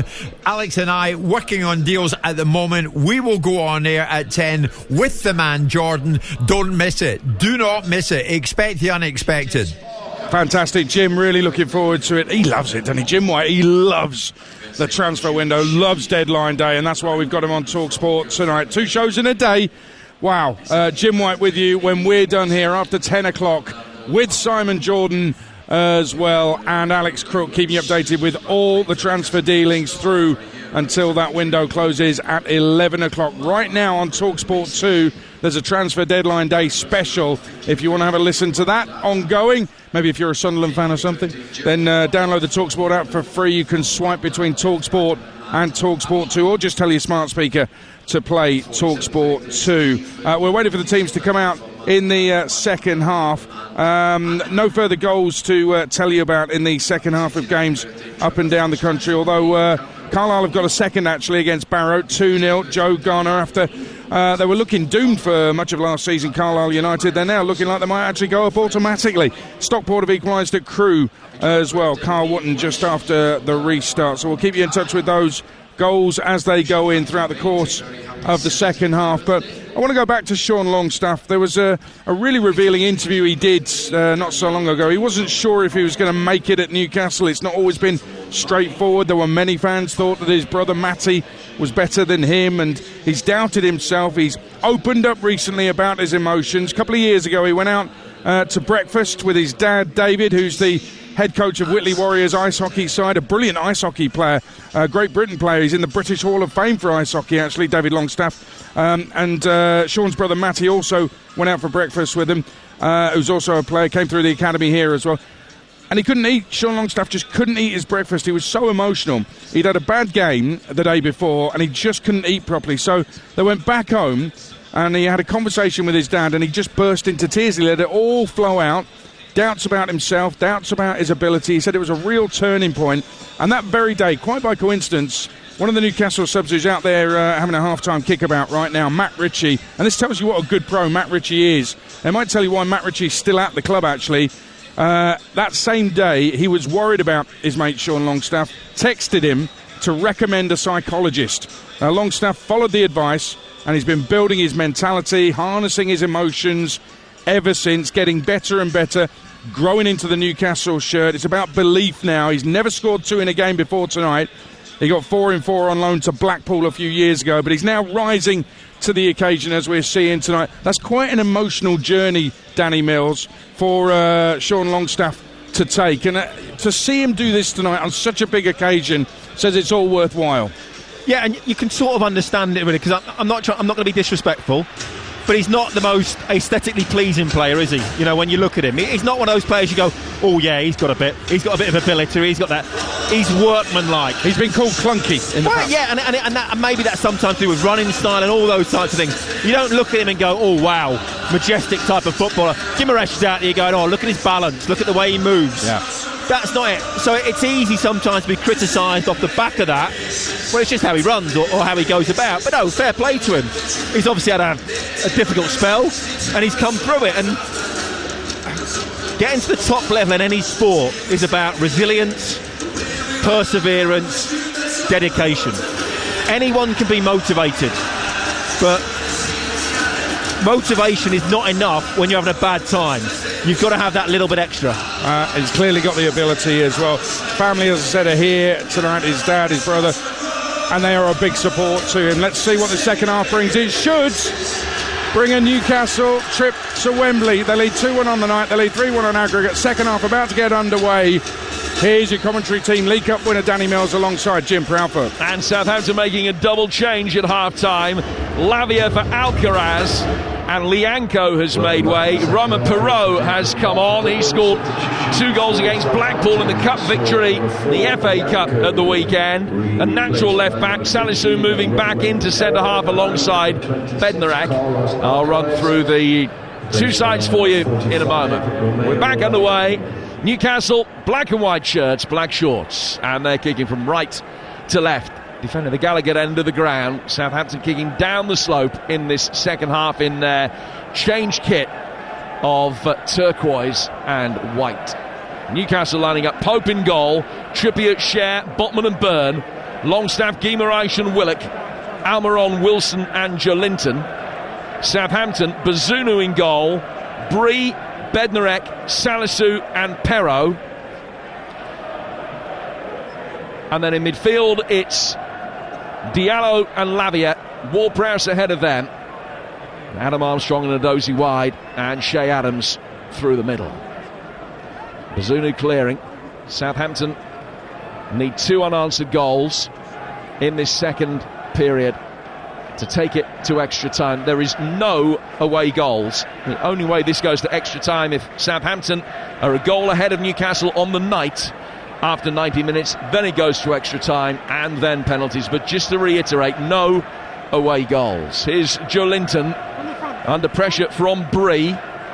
And Longstaff down towards Byrne, who will get it away. And then Wilson, as Bednarek dived in, emerges with possession, but he can't thread it through for Almiron. Perraud with a decent touch. Diallo back to Salisu on the edge of his own penalty area. And he gets it back for Gavin Bazunu. A couple of minutes gone in the second half on TalkSport, and alongside me, Jim Proudfoot. Here's the former England World Cup defender Danny Mills. League Cup winner as well, Jim. That's how Adrian likes to introduce me. So if you could do that every time, as we are in the League Cup, I'd appreciate that. That's better than World Cup, is it? Because it's all I ever won. Southampton have to get the next goal. That is an absolute priority. Because if Newcastle get it, it really will be game over. So they've got to keep it tight. Going down that little slope, which, can grow when you're under a little bit of pressure, that is for sure. Made changes at half-time. They've got to get on the front foot. They've got to start causing Newcastle more problems.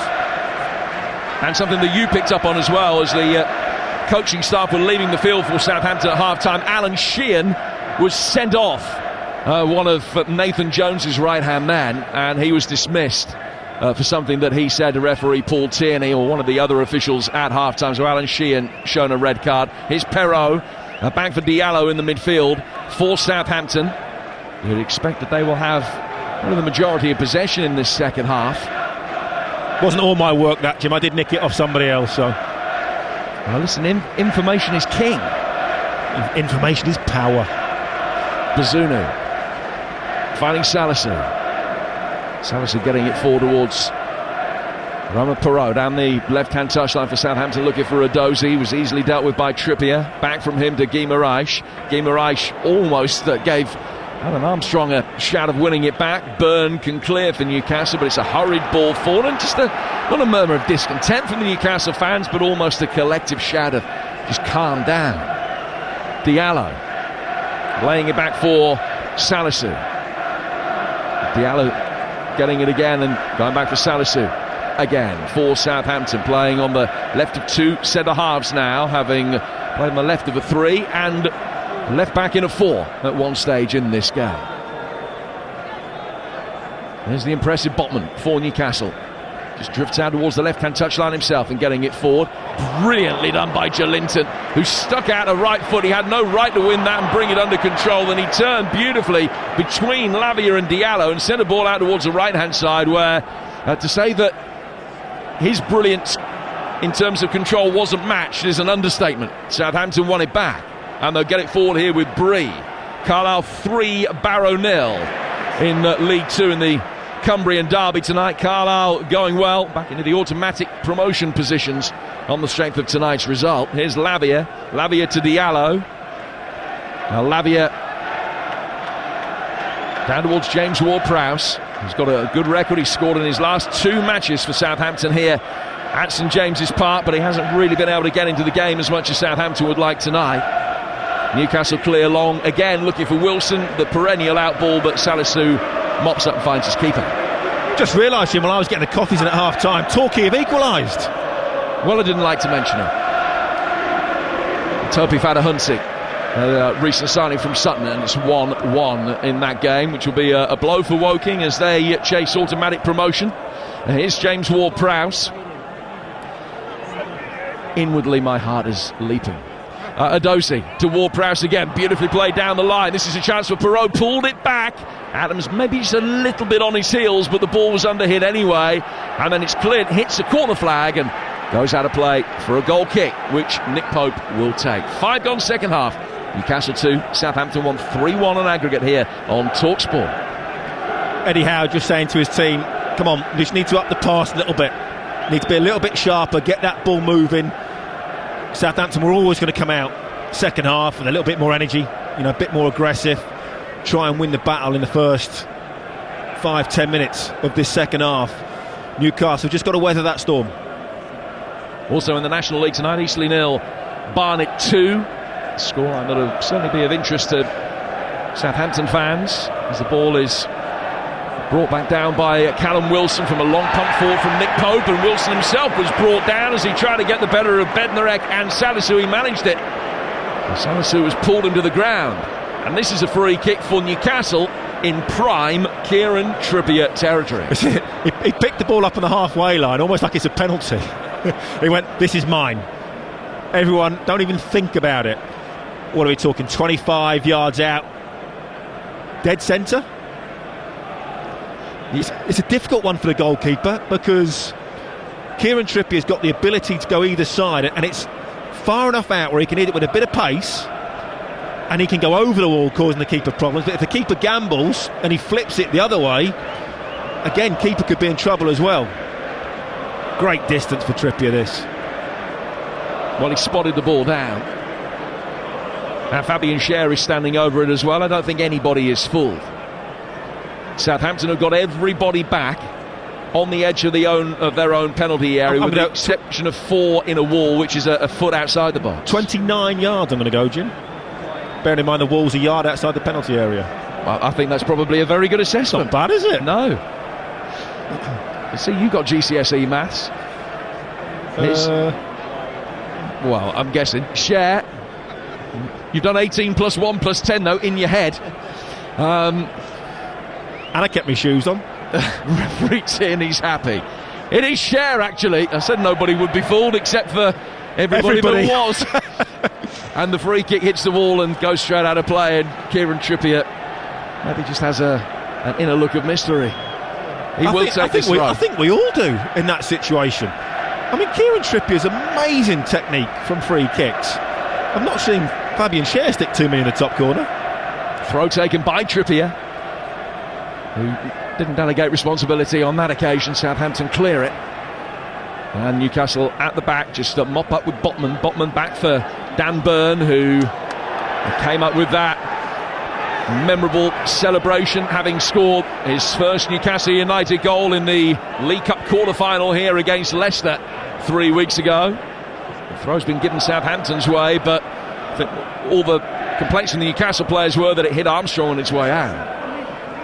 And Southampton take the throw and work it all the way back for their goalkeeper, Gavin Bazunu. It's 2-1, 3-1 to Newcastle on aggregate. We've got some more breaking transfer news on deadline day. Here's TalkSport's football correspondent Alex Crook. And it's a new arrival at Crystal Palace. Nawiru Amada has completed his £10.5 million move from Stuttgart. He's a French midfielder. It's significant because it means Everton, now the only club this window not to sign a single player. Crookie, thank you very much indeed. If you want more transfer news and speculation about what might happen, and the news when it does, that's on TalkSport 2 right now. And we heard from Jim White, who, along with Simon Jordan, earning double money today. 10 o'clock. As soon as we've finished, we'll bring you the reaction from this game and all the transfer news as it happens throughout the course of the evening and into the early hours of tomorrow morning. The deal sheets that are put in. As soon as we hear of all of that news, you'll hear about it first here on TalkSport, our unrivaled deadline day service. It's Longstaff from a Newcastle free kick, taken quickly. Lavia has just outfoxed Jolinton, got it back. Diallo, Ward-Prowse turned around the corner neatly, gets a return ball from Adams, but Byrne was there to snaffle it away. Perrault bringing it down, but his touch just a little bit heavy. Can't keep it in on the far touchline. And he goes out of play for a throw, which will be taken by Newcastle. That gives us a chance to get a championship update from Kenilworth Road. Ian Abraham. 72 goal, Luton 0, Cardiff 0, but Luton missed a penalty. Adebayo fired weakly and tamely to the right of Allsop, who saved after Kipre handled in the box. Luton 0, Cardiff 0. Carlisle 4, Barrow 0 in League 2. And Bednarek will be able to bring the ball forward here for Southampton. Newcastle haven't got going in this second half so far. Bree playing it down the right-hand side of the penalty area, but Ward-Prowse never looked favoured to get there ahead of Botman, who can clear. Southampton will pick up the seconds with Diallo, back from him to Lavia, another one of the former Manchester City youngsters that Southampton acquired. He's having his shirt pulled there by Willock. Southampton maintain possession. Lavia working it back for Bednarek to Salisu, who very nearly tackled himself for a moment, but Southampton maintain possession. And Diallo works it down towards Ward-Prowse. And not quite high-intensity nerves here for Newcastle, Danny Mills, but they haven't settled, as we've been saying at the beginning of this second half. Well, again, they've not been in this situation for... Well, these players certainly haven't. But the club haven't been in this situation for such a long time. So important to get to a cup final, to keep that progress, to keep moving forward. It's so easy to say the best form of defence is attack, but it's impossible when you're in this situation not to just sit back a little bit and think, we've got 2 goals, we're okay. And it's a subconscious mindset that you just sit that little bit deeper, be a little bit cautious. This is better from the Geordies. Willock to Byrne to Jolinton, left-hand side of the penalty area. Jolinton pulling it back. Longstaff on a hat-trick is there. Guimaraes lays it off. Trippier's got a scamper, can keep it in on the right-hand touchline. Decent ball from him. Into feet on the right-hand side of the penalty area with Longstaff, who comes back out and finds Bruno Guimaraes. To Trippier again, clipped over the top, headed away by the retreating Perrault. And then Southampton with a free kick on the edge of their own penalty area. We'll go to St Andrews, Birmingham against Blackburn. They're 15 minutes from extra time. Ian Stringer. Extra time it looks like it's heading to, Jim. Both sides a little more sprightly in the second half since the restart, but Dak has gone closest for Blackburn. 2 good chances from 6 yards, volleyed over, goal gaping. Birmingham 0, Blackburn 0. You're listening to Newcastle United against Southampton, the Carabao Cup semi-final second leg. It's live on TalkSport with Carling, the UK's #1 lager. 18 plus, please drink responsibly. And a reminder, tomorrow, the second Carabao Cup semi-final second leg, Manchester United with a 3-goal advantage from the East Midlands, back at Old Trafford tomorrow night. Adrian in the chair with the build-up starting at 7. Sam Matterface talking through the action. It kicks off at 8. Here's Diallo. Played out to the Southampton left-hand side for Adozi. And he's gone back for Ibrahim Diallo again. Lavia now. Played down towards the edge of the penalty area. Bree didn't know whether to attack it and whether the ball was going to be played in towards his feet. Ward-Prowse tries to slide in and win it back from Willock. Goes out of play for a throw, which will be taken on the Newcastle left. Newcastle's last League Cup semi-final, way back in 1976. They lost the first leg to a John Pratt goal at Tottenham. Came back here and won 3-1 with Jeff Nolte scoring the winning goal on aggregate. Got through to the final, lost to Manchester City. Almost certainly be Mancunian opposition that they're going to face again this time if they can see this through. A few angry words between Bednarek and Wilson here after just a little skirmish on the touchline, and both walked away and still chuntering, and Paul Tierney's calling the pair of them over and just going to have a word. We've played 59 minutes, 2-1 Newcastle. Southampton have got to change something. they've only had 2 shots up till now, and there was obviously that absolute wonder goal from Shay Adams that flew into the back of the net. The one before that was a little bit, or was the throw your hat on it save, wasn't it? I wasn't even sure it was counts as a shot. If Southampton get back into this, they've got to change something. Now Perrault has stumbled and has now been beaten by Almiron. He gets towards the byline, little back heel flicker. Dozy read that and plays it off Trippier and out of play for a goal kick, and Perrault is hugely relieved. Yeah, he got away with a slip and then maybe just slightly overcomplicated from Almiron. But look at this. This now goes to show the strength in depth that Newcastle have. Saint-Maximin, Isak and Murphy all coming on. Willock and Wilson, the first 2 players who will make way as part of this triple substitution, and a big ovation for the pair of them. Fourth official Andy Madley just waiting for Joe Willock to make his way off, typing the numbers in, and Almiron is the last player to make way. So Almiron, Wilson and Willock off. Some Maximan, Murphy and Isak, the players that are coming on. Strength in depth, isn't it? The last thing you want as a Southampton defender is to see Sam Maximan coming on, especially when they've just signed Anthony Gordon. He'll have a point to prove. Isak as well, competition for places, and they'll all start to be thinking now, there's a cup final to be had. Who's going to be in that side? So there's an opportunity for all these players, and what we're talking about, a month away, not too many games between now and that cup final, so they're all going to sort of want to be in and around that. They're all going to want to start and play at Wembley. So again, competition for places always ups the tempo in training and in games as well. So all going very, very well for Newcastle. Yes, Sunday, February the 26th, that final, and it is, of course, live from Wembley right here on TalkSport. Newcastle was such a settled side that Isak will be hopeful of being able to force his way back into it. He's in possession now and he finds Guimaraes. Guimaraes to Longstaff. Longstaff back for Fabian Schär. Long ball from him, straight out of play for a goal kick. Perrault chasing after it, acts as the ball boy and bowls it out for Gavin Bazunu. And if Southampton, well, as you said, quite rightly, Danny, have created next to nothing, certainly since the Shay Adams goal, if they can score next, it will be a little test of resilience and resolve for Newcastle. Newcastle score next, it absolutely truly is all over. Guimaraes just catching Lavia, and a free kick won by Southampton, but well inside their own half. 2-1. Yeah, Newcastle now bringing on fresh legs. Those players just need to take 2 or 3 minutes to get themselves into the game, but they've brought on pace and power up front, probably knowing that Southampton are going to have to push on a little bit, and there may be space in behind their defence that can be exposed. Shay Adams offside here from a Southampton free kick taken by James Bree. One man that won't be playing at Wembley on February the 26th is Anthony Gordon. He's cup-tied. He played in the defeat that Everton suffered at Bournemouth in the week leading up to the World Cup. Everton with a really poor performance that night, and Anthony Gordon featured in that, so he's cup-tied and can't play. Newcastle taking the time about the restart after Adams was caught offside. Guimaraes playing it back, Botman out to Dan Burn on the Newcastle left, and he gives the instruction for Longstaff to turn in easy possession into the feet of Joe Linton. Lavia trying to stop him playing it, but Joe Linton did well. He stayed between Lavia and the ball, worked it back via the back line and out to Trippier, and it's come off a Dozy and out of play for a Newcastle throw.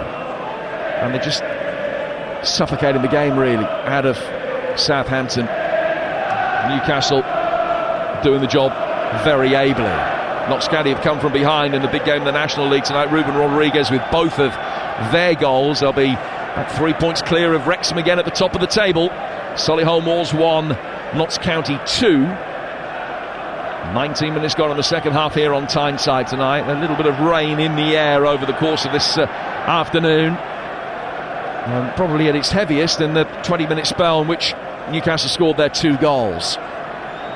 Salisu laying it back to his goalkeeper, Bazunu, hurriedly firing it down towards this near side. Breeze control with his right foot, then a swift touch with his left to keep it in. Back from him to Lavia again.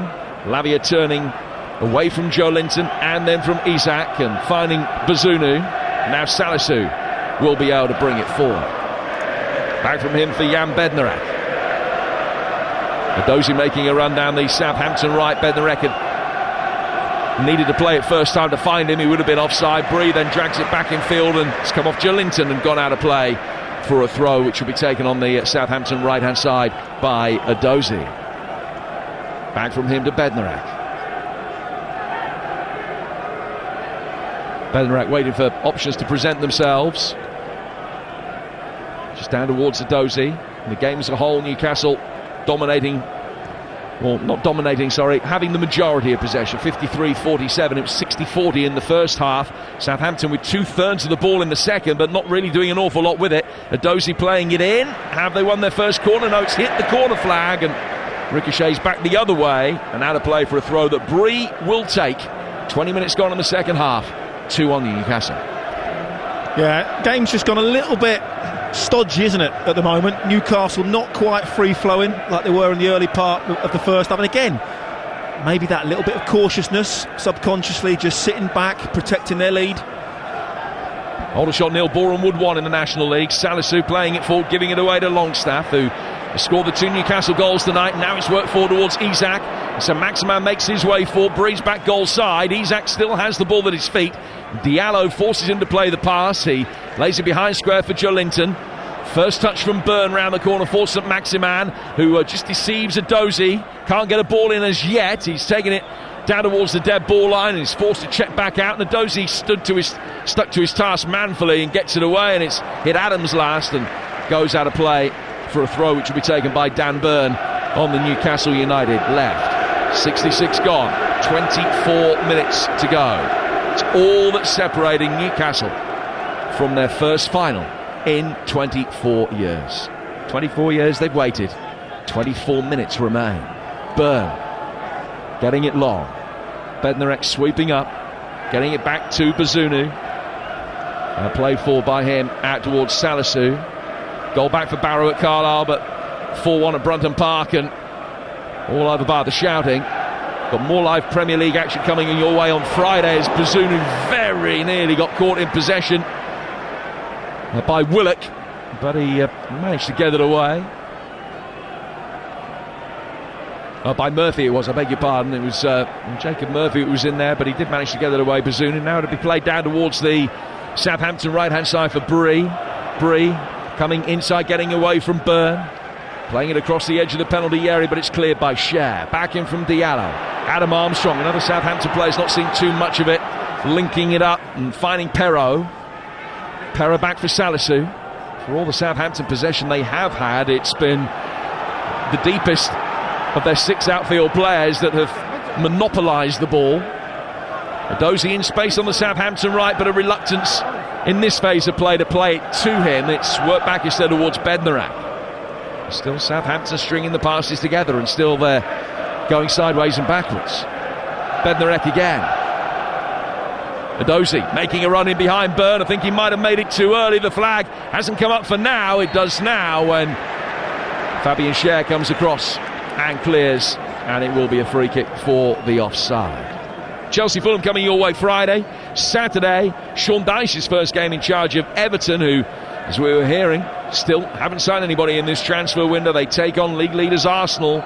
11 o'clock game day live Saturday ahead of a 12:30 kick-off. We'll also bring you Norwich Burnley in the Championship on TalkSport 2 Saturday lunchtime. Wolves against Liverpool from 3 on TalkSport 2 on Saturday afternoon. And game day live with Adrian, with Ray Parler and Kevin Campbell. All the goals as they go in from the Premier League and the EFL, including Liverpool's trip to Wolves, Manchester United against Palace, and Villa Leicester, as well as the classified results service at 5 o'clock. All coming your way, game day live on Saturday afternoon. The here and now, we're in the final quarter of this second leg. Lavia winning a free kick. Thought he might have given it away. Guy Moraes also thought that he had given it away and went down holding the ball, and the referee has said, well, that's handball. How does he not get booked for that? He falls over, deliberately handles the ball, and then to compound that, throws the ball away. I'd have been sent off for that. Twice. And an FA ban, probably. I might have said something to the referee afterwards, though. That might. Oh, do you think? Maybe. Paul Tierney has just walked away, diffused the situation. We haven't had a yellow card at all in this game. Just the red card shown to the Southampton coach Alan Sheehan at half-time. Ward-Prowse with the free kick, attacked by Edozie, but the whistle had gone for a push on the edge of the penalty area.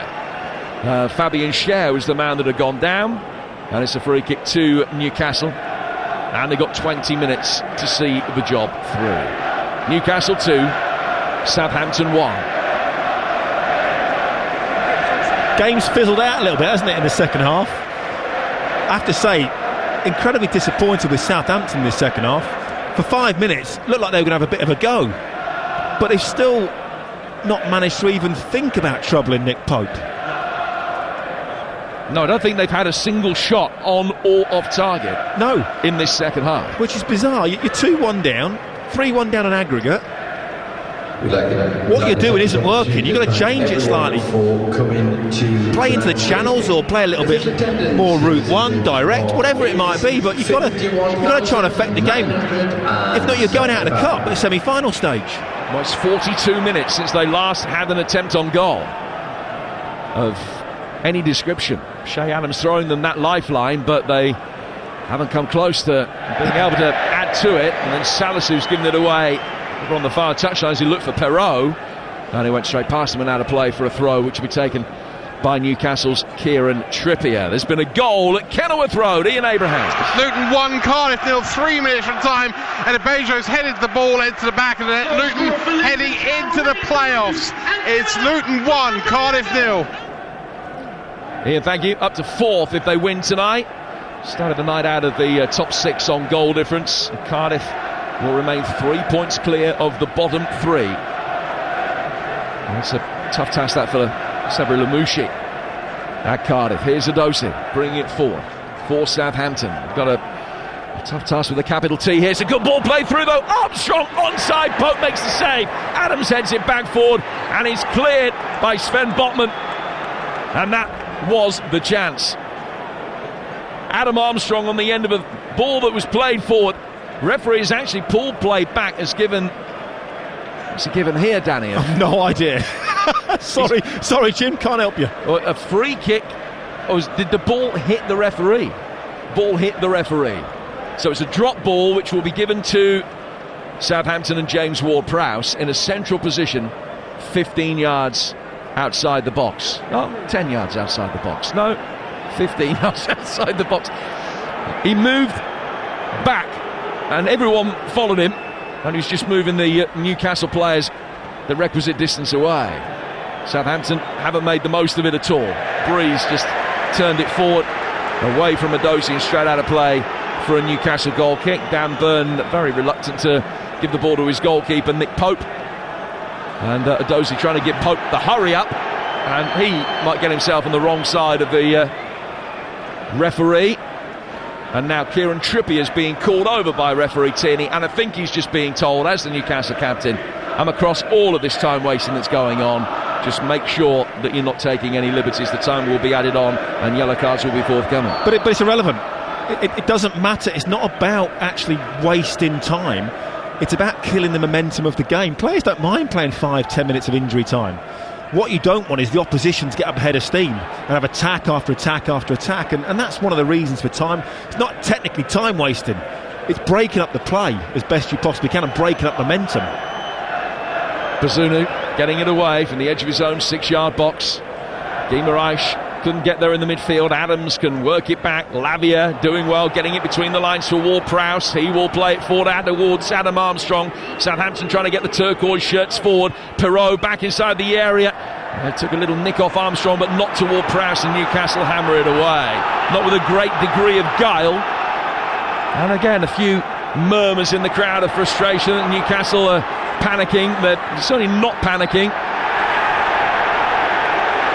No signs really that they're going to be able to kill the game off at the moment, but they're still very comfortable with 16 minutes to go and a 2-goal aggregate lead. Like I said, it's impossible not to sit back a little bit.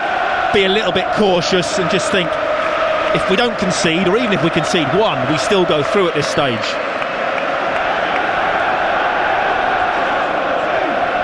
Free kick to Newcastle, and Guimaraes is going to take it. Eddie Howe and Jason Tyndall, both outside the technical area, trying to get a message across to somebody.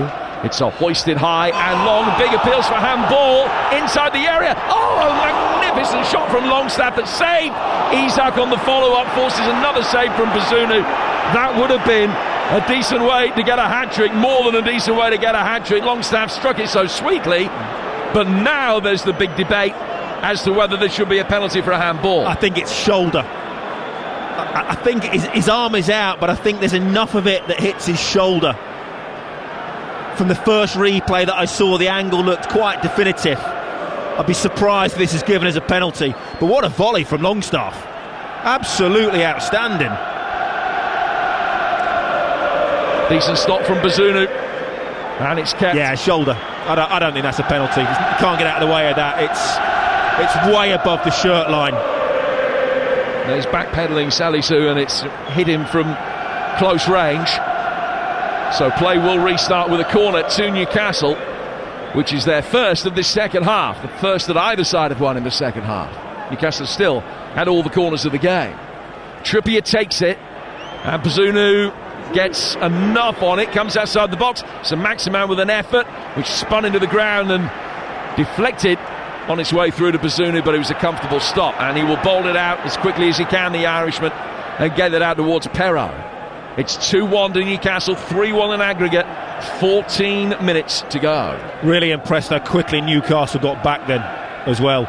The moment the attack broke down, the goalkeeper picked the ball up. Byrne, Trippier sprinting back into position to get back in their back four shape. Lavia, fouled by Guimaraes, who thought he cleanly dispossessed him.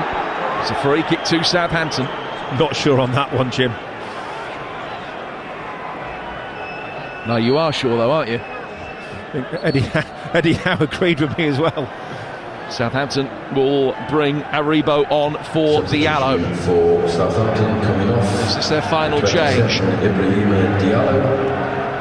It's the third occasion that they've made a substitution, so it is their final one. Aribo on, and he'll try and play off the shoulder of Shea Adams. It's an attack-minded change. Defensive midfielder coming off, and Aribo, very versatile midfielder, who has scored in a European final, of course, for Rangers in the Europa League last year, and he's come on. Bednarek, 13 minutes to go. The rain beginning to come down with increasing ferocity. Lavia is fouled, and it's another free kick which will be taken by Southampton, 7 or 8 yards inside Newcastle territory this time, and Guimaraes is going to be called over by the referee. He'll have a word, nothing more.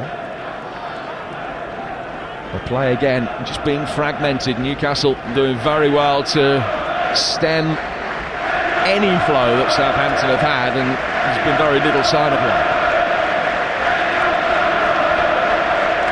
Ward-Prowse sees Aribo make an early run, and he takes the free kick. He's worked it back to Jan Bednarek inside the centre circle. Bednarek forward. Lavia's got it again. Played by Lavia out to Salisu.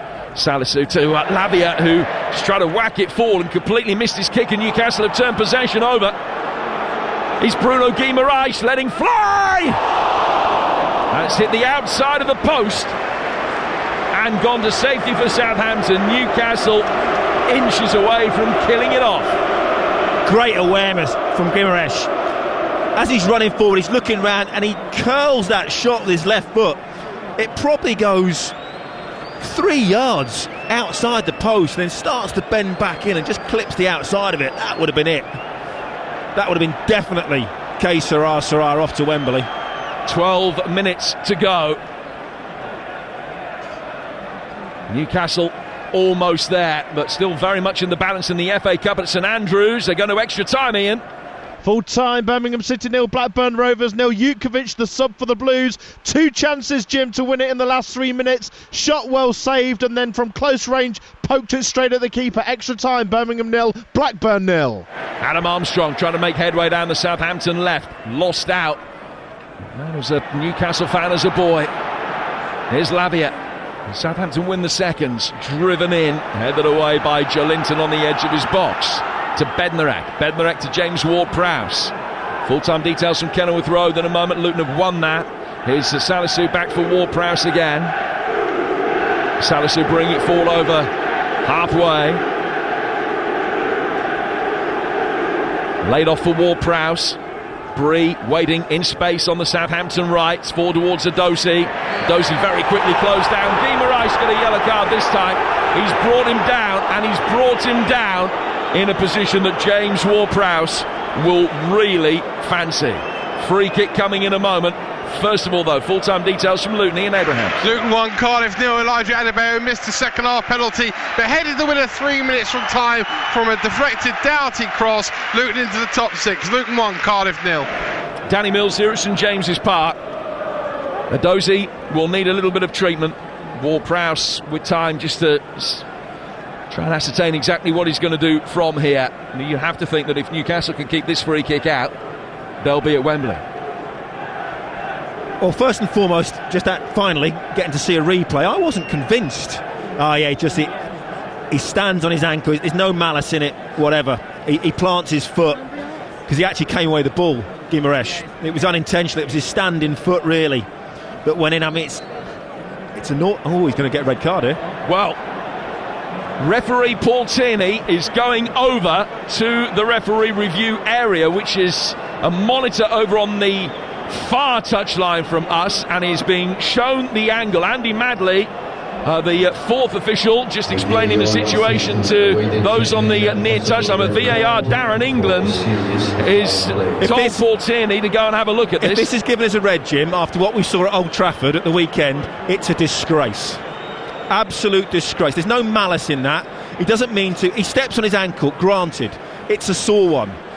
But he's not out of control. He's not deliberately endangering an opponent. It's a fraction late. If he changed this to a red, I think it's a shocking decision. Well, he's had a look. He's coming back. He hasn't made the signal. He is making the signal. This is going to be turned over. Yellow card is rescinded, and it's a red. And Bruno Guimaraes is off. That's pathetic. It's absolutely pathetic. It's absolutely disgraceful decision. After the horrific tackles we saw at the weekend that were not overturned, that is an absolute disgrace. Right, I'm being devil's advocate here. Just because they made what everyone considers to be mistakes at the weekend. Irrelevant, Jim. No, you referee tonight's game on the strength of tonight's game. It's not a red card. Okay, so it's not a red card. Okay. But you've got to have consistency, Jim. You have to have consistency. The laws of the game have to be the same for everybody. That is not a red card in any way, shape or form. It's a yellow. Okay, he stands on his ankle. It's not deliberate. He's not out of control. It's not overly aggressive. He's not endangering an opponent. Okay, it's a contact sport. The tackles at the weekend that did go to VAR, by the way, were not given. And that's my massive issue with it. If you don't give those ones at the weekend, how can you possibly give that one? Weak refereeing is all I'm going to say. Very, very weak refereeing. But the mistakes, I think, that were made at the weekend, you've got to referee tonight's game on the strength of what you see tonight. Now, my personal view, Danny, I agree with you. I don't think that's a red card offence. But you can't say, or you can't look back at the events of the weekend and the mistakes that were made at Old Trafford, the mistakes that were also made at Brighton in the Brighton-Liverpool game when red cards should have been shown. But VAR's there to stop those ridiculous decisions. That's what VAR is supposed to do. Now, the free kick, Ward-Prowse, deadly. I'm surprised they're not putting somebody on the post, playing a little bit of cat and mouse, dropping back. Four in the wall, one behind it, and the quartet in the Newcastle wall did its job, and you can hear the massive roar. And it was almost like another goal had gone in. They knew, the Newcastle fans, the importance of that. And the player that was down in the draft excluded position, the wall has jumped.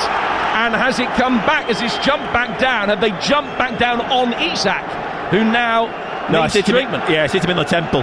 Ball's hit him right on the temple. That's the problem. He was the man on the end of the wall. It's caught him. It'd be a sore one. It'd be all right. all of a sudden there's just a little bit of jeopardy. 6 minutes to go. There'll be a lot of time to be added on. Southampton need to score 2 in maybe 12 or 13 minutes worth of action against 10 men. And this is my argument, Jim, with VAR. VAR is there to get rid of the ridiculous decisions. It's a yellow card offence. There's not enough in that to overturn it, in my opinion. Nowhere near. But when you look at the weekend, they were far worse than those tackles. Without a shadow of a doubt. And VAR doesn't think they were red cards. How can you have such inconsistency between referees? That is what I don't understand. And this is why they need to be mic'd up and they need to be held accountable. Because I think the referee, Paul Tierney's gone over to the monitor, has been influenced by the VAR, and that's weak refereeing. Full time in the Championship, as we heard. Luton 1, Cardiff 0 in League 2. Carlisle 5, Barrow 1, Crewe 1, Stockport 1, Salford 1, Walsall 0. National League, Aldershot 0, Bournemouth 1, Eastleigh 0, Barnet 2, Solihull 1, Notts County 2, Woking 1, Torquay 1, Yeovil 0, Wilston 0.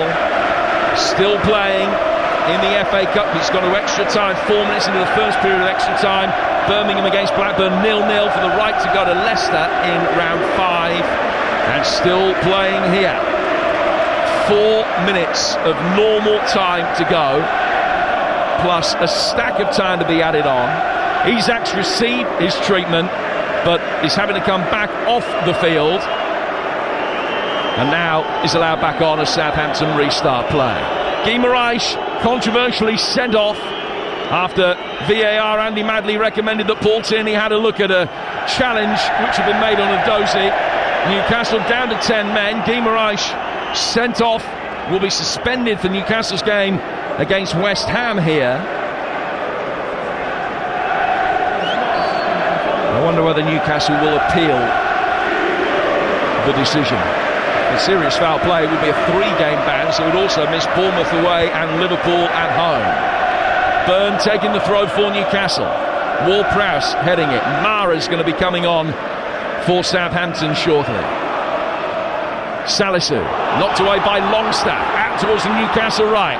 Alan Saint-Maximin will bring it forward. He's only got Isak for company in the middle, although Jolinta's trying to get there. It's in towards that near post area. Isak not there in time. It's cleared by Bednarek. Newcastle still with a 2-goal aggregate lead with 3 minutes plus a lot of stoppage time to go. Bednarek drives it forward out towards the Southampton left. Adams going up for it, knocked away by Fabian Schär. It's had another good game. Ward-Prowse down towards Bree. Bree exchanging passes with Edozie, and then trying to get Edozie round the back of Dan Burn. He's managed that across the edge of the 6-yard box. Adams had just peeled off. He wanted it in defeat, but it was put into an area for him to attack, and he couldn't get there. And Isak does well. He gets it off Bree and out of play for a throw that Newcastle will take on the left. And Southampton's change will see Salisu replaced by Mara. Centre half off, centre forward on. Well, might be too little too late. 88 minutes on the clock. I mean, got to get 2 goals. Surely you do that with at least 10 minutes to go. The change has been made with 2 minutes to go. I reckon 6 to be added on. Might be more than that, I suppose, at a push. Who knows in this day and age?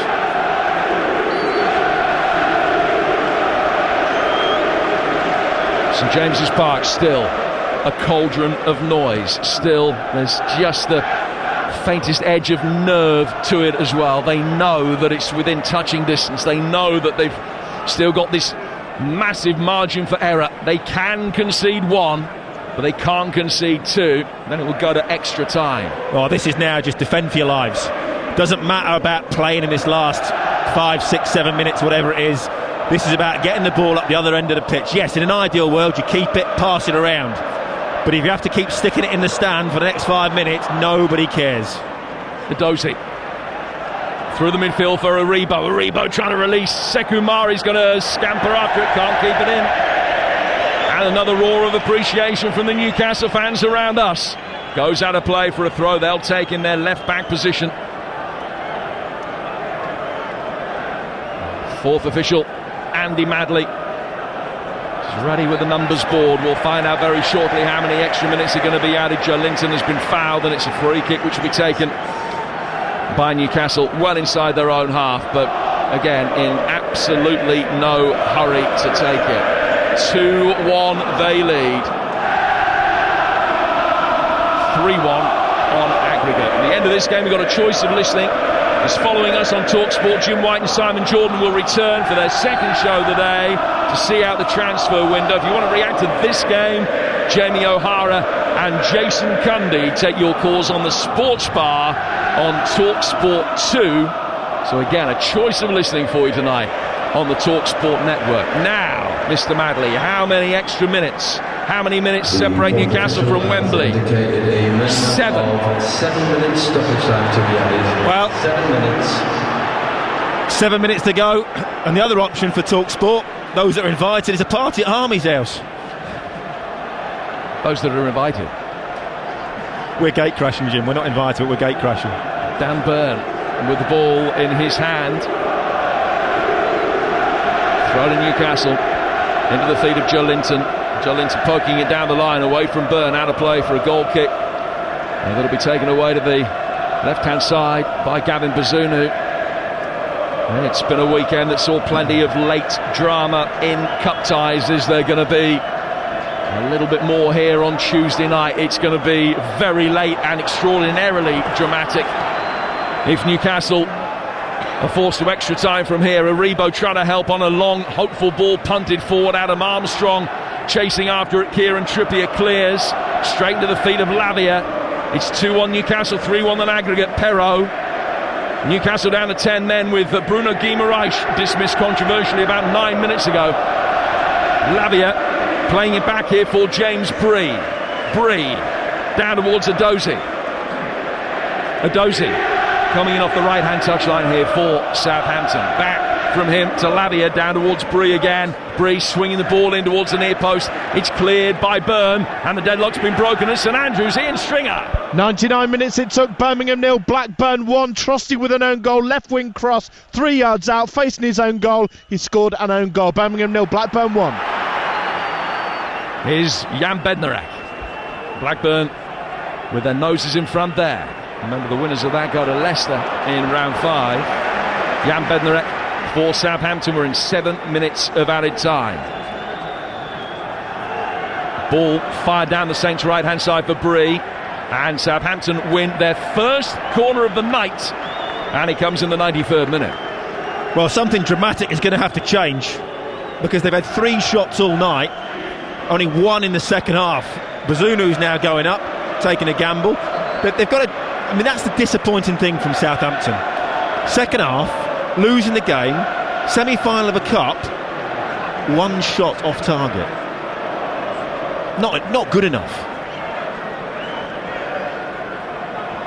I think the Southampton fans might feel, in a way, that their team have gone down without too much of a fight. They've had so much possession in the second half, but so much of it has been sterile.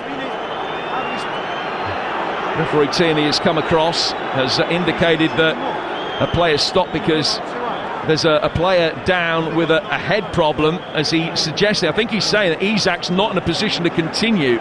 He went down. You remember that he ended up wearing that James Ward-Prowse free kick a few minutes ago, knocked him off his feet, and he had some treatment.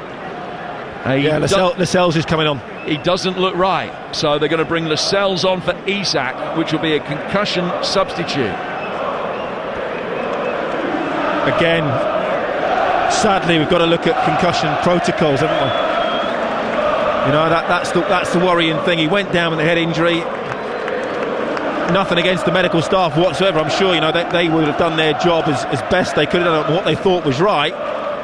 But unfortunately, we've seen this quite a lot. You know, 10 minutes or so later, player goes down with a problem.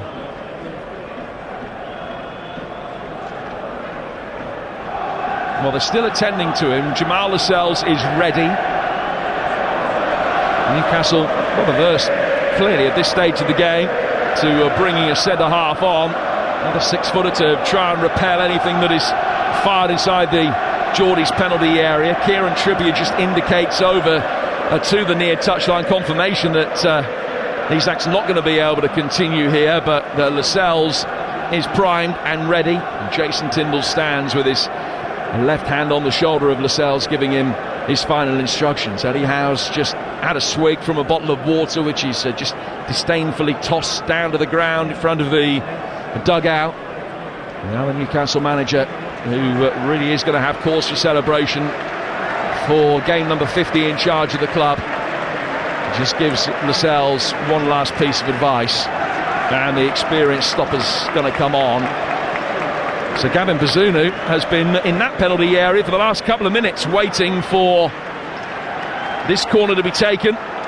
Ward-Prowse now will be able to swing it in. Isak's been led away. Lascelles sprints on. And Ward-Prowse is given the signal to restart play.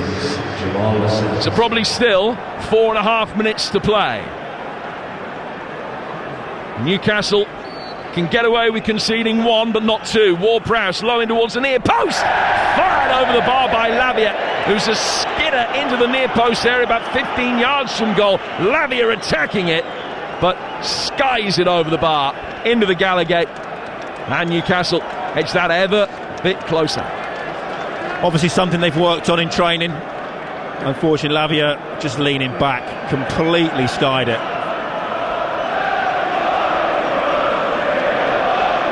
Elliot Anderson will be coming on in a moment for Newcastle. So another change, which is imminent. That'll be a big moment for him. Another local lad, Elliot Anderson, who made his debut for Scotland's under-21s last summer, but Tyneside born and bred. He's had a couple of starts in this competition, and he's going to come on for Murphy, who was a substitute himself. Came on earlier in the game, and Murphy is just being told by Perrault that his number is up, and Murphy will trot off. Murphy, you'll remember, gave Duya Chaladasar the big send-off when he was sent off in the first leg, and he leaves the field now. He was a Newcastle fan as a boy, Murphy, and he turns and applauds and exhorts that bit of effort from Anderson to get Newcastle over the line. Tell you what, he's taken that quite well, by the way. Coming on as a sub, clapping and cheering as he came off. Happened to me once, that. Transfer request the next morning. I was going to say, you won't have smiled. Back he goes for Bednarek. Bednarek for Bree. Bree down towards Adozi. Adozi trying to go the long way round Dan Burn. It was easy for him to clear it. Had a play though for a throw, which will be taken on the Southampton right. It's Nathan Jones. I'm not sure. He might have just stepped on the pitch there, by the way. That had curved over the line. That was a close run thing, and it had curved over the line. Southampton work it back for Bazunu. They, remember, need to score twice, and they got next to no time to do it. High ball down the Southampton right. Bree bringing it under control. It's a woeful cross, and it ends up in the Gallagher. There is no jeopardy now. There has, in truth, been an awful lot of jeopardy for a long, long time. That Shea Adams goal just gave Newcastle a little bit to think about. Southampton with plenty of possession, but no cutting edge at all in the second half, when they have got themselves into decent positions, and that's been very occasional. They have wasted it. Well, they had to score 3 goals. They've had 3 shots on target the whole game. And one of those in the first half was a long-range shot that even you'd have saved him, I think. Am I just? Here's Byrne. I've no idea how long we've got left, because obviously there was that injury to Isak that went down. So we're still going. Probably 2 minutes of playing time. Ball in towards Sekou Mara. It's headed away. Goes out for a throw that'll be taken on the Southampton left-hand side. Play back for Aribo. Aribo to Bednarek. Bednarek to Bree. Nearly everybody ahead of him, but he can't deliver across, and Maximan stopped that. Back he goes for Bednarek. Bednarek to Aribo. Left-footed ball in from Perrault. Ward-Prowse up there attacking it. Mara off the top of his head. Goes down towards Adozi by the corner flag. Back from him to Bree. Can he deliver? Right-footed ball. Swung in deep. Pope comes out and punches it clear.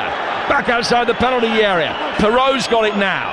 Perrault trying to deliver. Disappointing cross hit the nearest Newcastle player. Ricocheted up off Trippier. Haribo back for Adams. Adams through a crowd of players. Whacked away by Botman towards St Maximan. And all Bednarek can do is stop him by getting off the island and put it out of play for a throw. They're nearly there. They're so nearly there. There's been no real jeopardy though. There's been no onslaught from Southampton. Nick Pope's not had a save to make in the second half. It's actually, the second half hasn't been brilliant, been a little bit cagey, but Newcastle have never ever really been under pressure. We're in the 10th minute of added time. Southampton need to score twice. Bree down towards Adozi. Black and white scarves and flags everywhere you look.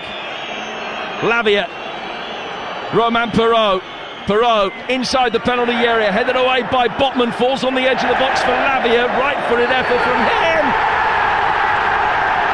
And that is a cathartic Geordie roar that tells you everything you need to know. First 21st century cup final delivered. Get the party started. Geordie jubilation all around. After years of desolation, elation. Newcastle United in their first League Cup final since 1976. Their first major final since 1999. Such a huge, significant step forward after the wilderness years. Newcastle United 2, Southampton 1. They've won 3-1 on aggregate, and they are in the final. Wow, did you hear that noise? On the full-time whistle. Listen to the celebrations of the Newcastle faithful. It's a sea of black and white inside St James Park. They're heading to Wembley. It's the lyrics of the song. And these fans are loving it. Every single one of these supporters has had to suffer the Mike Ashley years. They couldn't stand the Steve Bruce football. Generations of Newcastle fans, they've been waiting for a trophy. They've been babies born, gone through school and university, maybe even marriage and kids, since Newcastle last made it to a Wembley final in 1999. They haven't been to a final at Wembley this century, where they're about to go to one. What a night at St James Park. They've had some monumental games here. The 3-2 against Barcelona in the Champions League. 97 Aspria, unplayable. The 5-0 against Manchester United, Fergie's Man United in 96. A goal from Dreamland by Philippe Albert. A Kevin Nolan hat-trick in a 5-1 win over Sunderland. And almost exactly 12 years ago, the 4-4 with Arsenal, after Alan Pardew's side had been 4-0 down. But this will top the lot. The memories will stay forever. This moment, the magic of the local hero, Sean Longstaff, scoring 2 in the first half to set Newcastle on their way to Wembley, seeing the job through, and now the celebrations. There's going to be some night in Newcastle tonight. The Southampton players have gone over to salute their fans. Are in the top tier of the Leazy's End away to our left. They trudge off the pitch knowing they couldn't win the first leg, couldn't win the second leg, lost them both, and Newcastle make it to Wembley, where they'll probably face Manchester United. And Danny Mills, no argument, Newcastle deserve to be there. Much better team, never really any jeopardy this evening. Got the early goals, looked comfortable. Southampton got themselves back in it with a wonder strike, but that was the only time they threatened. Incredibly disappointing from Southampton. Never really had a go in the second half. Newcastle controlled the game, never looked in trouble, and this place is absolutely bouncing. That day at Wembley is going to be something very special for these Newcastle fans. But getting there's not enough. They've got to go there, and they've now got to win it, and they've got every chance of that now. Well, they'll be organised, there's no doubt about that. With Eddie Howe in charge, given what he's done so far since he arrived here last November, you know that they will give it a real good crack against Manchester United, should it be United, in that final at the end of February. The players now doing a lap of honour. Not a single Newcastle fan has left this stadium. They're still waving the flags and loving the moment, and this is what it's about. It's about the magic, the moments, the memories. When you don't win trophies season in, season out, when you don't win trophies regularly, you savour these moments. Well, maybe this is the start of a journey where Newcastle United are about to embark on a series of trophy wins. We'll see. Instead of Hey Jude, they're singing Geordies. It's what they do. And let's clear up the Bruno Guimaraes situation. A lot of people suggesting on social media he misses the final. Well, he does not miss the Carabao Cup final, Bruno Guimaraes. Red cards in the League Cup carry across all domestic competitions, so straight red, 3 games. The Carabao Cup final will be his first game back, so he will be available for that. I actually think it was a red card. I know you're going to disagree with me, Danny Mills, but listen, I don't think there was intent, but it was actually, for me, a red card offence. I feel badly for him. He was in tears coming down the tunnel. I felt so bad for him. I mean, he won't miss the final. He'll be back for that. They've got Anthony Gordon into the league games. That might fit in, so Maxman is coming back, so it might not work out too badly for Newcastle. I just think when you look at the red card criteria, he wasn't endangered opponent. OK, circumstances say that, OK, he stepped on him. He wasn't out of control at that situation. It wasn't overly aggressive. There's not enough in that to overturn that from a yellow to a red card, in my opinion, especially after what we saw the weekend went to VAR, and they didn't think that they were bad tackles. They were. Oh, they were horrific. They were absolutely horrific. You know, it's a shocker. Andy Carroll's one was just like off the charts. I think with Paul Tierney, I mean, he went over there, and as soon as he trotted over there, you knew what was going to happen. It was so predictable. And that's why we need to hear what they're actually saying to each other. At least come out and explain why you think you're changing your mind. But yeah, Newcastle fans now coming round. Plaudits from all the fans. Delighted for them. It's been too many years. 19 years since there's a trophy in the North East. Oh yeah, who was that? You? Oh no, yeah. Have I not mentioned that? Is that the North East or is it Yorkshire? I don't know. That was Middlesbrough. They won the League Cup. Well, maybe Newcastle are about to emulate the achievement of Danny Mills and his teammates. Big smiles from Miguel Almiron as he goes down the tunnel. Sean Longstaff still out there. Joe Linton, top off. He's ripped. He's waving to the crowd as well. He saw smiles. Sean Longstaff just stands there. I think he might be getting player of the match. He might possibly be getting that. He might be getting interviewed a few times as well. We'll be hearing from him, I'm sure, on TalkSport. He's just soaking in what has happened to him tonight. He's the local hero on a big, big night for Newcastle United. Jim White and Simon Jordan are coming up with a transfer deadline day special on TalkSport. Sports Bar is already underway on TalkSport 2. By the way, we've had confirmation Chelsea and Benfica have agreed a British record fee for Enzo Fernandez. More on that to come with Jim White very shortly. I'm going to quickly run you through the full-time scores on a big night of football. They're still playing in the FA Cup. Blackburn lead 1-0 at Birmingham. We'll keep you in touch with that. We've got a reporter there. Here tonight, Newcastle won 2-1, 3-1 on aggregate. They're in the Carabao Cup final.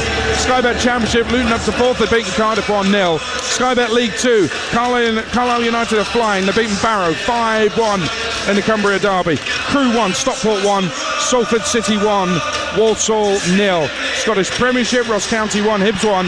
Ross County coming from behind for a point. And in the National League, Aldershot 0, Borehamwood 1, Eastleigh 0, Barnet 2, Solihull Moors 1, Notts County 2.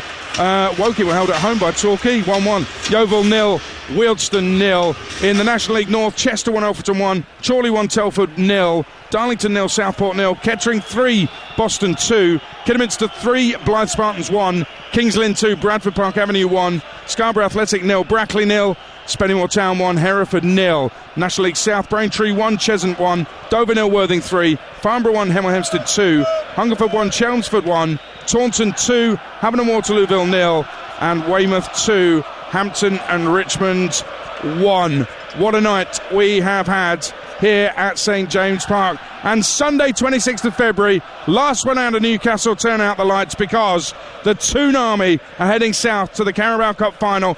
Tops off, flags out, away the lads on Wembley Way. We'll be at Old Trafford for the other semi-final tomorrow night at 7 o'clock on TalkSport. The Sports Bar is underway on TalkSport 2 right now. White and Jordan, Deadline Day special, next on TalkSport.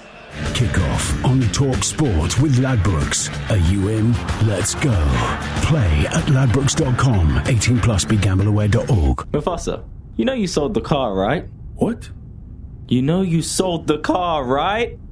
Just sold my car. Do we buy any car? Just sold my car. Do we buy any car? Just sold my car. Do we buy any car? To find out how much your car's worth in 30 seconds, enter your reg number now at WeBuyAnyCar.com.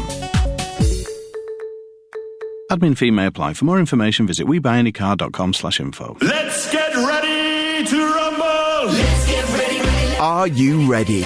Ready for Sykes? Unique holiday cottages across the UK.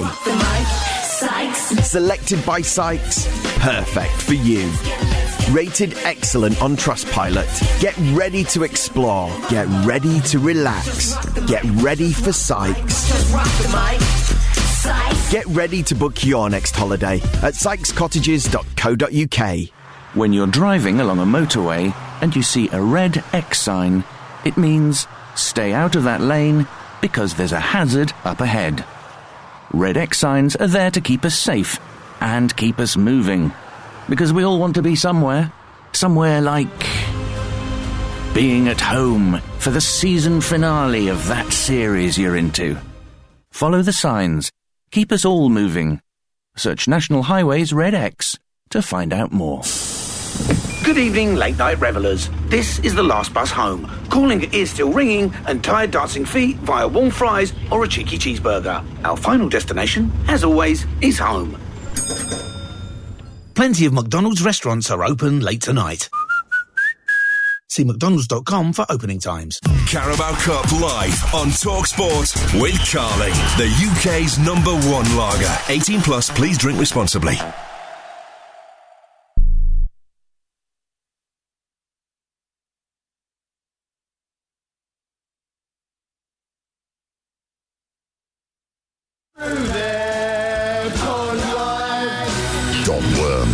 Yes, but I'm still going fishing. Fisherman's Blues with me, Nigel Bodwick, this Sunday morning from 6 on TalkSport 2. On DAB.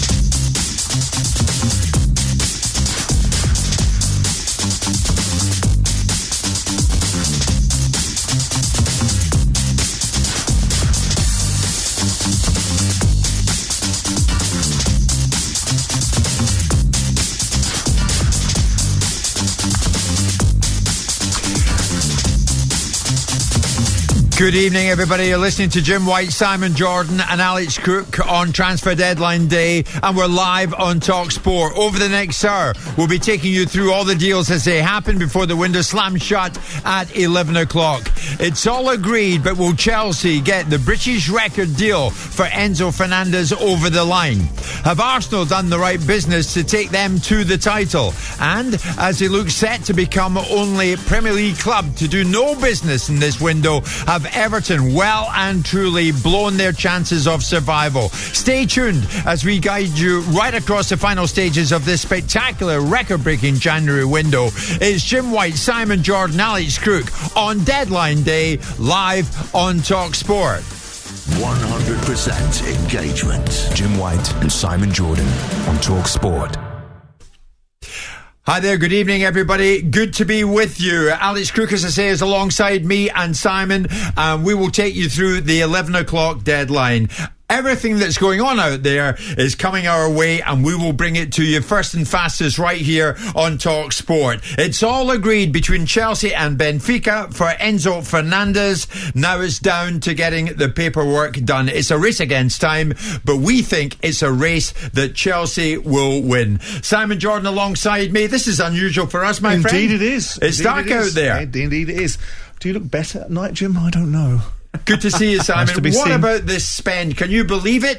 The previous record, 430 million in 2018. In the month of January, we are now looking, Simon, at going right through the 800 million barrier. Yeah. In fairness, both myself and Alex, when we were in the World Cup away in Qatar, we turned around and said we think that this transfer market might be a significant one.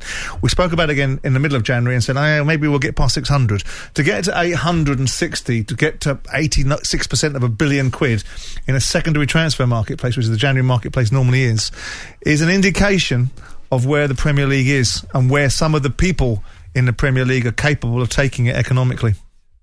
Alex, it's a race against time, as I said, for Chelsea over in Lisbon. Of course, they've been over there all day. They've had a medical team there. They have a plane waiting for Enzo Fernandez. We think it's a race against time that Chelsea will win. I think it will be. They've put so much into this deal, haven't they, both in terms of money and resources. We know they've had a plane on standby in Portugal since last night. They were hoping, obviously, to bring Fernandes back to the UK to get the medical completed, to get the formalities completed in this country. That will now happen in Portugal. They kind of had to get it done, didn't they? They would have lost so much face if this deal didn't happen. Credit to Rui Costa, Benfica president. He drove a hard bargain. I think they've got actually a bit more than the release clause. It's going to be in excess of £105 million. That means it will be a British record transfer, smashing the £100 million that Manchester City paid for Jack Grealish. And Chelsea are, we think, going to get their man. I'd imagine they may need one of those deal sheets to take it beyond the 11 o'clock deadline, but it will get done. It will get done.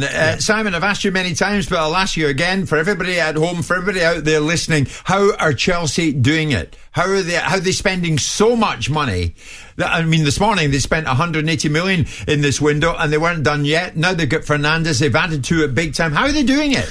Well, the basis of how they're doing it is they're spreading the contractual depreciation over longer periods of time. You've seen them do it. They're taking players on 8-year contracts. The argument's raging among the football fraternity, the establishment, suggesting that this is some sort of loophole. It's not some sort of loophole at all. What you do is you take a player's value, you divide it by the number of years you sign him on a contract. If you put him on a 4-year contract and you've got a £115 million player, he's going to depreciate at £23.5 million a year. If you put him on an 8-year contract, he's going to depreciate at £11 million a year, which means that you're reducing the amount of exposure that you have to losses through player values depreciating through their contracts. So part of how Chelsea are doing it is because they're thinking long term about the length of contracts they're giving. They're banking and backing themselves on the logistics of making a decision for a younger player that's going to be with them for a period of time. It puts them in control if in 3 or 4 years' time Madrid come knocking on their door and want to buy a player that's successful with them. But it also puts a sting in the tail, because if they get it wrong, they've got somebody on 250 grand a week, which is probably what most of these players are coming in on, for 8 years. So there is a yin to their yang, but they're not stupid here. Bowley's not stupid. We can make the accusation, and we've made the accusation, and other people have made it about what he's doing, how he's coming in. He's Johnny Splattercash, doesn't know what he's doing, getting carried away. But they know what they're doing. Yeah, they know what they're doing economically, and it shows that the spend pattern on a club that's been bought for £2.5 billion is something very different than's been seen before. We're keeping an eye on it. Still incomplete in terms of the paperwork. So once that's done, the boy can get in the flight with the Chelsea officials who are over there and fly back to London. But it's as good as done, as we are being told. What about Manchester United, Alex? Closing in on Bayern Munich with a loan deal for the Austria midfielder Marcel Sabitzer. Will United fans be happy about that, do you think, tonight? I think they'll be happy to get another body through the door, because Christian Eriksen obviously has been ruled out until April. This morning, the noises coming out of Old Trafford were there wouldn't be any more incomings. That would have left them really short-handed in midfield. Donny van der Beek having been ruled out for the season. Scott McTominay picked up a knock at the weekend. They did explore various options, I'm told, this afternoon. I think Erik ten Hag himself said to the board, look, I need some help here, guys. We're in 4 competitions. Get me somebody. There's a bit of a relationship between him and Bayern Munich, where he was there as a coach. He'll have done his due diligence when it comes to Sabitzer. He was a good player at RB Leipzig. It didn't quite work out for him at Bayern, but there's a talent there. It's risk-free, isn't it? It's a loan deal to the end of the season. No option to buy, so it is literally a short-term fix to cover for the injury to Eriksen. And I'm being told in the last few minutes, this deal will get done. If not by 11 o'clock again, the deal sheet will be put in place, but all is on course for Sabitzer to join Manchester United today. Okay, Simon, almost ironically, as we came on air, the only club but still to do any business, Everton. And you would have thought Everton would have done some business today. They're trying to get Andre Ayew over the line. He's a free agent. He left Al Sadd a few days ago. Yeah. But I wouldn't have thought that's going to appease the Evertonians tonight, will it? No. Ultimately, you would have expected Sean Dyche to have known there was a struggle. And what you're seeing is there's no rush, no clamour to join Everton. Whether there was a real transaction that could have taken Conor Gallagher from Chelsea to Everton, we'll never actually know, because the player didn't want anything to do with it. And the challenge for Everton is there's not that many people that want to actually join them. Now, that doesn't exclude them and doesn't preclude them from criticism, because ultimately this club needs bodies, because what they've got is not good enough. Now, whether Sean Dyche, I think personally Sean Dyche will just have just about enough in his locker to get this rabble together to get them across the line, because I do think there are three sides worse in the division. Ironically, I think still, irrespective of what Bournemouth have spent, they are likely to be one of those sides. That's right. Bournemouth have been spending. We'll cover that, of course, between now and 11 o'clock. Simon, when you look at it, I mean, as I said at the top of the show, the previous record in January was 430 million in 2018. We're gone through 800 million tonight, heading towards 860 million pounds. Is it time to take the January transfer window seriously? Bowley's proven here that you can do strong business in the winter and it's a good time to rebuild. Well, we'll see how this business plays out for him, because most of the time the players that you buy in January don't have the kind of impact that you expect them to do, and they tend to be bought as a panic buy to be able to resolve a situation. Chelsea are, of course, building a team and building a squad, and it may not be that Chelsea continue this ridiculous pattern of spending ad infinitum, but the bottom line is you've got a transfer market which has just taken us beyond the £2.1 billion mark for the two transfer windows, which no one's been ever near before, and 35% of that has been done by Chelsea. And probably the best part of 25% in two transfer windows has been done by one football club. Irrespective of what Abramovich has done, I don't think we've ever seen that before. Never. And I'm not sure we'll see it again, but what we've got is a unique situation. It just shows you. And, people talking about the cost of living crisis. This is other people's money coming into this country. This is American money coming into our English Premier League. Yeah. It isn't at the expense of anybody else, and the VAT that's being paid and the transactions that are being done on British club transfers all benefit this, the food chain. But it is a unique transfer market, and both myself and Alex discussed this, as I said, in the World Cup, thought it might be a unique one, but I don't think anyone would have seen 80% of the spend, or 75% of the spend that happens in August, being replicated in January. Absolutely. Alex, before I come to you, Chelsea 10th, 10 points off Newcastle, who are in the cup final, Carabao Cup final now. Manchester United should meet them there, but they are third and fourth. Is there now no excuse, Simon, for Graham Potter and top four this season? Bully said, "Okay, over to you now." But was there ever an excuse? But what they've given is Potter a very difficult task, because it's a very difficult football club to manage in certain ways. It is not the impossible job. It is not the most difficult job in football, but it comes with its own challenges.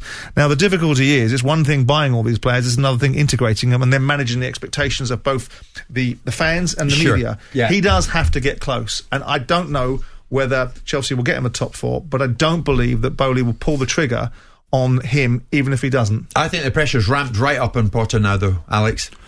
Not just in the eyes of Todd Bowley, but in the eyes of the Chelsea fans as well. I've mentioned it before. This is a fan base who in the last 2 decades have become accustomed to challenging for trophies, to at least finishing in the top four. And once fan patience wears thin, that can seep into a boardroom, and you have to be a very strong owner not to listen to the fans. Look at Everton. A big reason that they're in this situation that they're in tonight is because too often the owners have paid attention to the fans. The fans didn't want Rafa Benitez. We'll get rid of Rafa Benitez. The fans want Frank Lampard. Yeah. We'll hire Frank Lampard. How is that working out? But I also think the Everton boardroom is very different to the Chelsea one. I think if you look at Todd Bowley, and we've spent time with him, this man's cut from a different cloth. This club was bought in a different way than Everton were bought.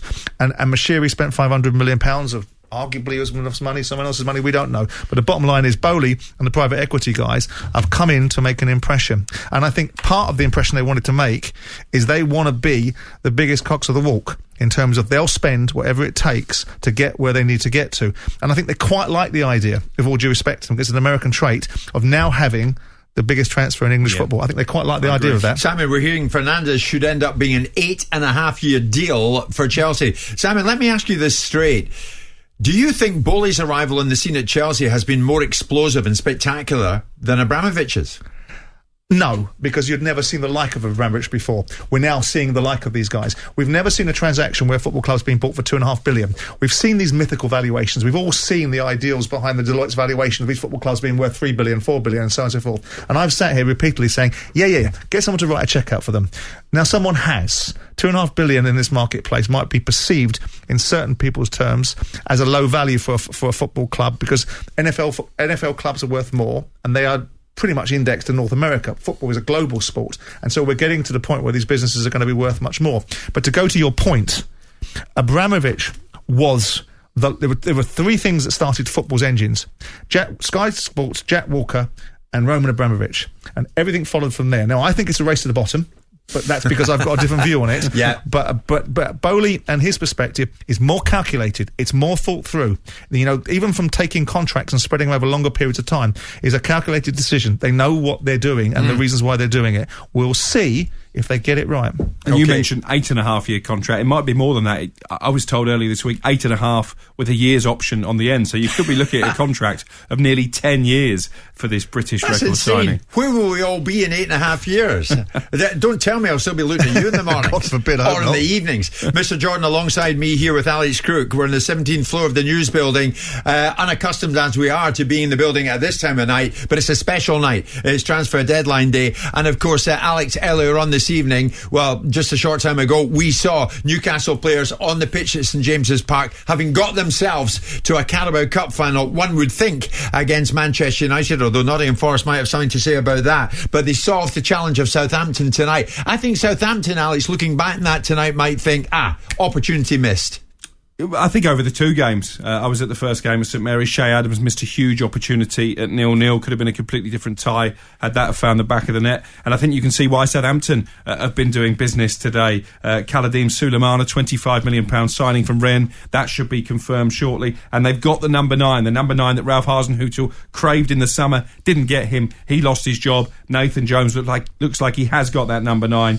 Paul Awunshu is coming in. He's a Nigerian striker, 6'7". He will give Southampton a focal point. They spent money this window. Will that be enough to keep them in the Premier League? Well played, Southampton, actually, Simon. Off the pitch, they've done business in an attempt to stay in the top flight because they had to. Now, I would have thought the fans will be happy about that, in spite of the fact they went out the Carabao Cup at semi-final stage tonight. Well, needs must. You can't bring a new manager in with a team that's not been firing. You get a bump to a certain degree, and I know that's going to contradict what I'm saying about Sean Dyche, but Nathan Jones is coming in as an inexperienced Premier League manager that went to Stoke City and stunk it out, gone back to Luton, got his poise back again, and has come in. You speak to the Southampton board, they think he's the real deal. They think he's capable of doing lots of different things. They didn't take him because he was a cheap option, so they've got to support him. Now, we look at it and say they've spent 20 million quid.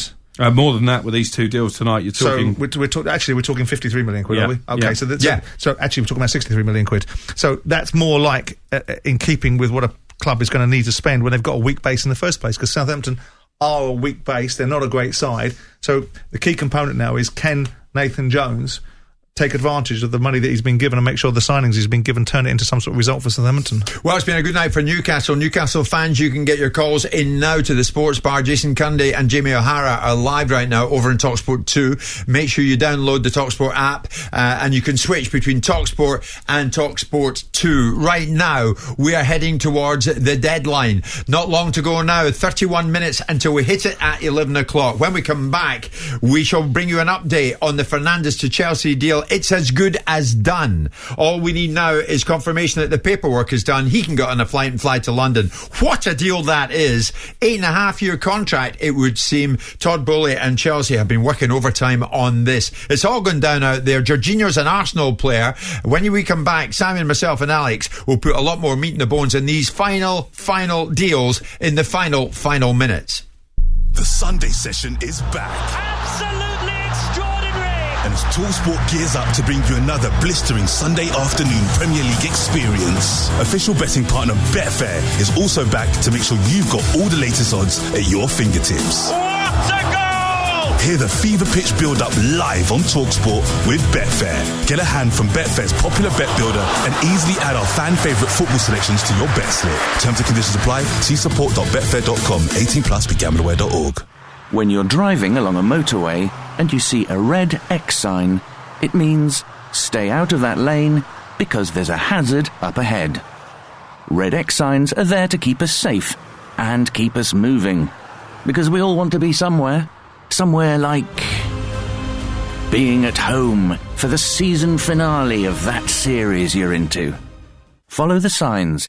Keep us all moving. Search National Highways Red X to find out more. 30 million people around the world are just like me. I value knowing that my investments are all in order. I value having low fees so I can keep more of my returns. And I value that my investment firm has its clients' best interests at heart. Join the 30 million investors around the world who value getting Vanguard value. Took the words right out of my mouth. Vanguard. Value to investors. When investing, your capital is at risk. A traffic update for all late-night travellers. There are delays outside getting to bed due to a hold-up at Grand's Never-Ending Stories. Please take the diversion via Mayo Chicken or a warming latte, which will see you home. Plenty of McDonald's restaurants are open late tonight. See mcdonalds.com for opening times. I'm a British Gas money-saving engineer. Tooled up to help bring your bills down. Replacing your old boiler might seem like a stretch right now, but a new energy-efficient one could save you over 20% on your gas bills. And you can take the heat off by splitting the cost over 4 years interest-free. Buy now and get a free high thermostat mini. Search British Gas, new boiler. Offer ends 27th of February. For savings, see website. Geographical restrictions and terms apply. A credit broker, not a lender. Using panel of lenders. Credit subject to status. Got an untaxed car? You could hide it in a hedge or sneak it in a skip. Maybe cloak it with some cones or outfox us with a fence. You might try to cover it, smother it, bury it in sticks, park it down the lane, tuck it down the drain, stash it in a bus stop, paint it like a mountaintop. But whatever you try, you will always find that cars are hard to hide, but easy to tax. So don't risk it.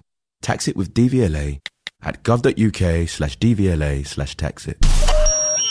TalkSport Drive, tomorrow afternoon from 4 on TalkSport. Hello, I'm Andy Goldstein. And I'm Darren Bent. A tower of sporting power in the afternoon. Under the bonnet, over the top, into the back of the net. Sports Mad afternoon radio, driven by you. I think it would be bonkers to get rid of him. Hard-hitting opinion and exclusive interviews with the biggest names in the game. Revs up weekdays from 4, only on TalkSport. TalkSport Drive. With Andy Goldstein and Darren Bent. We'll have a bit of that. The fastest football on the way home.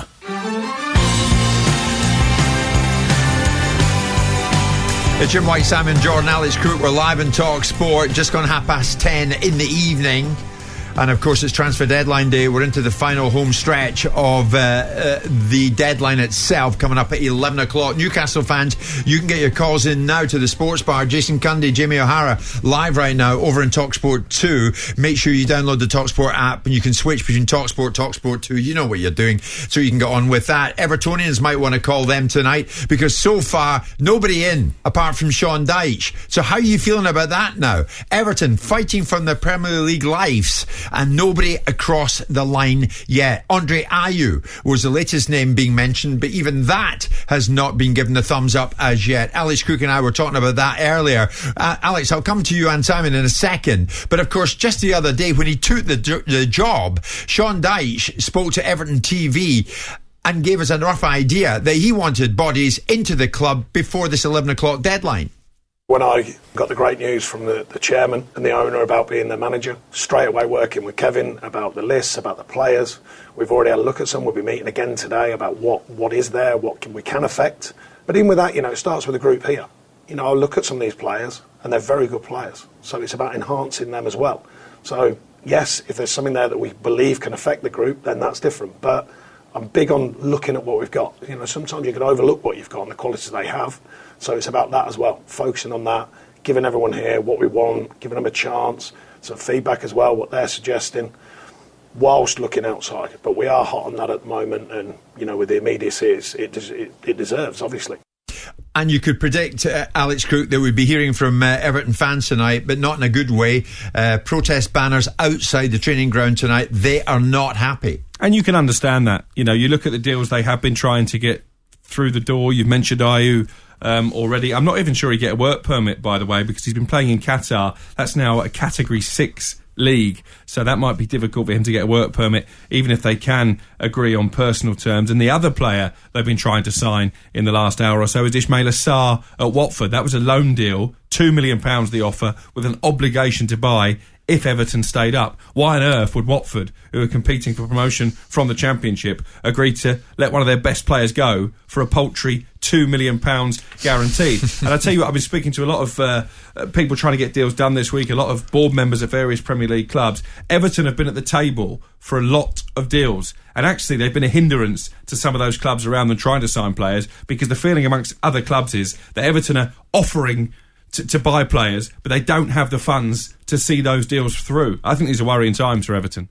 The fact is, Simon, incidentally, on the Watford-Everton thing too, there's a bit of bad blood there that stretches back. Of course, back to Marco Silva, yeah. With the Marco Silva days. But everybody else around them seems to be doing business, so why aren't they?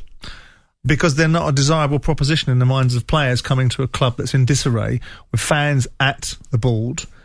Reports of fans going at players. I mean, some of those players have now gone. Anthony Gordon being one of the players in points, and Mina being another one where fans have interacted with. So you look at it and say there's a degree of uncertainty. If you're a player and you've already got yourself in a situation where you're a moderately decent football club, why would you step out of the frying pan into a potential fire? Now, Everton of old. And Everton, in my mind's eye, wouldn't have this conundrum, but this is a real challenge for Everton now, because they're in the bottom two because they deserve to be. Yeah. They're in the bottom two because it's been a long time in the making. The irony of the fans standing outside the training ground getting irate and putting banners up there is the one thing that this fellow has done is spend money. Yeah, but not tonight, he hasn't. No, he hasn't. Look down at the bottom, Simon. Southampton set to spend over 60 mil. Bournemouth on course for 70 million. Yeah. They're fighting for their lives. They're spending. And understandably so. But they have not spent anywhere near what Everton spent over the period of time that Fahad Mashiri's been there. You know, you've got a relatively new owner at Southampton, you've got a brand new owner at Bournemouth. It would be preposterous to think that the Bournemouth owner wasn't going to come in, given the statements he's made, and then back it up with some cash. So Southampton are in a situation where they're able to do this because of an ownership model. Mashiri, whatever people may or may not think, Everton are in special measures. They cannot just go out and unload cash. They have to have a deal with the Premier League to be able to sell players, to be able to get players in. Now, you would have thought Anthony Gordon would have facilitated that solution. Yeah, the problem especially is with 40 million cash. The problem is who they're going for. Why would Conor Gallagher go to Everton at this stage in his career? There's no upside for Conor Gallagher. There's only downsides for him. He's going to go into a challenging environment. He's going to go into a space and place where everything's at it. And Sean Dyche must have priced this into his thinking. Now, the thing for me that worries me in that perspective, because I believe that Sean Dyche has the chops to get them out of it, but has the conversation moved on from that? And actually, Sean Dyche has been told, don't worry, because actually we are quite happy, or we're moderately balanced in our thinking that if you do go down, you can bring us back up. Because my brief would have been to Sean Dyche, under no circumstances do we go down. Exactly. I don't know if there's a tacit acceptance amongst Fahad Mashiri, and I certainly wouldn't imagine Bill Kenwright, because of these links with Everton, that this might be a reality. I don't think it is. I think Dyche will get them up by their bootstraps. He'll get Tarkowski defending properly. He'll get Dwight McNeil at it, and he'll get some of those players front and centre on the front foot, doing a little bit more than they are doing. So you think they've got enough to stay up? James, just about. James is an Everton fan who's desperate to come on and join us. James, do you think what you've got will keep you in the Premier League? Not a chance. Genuinely not a chance. That crop of players that we've got right now, they have no fight. We need his fresh faces in this football club today. The club have stood still. Fahad Mashiri has stood still. Bill Kenwright is always standing still. Denise Barron-Baxendale is always standing still. Kevin Felwell, what is he employed to do? What is he doing? Get them all out today. I don't care if I'm Mashiri. The next thing I want to hear from you, you can ring this TalkSport up, you can ring them all up. The next thing I want to hear from your voice is, I am putting Everton Football Club up for sale immediately. You sound as if you're seething, James. It's a disgrace. What has happened today is an absolute disgrace. And do you know what? I heard about the flags outside the training ground. Do you know what? Just we wait till Saturday. It's an absolute joke, is this? This club cannot go on with this owner and this board. I don't even know what the board do anymore. What is Bill Kenwright doing? We always hear, oh, he's poorly. Bye then. Leave. Resign. Leave with some dignity. Of course, your anger's compounded by the fact, James, that Southampton are set to spend 60 million plus. Bournemouth on course to spend 70 million plus. That's a sad state of affairs when people are choosing Southampton Football Club over Everton Football Club. That tells you everything you need to know what Farhad Moshiri has done to this. Well, you in for the same players then? With Bill Kenwright. You were in for the same players? Yeah, Kaladim Sulemana, the player who's going to Southampton. James, listen, thanks for the call. Honestly, Alex, that would be the tip of the iceberg, I would have thought, that's coming their way, the Everton board's way. Yeah, absolutely. I mean, in the case of Sulemana, I was told by people close to the deal that Everton just weren't an attractive proposition. If he's choosing to join Southampton, who themselves are deep in relegation trouble, and not Everton, I think it probably backs up the points you were making, Simon. And I get the point that the fans making. I get the frustration and exasperation, right? But this is part of the reason potentially why players might not want to join the club. Now, whether you like it or you don't, let's be clear: Everton's up for sale. Farhad Moshiri may tell you that it's up for sale only on the basis or the fact that what he wants is investment for the new stadium. Yeah. It's up for sale. Right? The reasons why Peter Kenyon was kicking tyres last year is because it was up for sale. He just couldn't raise the cash. Now, they're calling for the ball to be gotten out. Again, I keep making this argument. It's not because I have any skin in the game with Bill Kenwright. I could care less about Kevin Thurwell. I could care less about Denise. The bottom line is Thurwell's job is to recruit players, and Farhad Moshiri's job is to select them and pay for them. Everyone else in the middle is an incidental. The director of football chooses the players, the manager's the incumbent says I'll have them, and the owner signs the cheque. So where this vitriol needs to go elsewhere, it doesn't make any sense to me. Yeah. It doesn't make any sense to me. You don't like Bill Kenwright, he's been there for too long, hasn't put enough money in, fine. But if you genuinely believe that Kenwright and Denise are making decisions about which players come in, then you're away with yourself. But you heard the caller there, he feels they've stood still. Well, when you talk about stand still, look at the boardrooms around the country and tell me which of these boardrooms have very proactive people within the confines of Simon, I know you. On the last day of transfer window, you would have your other board members absolutely in unison flying. Well, you would be. No, I wouldn't. You would be No, flying. I wouldn't. I would be, and so would Farhad Moshiri, who's director of football, if that's what... Because there's no doubt about it. Moshiri's made all the decisions. You can point your finger wherever else you want, but everybody that's got half a brain knows that Moshiri's made all the decisions. They happen to have been, on the majority of the time, stinkers. Well, where's the evidence of their productivity today? Well, what productivity are you asking them to do? You've got a director of football. Bill Kenwright and Denise and Graham Sharp are nothing to do with the acquisition policy. That's a director of football saying, I found a player, Sean Dyche, do you want it? With Moshiri, will you write the cheque? That's the line of command that's happening on this particular transaction. Anyone else is incidental. All they want to do is vent their spleen. Now, what you've got now is what you've got. Would you prefer to have a demonstration and vilify everybody that's there, create a toxic atmosphere for the games on Saturday and the games that are coming up? That won't help. It won't help anybody. It doesn't help anything. It does not help a single thing. I understand it's their football club. I understand that they feel enraged by the whole set of experiences that they're having. But that's not going to solve anything. That will get you that extra 2 yards of steps into the Championship. But they're terrified they're going to get hiding from this point onwards. And they might just this Saturday, live on TalkSport at 12:30 at home to Arsenal. And it's a pertinent question that you asked. What have the board been doing today? I reached out to somebody close to Everton probably about 3 hours ago and said it's definitely quiet. What's going on? And I got back, they're scrambling around. Should an institution like Everton Football Club be, quote, scrambling around on transfer deadline day? Where's the plan? But they're a busted flush. You can talk about the plan in a lot of football clubs, but they're a busted flush. They cannot get targets that they want because they're not a desirable proposition for players to go and sign to. Now, most of that is because the team stinks. The other part of it is because their owner's gormless and hasn't made decisions that give you any confidence. But there's also another part, which is the toxicity reverberates around this football club. So why are Bournemouth and Southampton more desirable than Everton tonight? Because at this moment in time, Bournemouth are a different proposition. They've just come up from the Championship. They've got a new owner with a new regime, and he's feeling differently about the football club, and the fans are feeling differently about him. Southampton fans, 2 weeks ago, were telling Nathan Jones that he didn't have a clue and to get out of their football club. So let's have it right. It's not unique to Everton. The volume is up at Everton because Everton is a far bigger football club than both of those football clubs put together, and is arguably one of the biggest clubs in the Premier League because of its longevity of service in there, its consistency, and the expectation of its fan base. OK, Simon, 17 minutes to go until the window slams shut. Stay with us. We'll take you right through it and beyond because we'll sort out what has actually happened and what missed out.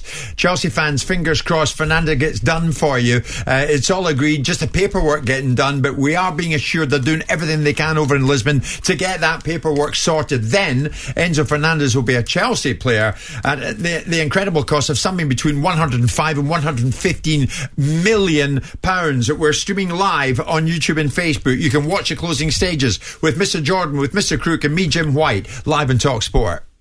At Morrison's, we've lowered and locked over 1,000 prices, giving you savings on fresh food. Like our freshly baked Coburg Cobs. Were 79p, now 69p. Morrison's prices locked low, so you can save on every shop. Majority of stores subject to availability. Online varies. See online for details. Prices held until 19th of March. Worried your freezer has taken up too much space but don't want liquid lollies? Discover the half car, half freezer. With an interior that won't go above -40. At least the windscreen won't steam up. There's a wrong way to do hybrid, and with Toyota, there's a right way. With ultra-responsive handling and powered by over 2 decades of hybrid innovation, the Toyota CHR self-charging hybrid SUV is living proof. Not all hybrids are born equal. Good evening, late-night revellers. This is the last bus home. Calling is still ringing, and tired dancing feet via warm fries or a cheeky cheeseburger. Our final destination, as always, is home. Plenty of McDonald's restaurants are open late tonight. See mcdonalds.com for opening times. When you're driving along a motorway and you see a red X sign, it means stay out of that lane because there's a hazard up ahead. Red X signs are there to keep us safe and keep us moving. Because we all want to be somewhere. Somewhere like being at home for the season finale of that series you're into. Follow the signs. Keep us all moving.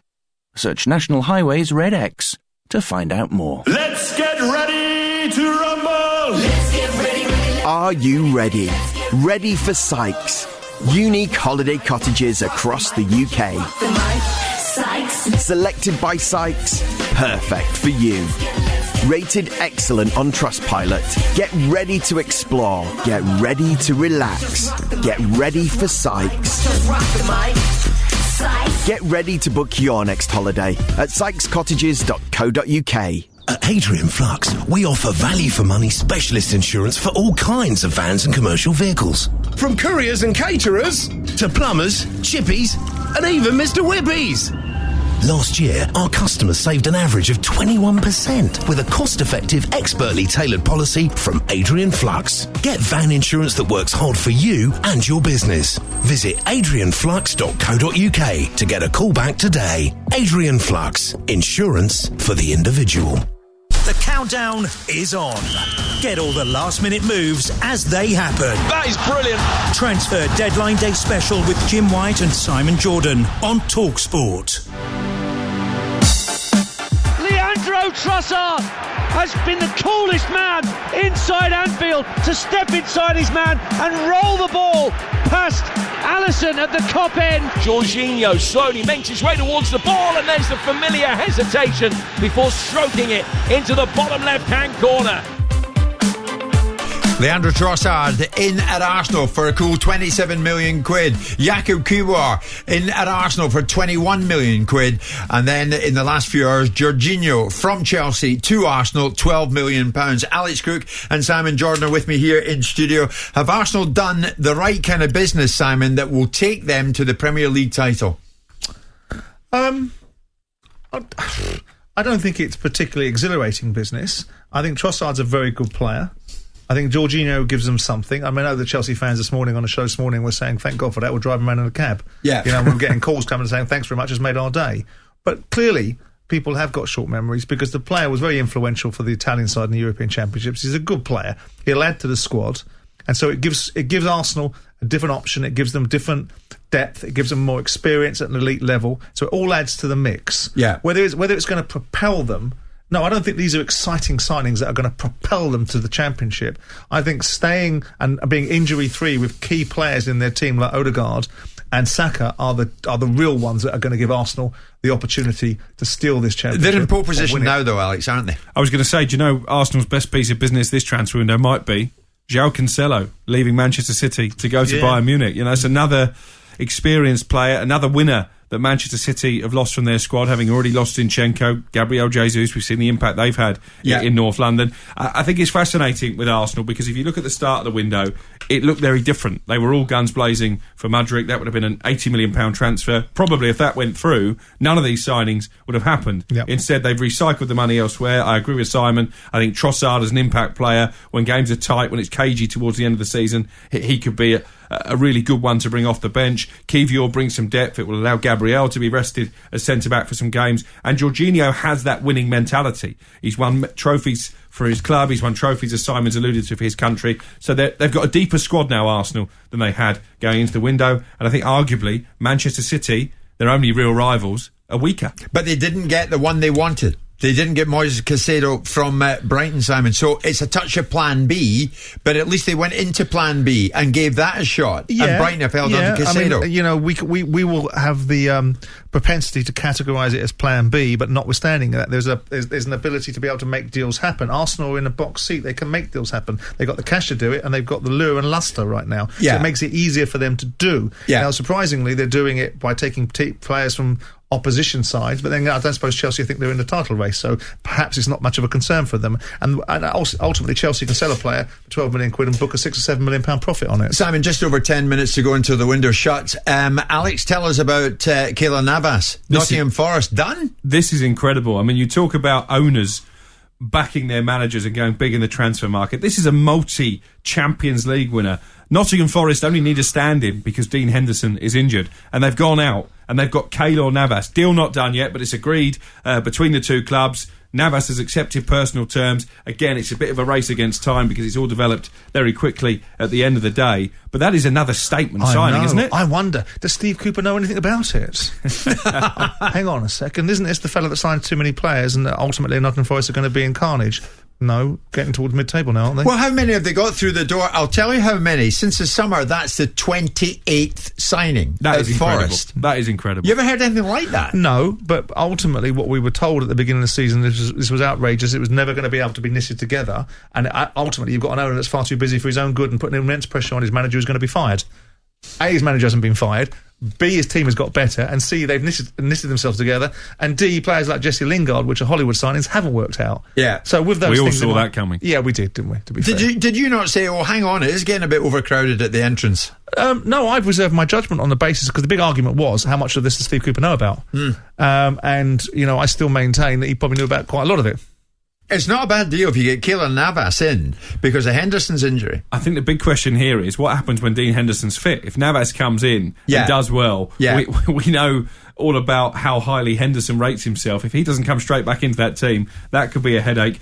Deals going through all the time, Jim. Hakim Ziyech, that one's been in the offing all day. Looks like he will now move to Paris Saint-Germain on loan. I think we're seeing also Chelsea clearing out some of the old guard. Jorginho, we've talked about, has gone to Arsenal. Ziyech on the way as well. I think Cesar Azpilicueta probably in the summer will be off. One player who isn't leaving Chelsea today, though, is Conor Gallagher. Lots of interest in him. Every offer rejected by Chelsea. Conor Gallagher stays at Stamford Bridge. That's another good bit of business by Chelsea, right? Would Chelsea have accepted a £45 million bid from Everton? Potentially. And again, this is what I talk about. Was that bid from Everton realistic? Were they ever going to pay £45 million? Was the money real? I think it probably was, but I think that what they probably wanted to do was pay it over a significant period of time, and Chelsea were not interested in that. Yeah. But the bottom line is that Conor Gallagher would have been sold by Chelsea, but they couldn't get the price they wanted for him, and Conor Gallagher didn't want to go to Everton in the first place. So that one didn't go through, but this one has. In the last few seconds, Pedro Porro to Tottenham from Sporting Lisbon, 40 million quid. He's in there, Alex. That one is done. So Conte, you would think, would be happy. Or happier, I think. I think he would probably have still wanted one or two more signings.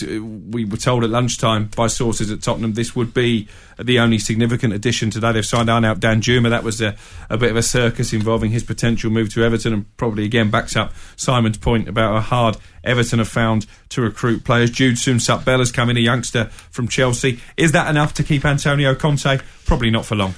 Okay, we don't have long. 7 minutes to go until the window slams shut. It would seem the only outstanding one is the biggest one. Enzo Fernandez from Benfica to Chelsea isn't going to get done in time. Will the documents be signed off in time? You'd like to think so. Stay with us. Back after this.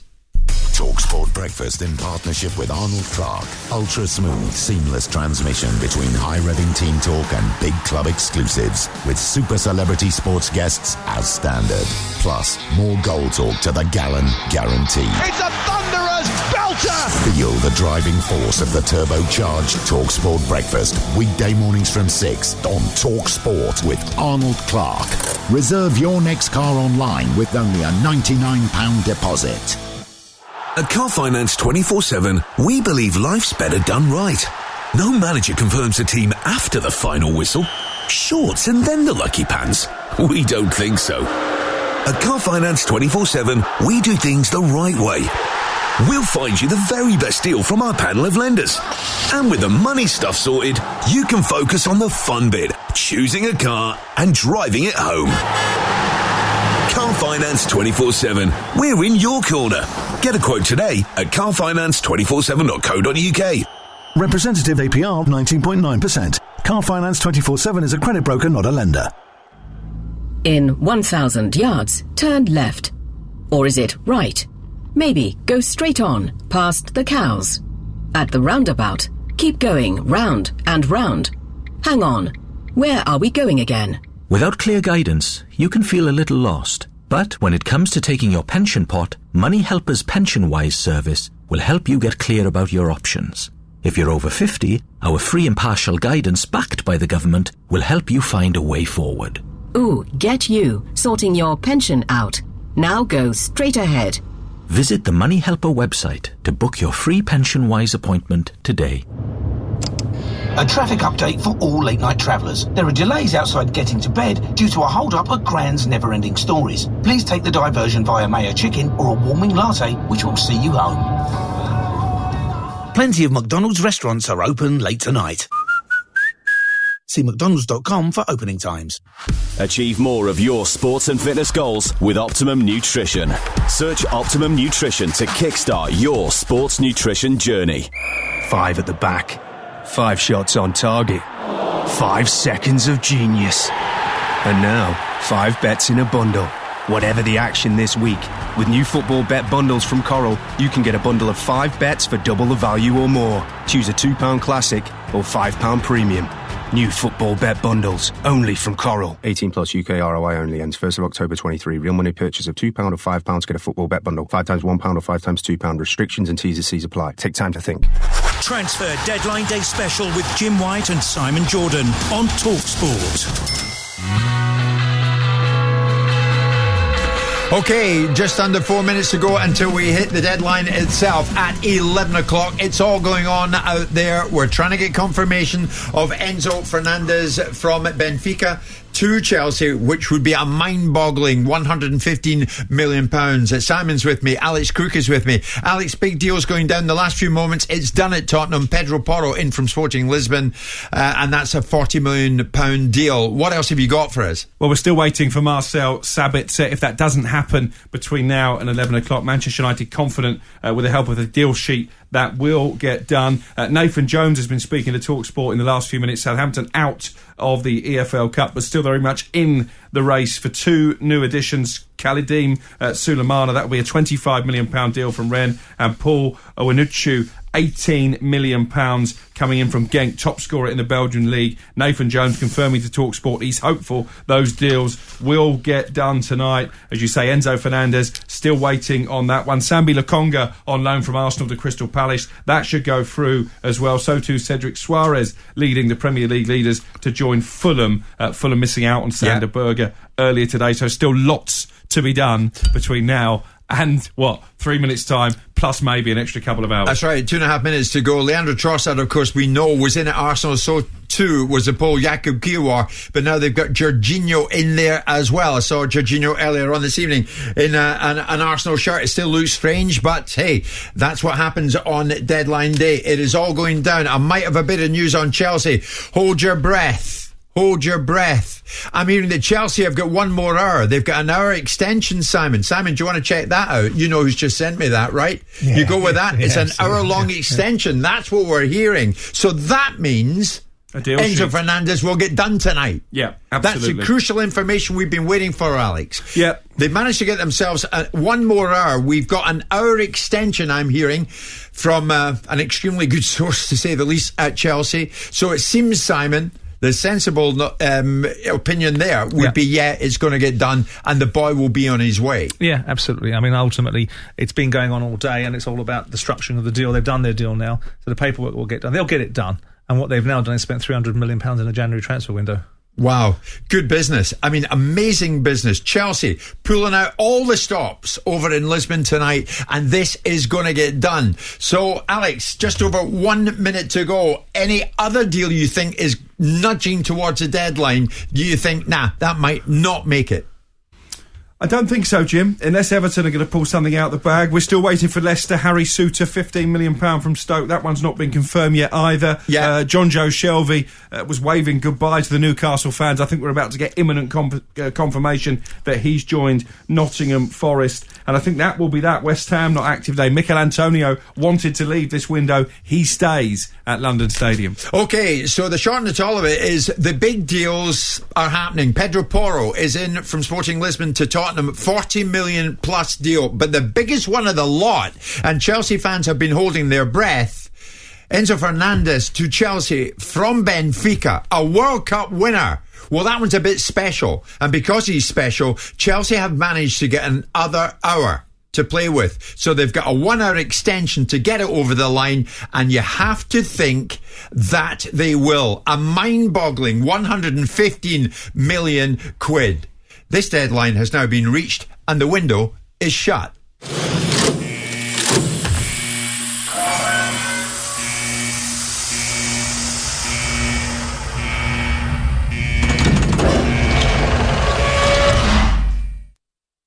And shut it was. Simon Jordan is the perfect man to put this to. Simon, you're a man who knows all about money. You've had plenty of money in your time and probably still do. We have reached an incredible £800 million plus total in this window. When you consider the previous record was £430 million in 2018, this is wowzer, isn't it? Oh, absolutely. I mean, there are some unique factors to it, aren't there? You've now got an ownership model in Chelsea that has even eclipsed.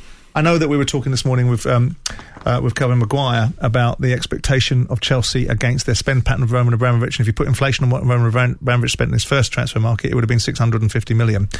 But those are hypotheticals and those are inflation-based figures. The reality of it is someone's come in, private equity money included, have paid for a football club £2.5 billion and are now spending like drunken sailors. They've got the reasons for doing it. They'll structure it. I don't think they'll breach financial fair play despite people's protestations and outrage at the length of contracts they're putting players on. But it is a unique marketplace. You know, when you're seeing clubs like Bournemouth now being bought by American owners that are very wealthy American owners that are prepared to go and spend £70 million in January transfer windows, you are in unique times. It's a unique league.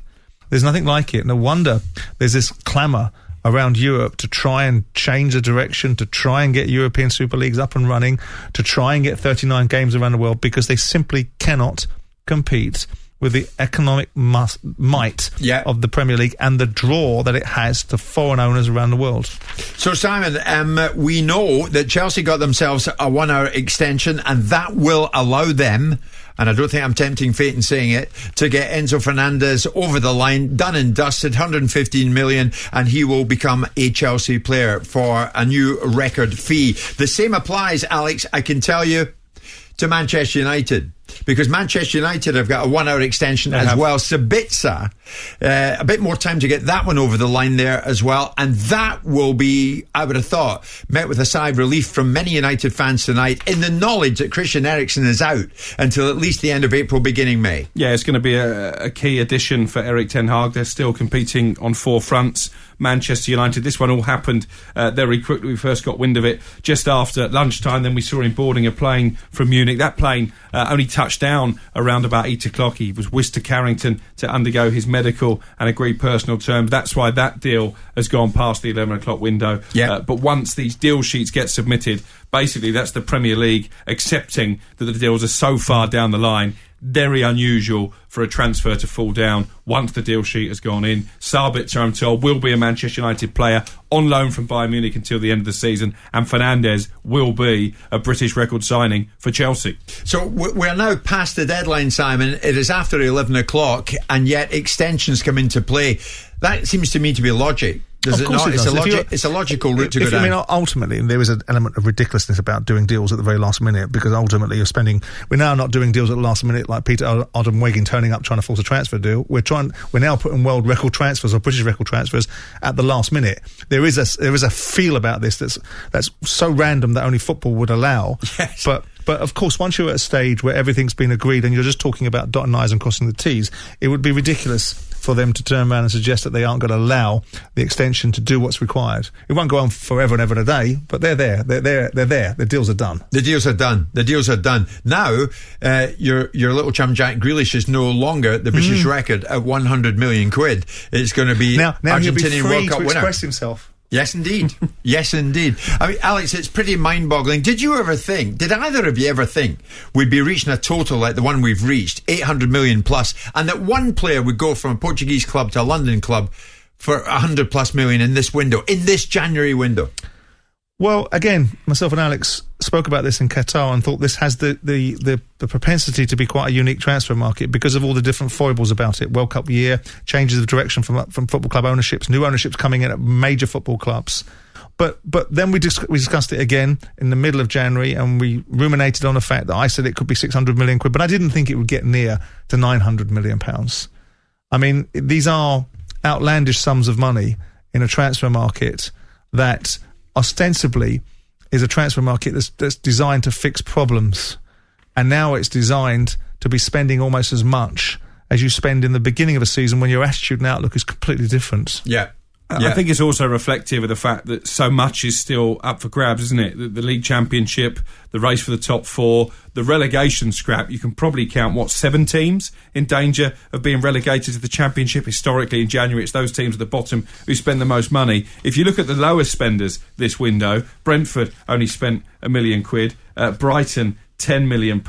Fulham have done some business today, but they didn't spend hugely either. They're teams who maybe you would associate with being in a relegation scrap. They aren't. They might qualify for Europe. They're quite happy with their lot.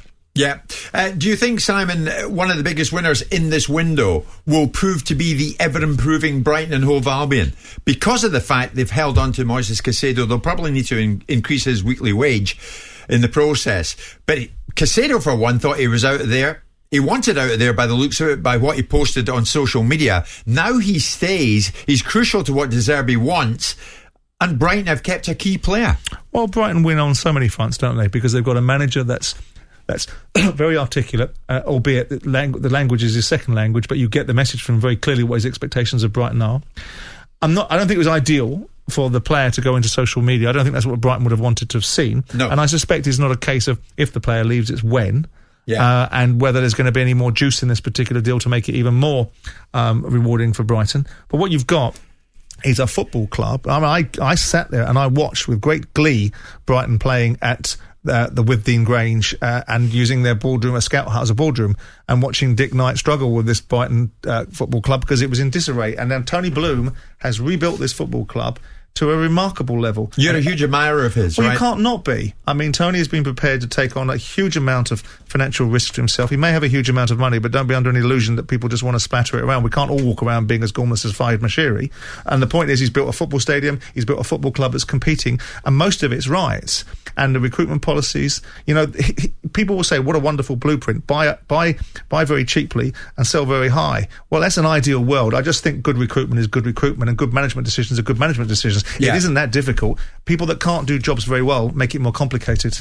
Can they sustain it? And listen, I'm full of admiration for what Tony Bloom has done at Brighton, but it wasn't that long ago we were talking about Southampton in the same terms, having the ability to sell players for profit and still replenish the squad.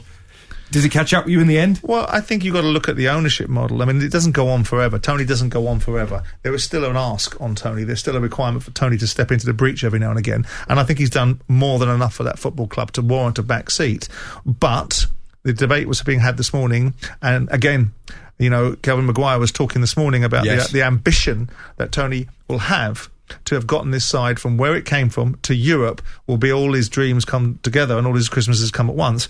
I think he's a little bit less sentimental than that. I think he's sentimental but also pragmatic in his thinking as well.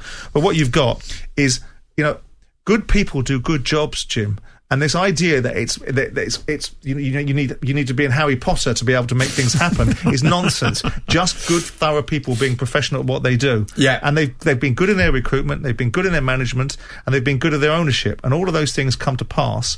Now, it's a moment in time. Do I think Brighton can sustain this? I think it's unlikely that Brighton can sustain this level. But notwithstanding that, people will say that's because you've got a Crystal Palace bias. I just think the reality of it is when the powerhouses kick back up a notch and Liverpool and Chelsea reacquaint themselves with what it takes to be Liverpool and Chelsea, those two clubs will feature back in the top six and the balance will change again. In the last few moments, Alex, you probably noticed this as well while Simon was talking there. John Joe Shelby confirmed to Nottingham Forest. What's the nature of that deal? Shelby tonight was actually paraded on the pitch at St James's Park and got a terrific send-off with the arrival of the other two players. So Shelby now leaves Newcastle and heads to Nottingham Forest. I think it's a 2.5-year contract, which by all accounts was more than perhaps he was hoping for at Nottingham Forest. Good addition. I think someone who knows his way around the Premier League. No, Simon's not entirely convinced. I don't think he's got any legs left. I think he can pass a good ball, but I think actually his injury at the beginning of the season did Eddie Howe a favour because I think he might have had a challenge in the dressing room because I think they'd moved on from John Joe Shelby. And it's nice that he got a send-off from the Newcastle fans. It's nice there's an elegance about allowing players to leave and get some appreciation from the fans. Yeah. But I actually think Shelby, because I remember in an article in the paper, Shelby sitting on an exercise bike saying how fit and ready he was for this season. Bang, next thing he's injured. And without being mean-spirited, I think he solved a problem that Eddie Howe probably wasn't going to play him anyway. Very possibly. Manchester United have one more hour to play with to get Marcel Sabitzer over the line. Of course, the Austrian midfielder being brought in. This was an eye-opener in the course of the day today. Alex, we hadn't heard his name being mentioned before. Then all of a sudden, he was the number one trending name here in the UK on social media. And it's the same situation for the one we've been talking about all the time. Enzo Fernandez from Benfica to Chelsea. Chelsea have got an extension as well. A 1 hour extension to get the paperwork done. So Alex, these two big names seemingly will get done and seemingly will get on their way to being completed in the next hour. So a bit of breathing space for both of these clubs to get there. And again, I stress, I think that's logical, allowing them to get those deals over the line. I think the Manchester United deal for Sabitzer was a bit more relaxed anyway. Certainly, I don't think negotiations were as tense as we've seen between Chelsea and Benfica. But you're right, it just makes sense if teams have got so far with deals for the sake of an hour. Let's get this done. We want the best players in the Premier League after all. Manchester United's transfer window is fascinating. Wout Weghorst on loan, Jack Butland as a backup goalkeeper on loan, and now Marcel Sabitzer on loan. If this had happened a year ago when Wreck-It Ralph was in charge of the football team, Manchester United fans would be in uproar. But because of Eric Ten Hag and the credit that he's built up, United fans are quite happy. They've only signed 3 players on loan. I'll tell you one thing, people are not spending a lot of time debating about what Chelsea's doing. They spend a lot of time debating about how they're getting around financial fair play. They're not spending a lot of time suggesting how much they've spent for these players and are these players actually worth this kind of dough. Yeah. Simon, just the one name, if you're a Liverpool fan, just the one name. I saw Erica Van Driver say a moment ago, anybody sees a top player in London, drive him up to Anfield for me tonight, would you? And that name is Cody Gakpo, of course, from PSV Eindhoven, who joined earlier in this window for 37 million quid. Wonder how Klopp and Liverpool will be feeling tonight. I wonder how Liverpool fans will be feeling tonight, having come up short this season, of course, by their own extremely high standards, and just won over the line. Well, I think if we are led to believe what we're led to believe, all their energies and economic resources are going to be deployed in trying to sign Jude Bellingham in the summer. Now, some would argue that they need a lot more than that, but I think he's a massive part of the regeneration that Liverpool clearly need. Lots been made about how Liverpool are this season and the reasons why they are the way they are, and you can't give Klopp a pass for that because ultimately the level of players have been playing at, if they're not good enough to be able to compete at the way that Klopp does, they should have been able to identify this earlier. Do they not need to be top 4 to get the likes of Bellingham over the line?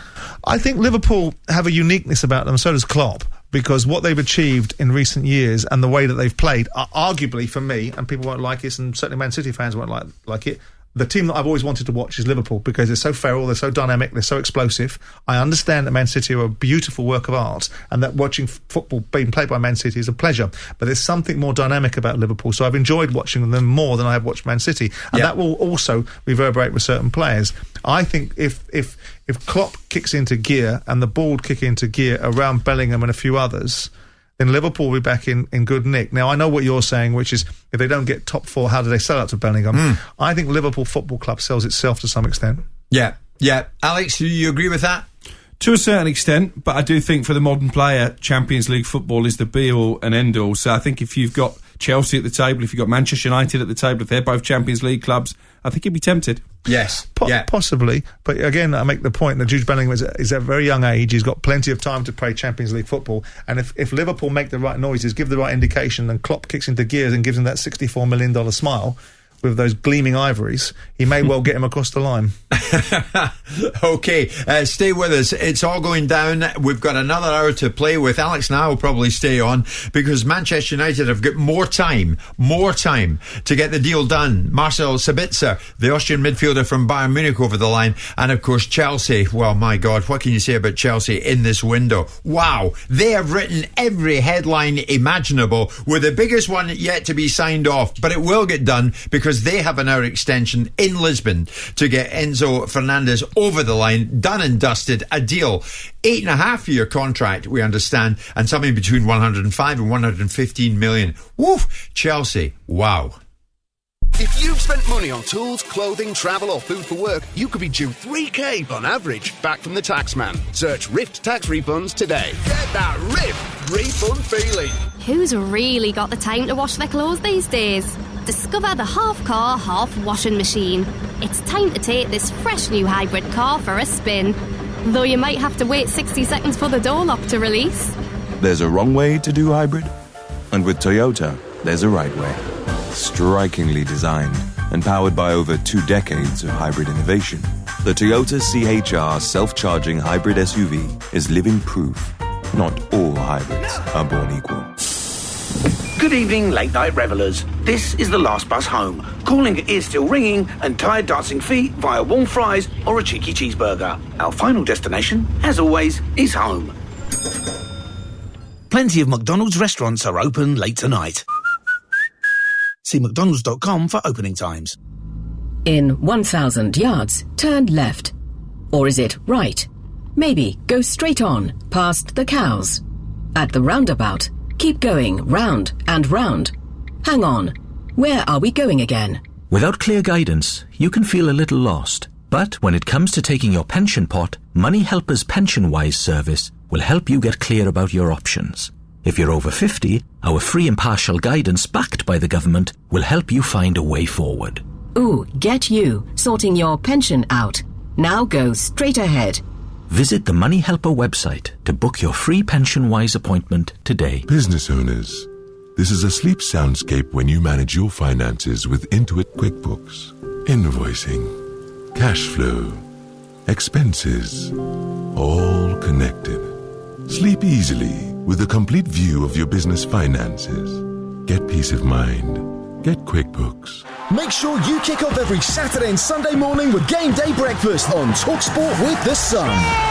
Join Natalie Sawyer and Tony Cascarino for all the latest news, essential previews, expert insight, exclusive interviews, and everything you need to make sure you're ahead of the game. You better believe it! Game Day Breakfast this Saturday morning from 6 on TalkSport with The Sun. Oh, it's absolutely magnificent! Follow all the match action and breaking news on The Sun live blogs. Visit thesun.co.uk.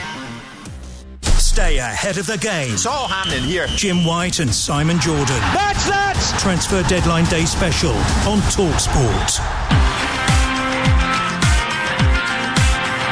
Well, that's right. It's been a long day, but what a day, and it's not over yet. It's Jim White, Simon Jordan and Alex Cook. We're coming to you live on TalkSport. As always, we are streaming live on YouTube and Facebook. An enormous number of you watching us tonight. We're thrilled about that. Thank you for that. If you want to join them, you can head over to the official TalkSport channel on those platforms. The latest news, and of course the deadline itself is come and gone. It's 17 minutes past 11 o'clock. But Chelsea granted a deadline extension of 1 hour to get Enzo Bruno Fernandes over the line. They're over in Lisbon, mob-handed to get that deal done. Manchester United granted an extra hour to get Marcel Sabitzer done and dusted as well. Simon, many listeners tonight and many viewers on YouTube and Facebook asking us straight, well, what's the point of a deadline if there is an extension to the deadline? Well, the deadline is to get the deal into a certain condition. If the deal isn't in that condition, then the deadline wouldn't be allowed to be extended beyond that point. So you've got to have a deal at a certain stage. You've got to be at the position where the deal's pretty much done and all you're doing is making sure that the formalities are filed properly and everyone's got their place and space to be able to do the transaction. So it's not a case of, we're moving the deadline because it doesn't really mean a deadline. There is a deadline to get the paperwork, the deal and the principle of everything into a certain condition. Otherwise, there will be no extension just to do the incidentals and the bureaucracy behind it. Yeah, I see. One deal that might not come about, Alex, and hold on, I'm just getting a message on this. I just want to check it out. Let me tell you. Hakim Ziyech from Chelsea to Paris Saint-Germain, that one might not now happen. Because Paris Saint-Germain and Chelsea agreed the contracts, but they weren't sent back to be registered on time. So the contracts are not validated as of this moment.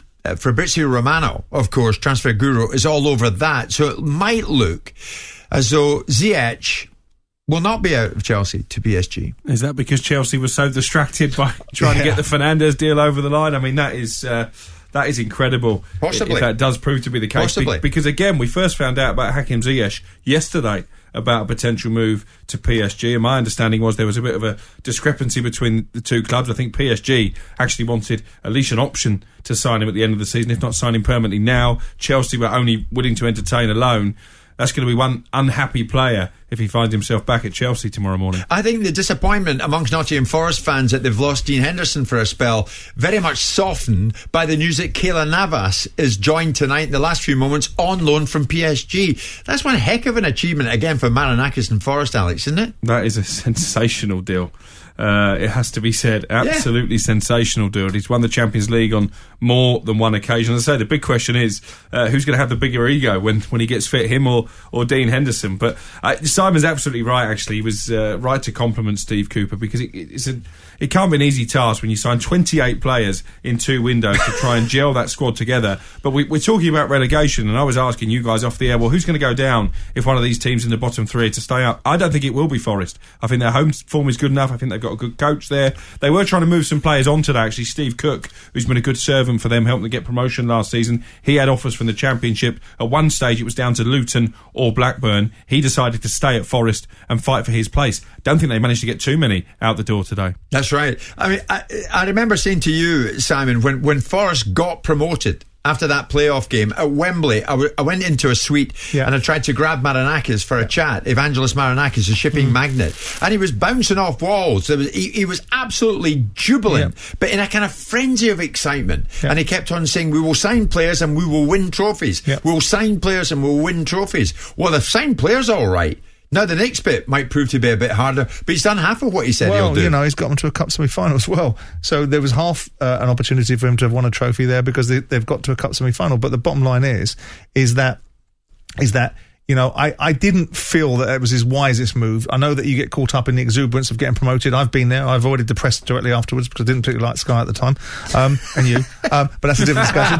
You still don't. But I thought that the idea of saying the things he said might come back and haunt him. But you cannot argue with the fact. Then you've got the unfortunate circumstance where he does precisely what he said he was going to do. And I realised it was an embarrassment of riches. And then the argument was, it's ridiculous. How many players are they going to buy? How is this manager going to gel it all together? What in God's name do they think they're doing? And at this moment in time, through some mechanism or some method of madness, what they've been able to do is get some coherency. Now, whether they'll get dragged back in, I don't know. But right now, they're in good nick, Nottingham Forest, and I'd like them to stay in the division. I've got a great feeling for Nottingham Forest. They were the team that I watched in the 70s. I love that documentary that Johnny Owen put together. I Believe in Miracles. I think it's one of the best documentaries that you could ever produce on a football team. So I hope they do. Is it one in the eye for player power, Simon? Actually, when you look at it, there's an even split here because contrasting examples of player power, Anthony Gordon got what he wanted. Yeah. He agitated for a move out of Everton, got his move to Newcastle United. He was on the pitch tonight at St James's Park. Not the same for Moises Caicedo. Took to social media I want to thank everybody at Brighton for what they've done. And now this is a mouth-watering move and a huge amount of money for the football club. Goodbye, I'm off to Arsenal. He didn't get what he wanted. Yeah.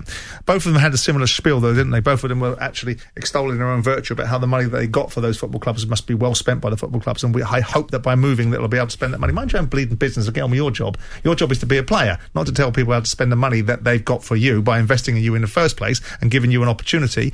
Look, Anthony Gordon's situation, we hear that actually it might be a little bit more convoluted than it was. It wasn't necessarily him refusing to play, but I think he's been poor for the majority of this season. I don't find it an excuse. I really genuinely don't, that players get their heads turned and subsequently their form should go. I don't find that an excuse. I think that's not appropriate. I don't think that's a justification. But I also think that Anthony Gordon might just reap what he sows, because whilst I don't want to criticise Newcastle for signing a player, and there's no criticism of Newcastle implied here, he's still got a long way to go to prove that he's a 45-50 million pound footballer. Sure. And the other kid, well, I don't like what he did. He didn't flex his muscles. He didn't particularly go out and strike. The club took a decision to park him up in a somewhat similar way to Trossard without the confrontation involved. And they resolved it relatively quickly. And I suspect it's a trade-off. I suspect there'll be some deal behind the scenes which says that Brighton will do something with him in the summer, and there might be some financial incentive for him to have called his jets a little bit. So he gets a reward out of it. I mean, in the meantime, should Brighton fine him? Should he apologise? Should he go back on social media and put another statement up apologising? Great point. I'm not in the business of looking at apologies. I hate the society where we've all got to apologise, because unless you write apologies in blood, people still won't accept them.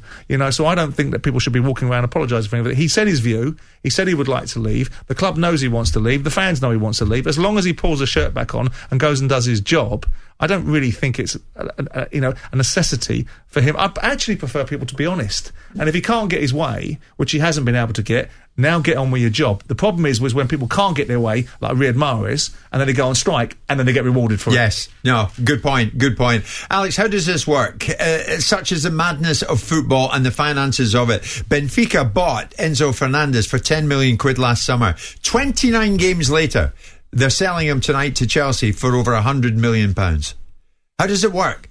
Well, it works very well if you're Benfica. I mean, that is an incredible profit. And actually, Portuguese clubs have done very well from selling players to Premier League clubs in the last few transfer windows. So I'm sure in the cold light of day, as much as they were protesting they didn't want to lose one of their star players, they'll feel very smug about that. I think there's a sell-on clause to his former club in South America as well, so they'll be celebrating tonight. It's a huge profit, but again, it underlines the point that Simon is making. This is why the Italian clubs and the Spanish clubs were so determined to get a European Super League. They see how rich the Premier League is. They see how attractive the Premier League is. They want a piece of that particular pie. Yeah. One thing has not been lost on Andy, the Manchester City fan. Simon, I'll give it to you straight.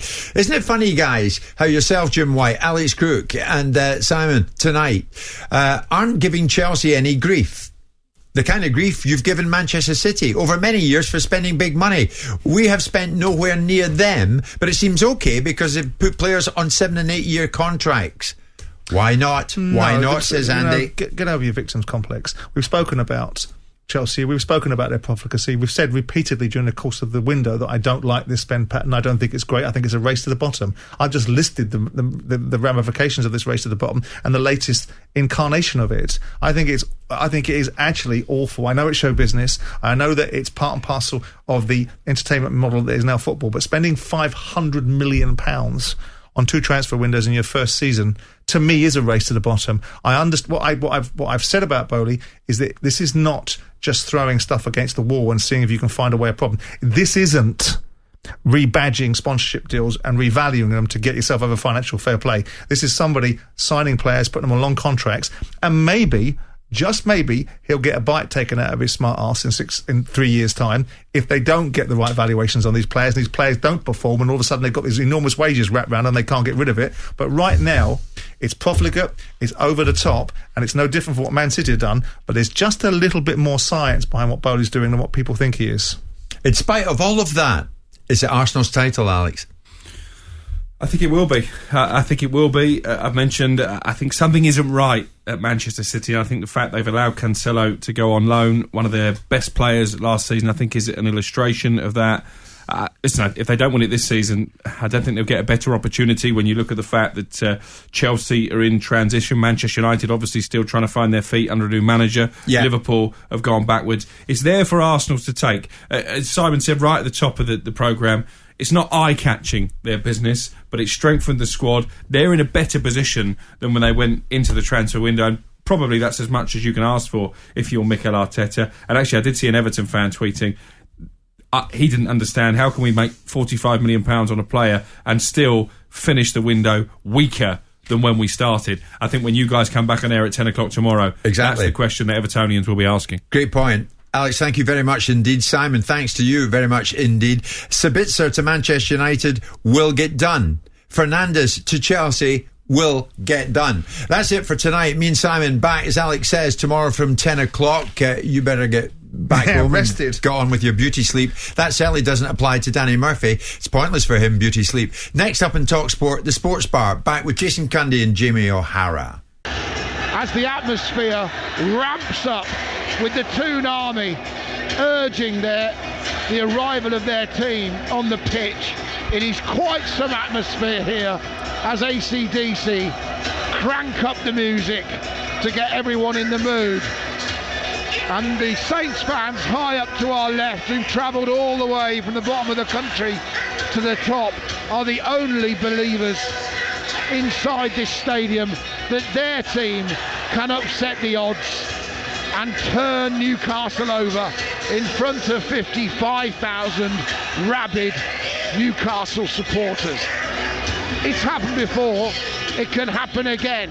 The odds were almost as great up at Anfield, so why not St James's Park for this group of Saints players? Why not a James Ward-Prowse free kick to get them back in the tie? Can they keep a clean sheet with the five at the back? Can they put pressure on Newcastle and switch the nerves to the fans around this stadium onto their own team to pressure them to put Saints to bed? They need to hang on, they need to hang in, and they need to keep the hope alive for all of you around the world and on the South Coast listening to us, however you're listening, on BBC Radio Solent. Joe Chesham, the former Saints forward, is alongside me. Joe, first things first, the Saints players have got to handle this arena and this atmosphere, haven't they? Because this is quite something. It's whatever kind of team you support, this is unbelievable. What a support they play with probably 13 players today with this bunch behind them. But if it goes wrong for them, they are playing with against these guys as well. So this could play into Southampton's favour today with getting it right on the pitch. If they get it right on the pitch, they will turn this crowd around. They are expecting big things today. It's unbelievable, the atmosphere here today, Adam. Yeah, but I think there's only one team under any pressure. All the pressure for me is on Newcastle United to deliver what everyone expects them to deliver. James Ward-Prowse and Nathan Jones should be saying to these Saints players, look, don't feel the pressure. It's all on them. Come here, play your football, give a good account of yourselves, and see if you can't unnerve people here. That's the only hope they've got, because of course it is. If they concede early, Joe, I can't see a way back. No, and that's what they got to avoid today. If they concede early, Adam, I think the game is absolutely gone, and I think mentally it will be gone as well, because then they have to score 3 goals to win today, and I don't think they will. So, we know Saints aren't exactly prolific goal scorers. We know Newcastle don't concede. So how do they win the game, Joe? Is it literally, like we said, keep it 0-0? I thought they went at Newcastle. They were aggressive in the second half. They grew into the game a week ago. But can they be aggressive in this formation? Can they go toe-to-toe with Newcastle playing 5-3-2? Well, we've thought maybe, because Nathan Jones said that in his press conference, that he was going to be offensive, and we have learned that in his way being offensive is a back five, and I'm looking at it now as a back five that they are set up to limit Newcastle to play and create chances, and that's the aim, to get through first half without conceding goals. And That's the only way I see it. I was hoping it was a back four with a bit more offensive, a little bit similar to what they did against Man City at home. And sometimes you got to be brave, and sometimes you got to take a gamble and try and win the game. But today, I think it's smart to sit back and be a little bit patient. Let's see what happens. The players are out, as you can hear, and local hero playing in the background. The guitar of Mark Knopfler, of course, and Saints in their away kit with the aqua shirts with the wave pattern, the white shorts, the white socks. The team tonight includes a debut for James Bree, having only been in the house for a week. The former Luton man, who's linked up with his old boss, plays at right wing back. Walker Peters at left wing back. There's a start for Yanni B, Jan Bednarek, back in the team. And there is the roar from the Toon Army. Lianco and Salisu playing with him. The midfield three, Diallo, Ward-Prowse and Alcaraz. Adam Armstrong, who will know this atmosphere and this area better than anybody in a blue shirt, being a Geordie boy and a Newcastle fan and a former player. Partner Shea Adams up front. Newcastle, who rested since the first leg, having not had an FA Cup tie after being knocked out by Sheffield Wednesday, show an unchanged team.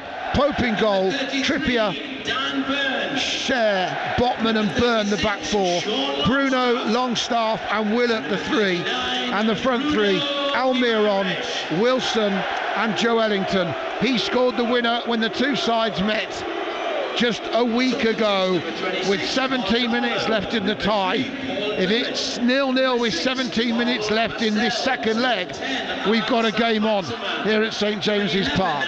But Saints have to get there as they switch Newcastle round with the toss of the coin. So Newcastle will play towards the Gallagher end in the first half because Saints have switched them around. And we are almost ready, everybody.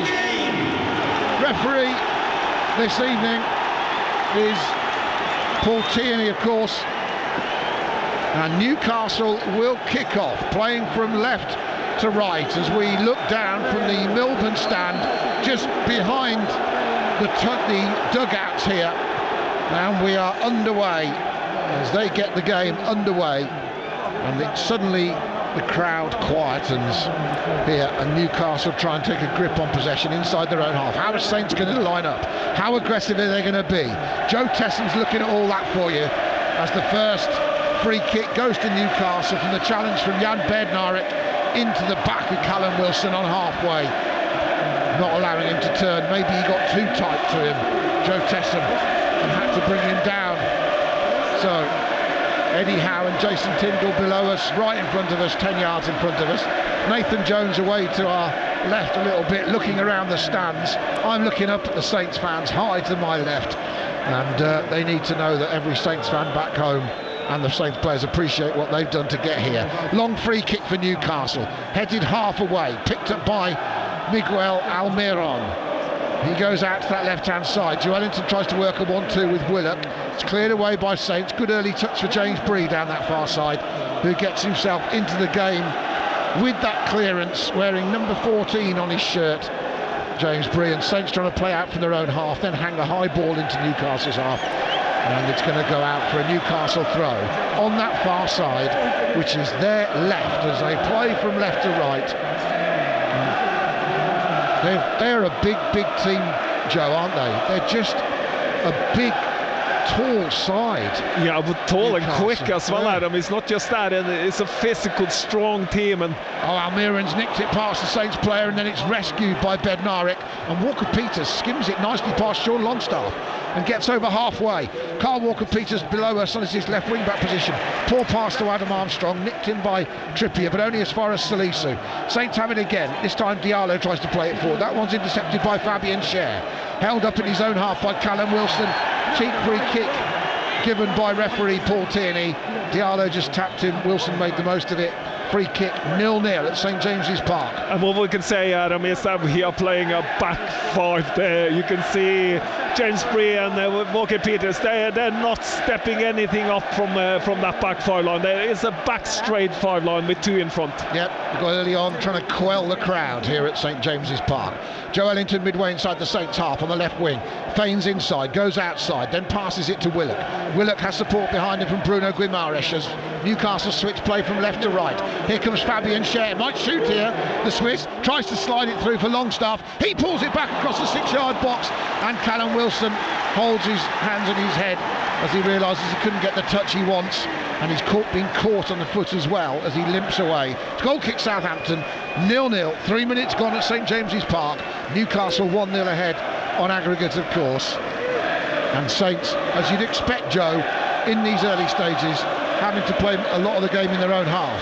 Yeah, well, they set up to play in their own half, so it's going to be a long ball, so it's going to be a very tough job for the two up front.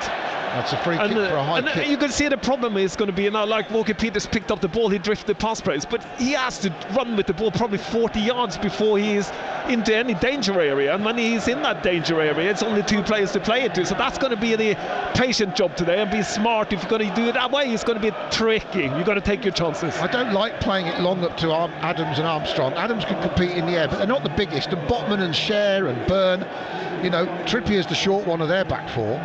But he's got so many other qualities, it's not a problem as Guimaraes gets it, tries to feed Willock in down the left wing, good interception. I think that was Bree that intercepted that. And Saints trying to get forward, but that's a poor pass across their own half. It's given away by Alcaraz, I think, with the pass, and Newcastle have it again.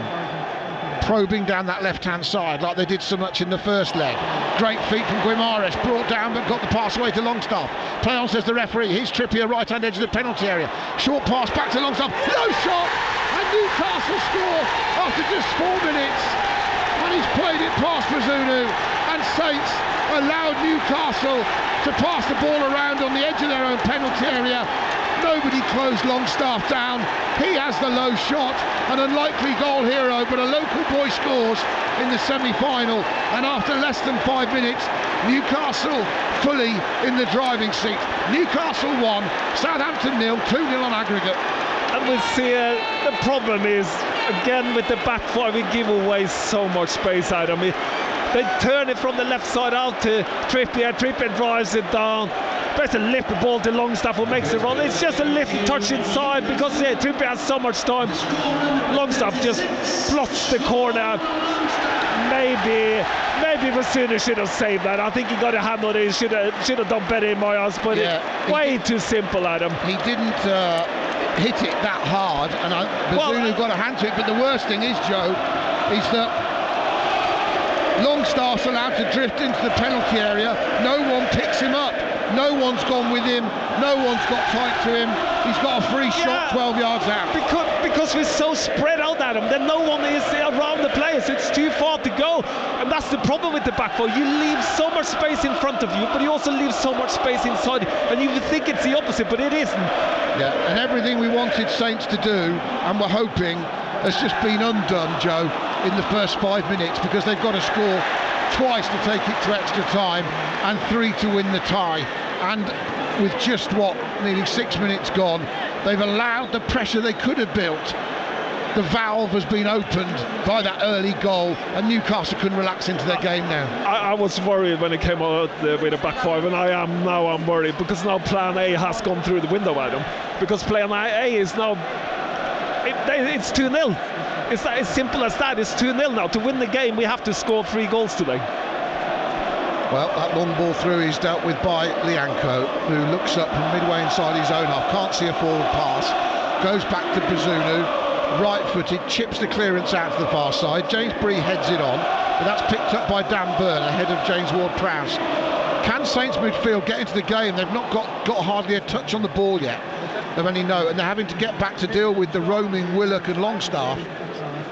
And Guimaraes just sat behind those two. I wish Saints had just matched them up, Joe, and gone 4-3-3 and got Ward-Prowse like they did in the first leg.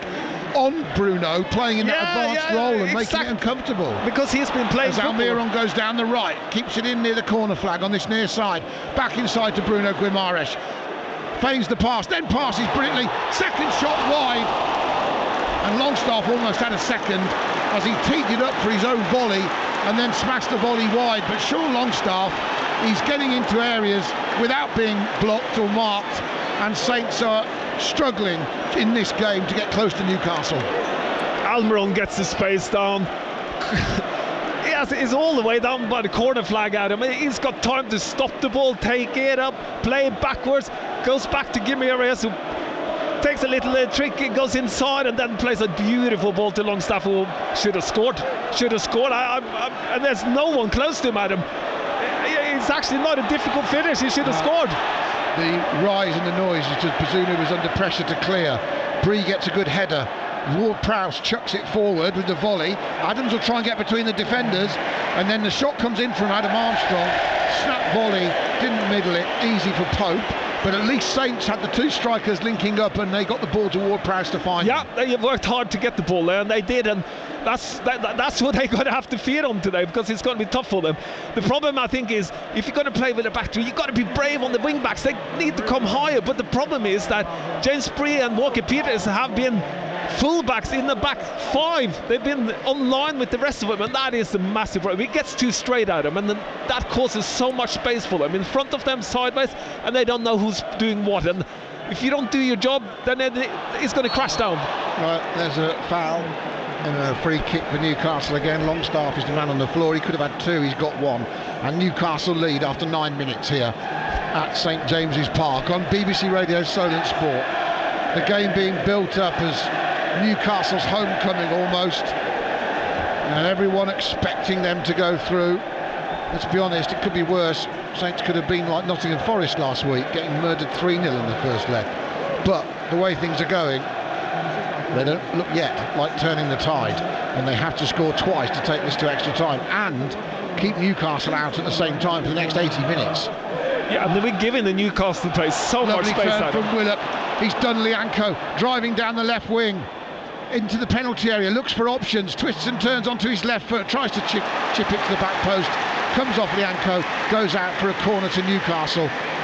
But again, sometimes, Joe, you know, when you play a back three, the space is down the sides, and at the moment, Willock, Almiron getting down the sides. Yeah, there shouldn't be any space down the side because we have an extra player there. But the problem is, it is in the first phase before they play down, because James Bree is standing back, he's not coming up to put pressure on. And when they can receive the ball, have a touch and turn and play to a teammate, you are going to find yourself running after them. Yeah, absolutely. Jason Tyndall pointing, Nathan Jones pointing. Newcastle take the corner short. Saints slow to react, comes whipping back, and well, that's poor from Kieran Trippier, and you don't say that too often. He's whipped it, looking for the back post, and he skied it into the Gallagher's end. I think he tried to shoot at him. Well, maybe he did, I think but whatever he was doing, he got it wrong. Saints were slow to react to that short corner, no one within 10 yards of the two Newcastle players. So it was a short quarter into the 18-yard line, which was just kind of laid back to him. And now look at this, Joe. We've got the goal kick for Saints. Bednarek on the corner of the 6-yard area, Lianco on the other corner. What are they trying to do? And they play out from that edge of the 6-yard. Now it might work. Walker Peters out to Salisu, beneath us on this left wing, up to halfway, not collected by Alcaraz, didn't find him. Back to Newcastle. Yeah, it's brave, but you've got to hit your teammate with a 5-yard pass or 10-yard pass. If you can't do that, you are in trouble. Yeah, Salisu misses the ball forward. Wilson missed it as well, thankfully for Saints. And Lianco tries to tidy up with Jan Bednarek. Lianco then hits a long one, looking for Adam Armstrong. Intercepted by Sven Botman. Brought down by Ward-Prowse. Into Armstrong again, looking for support. Has it to his left. Alcaraz lets it run for Walker Peters, but that's slowing up the move. Allowed Almiron to get back in front of the ball. And Southampton have kept possession, and they've worked it into the Newcastle half. Switched it from left to right. Out to Lianco. Gets it back off James Bree. And Newcastle tracking Southampton as they move the ball back towards his left-hand side. Here's Mohamed Salisu. He's only scored one goal for Saints. It was in this competition at Sheffield United. It was an age ago. As Joelinton burst past Lianco, and he's done him. The two Brazilians came together, and he's in the box, and he shot right-footed, and it was brilliantly blocked by Jan Bednarek to save it being 2-0. He had enough space, the big leggy Brazilian, just to line that up, and he opened his body up to curl it with his right foot, And it was a good block from Bednarek to keep it at 1-0. Very good block by Bednarek, because that would probably have gone in.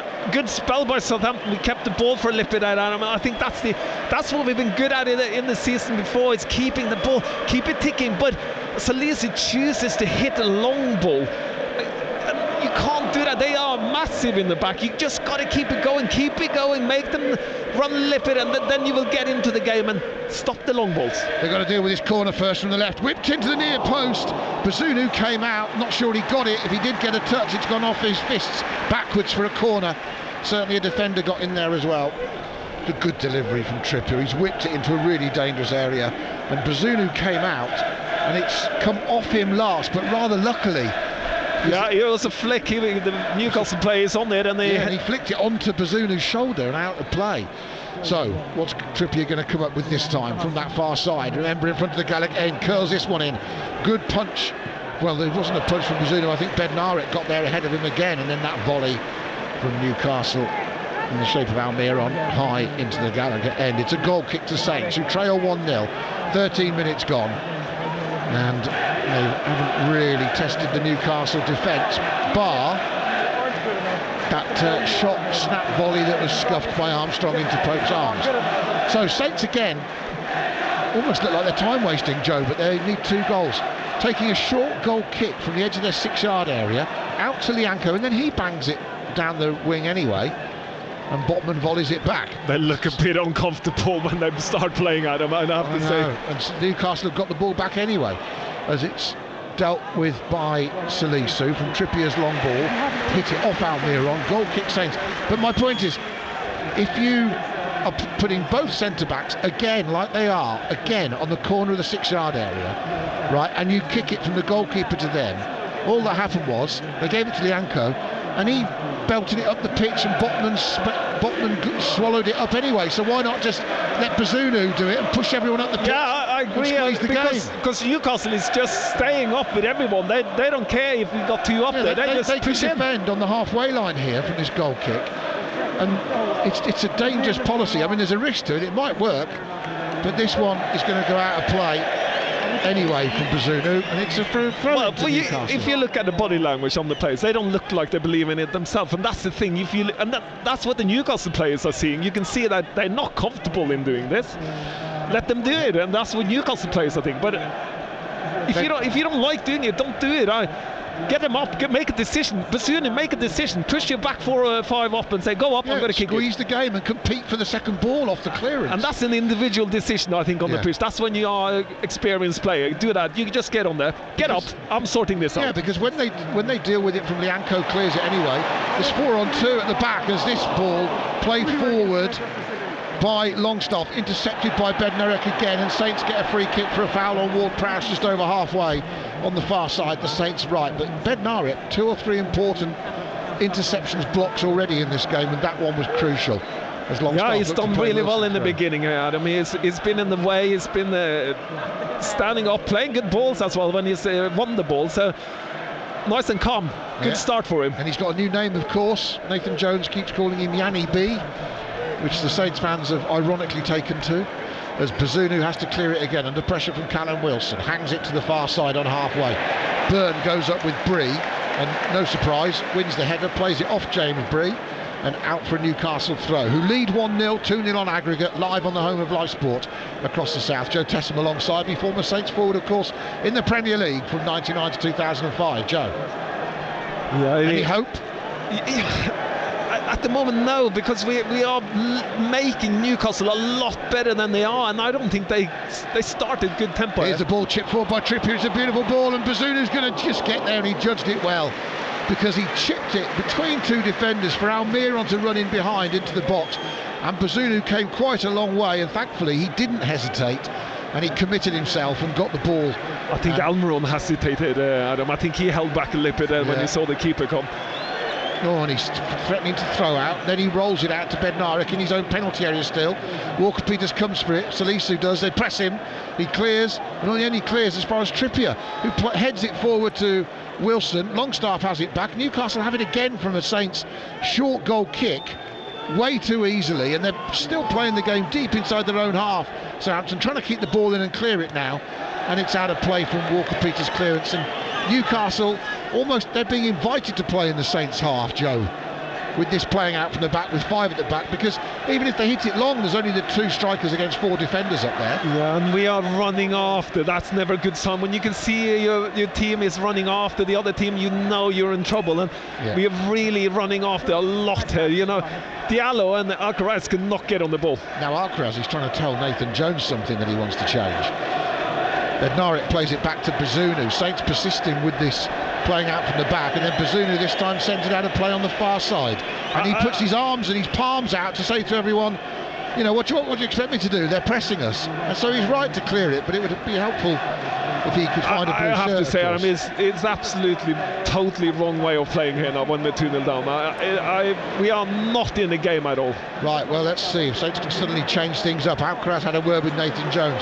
I think they want to engage Newcastle's midfield a bit higher at the pitch. And Diallo's done well, got away from 2 or 3 players on halfway, finds Walker-Peters, that's good play. Walker-Peters drives forward, the Saints fans up in the distance, up in the gods to my left, make a noise as they feel something positive, and Walker-Peters gets a great ball back, chips it to the back post, Burns tucked in and heads it away. That's this near side to Almiron, and they will clear Newcastle, and the ball back to Trippier, made him stretch, got it in field to Bruno Guimaraes somehow, and he gets a free kick against Diallo after lifting it over his head and trying to go round him. And that's free kick to the home side. But that was better from Saints because they actually got the ball deep in Newcastle's half and had a couple of players working on the width together. Now, full back and forward. But yeah, when you string to get a few, if you string to get a few passes, because obviously Newcastle is high on the pitch. If you string to get a few nice, easy passes, you get high on the pitch, and that is what you got to do to them today. And you can see Adam Armstrong makes lots of runs into the channels, and he's going to run all day down there. But he's going to be on his own. But when you get to crossing position, it's only Shea Adams in there. Still waiting for confirmation or news on Saints signing on Achu and Suleiman. Meanwhile, the game continues. Newcastle win it back off Alcaraz. And look at the space Trippier gets. Midway inside this near side, the Newcastle right, but his pass for once was poor, and Salisu clears, looking for Armstrong, and it's played cleverly by Fabian Schär. Backheeled it against Armstrong as they ran together and got the throw. Nathan Jones tries to complain to 4th official, and I can tell him that was a Newcastle. We had the best view of everyone here.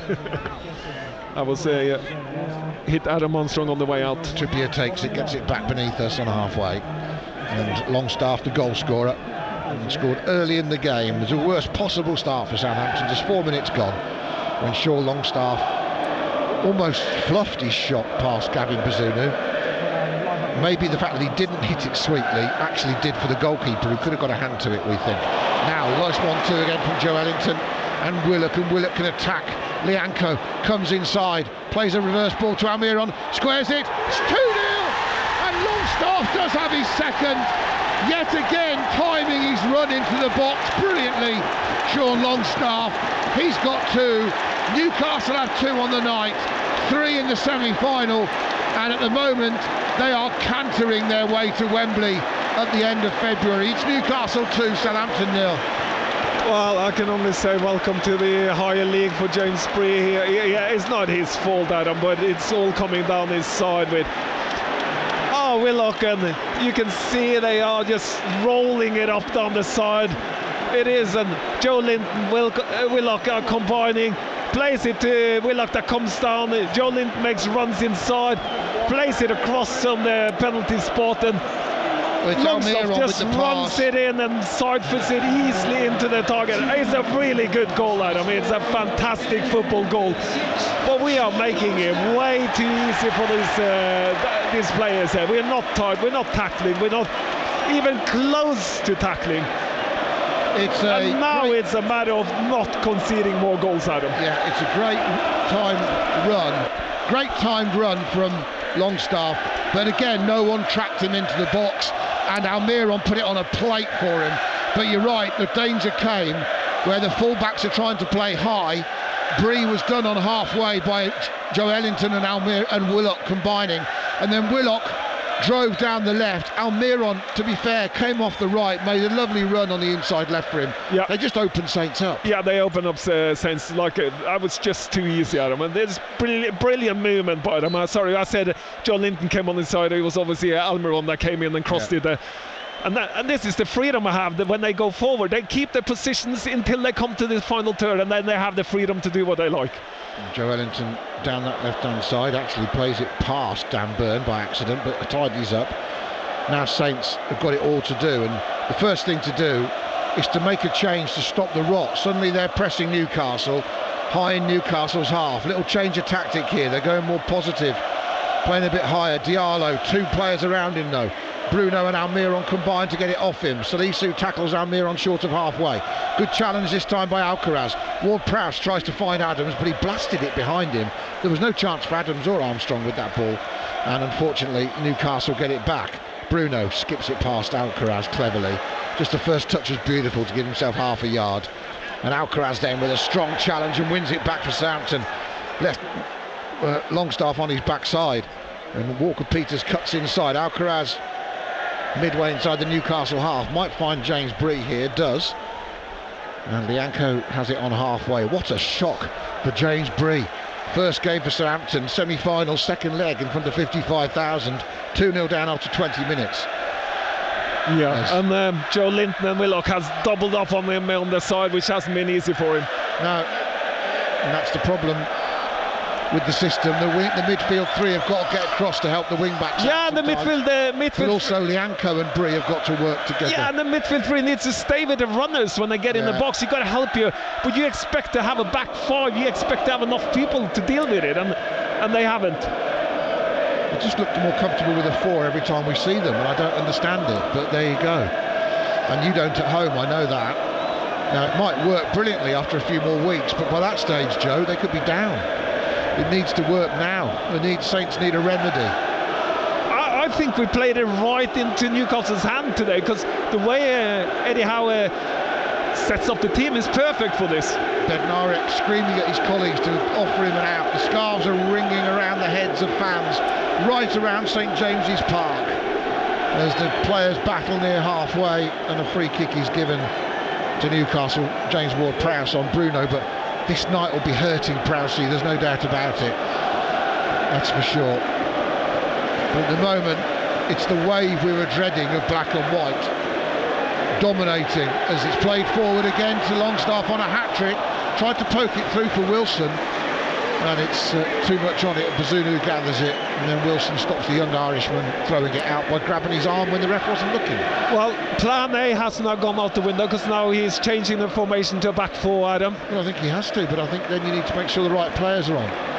So if it's a back 4, he's pushed Walker-Peters and Lippert higher for us, because we're, I'm afraid, not under cover properly here. Could just about sum up the whole night the way things are going. Anyway, don't worry about us, worry about the team. Bednarek. So Walker-Peters is playing what, as a left winger?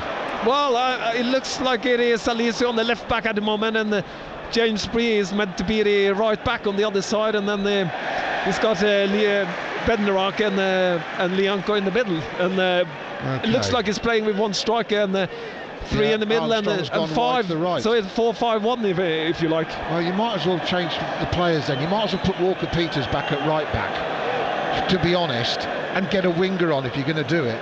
Put Orsic on, put Adobuzi on. If you're going to play 4-3-3 with Diallo sitting behind Alcaraz and Ward-Prowse, then it's not fair to make Kyle Walker-Peters be the left winger, is it?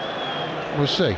Anyway, let's see what happens in time as Walker-Peters gathers it. I know he's good going forward, but it's not quite the same as Salisu does very well to get away from Almiron. Passes it right beneath us to Carl Walker-Peters, who drives down the left, looking for Alcaraz inside him. Just held up and then tackled by Guimaraes, who comes back for a second bite and gets the ball off him.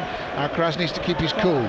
Guimaraes into feet to Wilson, held up by Bednarek, and then the sliding challenge from Carl Walker-Peters goes out for a Newcastle throw right next to Nathan Jones, who tries to chivvy his troops and get them up.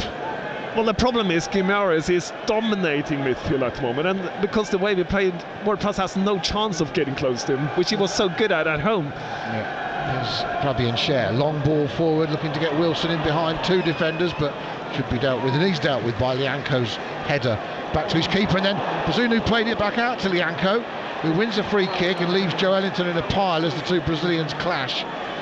But he got to the ball first. Joe Ellington could sniff the opportunity, and he's down, having had his knee whacked with that collision with Lianco. So Saints trailing 2-0 on the night here on BBC Radio Solent, 3-0 aggregate, and you have to say the fact they have to score 3 goals in 90 minutes and we've already played nearly half an hour to a team that doesn't score many goals, has only scored 17 in 20 Premier League matches, doesn't exactly instill us with confidence. And we did it in the way we have seen so many times with a back 5. We give away too much space, both first and Bednarek arguing with Nathan Jones, Joe, sorry to interrupt you, but it's interesting, he's trying to look, Bednarek is trying to accentuate things to some of the players, and certainly to the manager. They're all gathered around Nathan Jones. They try and sort this mess out, Saints, and Bednarek's had his say. Alcaraz having words with the coaches. There needs to be something needs to fundamentally change here, everyone, because at the moment they are way out of this, and they somehow have to try and get back into it without opening themselves up to more punishment. And that's what they have on the 2 first goal. They open it up on the both 2 goals comes from play on the sides because there's too much space. Walker Peters, Joe, as well. Now we've had that, so we've had Walker Peters being spoken to by everyone. He must be thinking, it's not my fault I'm playing left wing. I want to be back at right back, please. No, I know. He's playing look, and Adam's talking to him, but you've got wingers on the bench. This is the bit that doesn't make sense. This is, you can play with the system. When you break the system up, be brave and change the players. Change a player to suit the system you've gone to. Different. And you got 5. I know. And going back to the first game when it didn't work for Newcastle, what did Eddie Howe do? He changed players to work, make the system work. Given away by Newcastle. Suddenly on the edge of the area, Shea Adams hits an absolute smasher past Nick Pope.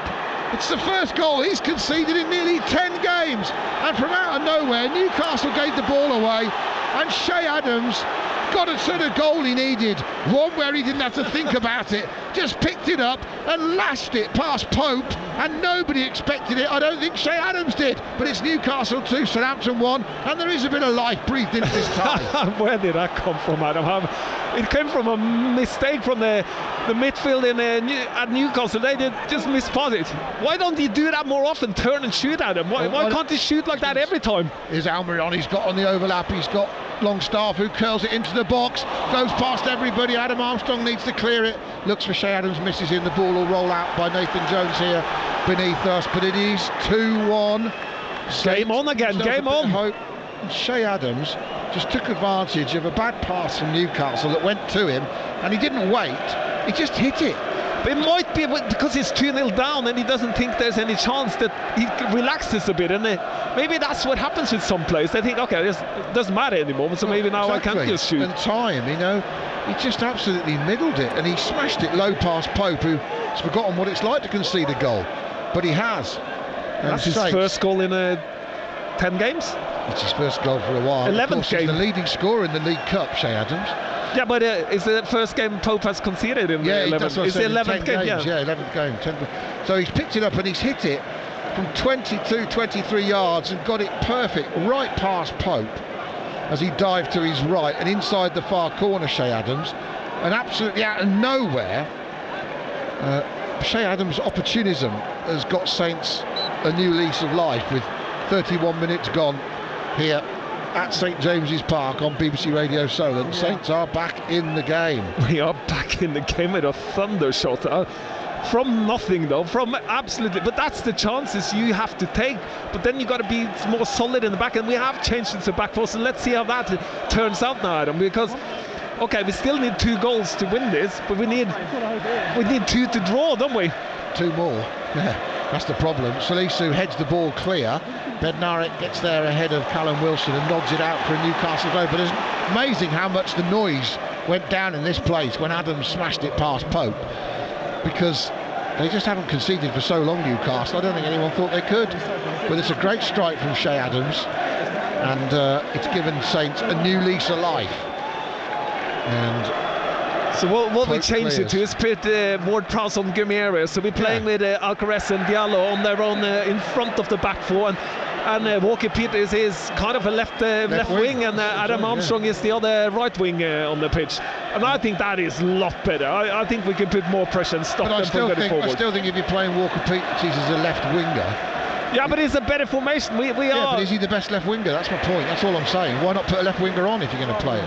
Anyway, no, but it's a better formation, Adam. And we've got to put more pressure from on the start, isn't it? So we should have played like that from the start. Yeah, absolutely. Now pushed out by Shea down the right wing, and suddenly there's space for Trippier. Crosses from the right. Oh, Wilson's pulled down by Lianco. He thought they want a penalty. Saints haven't cleared it anyway. It's still on the edge of the penalty area with Trippier on the right. Curls it in, headed away by Lianco. And I think we will have some VAR. I'll be surprised if we don't. Did Lianco put enough of a contact on Callum Wilson's shoulder?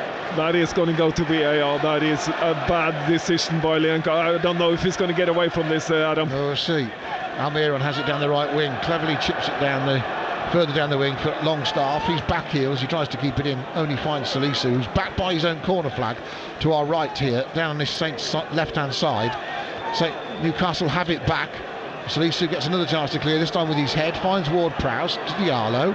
Just needed to play it then. He wanted a lot of touches, Diallo. He's held up and found Lianco, but he could have actually, first or second touch, played it forward, but didn't. Now he does early, back out to Adams on the left wing. 10 yards and now nearly 20 yards inside the Newcastle half.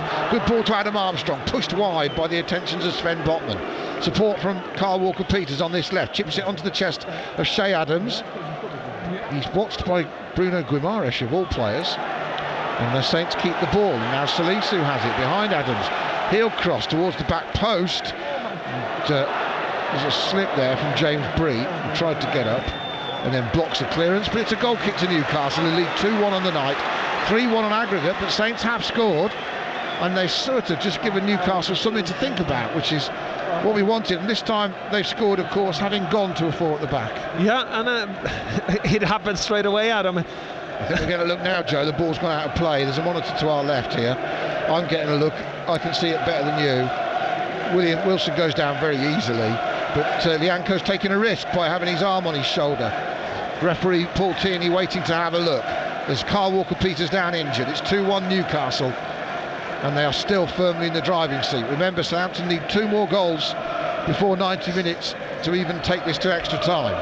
And what you can see is that because we've changed it and Newcastle had so much space going forward, they got a little bit lazy coming back, and that's what you can see now when you put in 3 up, because Trippier is so offensive, and when you play with wingers though, you've got to make Trippier think that, can I go forward, or do I need to stand back and keep an eye on the winger? And that's the problem they create now, and because they're so offensive, you get more space going forward. And I have to say, I think the Newcastle players are a little bit too comfortable at the moment, because they're giving away a lot of room on the final third of when we go forward. Well, I might get what I wanted for the wrong reasons here. I wanted Carl Walker-Peters to go back to right back. He's the club's best right back, I think.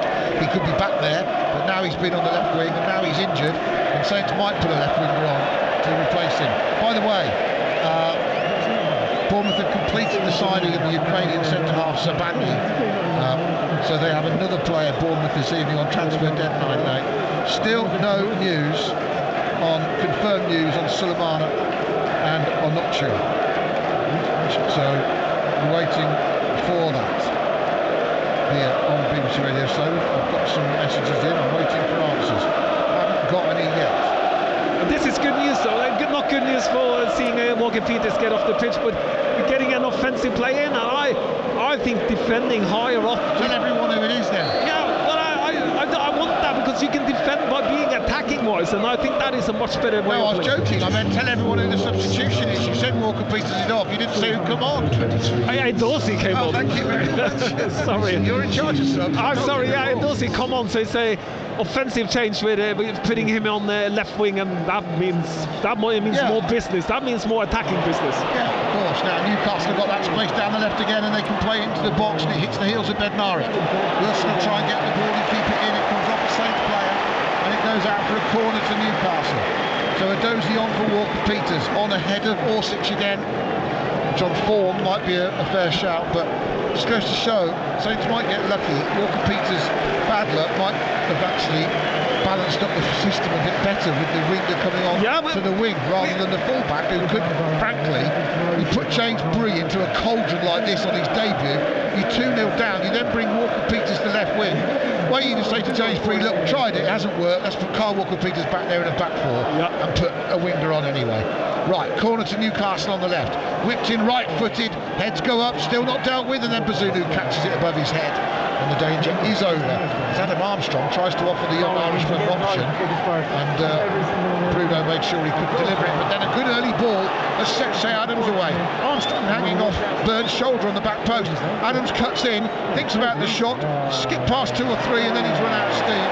And then Newcastle get an advantage, and Adams is down having made the foul, and he's slow to get up as Newcastle try and take advantage of him giving the ball away when really he should have got a pass or a shot away. And then Salisu holds off the attentions of Almiron with good strength. Oh, and then he squared it across his own half, and Willock will get there ahead of Ward-Prowse. Shame about that, because he did great work then, Salisu, but then just you never play it across your own half like that unless you're sure.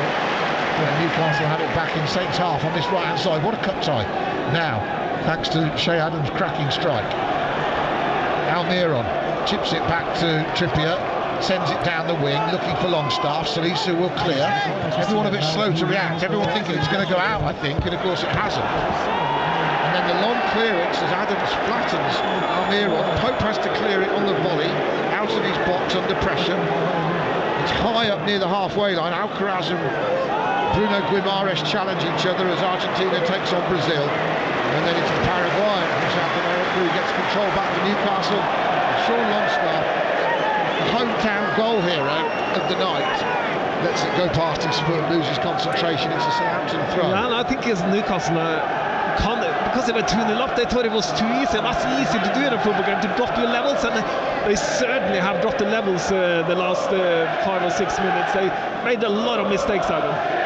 Saints fans making a great noise. And you can see Shea Adams made a fantastic run in behind Trippier, because Trippier is so offensive, Adam, and that's what you want to see. Listen to that at home. Those Saints fans sounding like there's at least twice as many of them as there are.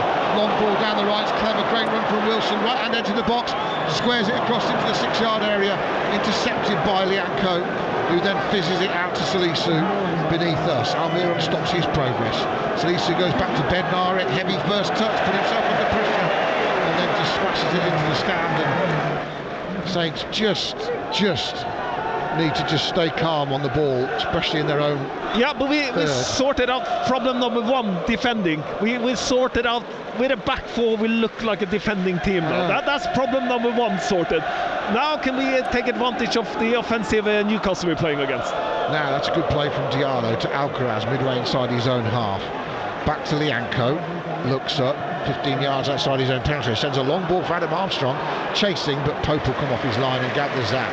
It's a big ask for any player to get on the end of those long straight balls that go right through, and they're only ever going to skip on towards the edge of the penalty area as Newcastle just get a footing back on the ball and slow things down. Less than 5 minutes to half time. They lead 2-1 on the night, 3-1 on aggregate. Longstaff, the goal hero tonight, tackled by Diallo, out for a Newcastle throw. Jason Tindall does the ball boy's job, gives it to Kieran Trippier, and the England international sends it short to Bruno, gets it back, and then he comes off Edozie for another throw to Newcastle, right in front of Tindall and Howe. Edozie gave Trippier a couple of moments last week, that's for sure. We might do that again tonight. Newcastle have given it up, came off the chest of Almiron, picked up by Alcaraz. Oh, and then he's given it away. I think he was expecting Adam Armstrong to move into that space, and he didn't. And Newcastle have it back cheaply. Leading 2 on the night. They know one more goal for them would probably finish Saints off, for sure. But Saints need to hang on to this 1-goal deficit, get a second, level the tie-up, and then be within a goal, even if there's 5-10 minutes left of normal time. It keeps them in the tie. As Trippier picks up a great long pass on the right, he's tackled by Salisu, who's strong, and then his clearance is terrible, then he plays it to Almiron, he shoots, deflects across the penalty area, and James Bree just smashes it. I don't blame him. under pressure. That's easy for Byrne above Armstrong. He's giving him about a foot and a half. And then it's volleyed poorly forward by Saints 2, and Newcastle again pick up the second ball. Lovely 1-2 from Willock, and Almiron out onto the right, and then slipping. It's down by Share and out for a goal kick, but a lovely swift move, slick move by Newcastle as the centre-back came charging into view, and they almost worked it for the big Swiss to get behind. Yeah, goal kick. And you see how important it is to keep the ball. When Diallo just lumps it in the air, you're giving it back again, and then you're putting the pressure back on you. You got to be able to be brave. It is actually better if he keeps the ball. Saints doing it again, playing out from their own 6-yard area. What's the referee seeing? Well, Almiron ran in too early, Adam. That's the problem. He has to stay out till he touches the ball. But if Diallo is brave, takes the ball down, okay, even if he loses it there, it is easier to deal with because he just lumps it. They win it back, they run straight past you and put so much pressure on you. Right, they're taking it short again. Lianco plays out, but all he's done is play it to Byrne. The referee's blown again. It tells the Newcastle players to stay out of the penalty. I've never seen this so much in a game. No, they can't go in before the... Yeah, but I've never seen referees notice it this much in a game. It must be obvious since he stopped it. But it is the right decision. They are in too early, Adam, so they... well spotted by the referee. Newcastle coach and former Bournemouth coach Graham Jones goes past us down towards the tunnel for half-time, part of Eddie Howe's coaching team. And Saints, with Bazunu, eventually clear it, look for Shea Adams on halfway to win it against Kieran Trippier, which he does, and he's brought down by Trippier. Reckons he got one in the base of the back as well, and he's in pain, Shea Adams. That is a free kick, a clear free kick. He doesn't even try for the ball. He just goes into Shadham's back and he lands awkwardly. Good refereeing, by the way. Yeah, got him in the kidneys. Happened straight in front of us, Adam, so we should be able to see that if that was a free kick, and it was a clear free kick. Well, you can tell as an ex-player, that's for sure. It's hard for us laymen to know when they're just making it up or when they're fouled these days. Bednarek back to Bazunu because the free kick from halfway has gone backwards, and Bazunu clears long, easy for Botman to head it back into the Saints half, and Lianco brought that free kick very nicely. Portini's gone for it. I mean, he went a little bit dramatically about 5 yards forward with his arms out, but he was definitely tagged by Willock. And then Saints have taken it quickly and they've got on with it, and James Bree's attacking down the right. Bree low ball into the penalty area, and it somehow goes back off Botman to Pope. And it was a missed opportunity from Bree to get that into a dangerous area. Yeah, good ball by Bassoon. Took the free kick quickly, played it to Bree, who had a lot of space in front of it, which we have seen. They're so offensive, so there's so much space on the sides. That's a good ball across the pitch for Newcastle, who've won a couple of 50-50s, and then poor pass from Almiron. And Dozy got back well, working hard to beat Trippier to the ball. Puts it out as we wait for the fourth official, Andy Madley, to tell us how much stoppage time we'll have at the end of this first half. 81333 on the text. Put Solent as the first word. Tweet us at Solent Sport. Get your half-time thoughts into Jordan. We'll get the latest from the transfer window for all three of our clubs as well in the half-time. And of course you can WhatsApp us. It's the best way to do it, I think. Put it in your phone, save it in your phone, in your WhatsApp contacts as Solent Sport. And it's 08000 321 333. You have to put Solent as the first word as we enter 3 minutes of stoppage time here. Newcastle leading 2-1. That WhatsApp number 08000 321 333. Write Solent as your first word, please. Save that number in your phone. It's free. Use it. Get your thoughts into Joe and Jordan at half time. Saints have a throw deep inside their own half. Need to see this half out now. And it's another throw to Saints, about level with the edge of their own penalty area on that far side, the right. But really, you do feel, Joe, however they got back into this, thanks to that, good, really clean, well-hit strike by Shea Adams that was a gift from Newcastle, not from Saints' great play, that people might think we moan a bit and we've got to give the manager a chance and all that, but we didn't want 5 at the back before the game. We were 2-0 down with it, and they got back in the game at 2-1 with 4 at the back. And I can't help thinking, what if? Yeah, and haven't we seen it before, Adam? How much space we give away with a back 5? I don't. That's the problem. They're top players here. It was a problem for Ralph as well. Yeah, he did the same mistake, and he kept going back to it, and they keep costing him games and goals against you, and he's done it again. Right, Edozie tackled by Longstaff, whose 2 goals put Newcastle right in the driving seat for a trip to Wembley. but Shea Adams' goal has just halted the Magpies' progress. Now, I thought Diallo was fouled. How's that not a foul? Just yeah, inside. That was a foul. He was tripped up as he was looking to get a 1-2 back off Edozie. Saints unlucky there. Let's hope they aren't made to pay for it. Bednarik with a good header. Salisu needs to deal with it, and does. He didn't. Oh, the referee's gone with that, Paul Tierney. I think that's harsh. Salisu's headed it down or chested it. He's then volleyed it, but he doesn't know Almiron's coming from behind him. He can't see him. He's facing his own goal. He's trying to hook it away, but Almiron's run into his foot and let his head be in that area. No one told Almiron to stick his head. He knew Salisu was doing it. He didn't call for it either. He just left it as it was. Almiron, to be fair to him, he didn't ask the ref for a free kick. It is a high leg though. It's a very high leg. But what I'm saying is he was in control of the ball. We've seen players often hook the ball over your own shoulder to clear it. That's all he was doing, and Almiron sort of ran into that. I know, and Almiron didn't claim a free kick either. He didn't want a free kick. He accepted it. So anyway, strange decision. Went with the crowd. Now, long chat between Joelinton, Kieran Trippier and the referee. Why? You've got a free kick, Kieran. Why are you arguing? Take the free kick.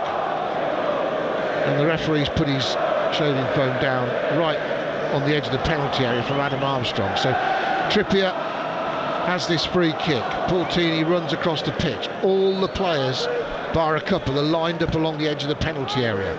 Southampton have to defend this. The last moments of injury time at the end of the first half. 3 minutes is up. Trippier, right-footed to the back post, goes over everybody. It'll be kept in on the far side by Bruno Guimaraes, who looks for options. He's on the byline trying to tease Bree in. Gets support behind him, sent in. That'll be cleared, and that should be half-time, and it is, as Alcaraz sent it out of play. Well, Saints have recovered slightly, but 2 first-half goals have given Newcastle a 3-1 aggregate score over the 2 legs with 45 minutes to go. And although Saints are back in the game, and that'll do Shea Adams' confidence the world of good, Joe Tessam, Newcastle know they are now closer to Wembley than they were when this game started. Yeah, of course they scored 2 goals out of them, and we need to catch up with it. But I have to say, Newcastle has dropped down on tempo and intensity now after we changed formation, and they're a little bit clueless of what to do. They still know what they're doing, Adam. Don't get me wrong, but because they dropped the tempo, they look a little bit more vulnerable, especially when we get a little bit higher on the pitch. Joe, thank you very much. Half time at St. James. Oh, the referee's just issued a red card as he's gone down the tunnel. The referee just got a red card out as he's got underneath this. I just looked round in the nick of time, and Paul Tierney had a red card in his hand. So I don't know which member of the coaching team or technical staff maybe he's given that to, but he had his red card out underneath us as he walked in to the tunnel area. So maybe we'll find out in the future. We will see. Anyway, there we go. Half time at St James's Park. Still, it's a big uphill battle for Saints to come for the next 45 minutes. Half time, 2-1 on the night, 3-1 on aggregate. This is BBC Radio Solent Sport. Well, it's all going on up at St James's Park, but ultimately, Saints with big work to do in the second half. Play on, says the referee. Here's Trippier, right hand edge of the penalty area. Short pass back to Longstaff. Low shot! And Newcastle score after just 4 minutes. And he's played it past Bazunu. And Saints allowed Newcastle to pass the ball around on the edge of their own penalty area. Nobody closed Longstaff down. He has the low shot. An unlikely goal hero, but a local boy scores in the semi-final.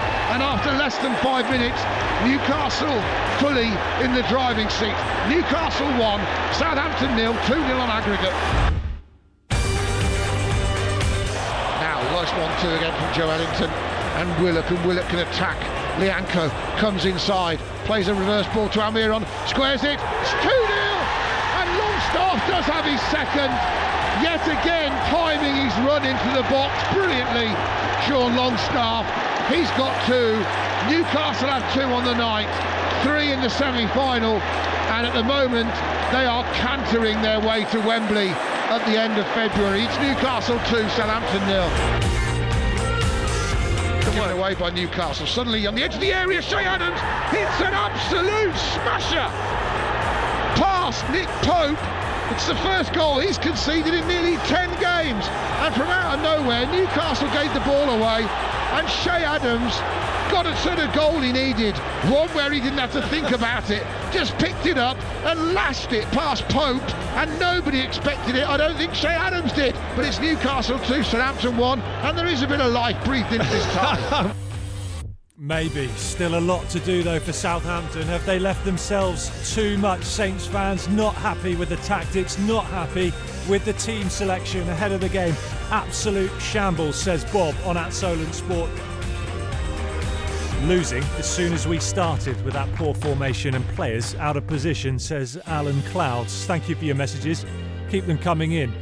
There's probably already too many to read during the half-time break, but I'll do my best. In and amongst all the latest on the final day of the transfer window as well. We'll get updates from Southampton, from Bournemouth, from Portsmouth during this half-time break, and the scorelines from elsewhere this evening as well. If you want to get in touch about that first half for Saints, @Solent Sport on Twitter, 08000 321 333, the WhatsApp number. Make Solent the first word, or you can text 81333. Stick your name on there as well.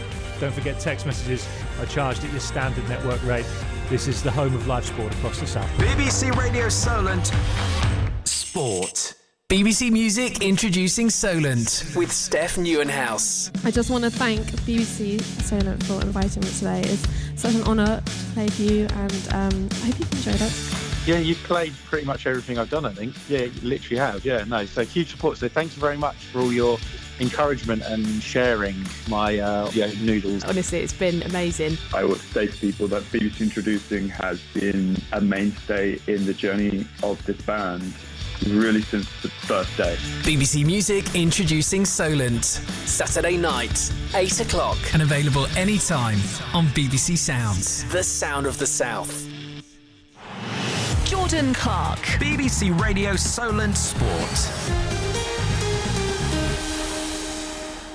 Half-time then, up at St James's Park. Southampton 2-1 down on the night, 3-1 down on aggregate in their League Cup semi-final. Second leg away at Newcastle. Second half commentary to come on all frequencies and online on BBC Sounds and the smart speaker as well with Adam and Joe when the players are back out from the dressing rooms. I'll do the half-time scores or the latest scorelines from elsewhere this evening in a second, but let's start with some breaking transfer news. While you were listening to that first half, news coming out of Bournemouth and something imminent at Portsmouth as well. Let's start with the Cherries. Chris Temple, bring us up to speed. Yes, it's been a bit of a waiting game today, Clarkie, but in the last 10 minutes or so, one officially confirmed deal, that of Ilya Zabani, the Ukraine international defender, 20 years of age, assigned for a fee of around £20 million from Dynamo Kiev, and that's a 5.5-year deal. Regular Ukraine central defensive international, who's played, I think, the last 24 internationals for them, so a proven international, even already at the age of 20.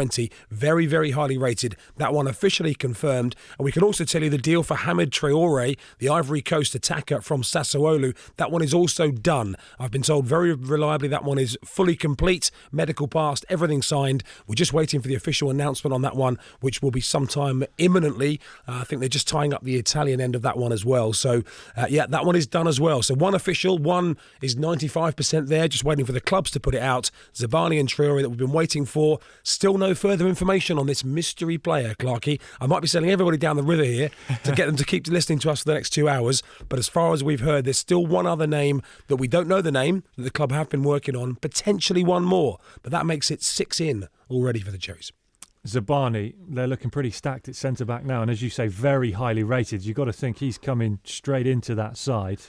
Who's going to miss out? Well, I mean, so you've got 5 centre-halves now, if you include Jack Stevens on loan from Southampton as well, who hasn't been recalled by Southampton during this window. So, therefore, there's going to be some disappointed players. Mepham and Senesi have been, improving as the season's gone on. Mepham's been pretty strong. I think Kelly probably is the left footer of the central defensive pair. He played the last game. You're looking at Kelly and Zabani. It's a young and inexperienced, well, not inexperienced in Kelly's case, but young. The question is now, Brighton on Saturday away. You're doing the game, Clarkie. Brighton in form. How many of these are we going to see in the team? Because they're only going to get, what is it now? Tuesday night, Wednesday off, and the teams are off. They might get 1, maybe 2 training sessions in.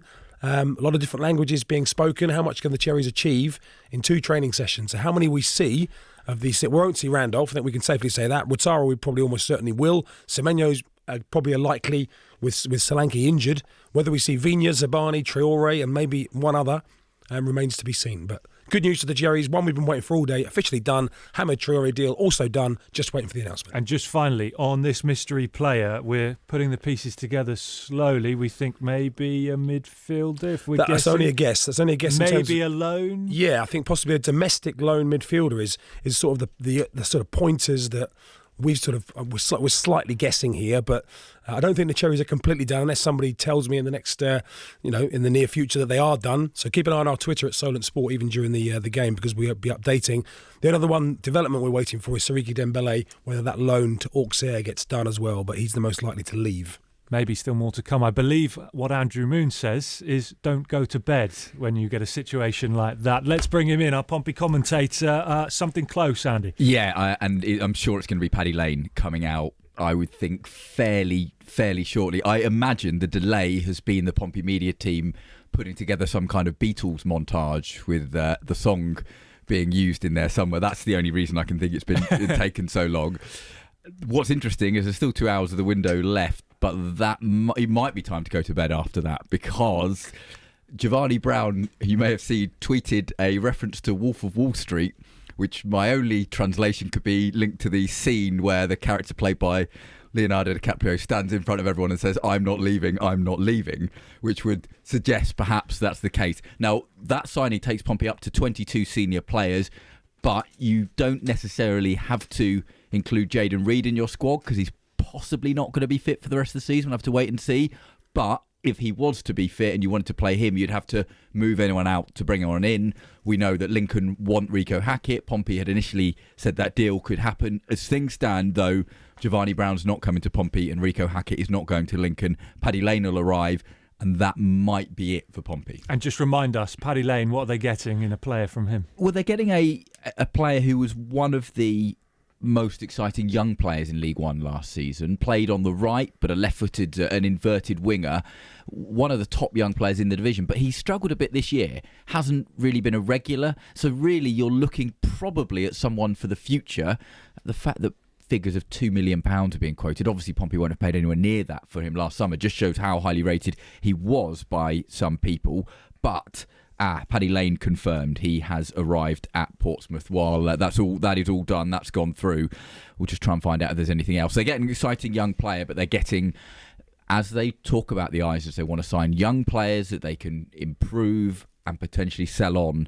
Paddy Lane fits that model, certainly more than Giovanni Brown would have done. Andy Moon, Chris Temple, for the moment, thank you very much. You are bang up to date on BBC Radio Solent Sport there for Portsmouth and Bournemouth as well. So the Cherries announcing the signing of Ilya Zabani, the centre-back from Dynamo Kyiv.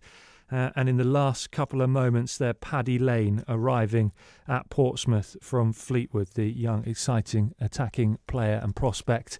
That now confirmed by Portsmouth. And as Chris said as well, just going back to the Cherries, the Hamed Traore deal done as well. Just waiting for the official confirmation now from the Cherries as they put together one of those, I'm sure, reveal videos for social media. In terms of Southampton, still waiting for confirmation whether it will come after the game tonight or maybe during the second half of two imminent signings from the sounds of it. Paul Onuachu from Genk and Kamaldeen Suleimana as well from Rennes. As soon as we see anything on either of those two, we will bring it to you on BBC Radio. So, and of course, Adam will keep you up to speed throughout the course of the second half up at Newcastle St James's Park as well. Elsewhere this evening in the FA Cup, fourth round replay between Birmingham and Blackburn. That is still goalless, 0-0 in the second half. These were all 7:45 kickoffs. In the Championship tonight, Luton 0, Cardiff 0 is the latest scoreline. In League 2,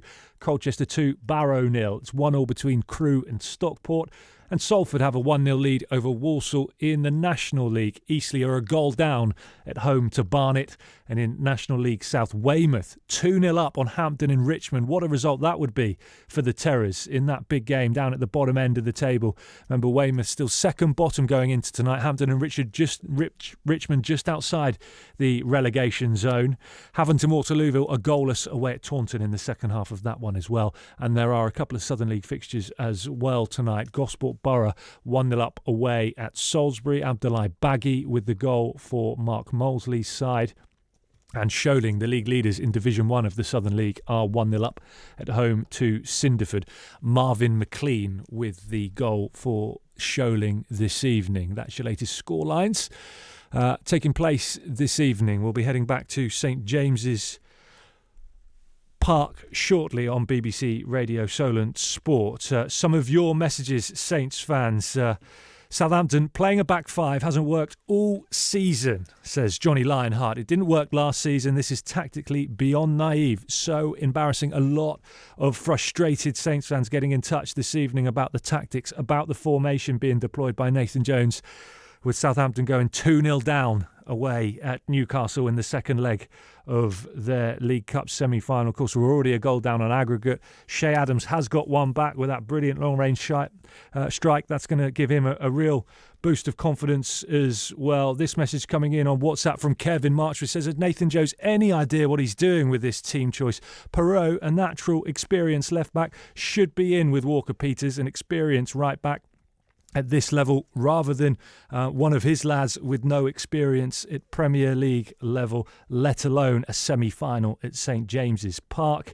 Kev, thank you very much for that one. Glenn is in touch as well, says those first 20 minutes is what worries every Saints fan in this relegation battle. Beat Man City with no pressure on, but absolutely crumble in the cauldron atmosphere. Well, back to the league where there's plenty of pressure waiting. Glennis, thank you for your message this evening as well. I think we cross back to Chris Temple, who's got another update for us from the Cherries. Just very quickly on this extra further incoming, a very good source, Alex Crook, who, as we know, one of our colleagues on the South Coast, has just tweeted there'll be no more incomings at AFC Bournemouth. I've just checked that out with a contact connected with the club, and they did not agree necessarily with that.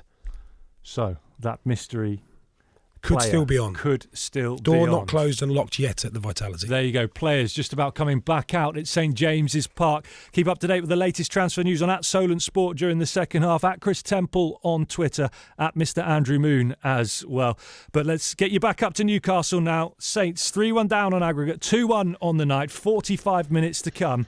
A huge 45 minutes for Nathan Jones and his side. Your commentary team on all BBC Radio Solent frequencies, online on BBC Sounds and on the smart speaker if you ask it to play BBC Radio Solent. Joe Tessam alongside Adam Blackmore. Jordan, thank you very much. Welcome back to a noisy Blaydon Races as Southampton make two substitutions at half-time. And Romeo Lavia is on, Perot is on, Lianco is off, and the other man off, I think, is Alcaraz. Alcaraz has come off and Lianco's come off, Adam. So it's more like closer to the team we wanted from the start of the game, let's be honest, Joe.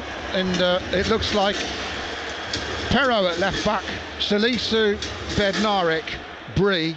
That's three subs used by Saints. And I would say it's two sitters, possibly with Lavia or maybe and Diallo, with Ward-Prowse ahead of them, and a front three of Armstrong, Adams and Adozie, everybody. So it's 4-3-3. Who'd have thought that, Joe? Have you ever thought about that idea yourself, 4-3-3?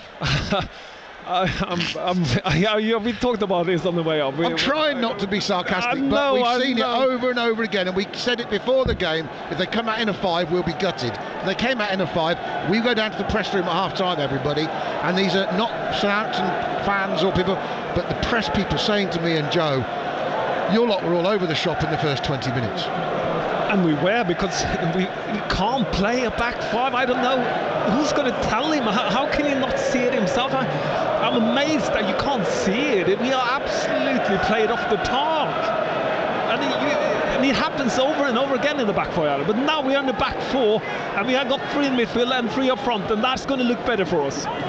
Chipped clearance from Bazunu up to halfway. Saints playing from left to right in this second half, with then Bazunu in goal, Bree, Bednarek, Salisu and Perot, who scored twice in the FA Cup, of course, on Saturday. Good header from James Bree.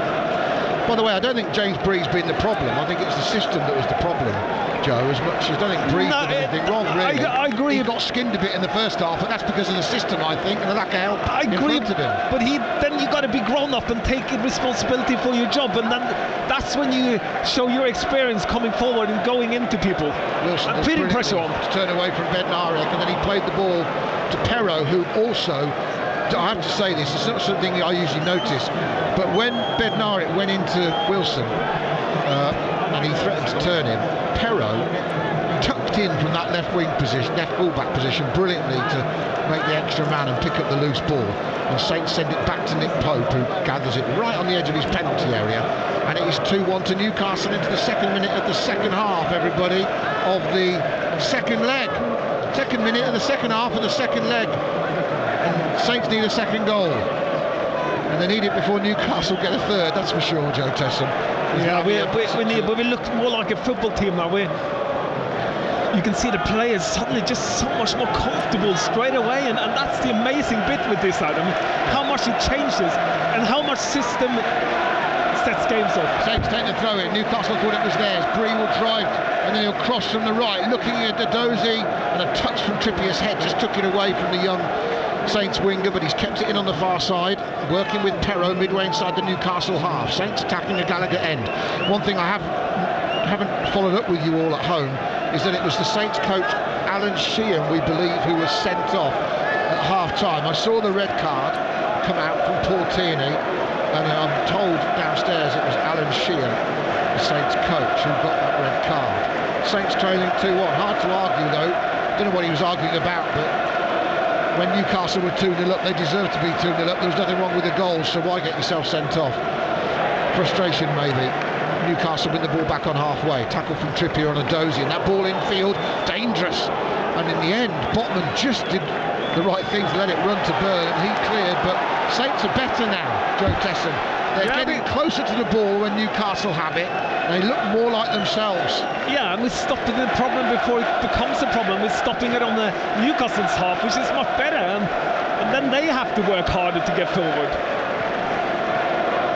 Now, ball out on that left wing. Perrault has it, plays it all towards the Dozy infield, but the pass and accuracy he wanted. It's picked up by Bruno, and now Byrne will clear. Big Byrne up to Joe Ellington. That's a lovely touch from the big man, and he pushes it out on the right wing, and Almiron shoots over his right foot and goes out for a Saints throw. Taken quickly, Perrault trying to get on with it. Salisu, lovely turn, body turn from Diallo to free him away from Longstaff.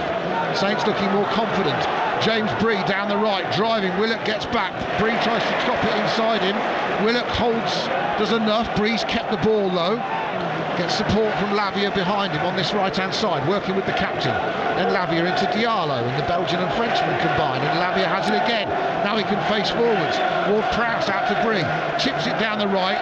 Botman was always going to get there before Lavia, who continued his run. And the referee doesn't give a cheap free kick for Joe Ellington that he wants. And Newcastle clear. And Salisu just needs to stay calm. And Bazunu has it back.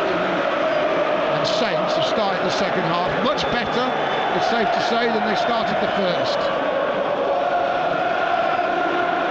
And Perrault slides it down the left wing, over into the Newcastle half and forward to Edozie.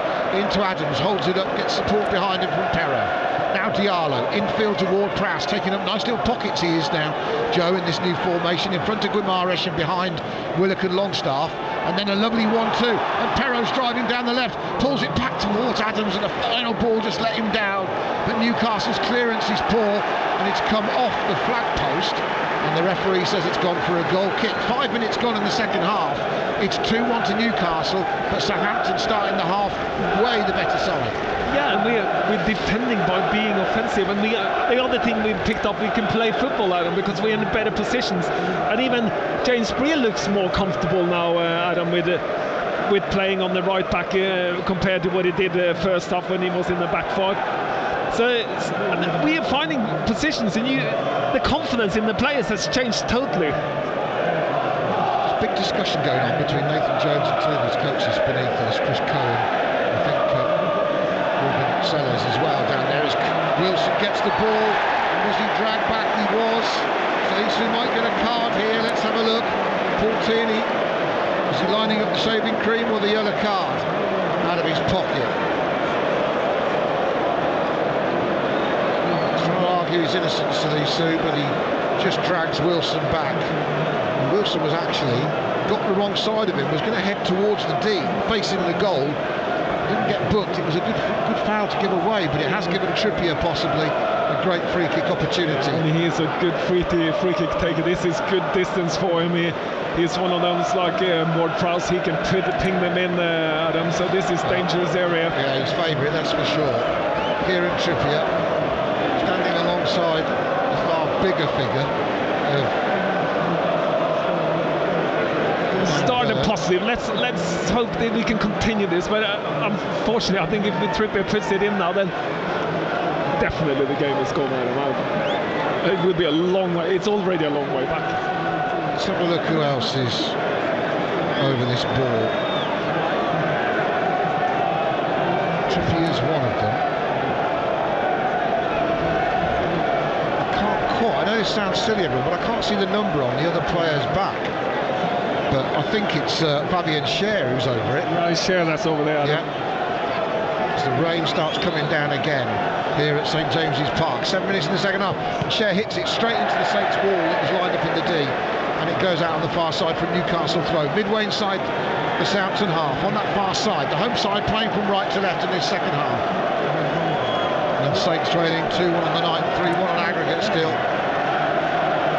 But they are a much more even contest since Shea Adams got Southampton back into the game. Yeah, important goal to keep the game alive. Probably more pertinent, Joe, is that it's a much more even contest since Saints went to a back four and got reorganised. Yeah, it is. And this is second half, bringing Perro on. Clearance from Byrne, wanted a foul, abuses the linesman beneath us. Going mad, Dan Byrne is below us. The assistant wanted a free kick, and it's a Saints throw instead. Jason Timmins will have a go at the assistant as well, as the play carries on. I don't quite know how players get away with just screaming at an official. Don't get booked, but there you go. Clearance from Bazuna, that's the chest of James Bree. Brings it down, wins a throw, near halfway, takes it again. This time in front of his coaches. 8 minutes gone in the second half.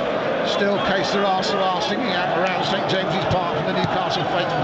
As Ward-Prowse lumps the ball, like him, on the volley high towards the Newcastle penalty area.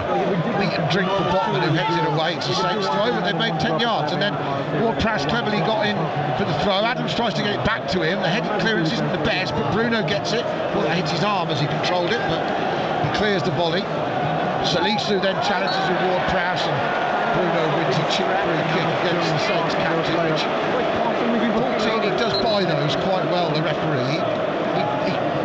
It's just two players going for a ball, and because one falls over as quickly as he can, the referee gives a free kick, and that's why Ward-Prowse is frustrated when 14 is having a word with him. I agree with you, Ward-Prowse, because it is a challenge. It's shoulder to shoulder, and yeah, okay, Guimaraes wins the ball and he's pretty on a little bit of balance, and he gets the free kick because it falls over. You're absolutely right. I'll tell you what, frustration again as Newcastle give it away, and Diallo plays it forward early. That's the key to Ward-Prowse. Another first time ball is excellent to Adams, and there's just too much on it. It allows Byrne to nick in as Ward-Prowse threatened to take it off the ball. But that's more like it from Southampton. The ball out on the far side from Newcastle throw near halfway. But that quick transition forward, that ball from Diallo into feet, then on to Adams, and Adams' first time onto Ward-Prowse, then he played through Newcastle at the back. Yeah, and there's spaces on the sides, Adam, because they're so offensive. Joe Linton, Willock, they all play so high on the pitch, and Almiron as well. They are so high up on the pitch, so there's always space in front of the fullback. This is what frustrates me, is that we know if you play through them and are brave, like they were against Man City, like they were in the second half last week, you can get through them. You don't get through them, I don't think, by playing out from the goalkeeper on the edge of a 6-yard area and then the centre-back lumping it when Newcastle have squeezed you up to halfway and they win all the second balls. But there you go. Right, Lavia, under pressure from Willock, gets it back to Bednarek to Salisu. Newcastle warming up a couple of substitutes. Jason Timble signalling to Jacob Murphy. In the hand. Now, Saints have got 4 for Ward-Prowse to aim at. He goes long and Trippier stoops to head it back to Longstaff. Clears from inside his own half under pressure. Almiron brings it out of the sky. Perro's into his back. Tackle from Edozie. Newcastle throw. midway inside their own half, far side, 2-1 Newcastle, 3-1 on aggregate. BBC Radio Solent live at St James's Park. It's been a long old day, Joe, since we met at 9 o'clock this morning, but do you know what? With 56 and a half minutes gone, I still think Saints have got a little chance. If they can get the next game and level it on the 9th, and it's just one goal, I think this place is going to be really nervous. Yeah, I think so too, and that's how the game is now. If they get a goal, they're going to be some nervous people there. They've got to make sure they stop Newcastle getting a third as Joelinton looks to twist and turn in the edge of the box, pulls it back to Longstaff on a hat-trick to Bruno. He helps it on as he gets under pressure from Armstrong and Ward-Prowse. They've kept it in on the right, Newcastle. Good ball into feet on the edge of the penalty area, right-hand side. Longstaff back to Bruno. Ramirez plays it out to Trippier, sends it and chips it down the line. Perrault had read that, intercepted it, and Saints win a free kick as it goes down. I don't like it when the opposition go down easily, but they're very happy to watch Bruno do it in 90 minutes. Yeah, well, we are the wrong stadium for that, Adam, but but now much better. We can see Edozie managed to put pressure on Trippier higher up in the pitch. We are so much tighter to them, and we look more like a football team. It's really good at the moment. It's a shame it wasn't like this from the kickoff, Joe. Yeah, we said that 100 times, and we're going to say this till we go blue, aren't we? Yeah, absolutely. Bednarik, long ball forward. Burn holds off Adam Armstrong, but that'll come off bottom and go out for a Saints throw right past Eddie Howe. James Bree on his Southampton debut, 6'1" right back, plays it. There are some records online that have Bree as 5'6", but he's definitely 6'6". Diallo, top of the centre circle, plays it out to Edozie. Amiron goes across to stop him making progress. The youngster plays it back inside to Ibrahima Diallo, revived under Nathan Jones. But then the ball from Lavia is misplaced. Then Joelinton's ball isn't great. Ward-Prowse with a great challenge, sliding in on Willock. Newcastle throw, letting him pass. And Saints, good to see them competing. And 2-0, let's be honest everybody, 2-0 after 20 odd minutes, we were all thinking the worst. They've shown some good character here to come back into it, the players. But I'm not worried about a lot of goals against us now, because Newcastle looks a little bit sloppy, to be honest. They're not in the tempo they have seen them before. Bednarik and Wilson going nose to nose, because Bednarik put the ball out for a Newcastle throw, but Wilson threw himself to the floor trying to win a fake free kick, and Bednarik probably said, why don't you stay on your feet, you cheat? Something like that. Something in Polish, probably. I don't think so. He's definitely communicating with him, unless Callum Wilson's taken a crash course on Duolingo. I think it's in English. And Bednarik made his point, and Wilson didn't like it. But Bednarik doing well to stick up for himself, and why shouldn't he if the player goes down too easily? Anyway, Newcastle throw, this near side, their left, 10 yards inside the Saints half, played forward by Byrne. I'm not quite sure how it made it to Wilson, but it did, and there's a slip from Perrault on the greasy surface. Almiron dances round him on the right hand side, gets to the byline, held up. Saints need to clear it. Edozie wins the goal kick off Trippier, and they did well to recover that situation as Newcastle make a double change. Alan St Maximin is going to be one of them, and the villain of the piece last week, Jacob Murphy. And Newcastle having created a chance in his second half, and credit to Saints for that.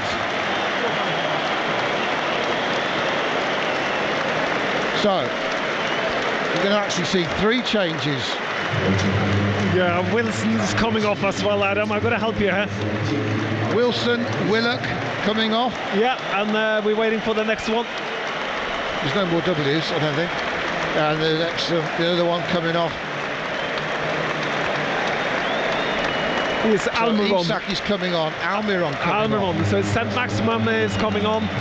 Isaac is coming on, and Murphy is coming on. It worked for Eddie Howe in the first leg a week ago because Saints were on top, and he made his changes to some of his front players, and it worked for him to get the energy back into the This is the difference between a manager who believes in his system. He plays an offensive 4-3-3. If it doesn't work, what does Eddie Howe do? This is the difference between the manager. He just changes personnel and then say, you haven't done your job, I'm going to take you off and I'll put players in the position you played in, that's going to do it better. Dan Burns arguing, Chris Cohen, there's still lots going on the sidelines, and Chris Cohen complaining to Fourth official Andy Madley about something. But Eddie Howe staying out of the shenanigans. 2-1 Newcastle lead. We're into the last half an hour of the second leg of this tie. Saints need 2 goals to take it to extra time, 1 goal to make it scary for Newcastle, who hope that their substitutions work. And immediately Alan St-Maximin finds Alexander Isak midway inside the Saints half. Bruno and Longstaff get it back to Cher, chips it down the right wing, but that's aimless, and it'll drift all the way out for a goal kick to Saints.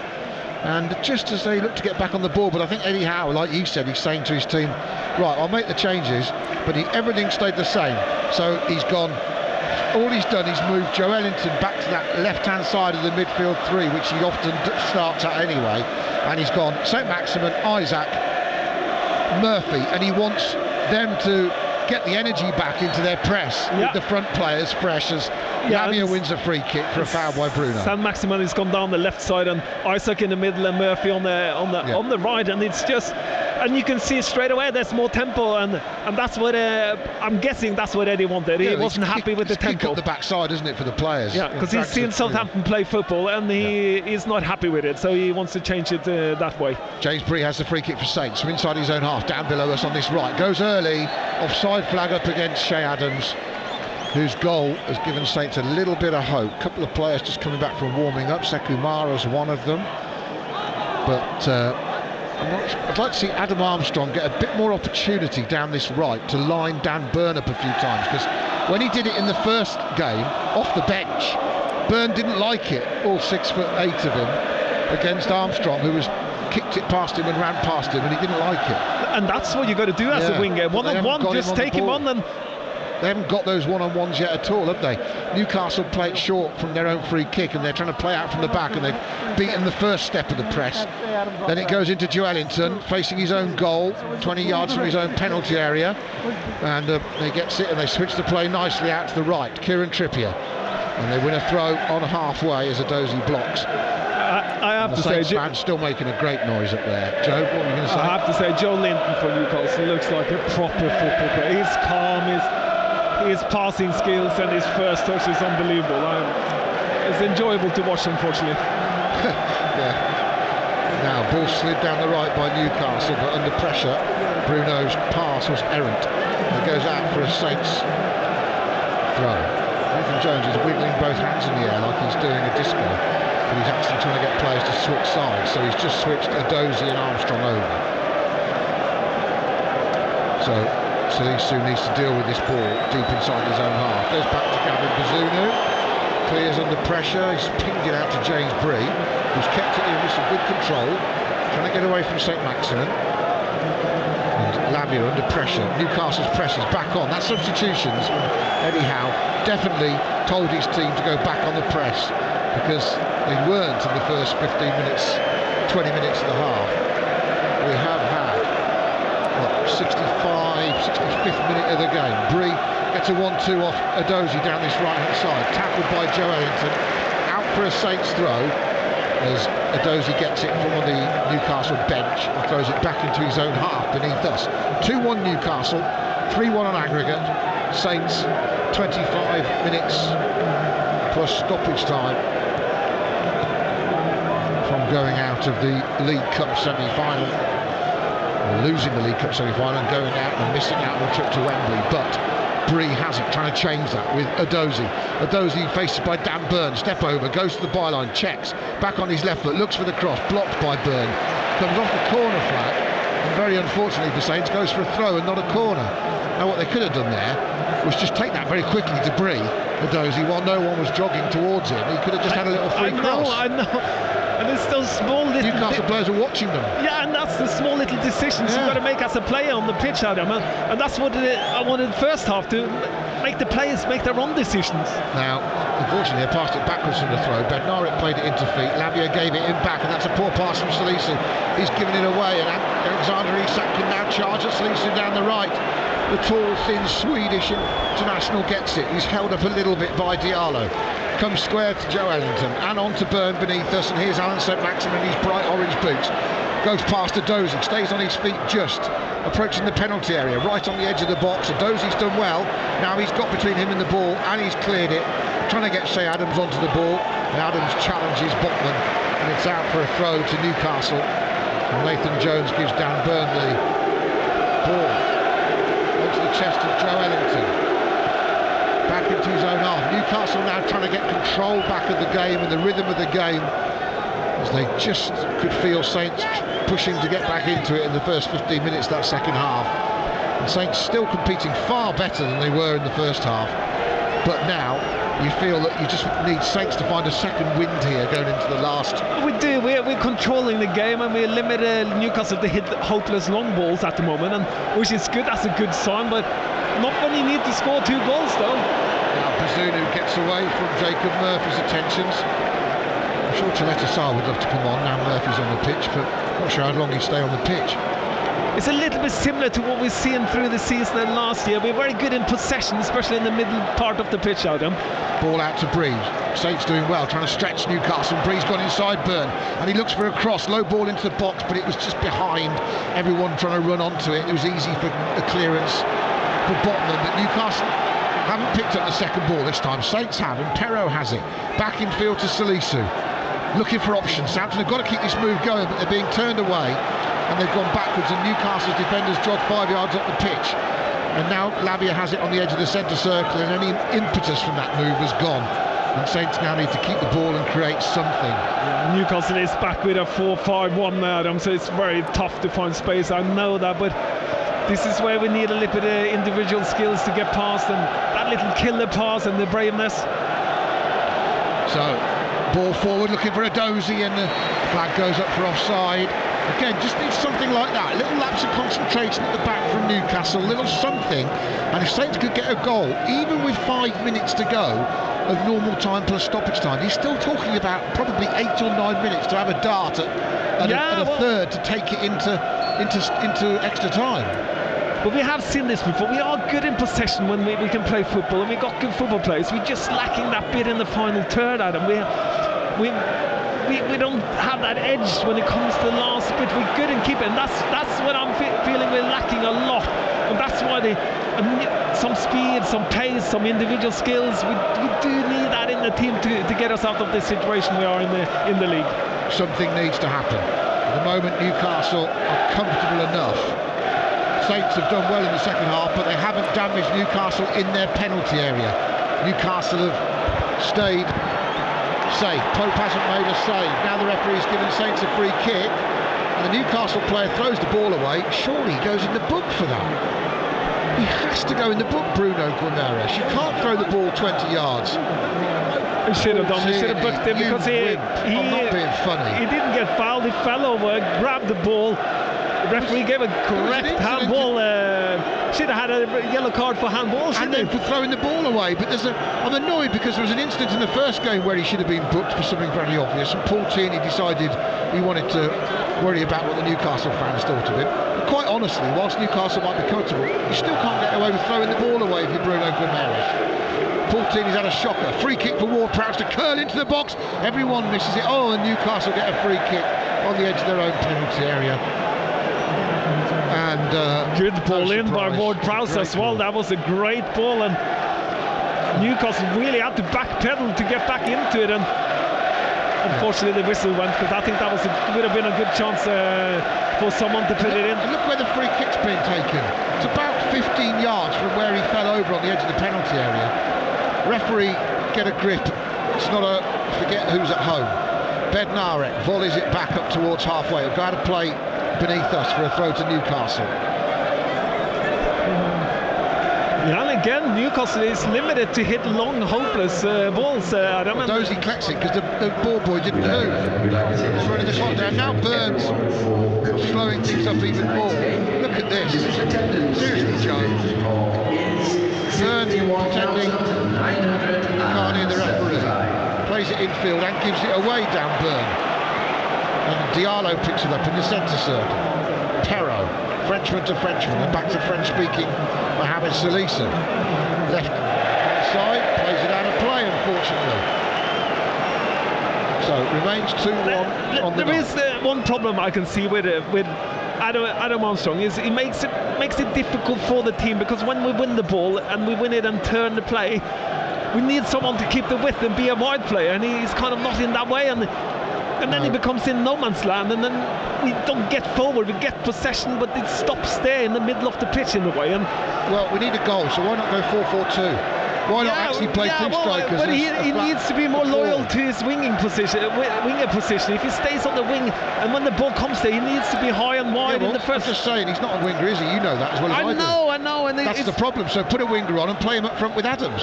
That's a great ball, fantastic ball, and Armstrong there got his chance in the middle, and it was saved by Pope, and the flag didn't go up. Now what's the referee done? Lavia's ball forward. We're going to get another look, Joe. Has the referee actually blown for something here? He has. I don't know which way though. But here, Joe, have a look at the replay. It's a great ball from Lavia. He's onside, and he's really got to put Saints back in the game. It's a great save by Pope's right hand, but I still can't work out what Paultini's done after that. The ball hit the referee afterwards. I think that's what it's given. So that was a golden chance, everybody. That was the chance, possibly, for Saints to get back in the game. It's a Southampton ball. Good run by Adam Armstrong. Yeah, down the middle, Joe. Not as a winger. That's exactly what we were saying. No, but in the final third, you've got to come in as a winger. That's the difference. When we are in the middle third, middle of the pitch, he needs to be wide, high and wide as a starting position. When you get further up on the pitch, he can make those runs. Those runs are fantastic when you get further up on the pitch. And it was a fantastic run.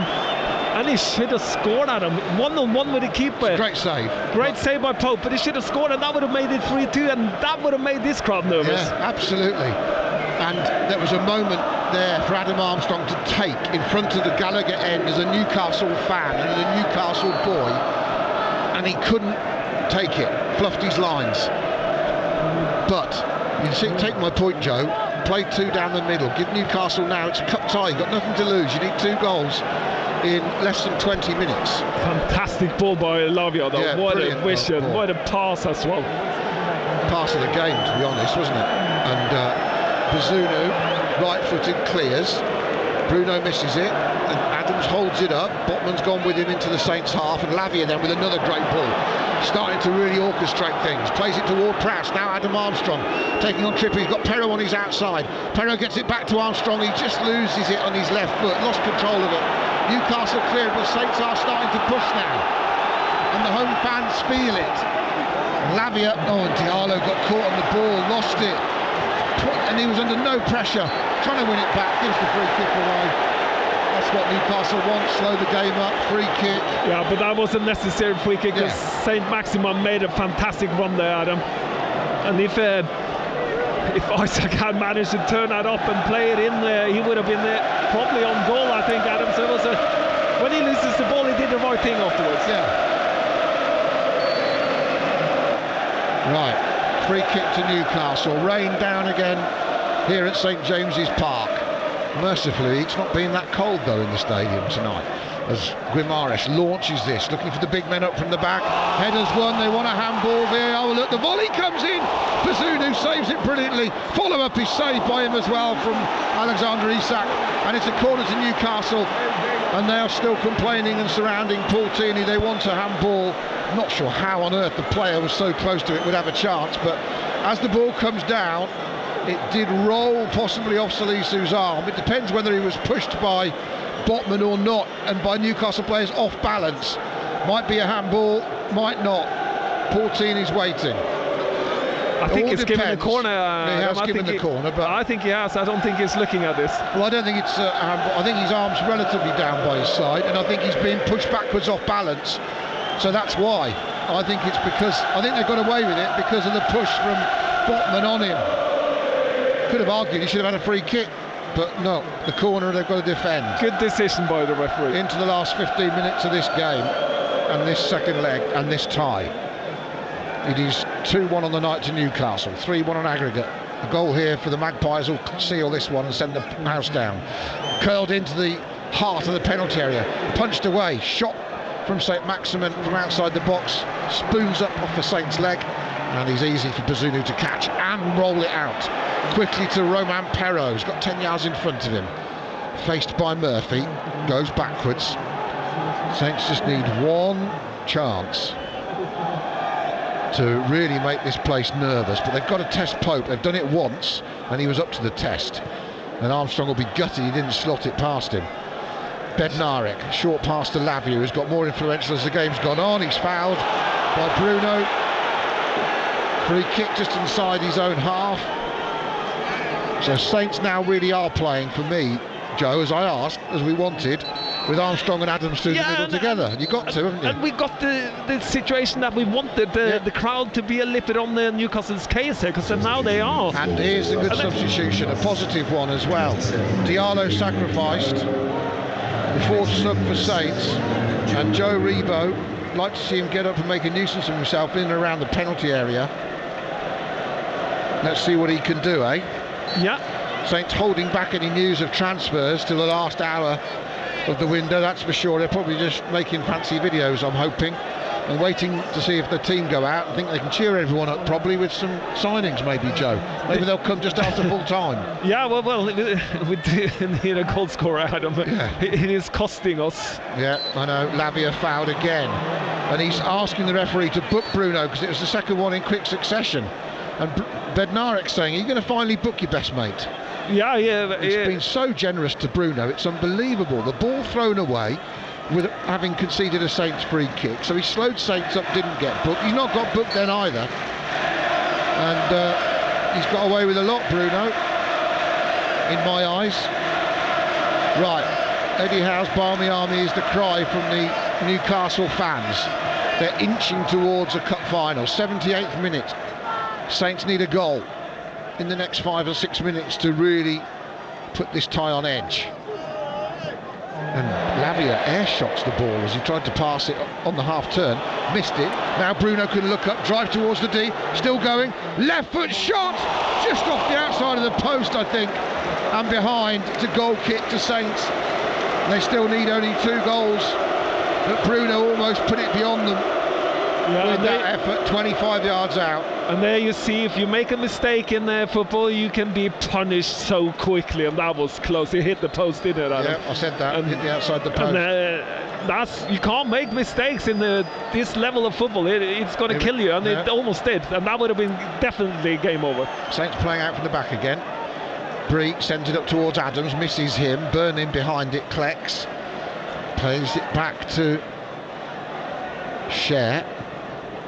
And Nick Pope, who's made really the only save of note in the second half for either team, clears it. But then Ward-Prowse's header went forward well and found Joe Rebo. And Armstrong out on the left-hand side can try and get the ball in. He's ushered away from the ball though. Newcastle did well, Trippier did well. And he's now trying to clear it from deep inside his own half, and he's giving it away. Only as far as Lavia. Can he find someone?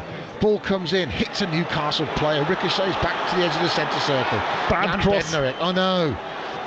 Got to get bodies in the box now, Saints, because 1 goal only gets them back in the tie. They need 2. Pushed out. Mind you, I'm glad it's 2-1 after 20 odd minutes at 2-0, Joe. I thought we might as well get in the car at half time. Ward-Prowse, that's a good ball. Adosi's got in behind Bruno. Then he's lost control. The referee says that's a foul. And this time he is booked. Finally. To be fair though, I don't think Gimerius made a tackle. I think this is the wrong person. He's booked there, Adam. He's been tackled from the other side, and Gimerius only picks up the ball, to be fair to him. So, but if he decides, to be fair, he's overdue a yellow he's card. overdue a yellow card. I think that's fair. And now this is Ward-Prowse territory. This can make the game interesting, because this is definitely in the area of Ward-Prowse. When we were talking to fans on the way up at service stations, everybody, we were talking about how are we going to get on, how are we going to win it. And I said, well, probably the best chance, the way Saints can't score from open play very easily, is to get a couple of James Ward-Prowse free kicks and keep a clean sheet. Unfortunately, the clean sheet went very early in the game, and what they haven't been able to do is give him a free kick within range, but this one is. And he knows that with about 10 minutes of normal time left, we're going to give his team a chance. Now, what is the referee going over to the linesman on the far side? It's kind of a VAR decision. Yeah, but what is it? Hang on. Pazunu's now jogging in. Everyone's going up to... There's an injury for Adozi, by the way. That's why the game's played. It's the referee having a look on the monitor. Oh, that is nasty. I think, having looked at it, Bruno should be off the pitch. I think he's put his studs right on Edozie if you look at it. Yeah, he has. I was absolutely wrong. I didn't think he touched him, but he absolutely but if you look at this, you should see this angle. That is nasty. Right on the outside of his ankle. That is a red card, Adam. That's going to be a red card. Let's see. Bruno, what is Paul Tina's decision? Will he send off his best mate? I think he will. And he's going. The card's going to be changed. Kills the yellow card and gets the red card out. Bruno sent off. Serious foul play. And it is the correct decision as well, Adam. I didn't think Guimaraes touched him, but he did. And with 9 minutes to go, Joe, we got 10 men, and if Ward-Prowse puts this free kick in to go with it, and we've got a game. Yeah, we got a game, but he needs to put this on. The pressure is on this put it in. Free kick, Adam, because we don't seem to score for him in any other situation, so he needs to put that in, and that would change the game, Adam. But he has to score on there. If he scores, this is such a big moment for Ward-Prowse. He puts that in. We got probably 15 minutes of chance of getting a draw, and then take it to extra time. 10 minutes. 10 minutes. Well, I'm giving 5 minutes extra time. Yeah, that's true. Yeah, you're right. Bruno's gone. That's him banned for a couple of games. And this is Ward-Prowse territory, Adam. Absolutely, and he knows he's got to put this in to give his team a chance with 2-goal deficit. But if this minute of the game, the stamp on Edozie's ankle and the free kick goes in, those two things happen in the space of a minute or so, this place is going to be suddenly as quiet as a cemetery, because they will be worrying. 8 minutes of normal time left. 2-1 to Newcastle on the night. Still in control of the tie. Edozie thankfully is back up. He's jogging off just to be allowed to come back on. It's so pathetic, that rule, especially when you're genuinely injured. Newcastle wall is 4 men. They're about a foot inside the penalty area, so this is 28 yards. Okay, and there's a man doing the draft excluder role as well. Pope is just to the right of centre. It's just to the right of centre, the kick, and it hits the wall. And that cry of relief tells you everything about how worried Newcastle fans suddenly are with 10 men. And the player, I think, who blocked it is down injured. And it might be that it's hit Alexander Isak right in the face. Ward-Prowse's free kick. He's gone down like a sack of spuds. No, well, I think that is the moment we got to. I think that would have been that had to go in. Really, that had to go in. I think the only way we would score now is if Ward-Prowse scored on the free kick. We have one more man on the pitch now, but that had to go in. I think so. I think it's going to be too late for 2 goals, Adam. Shea Adams getting some water, I think. Alan St. Maximin getting some instructions. It's 2-1 on the night to Newcastle. Down to 10 men in the closing stages. Saints, of course, lost Chileta Sarr in the first leg. Newcastle have lost Bruno Guimaraes in the second leg. Yeah, and correctly so. I was totally mistaken. I didn't think it touched him, but he absolutely put his leg on the stamp, Edozie on the leg, and it's a correct decision by the referee. 4 coaches, 3, 4, 5 coaching staff all around the edge of the pitch for Saints, looking at something on the screen, I think. Nathan Jones and others. We've got time to do that. Adams and Bednarik chatting. And Adams pointing over to the bar side and Bednarik shrugging his arms. You know what that's about. 6 minutes to go, plus stoppage time. That was a long 2 stoppages. First Edozie for the foul by Guimaraes that saw him sent off, and then Alexander Isak trying to recover from being whacked by the Ward-Prowse free kick. So the game is disjointed, which will suit Newcastle. Isak should be going off surely, like Edozie had to before he comes back on, Joe, and I think he is coming over to this near side. The 4th official saying get yourself off the pitch, and Eddie Howe wanted to put him back on, and the referee says he can go back on. And Saints had the ball on halfway against 10-man Newcastle. It's probably too little too late. That free kick had to go in, but if they can just get one going before stoppage time, it would be massive. That ball from Lavia trying to spray it out to Edozie, overhit, it's out for a Newcastle throw, but they're deep inside their own half on this near side, the Newcastle left. And the gigantic figure of Dan Burn will probably launch this throw down this near line to try and make some ground for Newcastle.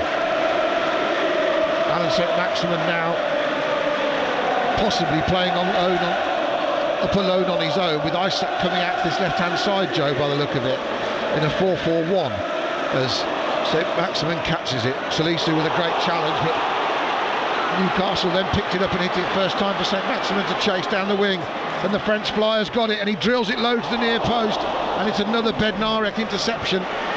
Bednarek's had a good game, Adam, today. I really think he's been a solid rock in the back there. Yeah, and he's got it again. Drones around St James's Park, and Bednarek tries to spray it out to the left wing. Ball headed down by Adams, but then he couldn't collect, but Newcastle just thrashed it back to Bednarek on halfway. One chance to go in, create some drama at St James's Park. Bree and Edozie exchange passes. Bree then tries to play Edozie back in, and he has. Crosses from the right into the penalty area, and it's Botman who got there. Oh, we've got to gamble, Adam. Yes, we have to gamble. We've got to see Adams and Adam Armstrong. They're just standing still in there. They need to gamble. They can see Edozie's coming down the side. He can only roll it behind the Newcastle defence, and they don't make a run. They're just standing still there, Adam. Edozie and Adams just arguing about it, with Adams saying, why didn't you play it to feet? And Edozie's probably saying, why didn't you run into space? They should run into space. That's what he wants. That's what it was on to run into space there. Perfect ball by Edozie. Saints have sacrificed Salisu and brought on Sekou Mara. So really, they're just defending with three: Bree, Bednarek and Perrault.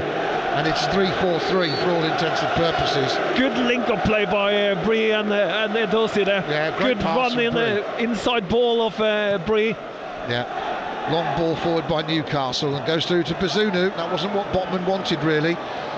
2.5 minutes of normal time to go. Yes, Newcastle are 2-1 up, but a goal, we keep saying it, one goal to level the tie will create some jeopardy in injury time, especially now Newcastle are down to 10 men. Yeah, we need 2 goals, Adam.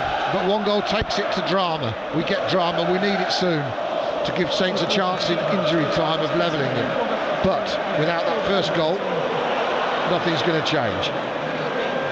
As Edozie plays a good ball to Joe Rebo, slides it down the right wing. Mara's going to stretch his legs, but I think it'll beat him. It does. And again, relief around St James's Park. Once more, Saints have regrouped. In the first leg, Joe, Newcastle dominated the first half but didn't score. This time they took their 2 early chances that Willock missed in the first leg, and Longstaff took them. And again, Saints have been better in the second half in both ties. The second half has belonged to Southampton, but they haven't been able to score the goals. No, and we can see, and I like, we talk about Adam Armstrong, he's done it better now with keeping the positions or starting position in the right areas. And when he came one-on-one, he did the right thing as a winger. He came in and cut in and run in behind, and if you put that in, Adam, it would be a total different atmosphere, and that's the chances you need to take. So we can see the problem we have. We're good in possession. We don't score goals, we don't take our chances, and it's a continuous thing this season, and we need to change that. Pope's long ball, we hope they change it with some new signings, of course. We're still waiting for confirmation. The ball out for a Newcastle throw. We are close to stoppage time, everybody, and Newcastle are close to Wembley. 7 minutes. 7 minutes. The Saints need 2 goals. What a shame they couldn't get 1 back, and we could have 7 minutes with them needing another goal to take it to extra time. But I think we can safely say, everybody, the game is probably up, and you will have your thoughts on whether it's important or not for the rest of the season. If they weren't got through this tie, would this have helped them in the league? Who knows? They're academic now, because they're probably going out, and Newcastle are going to Wembley, and Saints have a goal kick away to our left. 81333 is the text number. Put Solent as the first word. Tweet us at Solent Sport. WhatsApp us at Solent Sport. Put Solent as the first word to the WhatsApp number 08000 321 333. We're on air till 11 o'clock, remember, with the final moments of the transfer window. Chris Temple, Andy Moon with Jordan Clark in the studio. Joe will stay to get his reaction to your thoughts as well. So get your thoughts in about tonight and the rest of the season and the transfer window. and we'll stay with you, and you stay with us all the way through to 11 o'clock tonight. And I'll get reaction from Nathan Jones to mop up this tie, but it's still Newcastle 2, Saints 1 in stoppage time, and Saints need 2 goals to take it to extra time, and it's looking more and more unlikely as the seconds tick by. Bree on the right wing though can put a cross in. Again, poor cross, not to see again from him, but just another one that hasn't beaten the first defender. But then Newcastle fall asleep. Ward-Prowse nods it on, goes back out to Aribo. Unfortunately, didn't fall for anyone. Perraud wants to strike it, blocked by Murphy. And we know Perraud isn't short of confidence in front of goal. He's probably the only Saints player that isn't. And as he's pushed back again, as Bednar played it to him, but Saints remember playing really with only one centre back at the back. They're almost playing a 1. Yeah, but we got to gamble. 6 as the ball out on the right from Bree. That'll be a corner to Southampton. Why not? He's had a lot of opportunities to put in some crosses. He's put on unfortunately a few bad ones out. And this time he has time to take the ball on. You should be able to cross it properly. I think put it into that corridor of uncertainty. Yeah, it is a basic cross. Newcastle are going with another man down again, Joe, to slow the game up in the corner. I think it's Alexander Isak, and Paul Tierney wants the trainers on the pitch. He's now running over the referee. Well, Isak can get up. Look, he has got up. Let's get him off the pitch. We're in stoppage time. Now, what's Paul Tierney saying to Eddie Howe and Jason Tindall? He's saying to the physios, go on. This is concussion protocol. He wants him off the pitch, I think. Yeah, because Isaac just sat down, and the referee has probably asked him, and he is absolutely right, the referee. If it's a concussion, and he's sitting down again, so we're going to have another stoppage in play. It's obviously affected Isaac, because he wouldn't be sitting down like that when the ball is out of play. Especially when you don't want to delay the game because you want the whistle to go, because you've got the 2-goal advantage. But we're going to have more stoppage time than we thought we'd have, that's for sure. Well, we're on to for a long time tonight, so we might as well have some extra stoppage time and then give us yourself a chance. Maybe we can get another goal in and create some excitement. Goal from this corner. And Jamal Lascelles, the club captain of Newcastle, waiting to come on. Days at the club are numbered, of course, but he's been a good servant for them. And Eddie Howe and Jason Tindall both issuing instructions to him. I'd have thought all you've got to say is get on and head the ball whenever you get the chance. Alexander Isak still sitting down. Become a bit of a pregnant pause, to be honest. We're in stoppage time, corner, and every time Saints have tried to get in this sort of position, it's amazing how many times the game has been slowed up. Newcastle not short of game management, sportsmanship tactics, that's for sure. I'm not saying that's this case with Isak, but honestly, even if he's a bit concussed, why don't they just get the poor lad off the pitch and let the game carry on? There's 55,000 people here, Joe. Yeah, but I'm sure there's a protocol for this, and they got to check him. And I think if he's got a head injury, which it looks like he had, when he came out on the touchline after the first knock from the free kick, he wobbled. He didn't walk straight, so. But Eddie put him straight back on, and he did run back on when he was asked to. So maybe that was the wrong decision. Yeah.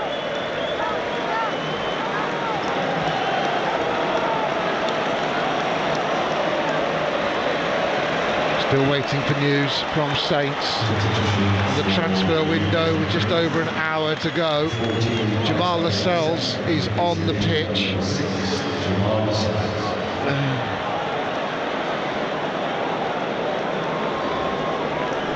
How much extra time is he left, Adam? Corner for Ward-Prowse, outswinger, missed by everyone, and Lavia had a chance and he skied it into the Gallagher end. It was one off the training ground, and to be fair to the defender, Dan Byrne, he saw the danger and rushed out to Lavia and put him off.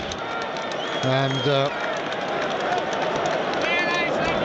Isak coming below us to come off the pitch, and they're going to bring on Anderson as well now. So another signing player possibly coming on, the Scottish midfielder Elliot Anderson, another substitute being used.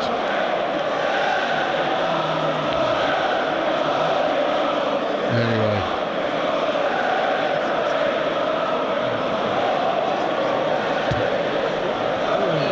This substitution will now be made, but the game's been broken up so much. Saints need the game to be played, and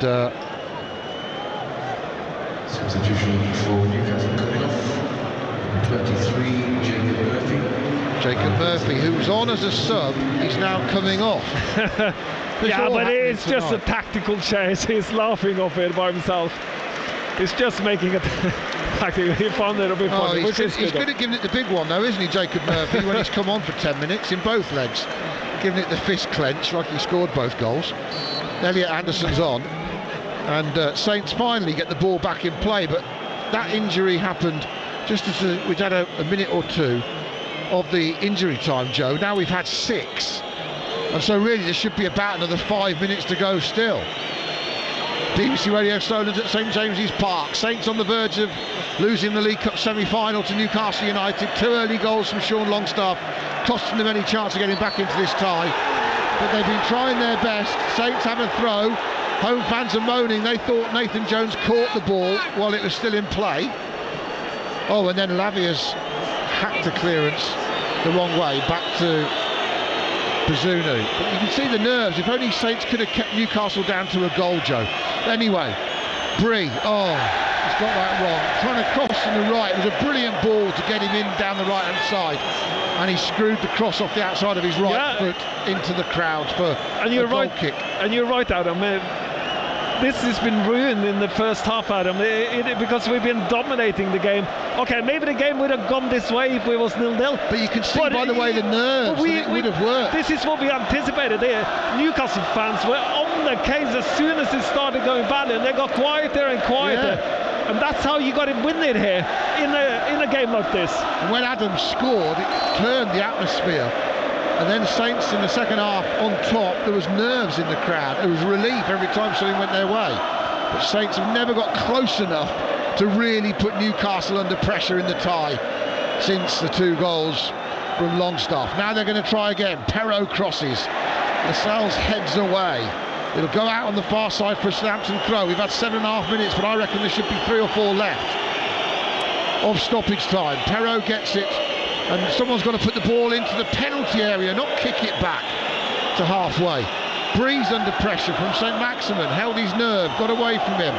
Saints are passing it around again. Someone put the ball in. Joe Rebo can't score from out there. Perrault. At 10 with the BBC News, this is Stephen Davis. On the BBC Sounds app, on your smart speaker, Play BBC Radio Newcastle. and on your radio. The sound of the North East is BBC Radio Newcastle. At 6 o'clock with the latest BBC News for the North East, here's Miles Ashby. Thank you very much, Kelly. Good evening. One of the biggest strike days in many years has seen thousands of schools closed, train services halted and civil servants walking out from several government departments. Around 500,000 workers are taking part in the industrial action in disputes over pay, jobs and conditions.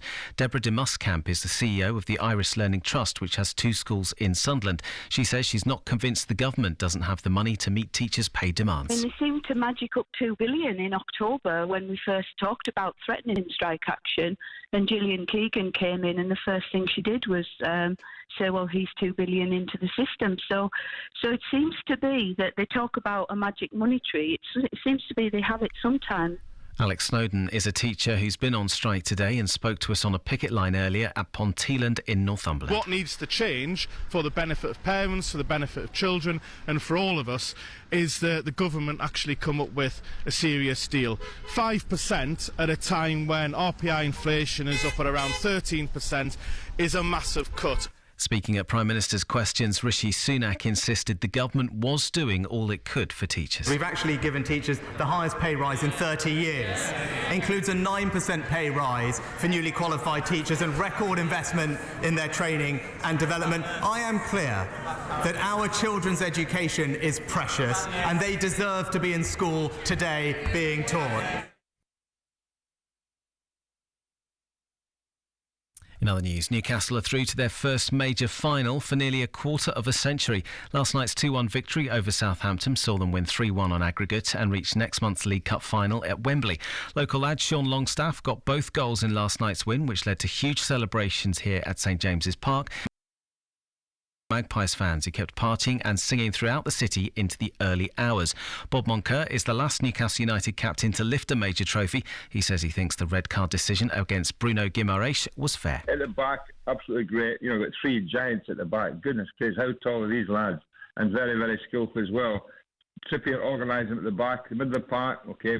Unfortunately, Guimaraes got sent off last night, and when I first saw the tackle, both Ryan Taylor and I thought it was a good tackle, but when we saw it on the video, it was a sending off, so we can't have any complaints about that. Newcastle winger Norberto Solano played for Newcastle at Wembley in the FA Cup. He says he's got great faith in Eddie Howe's side. Eddie was building very, very slowly, was building the team. The team engaged, you can see, working really hard. They try to do the best, but I think this guy has a very good chances to win this tournament. So if Newcastle, they only have to think it's only one game. More coming up, and you can have your say on Total Sport after the news. A teenager could face a trial in the summer charged with murdering a Hexham girl. 15-year-old Holly Newton was found in Priest Popple on Friday afternoon and later died from stab wounds in hospital. A 16-year-old boy was also treated for non-life-threatening injuries. Another 16-year-old boy, who can't be named for legal reasons, appeared before Newcastle Crown Court charged with murder, attempted murder and having a knife. He'll return to court later this month. For the fourth time since the start of the year, cables from the Tyne and Wear Metro have been stolen. The latest theft was between Monk Seaton and South Gosforth after 130 metres of cable were removed between Benton and Palmersville. The operators say the organised crime was inflicting misery on customers, and they've put up a £1,000 reward for information. Hugh Lewis is from Nexus, which runs the Metro. The victims of this crime are decent people trying to get to work and to school and sometimes to vital hospital appointments. Someone knows who is behind these crimes, and they can see the misery this causes. So all I can say is we urge people to come forward now in confidence if necessary and stop this happening again. A new £3 million intensive care unit has opened at South Tyneside District Hospital. The ward will have 6 individual rooms and new facilities to help care for critically ill patients. The unit mirrors the setup of the integrated critical care unit at Sunderland Royal Hospital, which makes it much easier for staff who work across both sites. And a company in the United States has announced plans to bring back the dodo, which has been extinct for more than 3 centuries. The idea involves genetically altering pigeons, the dodo's closest living relative. Professor Robin Lovell-Badge of the Crick Institute in London says the plan is ambitious, as hundreds of genes would have to be altered. This is really ambitious, because you're going to have to make a lot of changes in the genome. They've got to identify which are the critical changes to make. It's going to be an enormous effort, and the question is it worth it? Right, let's have a look at the roads now. In Jarrow, on the A19 northbound between the A185 and the A193 at the Tyne Tunnel approach, there was an earlier broken down vehicle. Now all lanes have reopened, but there is still queuing traffic for around 4 miles, and it'll take you around 20 minutes to get through there at the moment. Slow going on the A1 southbound from the Metro Centre to the Angel of the North with a travel time of 18 minutes, and there's traffic building up in Northumberland at Annesford on the A19 near the Moor Farm roundabout with a travel time of 9 minutes. That's the latest BBC Radio Newcastle news. I'm Miles Ashby. Thank you very much, Miles. Things you never expect to hear on the radio: genetically altered pigeons. Total Sport. Fantastic result, and the team as a whole put in a massive shift. Felt very comprehensive. It felt like we hoped we turned a little bit of a corner. Not to give the penalty, how are they getting that so wrong? That's a team there, when you look at it on paper, should be able to bring the 3 points home. That's all we're interested in. BBC Radio Newcastle. So then, apparently yesterday wasn't just the final day of the January transfer window. Something else was going on. It may well come up in conversation tonight. As a station, it'll be our 10th Wembley final trip in 10 years, but for Newcastle United fans, the 26th of February 2023 promises to be truly memorable. Well, it's job done, and as Colin has just said, a trip to Wembley on the 26th of February with Manchester United the likely opponents. It was a professional job, well done last night. The only downside was the red card for Bruno Guimaraes. Yeah, and I'll be interested to hear your reaction to last night's lack of deadline day activity, and also how you think it will affect the running. There's loads more to discuss, and the number to call is 0800 234 6565. There is indeed plenty. Talking of last night, give us your thoughts, feelings, emotions after last night's exertions. How have you got on booking travel and accommodation today as well? That might have been a bit of a challenge. Sunderland-wise, as Marco's just said, the focus, the closure of the transfer window without any further reinforcements on the final evening. It is 4 in and 3 out across January, but How do you rate the squad depth going into the second half of the season? We will have 2 fans forum members in the studio after 7 tonight. It promises to be a busy show, so busy in fact that we've taken the editorial decision not to do a sporting time of our lives tonight. Apologies to all of you who were on tenterhooks. Total Sport. BBC Radio Newcastle.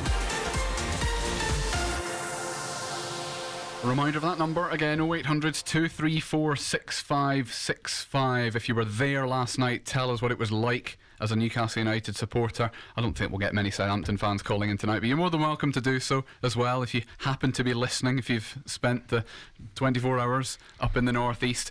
Sunderland fans as well. The closure of the transfer window is going to be our most prominent talking point this evening. The WhatsApp number, if you'd rather send us a message, we do love to hear your voice, but if you have to send us a message instead, then the WhatsApp number is 08000 321 333. 08000 321 333. Start those WhatsApp messages with the letters BBC, put your name on the end of them as well, and those 2 rules apply for your text messages as well. 81333 is the number to send the SMS messages to, but again, you need to put BBC at the start and your name at the end. We are at BBC Newcastle on Twitter as well, if that is how you prefer to get in touch with us. I'm Colin White and I'm in for Simon Pride tonight, but the rest of the staffing is as you are. Former Newcastle United fullback John Anderson. Evening, Ando. Colin, how are you? Former Sunderland striker Marco Gabbiadini. Good evening, Marco. Hi, guys. Our Sunderland commentator Nick Barnes. Good evening. And our Newcastle United commentator Matthew Racebeck. Hi, Colin. Hello to everybody. As always at the start of the programme, we go through the latest bits and pieces from Newcastle United and Sunderland. I know it was the last day of the transfer window for Sunderland as well as Newcastle, but there is really only one place to start. St James's Park last night, all that was required was avoiding defeat on what was probably one of the nerviest nights in recent St James's Park history. A place at Wembley is the prize for Eddie Howe and his players. It's the last step on the path to the League Cup final, and they've just got to finish the job. Leading 1-0 after the first leg last week, they have the advantage, and we're underway. Newcastle United against Southampton, live on BBC Radio Newcastle. Bruno, good feet, great feet. Longstaff, it's got a bit of space, right of centre. Trippier gets involved into the area, cuts inside, Longstaff, touch, and hit, and goal from Sean Longstaff. And the Geordie gives Newcastle the perfect start. It's 1-0 inside 5 minutes. Just outside the area, Willock through for Almiron. The cutback, here's a chance for number 2. And Sean Longstaff has got his and Newcastle's second, and it's turning into a dream night at St James's Park. They are 2-0 up and they lead 3-0 on aggregate. Given away though, and Adams with a shot from the edge of the area that has arrowed into the bottom corner, and it's brought Southampton back into it. Referee having a look, Paul Tierney. Darren England is the VAR. He makes the TV signal, says no yellow card, and now Bruno Guimaraes is shown a red card. He's sent off, cross in from the left side, and now a shot blocked by Longstaff. They've done it. They're going to Wembley. We've waited so long for this. But Eddie Howe is the man who has guided Newcastle United to a cup final, their first since 1999. They have won a semi-final over 2 legs against Southampton by 3 goals to 1 on aggregate. It's amazing. I don't think I can quite put it into words, to be honest. Not yet anyways. It's an amazing night, and just one I'm so happy to have been a part of, really. I think that the team deserve it. Since the managers came in there, well, just over a year ago, it's been a lot of hard work, and sort of the change that we've made in a year is quite incredible. And yeah, like I said, just to be a part of this with the fans and the atmosphere and stuff, it was quite an emotional night, to be honest, especially at the start. Sort of the place was bouncing, and just the energy they gave off was unbelievable, and they do it for them. They stuck with it through thick and thin, and when times went great, and was pretty bleak, so it's a night for them really, and everyone's just really happy for them. Yeah, he does deserve a huge amount of credit, Sean Longstaff, as an individual, and we'll come back to him and his performance and his goals in just a moment. Ando, they got the job done. So what it was all about. Yeah, professional job. Look, it was all about keeping it tight. You know, we had a goal advantage from the first leg. I said after the first leg that if that's as good as Southampton were, if that's what they've got, and I think we seen last night that's as good as they were. You know, they did plenty of the ball second half, but you never felt they were ever going to hurt you. You know, I know people were nervy, and for once I was never ever nervy. I just couldn't see them breaking us down. They went square, they passed it backwards. There was no urgency about them, there was no pace about them. You know, I thought we did what we had to do. The 2 goals early on obviously helped, no doubt about that. But even when they pulled the goal back, I still didn't think that they had the capabilities of getting back into the game. I mean, and obviously, Razor, you had a different job to do while the game was going on, but I said in the intro to that little montage there that it was a nervy night, or one of the nerviest nights, and Ando shook his head straight away, and he's just said he wasn't nervous. There must have been a degree of nervousness, though. Beforehand, certainly, yes, and I think a lot of supporters hadn't been in that position before, watching Newcastle in a semi-final, and especially a tie where they had the advantage and that they were favourites to progress through to Wembley. But I think those that have been there before probably know how it can go wrong because they've seen it, they've lived it, they've experienced it. So I think emotionally, yes, some fans may have found it a little bit tough before the game, but when we had the build-up with the flags and the scarves and the music, which was really good before kick-off, and the team came out to a wonderful reception akin to what we saw against Leicester in the quarter-final, I think that probably would have done a lot for anyone who was feeling anxious or apprehensive. And then what would have helped even more was an early goal after 5 minutes from Sean Longstaff. So they made the best possible start, and I think that probably put it beyond reach of Southampton. And then a second goal 15 minutes later definitely did it, though we didn't realise that at the time. And then the goal back from Shea Adams made life a little uncomfortable at times for Newcastle, and it probably wasn't the explosive match or night that we thought it perhaps could have been at 2-0, where they would have gone on and scored more goals and won by a huge or a greater margin. But it was enough. It was comfortable enough on reflection over 2 legs, with the scoreline and the way Newcastle played and the way Southampton played, and they got through, and they're at Wembley, and they are delighted. And Eddie Howe gave his reaction at full time. Delighted for everyone connected with the club. It really was a tense night. It was a great atmosphere, a brilliant environment for the players to play, and certainly for the first 20 minutes we were excellent. I thought that we were really good in every aspect, and then they scored and the game became difficult from then, and it was probably a nervy second half, but delighted to get through. Now we're there, we want to win. You don't want to go there and just participate in the cup final. You want to compete and to try and win, so that's what we'll do. But I think in between then we have Premier League games that we have to give full awareness to, so now we start our preparation for West Ham, knowing how difficult that game's going to be. Before we move on and hear from and talk about Sean Longstaff, I want to go back to something Ando said about how calm you were during the game. Was he really, or are you going to contradict him? No, you were, Ando, and that surprised me a little bit, because I know you've seen, well, the good and the bad of Newcastle United. You've been there through disappointments in the commentary box and on the pitch, and you've experienced successes as well. But you said to me at one point in the game, what are you nervous for? What are you worried for? And at 2-1 with 10 men, and Southampton with possession and in the final third, and the goalkeeper going up for a corner,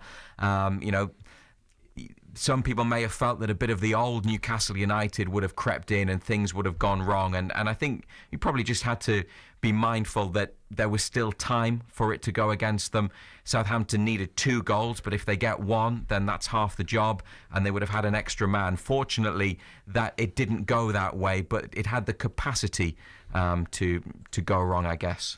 Yeah, and that clearly helped the final sort of 4 or 5, well, maybe 2 or 3 minutes where you think, hang on, this isn't...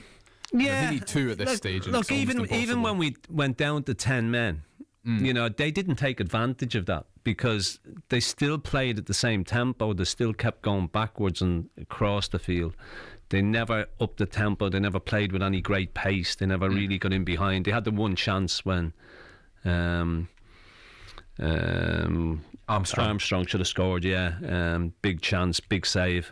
But apart from that, you know, I mean, the goal they got was a real good goal. You know, you hold your hands up and say, "Great strike." You know, but it's come from us giving the ball away in a bad area, and he's first time strike straight across Nick Pope, no chance, bottom corner. But no, I was very relaxed. I just couldn't see it. I thought we did what we had to do. A lot of people thought that we'd gone when we battered them. I thought it was a real professional display. You know, you're a goal up, all of a sudden you're 2 up, you're 3 up. They get a goal back, but you do what you have to do to win the football. And the semi-finals are all about winning semi-finals. It's not about performances because nobody remembers performances. It's all about getting through, and that's exactly what we did last night. Let's talk about Sean Longstaff then. His finishing has come in for some criticism in recent days and weeks, never mind months. Got both goals last night and took them both really well.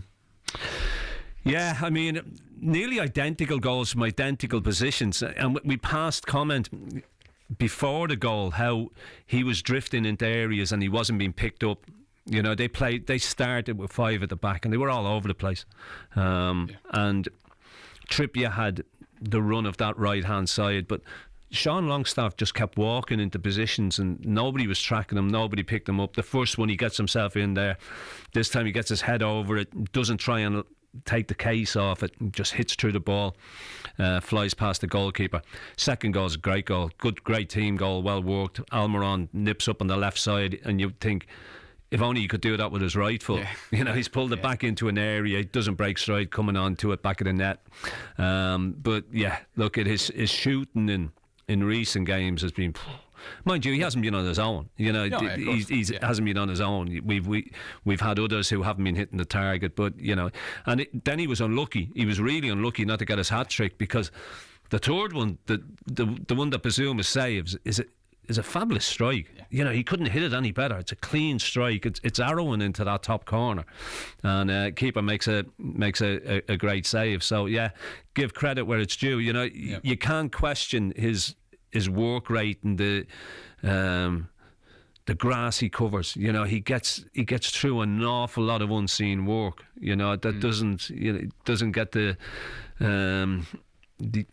adulation it deserves, I suppose, to a degree. But last night, not only did he do that, but he came up with the 2 goals as well. Yeah, and I think Ray, this is the first time he's ever scored 2 goals in a professional game. I think so, certainly for Newcastle. Also his first goals at St James's Park for 4 years, because the goals that he had scored since getting one against Burnley in 2019 had all come away from home, and both at the Gallagher end, and great, I think, that it was, and maybe fitting, one of the Geordie players, one of the Newcastle lads, and an academy graduate as well, who came up with 2 priceless goals to send them to Wembley. Let's hear from Sean Longstaff on those 2 efforts. The first one was obviously Tripp sort of lays it inside, and I thought we started the game really well. We kept moving them side to side and found the pockets of space and stuff, and Tripp's rolled it inside, and Tripp spoke to us yesterday about me shooting, and I blasted a couple of the bar in previous games, and as soon as I scored he sort of grabbed us and said, "I told you."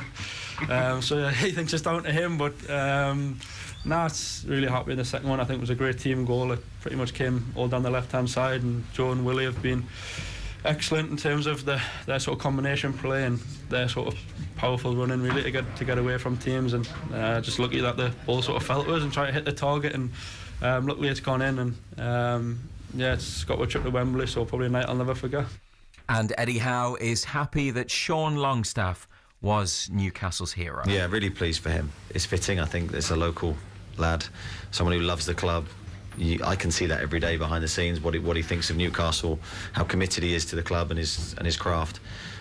2 great goals from him tonight. He's deserved that for his performances this season. He's been magnificent for us. The work rate that he gives the team, the unseen things that certainly I appreciate. I'm so delighted to get the credit from the media that he deserves tonight. So, Eddie Howe on... We've had I'll tell you what it is. We've had about, I reckon, 10, 12 text and WhatsApp messages in the last sort of 60 seconds, and I was rattling through them all, so I got slightly distracted. Apologies. Oh. Well, that's Eddie Howe on Sean Longstaff, and echoing what Ando said about the player getting the credit in the media, and probably wider media, that the manager feels he deserves, and he's played in every game that Newcastle have had this season, so he's a very important part of not just the squad, but the 11, and will be even more so over the coming weeks with Bruno now suspended. Yes. It was a correct decision, ultimately, wasn't it, Ando, that red card? Yeah, you would think so. I didn't think so at the time. When I seen it in real time, I didn't think there was a great deal in it. But then when you've seen it again, it's a little bit of a naughty one. And once the referee goes and looks at the screen, you always feel that there's only going to be one outcome. But look, he was getting a little bit agitated, actually, wasn't he? He was getting himself involved in things, and it got to him a little bit. But it gives him a rest for 3 games.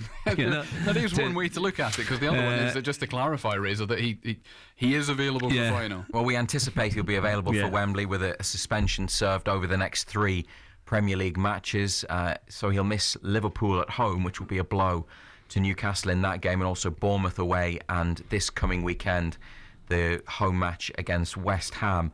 This is what Eddie Howe thinks about the red card, and also the way that his team saw the match through after Bruno's sending off. Really pleased with how we dug in, 10 men. I think the free kick actually after that foul was probably a key moment, because you've got James Ward-Prowse taking a free kick, you fear the worst. Thankfully we defended it well, and then we were able to just kill the game and see the timeout.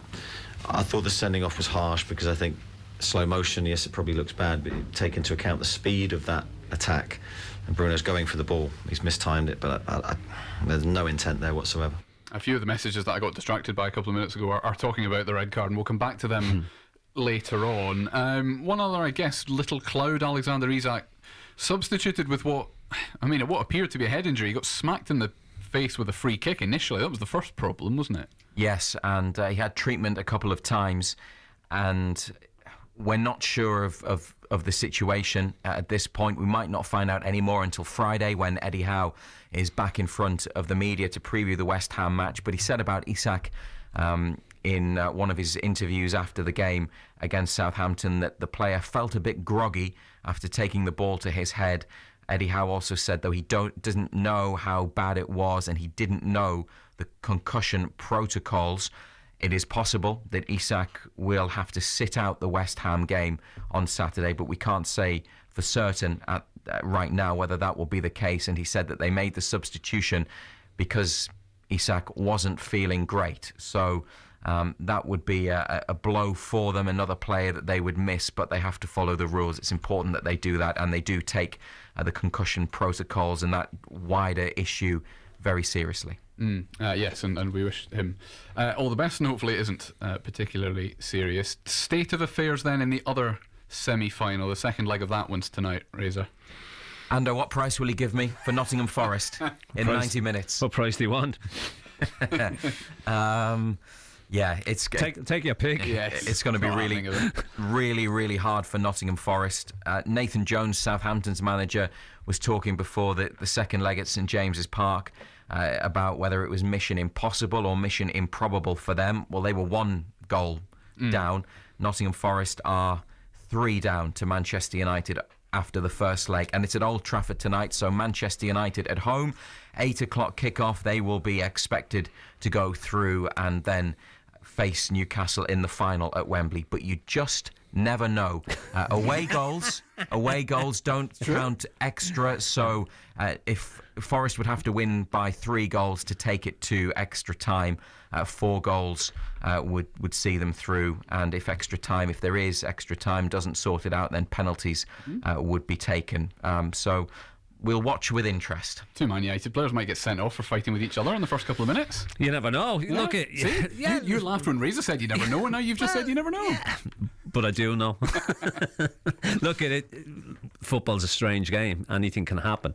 But it would be, having watched the first game, the same way as we were at Southampton, and having watched Nottingham Forest, Manchester United won 3-0, and it They won at a canter. Yeah. Yeah, we will keep, well, of course, everybody Newcastle related will be keeping an eye on it tonight, but yes, it would be quite the shock if it wasn't Manchester United at Wembley with Newcastle on the 26th. Now, Dan Burn did a dance after, was that after the first leg, or was that after... It wasn't Leicester. The first leg. It was Leicester, wasn't it? Well, he's sort of gone viral again. What's he done this time, Reza? He has, yes. I mean, there were great celebrations and scenes on the pitch. The players did a lap of St James's Park with the staff. They do that all the time, but it's nice after a win, and it's even nicer after a hugely meaningful result. And getting to Wembley, which doesn't happen all that often. And then, they were together in the changing rooms. Some television cameras were capturing the moments, and they had their picture, the team picture that they always take after a victory. They didn't do it after the first leg, Colin, but they did it after the second leg because the job wasn't done, despite winning 1-0 at St Mary's. But last night there was another team picture, and lots of players willing to speak to the media. We've heard from Sean Longstaff tonight. Tomorrow on TalkSport we'll hear from Dan Burn and Nick Pope. But another player, Dan Burn, there was around in the tunnel area and interrupted an interview with the club website that Sean Longstaff was giving, and Burn did his best Gaza impression. I'm happy, I'm going to get me suit measured. Come on, lads! Was it the 1991 FA Cup final, Gaza for Spurs, when he gave that interview after the semi-final, and the famous line about getting his suit measured. Yes. So that's what Dan Burn was mimicking there. But I don't know. Do they get suits for the League Cup final? They always did for the FA Cup final. Of course they do.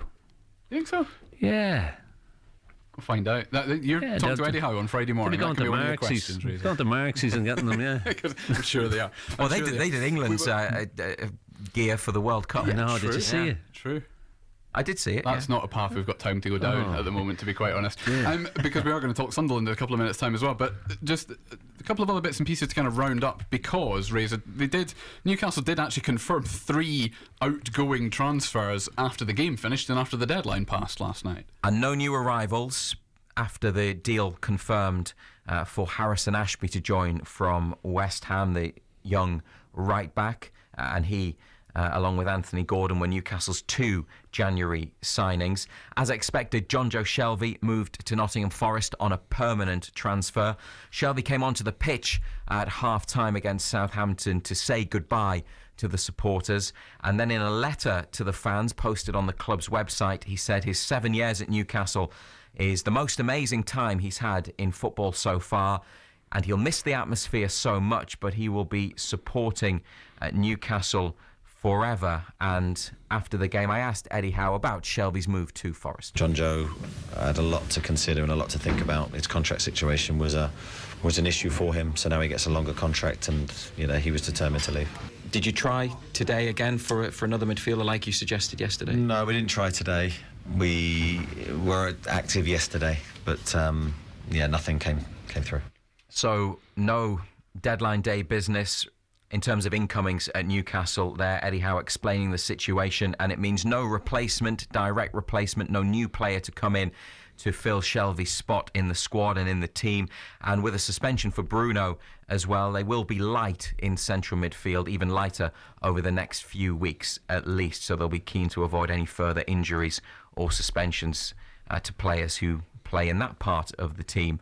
Carl Darlow was on the bench against Southampton, and then his loan move to Championship side Hull until the end of the season was confirmed after the final whistle.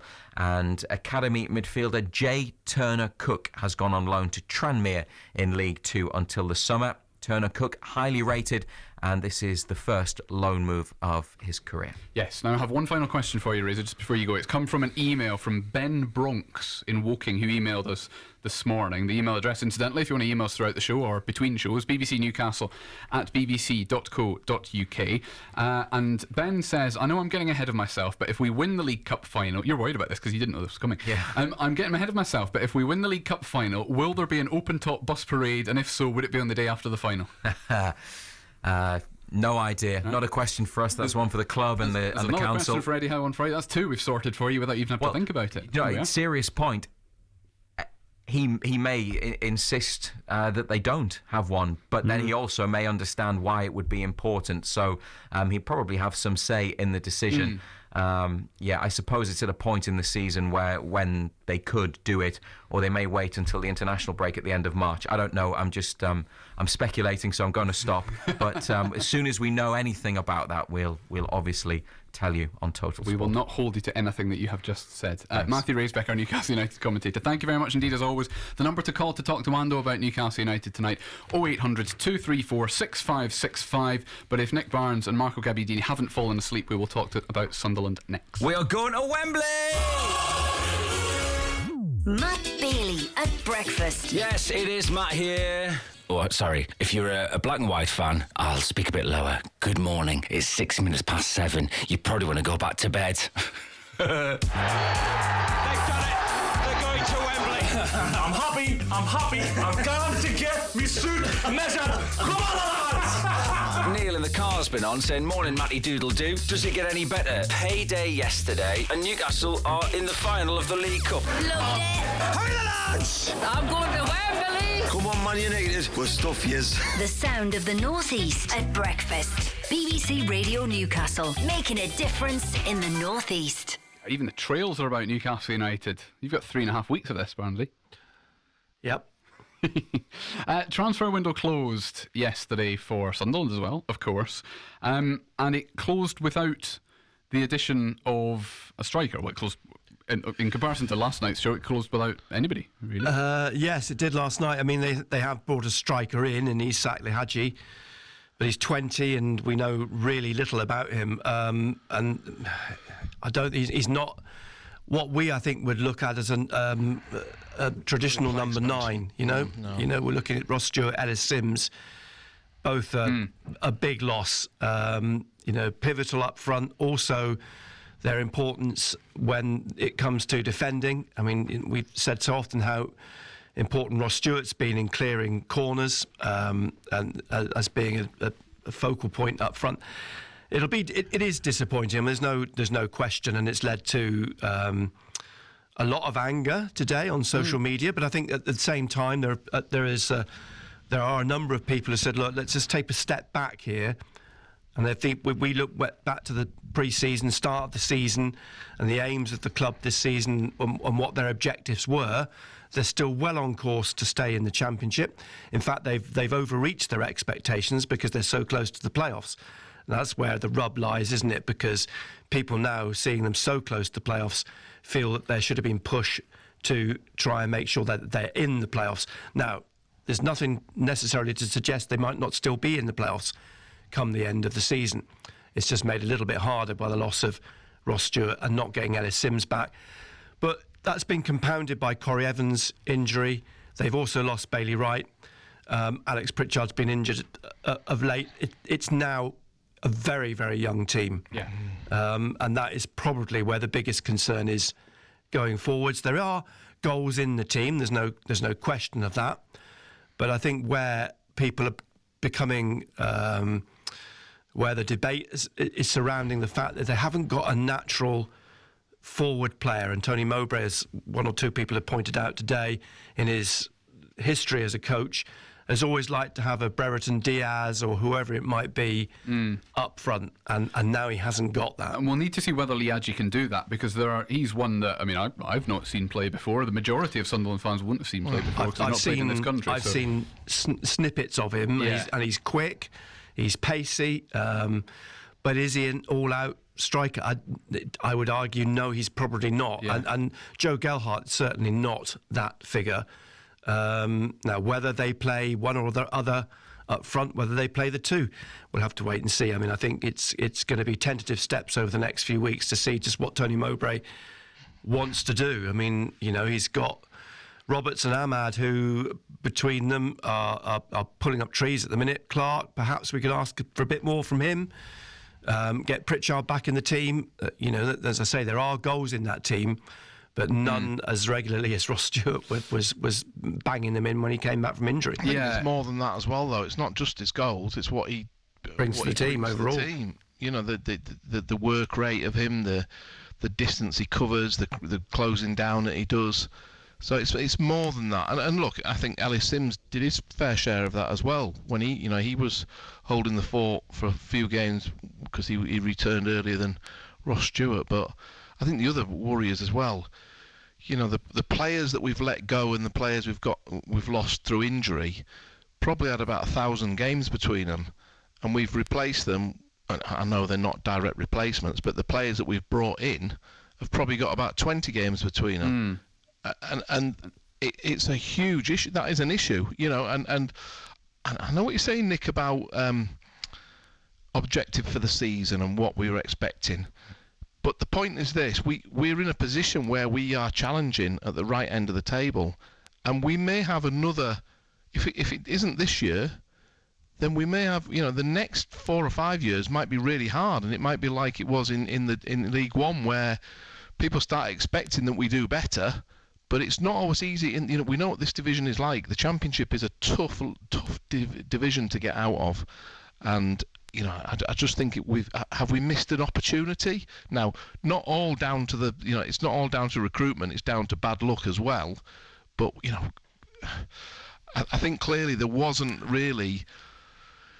The plan is about these young players, but we don't. In fact, we don't know what happened yesterday. I mean, I understand Christian Speakman's going to be speaking to the club, their podcast tomorrow. We might get a clear idea. But surely we needed another striker anyway, even if Ross Stewart was fit, didn't we? That's what I felt anyway. I felt that in August as well.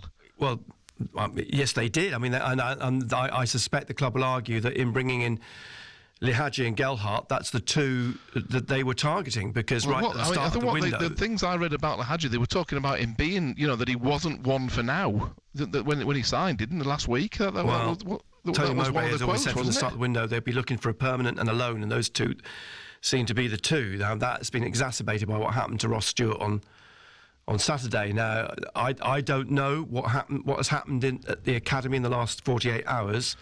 I'm hoping that that's cleared up by Christian Speakman and Tony Mowbray. I don't think Tony Mowbray will be particularly pleased with the situation. Why would you be? Because if we finished, if we drop like a stone and finish poorly, and it'll be him who the fans will be calling for the sack. That's the issue, isn't it? They're for all managers, and they towing the party line is great when you're doing things are going well, but I think a manager, he has to protect himself, and I think for me. We left ourselves short in August, I felt, and I think we got away with it because of possibly the good start we had, followed up by some really good football.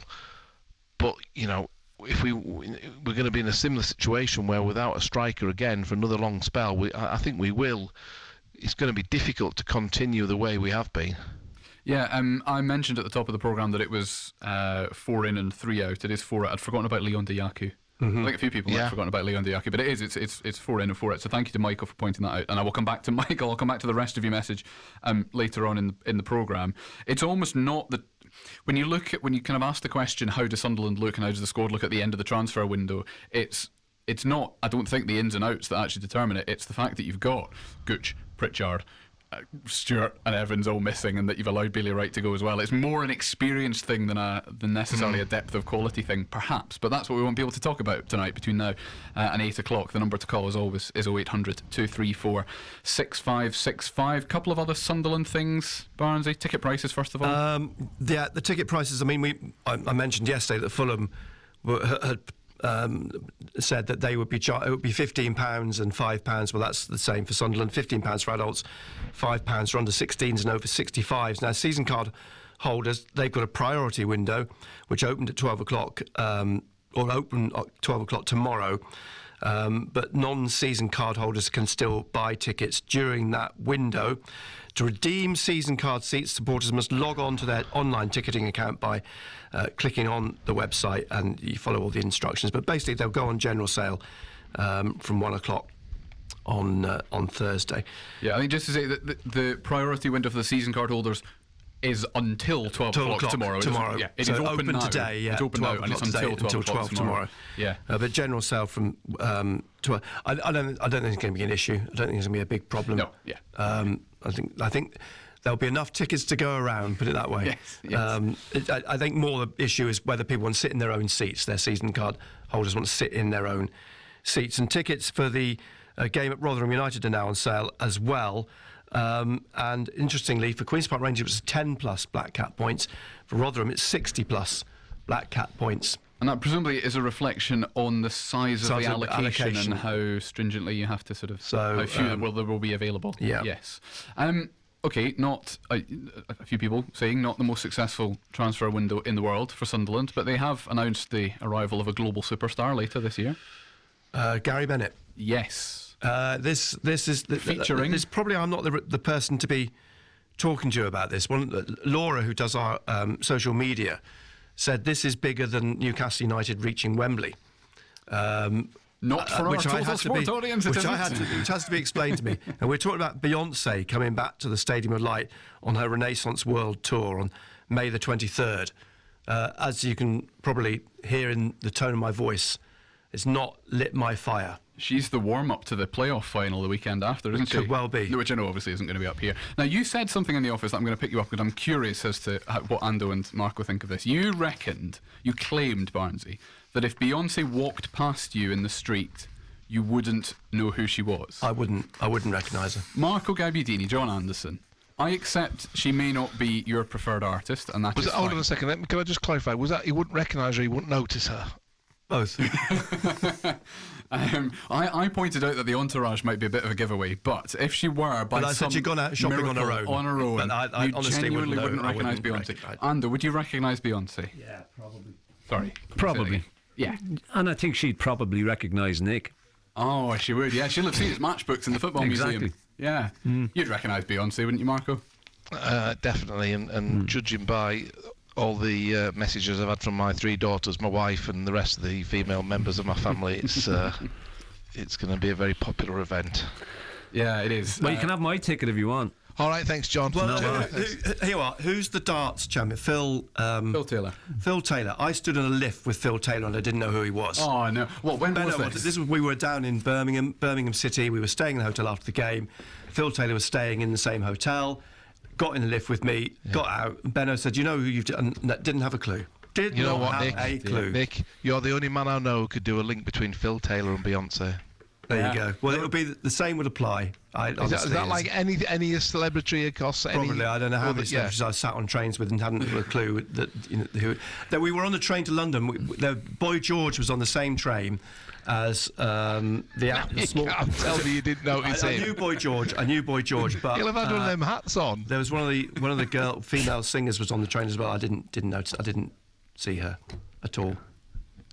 Right, no, hang on, rewind a bit. Was she somebody famous? Yes, she was very, very famous singer. Who? And you now can't remember who it is. You can't tell that story if you don't know who it was. Ben will tell you who it was. Right. Name a few solo singers. Oh, no, we could be anywhere. Shirley Bassey. No, there'll be a few solo Shaw, right? There'll be a few No, Tweedy. Current female. No, I'm not playing this game, because it could be absolutely anybody. But if Benno, if you're listening, message one of those. They've been on our train, I realise, but the day the three celebrities were on our train, and the only one I recognise was Boy George. It's actually, John will back me up on this. It is quite a night. I mean, I've been on the train to Newcastle a couple of times when it's been derbies, and I've been desperate for nobody to recognise me. It's quite a nice feeling when that happens, because sometimes you just want to keep below the parapet, don't you, John? Well, I do that all the time. Oh, you get the odd. If you avoid eye contact, it's quite easy. Yeah. Well, pretend you're asleep for the fans forum. Fair chance Sobs was on the same train actually. So right, okay. Well, you can ask Sobs. We'll pin him down. Paul Dobson is down. Sunderland fans forum member who's here already. Should we? Is this an easier game if we ask you who you would recognise, Nick? What from what world of Doctor Who? It's 7:15 already. You'd recognise Doctor Who, couldn't you? Oh dear, which incarnation? Right. Anyway, Nick Barnes, thank you very much indeed. Sunderland commentator and music aficionado of the. I was on the train with Rupert Graves. On the tube with Rupert Graves. No, I'm closing your microphone. We're not just going anecdote. Who have we been on a train with in the last 40 years? We haven't got time. Call free 0800 234 6565. BBC Radio Newcastle. Reminder of that number. Let's talk football, shall we? 0800 234 6565. You have sent messages in your droves, and I am going to get to them. The WhatsApp number 08000 321 333. 08000 321 333 for WhatsApp. 81333 for text messages. Start them all with the letters BBC. But we love to hear from you in person on the programme. People such as Darryl, Newcastle United fan, who's given us a call. Good evening, Darryl. Good evening, chaps. Hope you're all well. Darryl. Hello, Darryl. You recovered? I can give you a list of people who I've been on a train with. No, because your list will be longer than any other listeners in history. Darryl works on the trains for anybody who's interested. So no, let's talk about last night's game, because that must have been something quite special. It was, Colin. But I will just interject very quickly and have a little word with Ando and say that the job isn't done until 6:30 on the 26th of February when we're lifting the cup. Well, the job's done. Funny enough, I said that last night after the game, Darryl. I said, look, nothing's been achieved yet. It's one thing getting to a final, but you then you don't want to be coming back from Wembley with nothing to show for it. You know, I thought that fan was a bit premature when he was asking if he knew the details of the route for the open bus tour. That was just a little bit prem, I think. Yeah, I don't. And look, I don't think we can take anything for granted. If we'd have played Manchester United 2 or 3 months ago, I'd have said, "Oh yeah, we'll beat them." And no doubt about it, you know, it wouldn't have needed a second thought. But he seems to have turned it around a little bit there. The fact that they've lost their midfielder, their prominent midfielder, is a bonus for us. You know, obviously not great for him. The fact that he's going to be out for 2-3 months, but I think that helps our cause. But look, I agree with you. Nothing's been achieved. You know, yes, it's great getting to Wembley. We've done it before. We've done it in 98, 99, and we came back from there. You know, didn't turn up in either game. You know, so yeah. Nothing's been done yet, but it's great to be there. There's an awful lot of clubs who would love to be in the same position as us. Absolutely. Oh yeah, without a doubt. And you know, it was such a great night last night, and to come out of the blocks the way we did, to get those 2 reasonably early goals. I was a bit like you, Andrew. I wasn't really nervous going into the game last night, and I wasn't even nervous going into the game last week. And you know, I've said that to quite a few people. And to me, this has all been a bit of a bonus on the ride that we're on this season. I think it's fair to say that we're probably ahead of schedule in terms of the project that the club has. We're just riding the crest of this wave that we're currently on, and I think it'll be a lot closer of a final than it was back in 1999 for sure. I think we're more than capable of giving them a game as well as winning it, you know, despite the run of form that they're on.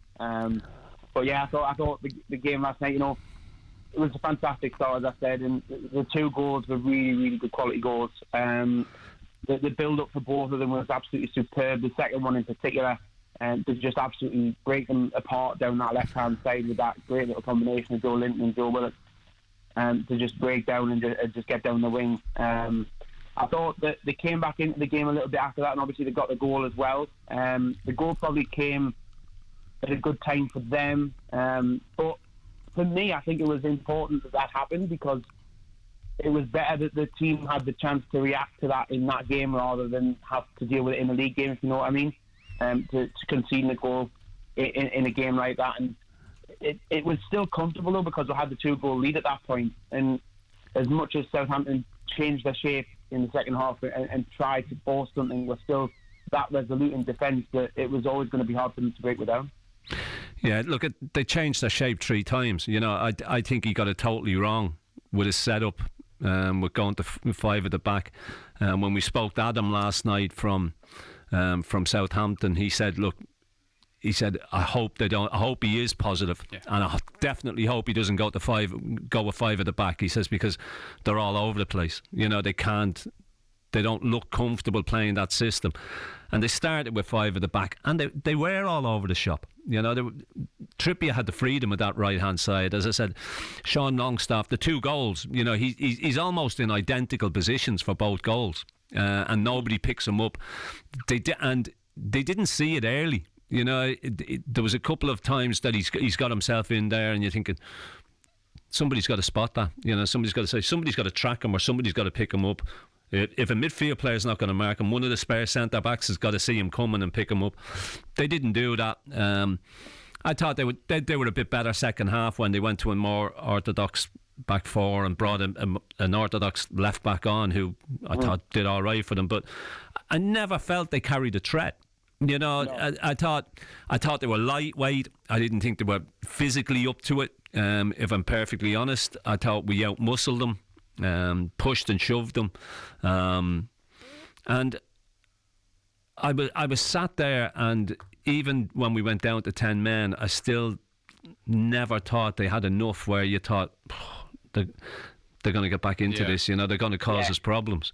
You know, I mean, the first shot they had in goal, they scored with. Yeah.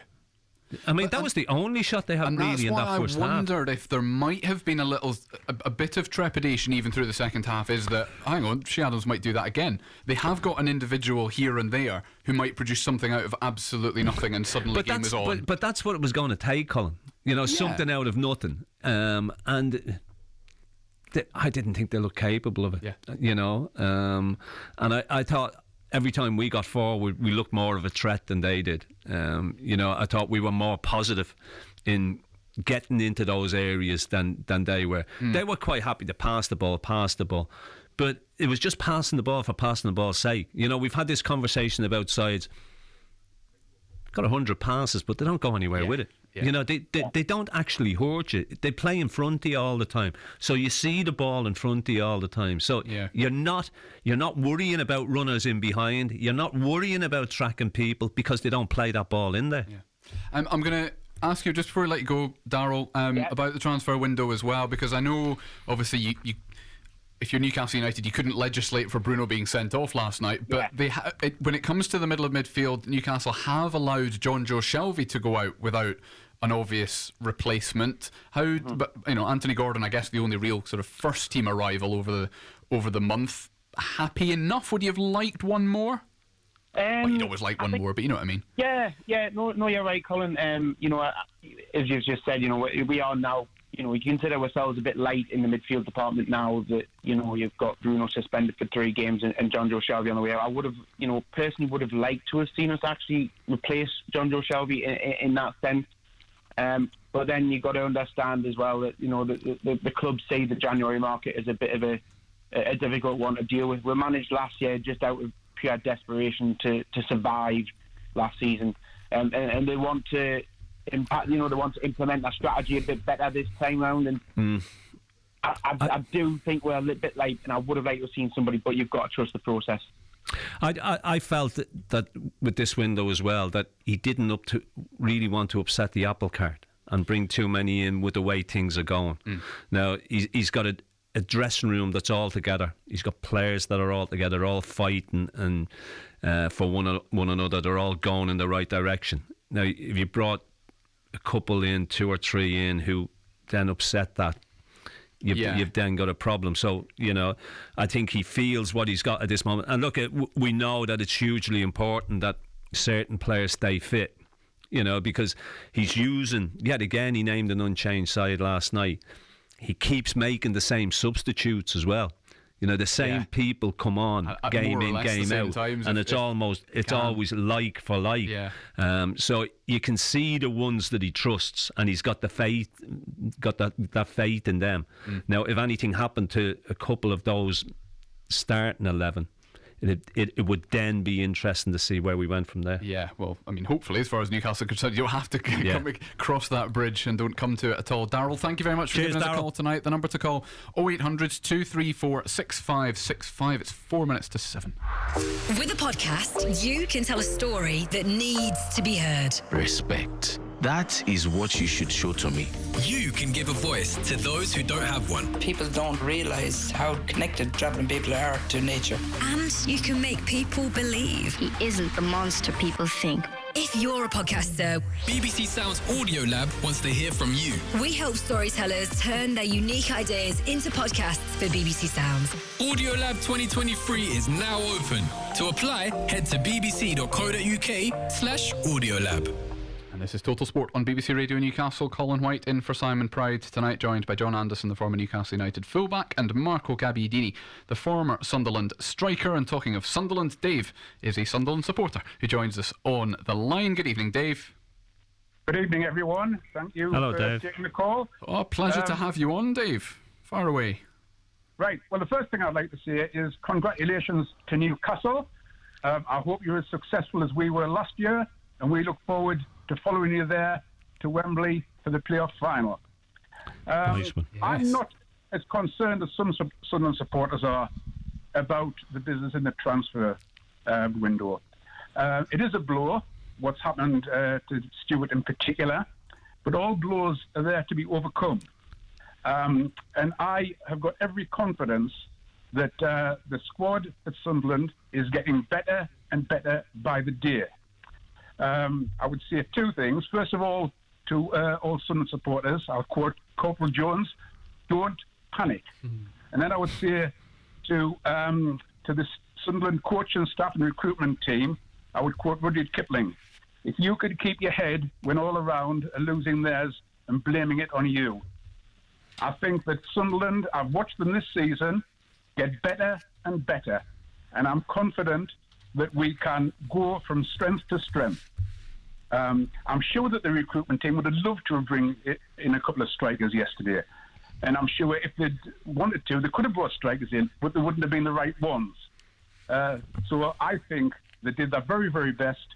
And it was unfortunate that what happened to Ross Stewart, and it was unfortunate they couldn't bring in strikers who have the quality and the type that would fit in to Sunderland.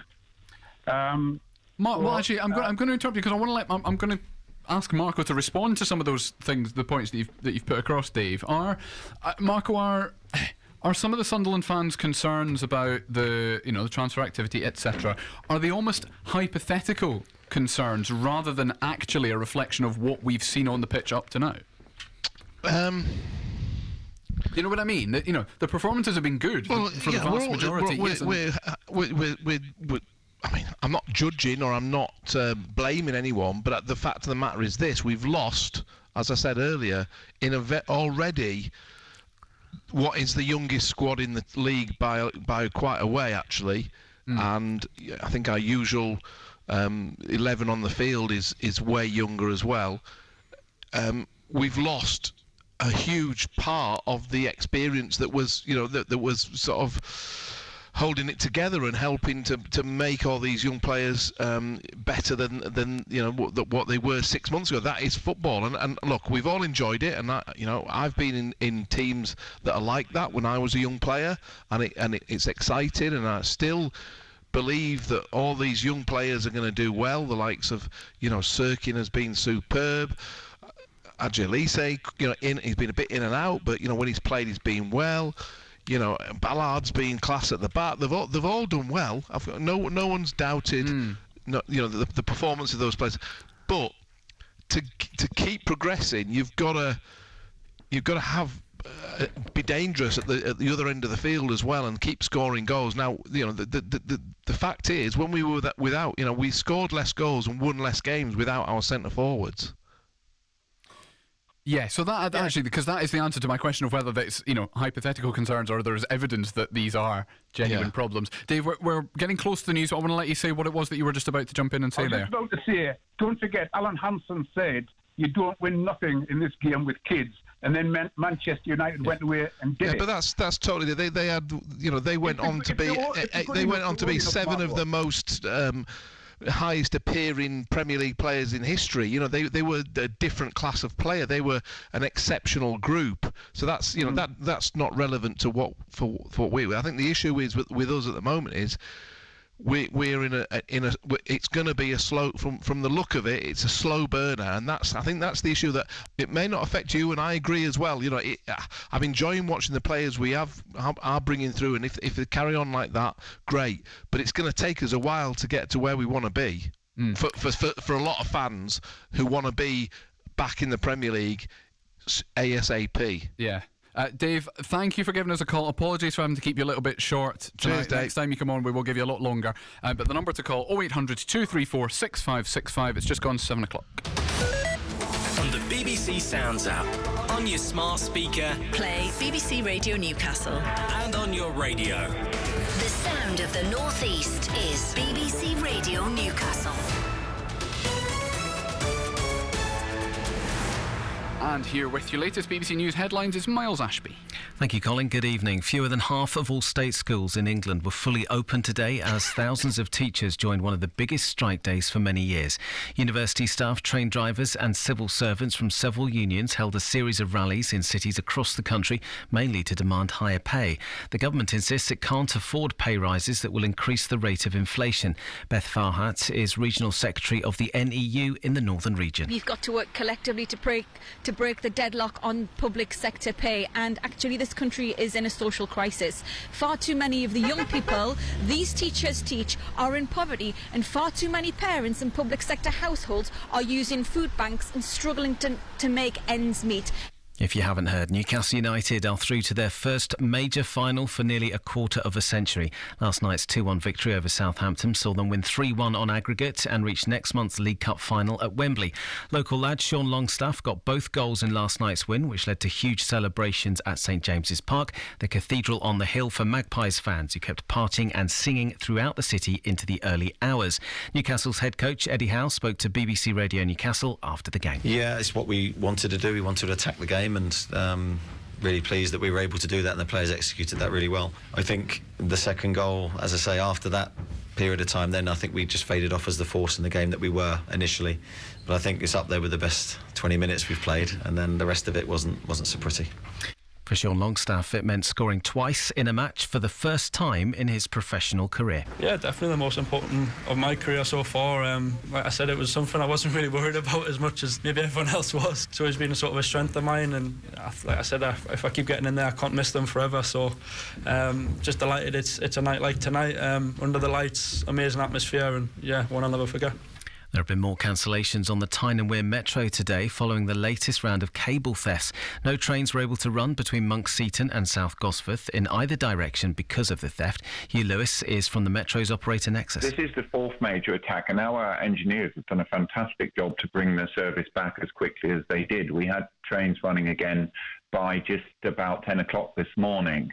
But each time they've got to go out and do painstaking and close fixes, and we really need to stop this happening. A 16-year-old boy could stand trial in the summer after he was charged with murdering a girl in Hexham. 15-year-old Holly Newton was found in Priest Popple on Friday afternoon and later died with stab wounds in hospital. A 16-year-old boy was also treated for non-life-threatening injuries.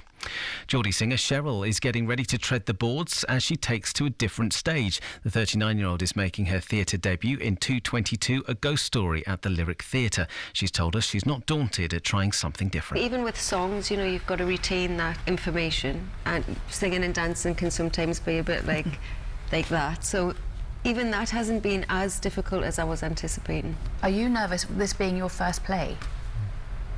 No. I mean, a healthy amount of nerves in the previews, which I think is normal. I would be concerned for myself if I had none. And she's back.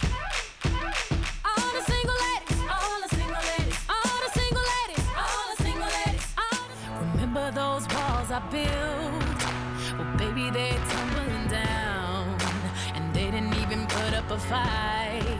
They didn't even make the sound. After nearly 5 years away, Beyoncé has announced she's going on tour. The Renaissance World Tour will see the singer perform 6 UK dates, with Beyoncé appearing at the Stadium of Light in Sunderland on the 23rd of May.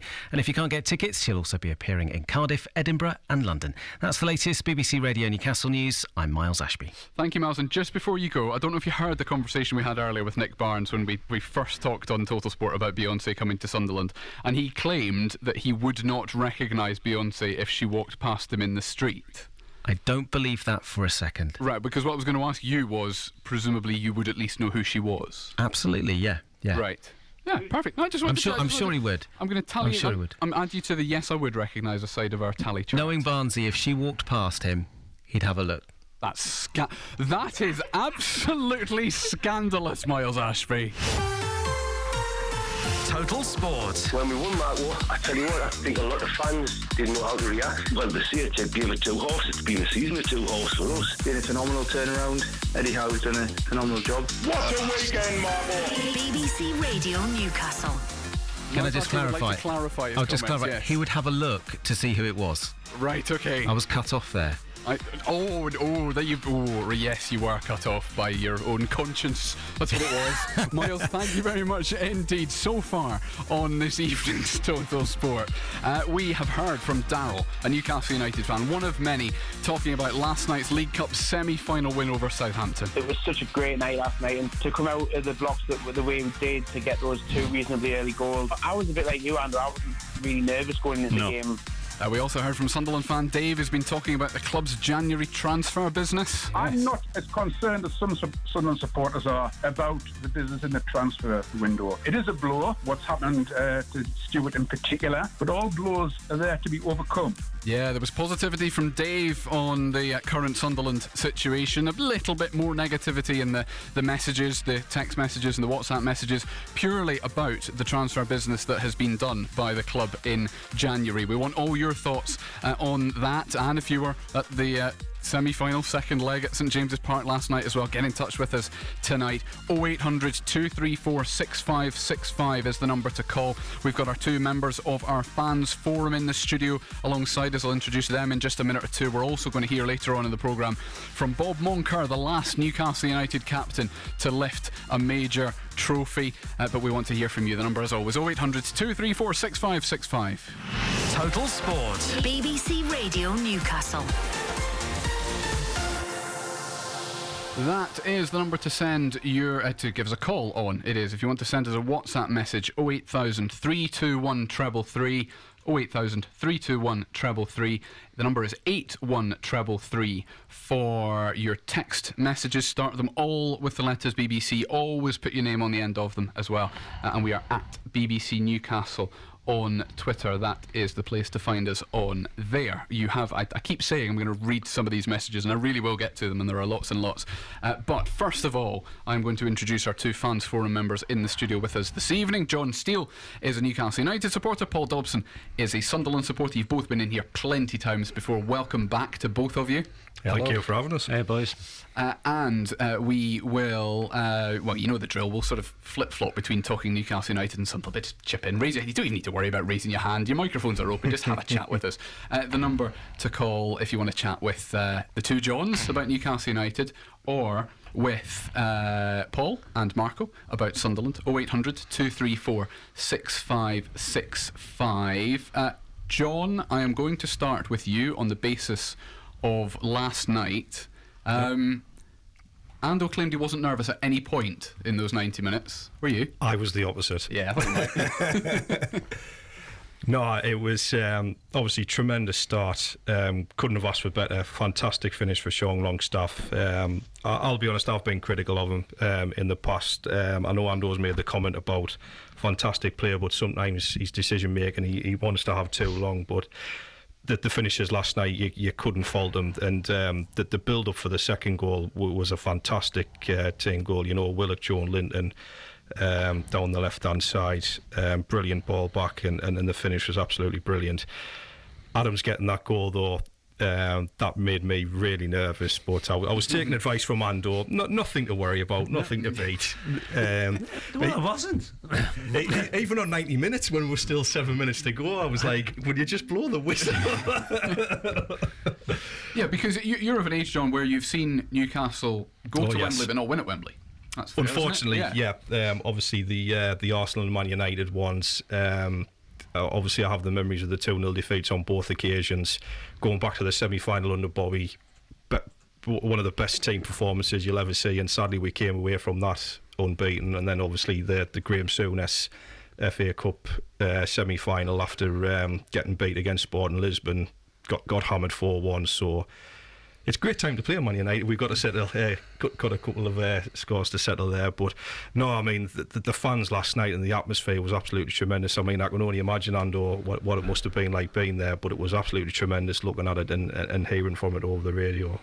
Is it easy, Andrew, to get a little bit almost blasé about how good the atmosphere at St James's Park is, and then you get a night like that and it actually reminds you? Yeah, I mean, I thought the atmosphere beforehand and the build-up to the game was electric. You know, people seemed to get there an awful lot earlier. Now, whether that was the fact that it was a semi-final, but the whole thing. And then we went 2-0 up, and the noise was unbelievable. I've never heard anything like it. But then when they scored, it seemed to take the wind out of everybody's sails a little bit. That's natural, though, isn't it? I think people did get a little bit nervous. But look, it's a worldie. You know, the boys hit one. It's flown in. No chance for Paul. No, it's a great strike, and you hold your hands up and say, "There's not a great deal you can do about that." But it was going to take another couple of them because they couldn't play through us. You know, defensively again last night, 2 centre backs, 2 full backs. I've got to say, I watched a video, Andor, when we played Norwich last season, and you were commenting on how poor Shaw was. You know, making mistakes, giving the ball away. He's transformed into a world-class centre half now. Whether that's because of Botman, I don't know, but credit where it's due. He looks an absolute tremendous defender. Look at. I mean, we all watch football, we all love football, and we all know that football is a confidence game. Yeah, it's all about belief, and it's all about if you're winning football matches and you're winning week in, week out, your confidence goes through the roof. The same way if you're losing games week in, week out, your confidence is rock bottom. And you watch, you know, if you watch the players who were here under the last regime. Yep. And Sean Longstaff's probably the prime example. You know, you want that extra touch all the time. Yep. Because you want to try and make sure it's right. Where when you're playing well, it's an instinctive thing. Yeah. You don't think about it. You just do it instinctively because your confidence is sky high. You know, when he was up top last night, you know, his passing and movement was brilliant. But even when he came back into the central midfield, his energy levels, the way he's just breaking it up and giving it, it's an unbelievable transformation.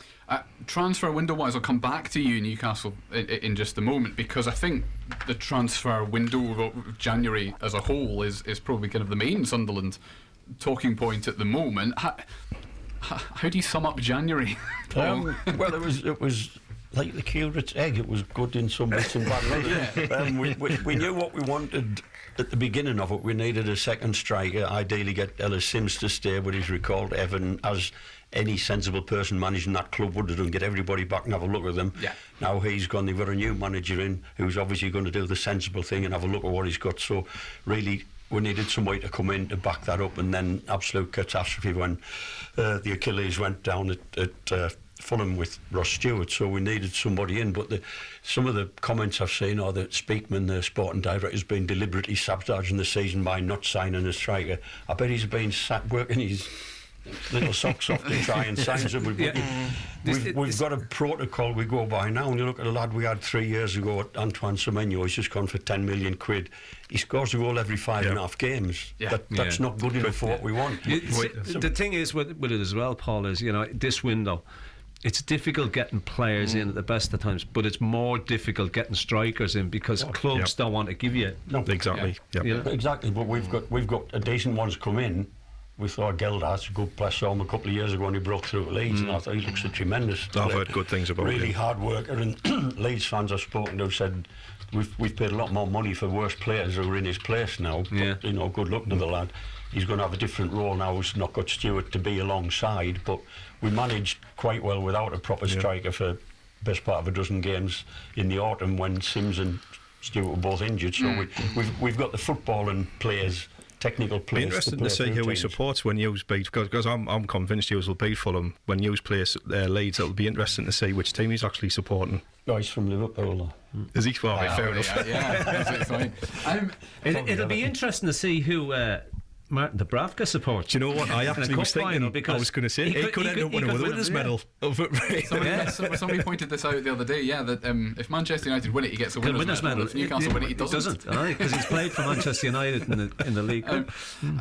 On to Marco's point that he made earlier in the programme about experience, because injuries to Corey Evans and Ross Stewart, as well, which are longer term ones than Alex Pritchard and Lyndon Gooch, but also the departure of Bailey Wright, Is that more of a concern than how good the players are that are left? Technically, the concern is the experience. It is a concern. Because Bailey Wright, he deserves first team football.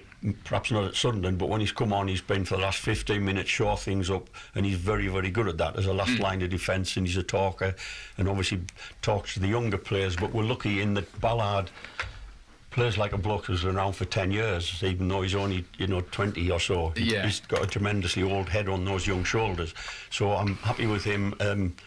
Danny Bath, as you say, is our sole senior professional on the field most weeks, because depending on how he defines senior, but the rest of them are under 25. Even Patrick Roberts, who seems to have been all over the world forever, he's the next in terms of age. So it is. And then you say Lyndon Gooch, he's still only in his mid-20s. I think they've got. I think the likes of Gooch and O'Neill definitely. O'Neill O'Nien definitely. You would say they've got to be classed as senior pros as well, but I do think it does leave us short of experience. I know what you're saying about Ballard, but I think there are times when you just need old heads, in those situations. I mean, there was a challenge on Saturday. I don't know if you noticed it, when the clearance off the line by Ballard that hit Patterson and bounced out of the goal. Danny Bart blocked one of their players in the chest, off the ball, and their player was absolutely. He actually hit out at Danny Bart off the ball, but it's those little things, those little dark arts moments that sometimes the younger players don't have, and I just think we're down to the bare bones as far as experience is concerned, and it is the likes of O'Nien and Gooch, and they're going to be our statesmen in a way, whereas it's getting younger and younger, and we're going deeper and deeper into the young player. Now, I suppose the question is, look, we've got to be, you've got to congratulate the recruitment, what's been done. But how long can you keep getting it right? Is that going to happen with every player that comes in? Is my big question, because usually, even the best clubs with the best recruitment systems, they get it wrong. Sometimes, and we obviously there's been a few, like Matete and Dejaku have gone by the wayside this time, but. I don't know how far can what your expectations, Paul? Are you happy for this to this might take 5 or 6 years for it to cycle into a promotion push? Well, I was thinking it would take maybe not 5, 6, maybe 3 or so, but I've been so impressed with the amount of football we've played. There's good football, no team in our division's played that 10 passes in a row and then put it in the back of their net. It's just not happened with anybody else, and we're doing it. Every 3 weeks you're seeing a goal like that, and in between we get another goal. So it's come on a lot faster than expected in that way. But like you said, we need somebody who's wise old head. Hopefully Dan Neil will keep. He seems to be maturing very quickly into a wise old head. Players do. Once you get to a certain amount of games, and you've got to start believing yourself at some stage, which I'm sure Dan Neil does. Does now. But and he's bringing on Mishu. Leaps and bounds. He's doing all the stuff that Mishu doesn't do, all the British type football, and letting Mishu do the continental type of stuff, which is, it's nice in a way. It's happy. It's been fun to watch. Exactly. That was my next point. All that the fans are saying, I quite enjoy going to this now, rather than doing it out of blind loyalty. It does make a change. And in some ways that, as you've kind of touched on, that inflates expectations, but it's a better position to be in than it feeling like the drag that it did for so long in League One as well. If you want to have a chat, give us a call. Sorry? I was just going to say, and I think the difficulty is, if we had another Ross Stewart, who wasn't, when he came to the club, wasn't the finished article, and I just think that's the difficult part is, what it is, it's centre forwards are difficult, because if they're good enough, they usually get picked up by somebody else, or they're usually scoring lots of goals at a club. They could be scoring a lot of goals in the fourth tier of the so then that means that they want money for them to release them from the contracts. It's just a shame that we haven't got a little bit of a conveyor belt of Ross Stewarts coming through.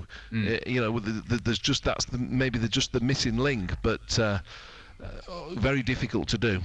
Lots to talk about tonight. Get in touch with us. Give us a call. 0800 234 6565. John is our Newcastle Fans Forum member. Paul is our Sunderland Fans Forum member tonight. And Marco Gabbiadini, John Anton here as well, of course, all the way through until 8 o'clock. The number to call then, 0800 234 6565. But lots and lots of messages. And I know we haven't really touched on Newcastle transfer, so I'm going to read some of the messages that do touch on that.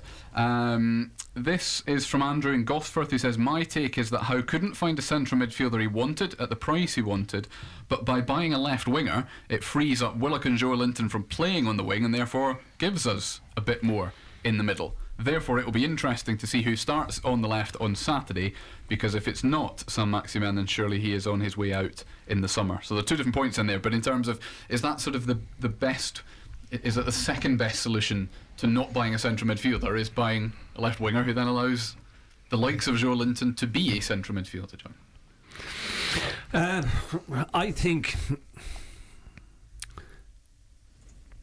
I don't think that's the reason they bought Gordon. I think if they could have got a central midfield player, a playmaking central midfield player for the right money, they would have got him.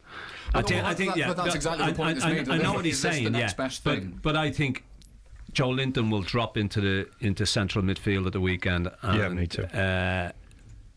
Saint-Maximin will play on the left, and the reason I say that is because Gordon hasn't trained for 3-4 days, whatever it was. He's just come in, and I think the best he can hope for is to be on the bench. Yeah, thinking back to the players when Eddie Howe has bought someone, he's always eased them in. You know, Botman wasn't started straight away. He eased him in. He did the same with... I think the foreign boys he's eased in, but I think the boys who played Premier League football, you know, Dan Bourne went in straight away, Trippier went in straight away.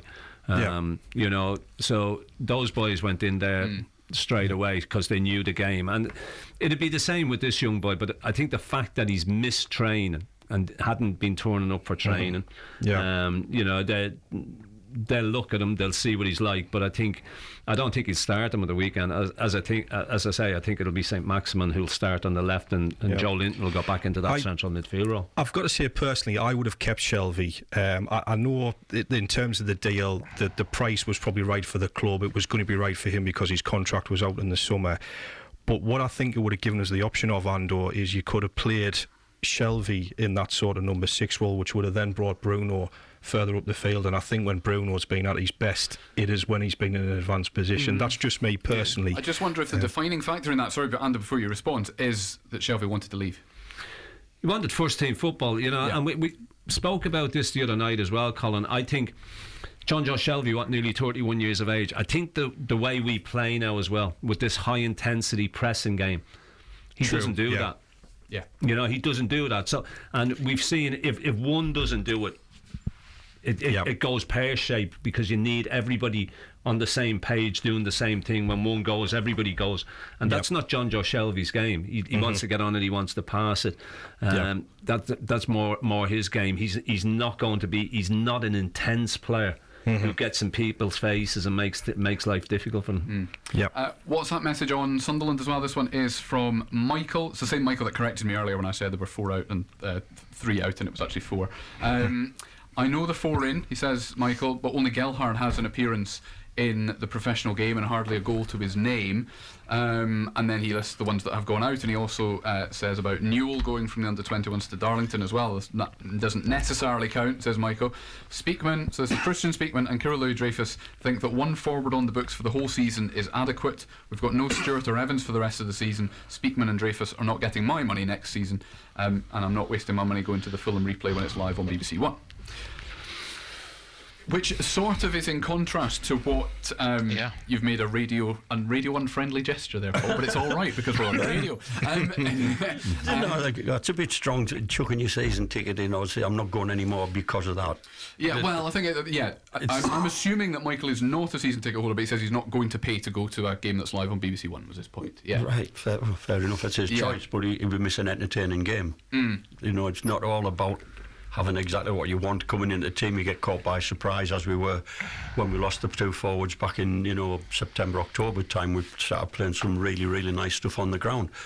Like we said earlier, you want to get a forward in, but you don't want to go daft and have done another Will Grigg situation or another Defoe situation. Yeah, because we wasted more money on Will Grigg than the team wanted for him. Defoe came back in this swan song that turned into more of a duck. I just have a vision of Christian Speakman sat in his office with that on like replay. You know, that office scene with the owners and who was it? It was one of the recruitment guys in the office, wasn't it? Sitting in the background shaking his head saying, saying, "No, don't do that. No, don't do that." And he kept picking the phone, and you think, oh my gosh, you know, it probably not a bad clip if you want to keep your sanity in a transfer window. But better to not have the right player than to have the wrong player. I don't know. Yeah, but I think this is the issue: is that, and what I was trying to allude to earlier when my last comments was, you know, we've ended up with a situation where we haven't got enough strikers in the club. Never mind not in the first team dressing room. You know, in the club, if you can't put one of you, usually most clubs have a player in their academy who they could push forward if he was doing well, but there clearly isn't really anyone who they feel could push forward, and that seems, you know, for how well our academy has been producing players over the last 10-15 years, that's quite surprising, really, because we've had some good players, and a lot of them who don't play for us anymore, unfortunately. No, none of them have gone on to be prolific strikers, unfortunately, like you said, which is. Well, yeah, I mean, look, the likes of Madger and you know, there's a couple of them who are sort of they're still going through the process in many respects, but if you had them at the club, they'd probably be playing. You know, if Madger was at our club now, he'd be playing. Yeah. Keep your messages coming in. 81333 on text. 08000 321 333 on WhatsApp. Start them all with the letters BBC. It is somehow already 28 minutes past 7. Meet our family. I'm not so sure about that. There's Matt, the big brother of the family, and he knows how to romance the ladies. The name's Matt Bailey, as in the drink, only smoother. I'm surprised you're married. Anna is the trendy sister that always looks cool. I've got quite hairy eyebrows. Right. They're a bit uncontrolled. Jilly is the cousin who always likes a gossip. Loose lips sink ships, isn't it? So don't tell Jill, because she'll tell everybody. And then there's Simon. Every family has one. I would say people fantasise about Gary Bennett, I guess, don't they? Oh dear, oh dear, oh dear. So, this is us. We'd love to be part of your family. So I'll have to make sure that I've got socks on that match. Just ask your smart speaker to play BBC Radio Newcastle. We're a funny bunch, all things told. This is Total Sport on BBC Radio at Newcastle. Colin White in for Simon Pride tonight. Joined as always by the former Newcastle United fullback John Anderson, the former Sunderland striker Marco Gabbiadini. And because it's a Wednesday evening, our two Fans Forum members are in the studio with us. It's John, who's a Newcastle United fan, and Paul, who is a Sunderland supporter. Get in touch with us tonight and have a chat with any or all of us. Now, the last Newcastle United captain to lift a major trophy was Bob Moncur, the Intercities Fairs Cup back in 1969. Just 54 years ago. Well, Bob was on our breakfast show with Matt Bailey this morning, not actually so much reminiscing about back then, but looking back on last night. Now we can look ahead to Wembley as well, but on last night specifically, Matt's first question was whether Bob had actually been able to enjoy it. Yes, I did. It was I was a bit surprised how emotional I was, but I got over that, and like the rest of the fans, really enjoyed it. The game itself wasn't the greatest game in the world, albeit as my guest at the club I had Ryan Taylor. Yeah. And Ryan and I, just as the game sort of started, we were both saying that Sean Langstaff came on, but he could do with scoring more goals, and all of a sudden he pops up, boom, boom, 1-2, and he could have had another 2. And your fans were saying how well he's came on, and I think him being a local lad, I think probably enjoyed it more than most, but he's came on a ton, and 10 out of 10 times. Yeah, absolutely. As you say, you know, banging in a couple of goals, the Geordie lad at the Gallagher end is a dream come true. Now, Bob, obviously, you still hold that sort of title of the last Newcastle United captain to lift a major trophy. Bob, are you willing to rescind it to Kieran Trippier this year? Yes, I am. I may say before that, I think in the late 90s, it was 98, 99, I was hoping that Alan Shearer was going to take that title off me. Yeah. But he did, sadly he didn't, and I couldn't think, and you know, he had been a great one to take it off me, because someone I'm quite proud of. And but I think Kieran Trippier, I was singing his praises for some time, And I think he's a very, very good leader. Obviously a good player, good leader, good organiser, and got loads of skill. And I couldn't think of a nicer guy who could take the title off me. So, come on, Kieran, Wembley comes. Absolutely. Well, yeah, Wembley does come 26th of February. Bob, do you think this team has got what it takes? I mean, we don't know if it's Forest or Man United. It's looking very much like it'll be Man United at Wembley. But do you think they've got what it takes to win this trophy? Well, it's very difficult to predict a Wembley game, a Wembley final. And I played at Wembley 3 times for Scotland and obviously in the '74, which was a bit of a disaster for us. And I think the thing you've got to guard against, if you've never been at Wembley as a player, it's a different ball game. And I've seen so many players sort of fall flat, thinking, we're going to Wembley, all excited. When they actually walk out onto that turf and then have to play in a big stadium under pressure, some people don't do as well as they should do. So I think we've got to guard against that. But I think the team we've got at the minute, Mark, I've got to say, at the back, absolutely great. We've got 3 giants at the back. Goodness gracious, how tall are these lads? And very, very skillful as well. Trippier organising at the back, the middle of the park. Okay, unfortunately, Guimaraes got sent off last night, and probably when I first saw the tackle, both Ryan Taylor and I thought it was a good tackle, but when we saw it on the video, it was a sending off. So we can't have any complaints about that. Yeah. Up front, to win the cup, of course, what you got to do is score goals. And if there's any problem I've got is can we get enough goals to beat Manchester United? I think obviously Longstaff came through, did a great job, but we're just maybe it's a bit, we don't score enough goals for the amount of possession we have. We dominate games, but it's just can we get more goals? And if we get more goals in that team, then you've got a great chance against Manchester United, who I don't think they're not as good as, I know they've came out of good parts now, but I think they're beatable, definitely. Yeah. He talks a lot of sense, does Bob Moncur, the last Newcastle captain to lift a trophy. I feel a little bit sorry for Jamal Lascelles, because quite a few of us have been referring to Kieran Trippier as the Newcastle United captain. And I know he has been on the field, he's been the team captain on the field, but Jamal Lascelles, I suspect, would be the one to lift the trophy. They might hold one handle each, I don't know. That might not be something that is tempting fate too far. Some people objected to us talking about a potential open-top bus parade, so we're not allowed to talk about who might lift the trophy. Look, Darryl came on and he said we haven't done it yet. Getting to Wembley, getting to a final is great. Of course it is. Everybody's looking forward to it. Everybody's made plans. They'll take London over. Everybody's going to go. People without tickets are going to go, but you've got to go and you've got to do it. And the last couple of times we've been in FA Cup finals, we were disappointing. And you've got to remember those 2 sides, that 98-99 side, wasn't a bad side. No. You look at the players that were in that side. There was a lot of quality in that side, and for whatever reason, it didn't happen. I would have preferred to have played Manchester United, as I've already said, 2 months ago, 3 months ago, and I would have fancied us big style. All of a sudden, they've come on to a bit of form. He's turned it around there. He's got them playing with a lot of belief, and all of a sudden Rashford's back in form. He looks the player that he was when he first broke on the scene. He's Casemiro's come in. People thought he was just coming in for the money, and all of a sudden he looks a real quality player as well. So they've got good players.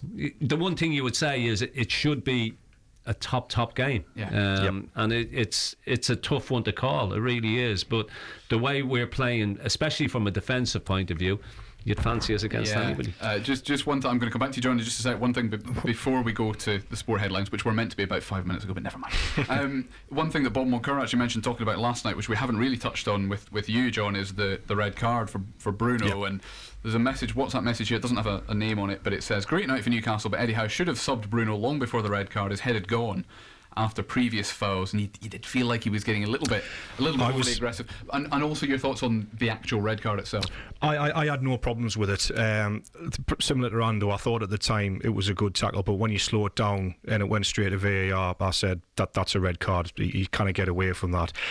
I was getting worried about Bruno the more the game went on, and it's not, last night is not the first time we've seen this. This is something that's been building up now. Whether this is what Eddie Howe wants them to do in terms of ruffling up the opposition, but with the fact that we've only got the 4 central midfielders, like what we've been saying before, this side of it needs to calm down for me. We cannot afford to have suspensions like what we've got. Last night could have been avoided, and you would have been one of the first names on the team sheet Saturday. So yeah, for me, no arguments, no problem with the red card. It was a red card offence for me. Yeah, I'm going to come back to a lot more of your messages in a couple of minutes' time. Keep them coming in though. 08000 321 333 on WhatsApp, 81333 on your text messages. Start them all with the letters BBC. It is now 7:36. Total Sport. BBC Radio Newcastle. Tonight's sporting headlines then. The Newcastle United head coach Eddie Howe says they're going to Wembley to win and not just take part. The United boss speaking after his side, of course, reached the League Cup final last night, beating Southampton at St James's Park. Sean Longstaff, who scored both of the Magpies' goals, told us it is a moment that he will never forget. They will learn their opponents tonight, Newcastle United.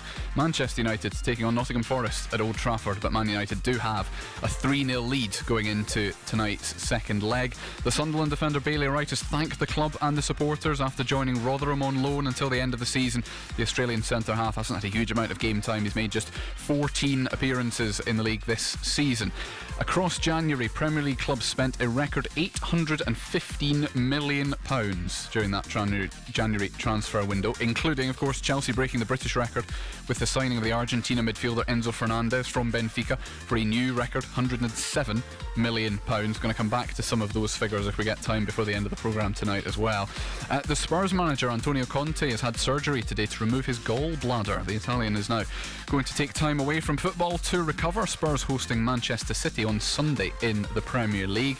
England's cricketers have beaten South Africa by 59 runs in the third and final one-day international of the series in Kimberley. And in American football, the legendary quarterback and the record 7-time Super Bowl winner Tom Brady says he's retiring, and he's retiring for good this time after 23 seasons. He first announced his retirement on this day last year and reversed his decision 6 weeks later, claiming he had unfinished business, but this time round he says that absolutely is that.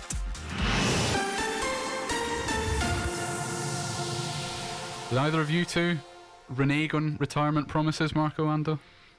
No, I had no choice. Either out loud or to family members or spouses or anything. No, I didn't. No, I'll tell you what, there was many a game I walked in and I went, that's it, I'm not playing again. I'm not doing that again. I think teammates told you that as well, didn't they? Yeah. Managers told me that.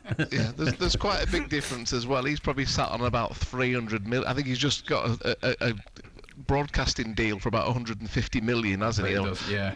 We were still struggling to pay off our mortgages, John, weren't we? So it was a bit of a difference. Could do that in a week now. Choice. Do I have to go and do that again? Yeah. There's 30,000 telling you no, you don't. Just lump it up, John. Get off. I just want to come back before we talk to Andrew, who's a Newcastle fan who I know is on the line. I want to come back to some of those figures that we kind of mentioned, transfer window spending, etc. Because Premier League clubs, and obviously it doesn't include Sunderland, but the premise is the same. And Marco, I'll get your thoughts on this too.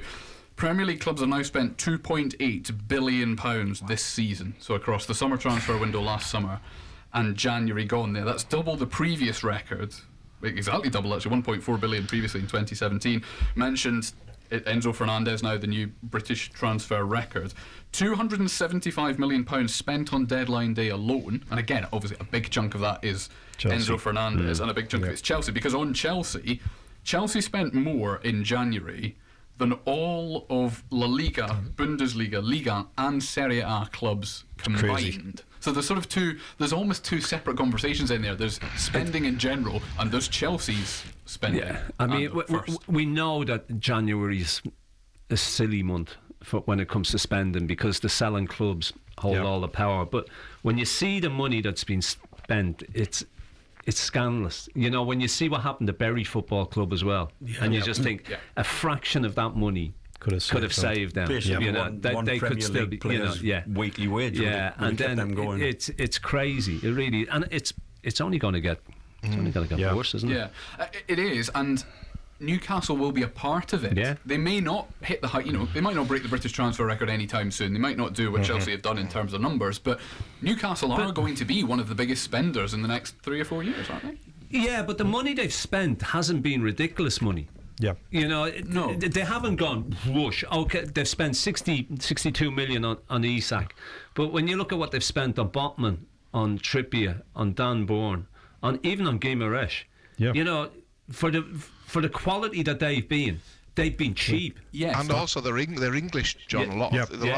You know, that's one thing that I think I definitely look at in teams is how many of them are English. You know, the frightening thing about all that money is that's money that's generated from English football fans mainly, and it goes out to foreign. You know, it goes abroad. You know, I don't know if this isn't the point, but I don't know if it is generated predominantly by English football fans anymore. Because I think so much of it comes from broadcast deals that are lucrative, more lucrative abroad cumulatively. Yeah, in many ways, yeah. But we are play our part. You know, the British audience is a big one as well, and the British supporters. But it just makes you worry about where the game will end up in 30 years' time, really, doesn't it? You know, I don't think it even less than that. Well, does it feel, Paul, like this is the boom and there has to be a bust? We've been saying that for a long time. And not still waiting for it. Not many of the big clubs. I don't even mean that. I just think. I don't think it even means boom or. But I think it will keep going. But you will have games being played abroad in Asia and the Middle East and things like that. Which can you imagine that? Can you imagine buying a season ticket and 3 of your games are in Dubai or? Yeah, well, this was mooted about 12, 15 years ago, wasn't it? The 39th game was going to be in Singapore or something. But it's it's like having an American football competitive game over here with two American teams. It's not on. But that's where, and this is another point that we haven't necessarily got time for, but just, Mark was saying that things like, games abroad will happen. When you look at the European Super League plans, fan power stopped that from getting off the ground. So there may... Rightly so. Absolutely. I don't think we're being biased in saying it was a bad idea for football as a whole. But I just wonder if even proposals like a single round of matches abroad in the Championship or the Premier League would still be beaten down by fan power in the end. I would certainly be against it. I think the vast majority of fans in this country would be. Yeah, if it's a game I can't get to, it's not fair. I mean, I was just going to say that you think about what's going on in this country, the cost of living crisis. People, having to work harder now just to put, to make ends meet, and then you see what's going on with the football clubs they're spending. That's who I feel sorry for, the fans. Talking of fans, Andrew is a Newcastle fan who has been waiting on the line for a very long time. So thank you for being patient, Andrew. Welcome to Total Sport. No problem. Hi, Colin. Hi, Marco. Hi, Ando. Hello, Andrew. Esteemed studio guests. Hello. Hiya, Andrew. Who are they? I've been called worse things. Then we'll take that. Last night, Andrew, how was it? Oh, what a night. I've paid for it the day, mind. But you speak for thousands, I suspect. Yeah. Yes. I'm just thankful I booked a day's holiday. I don't think I would have made it in. But yeah, it was just a brilliant spectacle. The atmosphere, occasion, it was just brilliant. I wasn't nervous for the 90 minutes of football, but I was nervous because of the occasion and the fact that it was a semi-final and you're so close to Wembley. But I thought it was a very professional job. I thought, we came out the traps really, really well and started the game brilliantly. Obviously, they got a goal, but never really felt in any serious danger. Had a lot of possession, but did next to nothing with it apart from Anderson. Armstrong's had a chance. So yeah, pleased. I was a bit disappointed to see that John Joe Shelby went. I understand the reasons why, because I think 2 more games would have triggered an extension, and he wanted security and first team football. He probably wasn't going to get that regularly here, but it has left us short. And I see Shelby's on the bench for Nottingham Forest tonight, so he could have theoretically been on the bench for us on Saturday, and with Bruno being suspended, I think we could have done with him. Yeah, it's an interesting one, isn't it?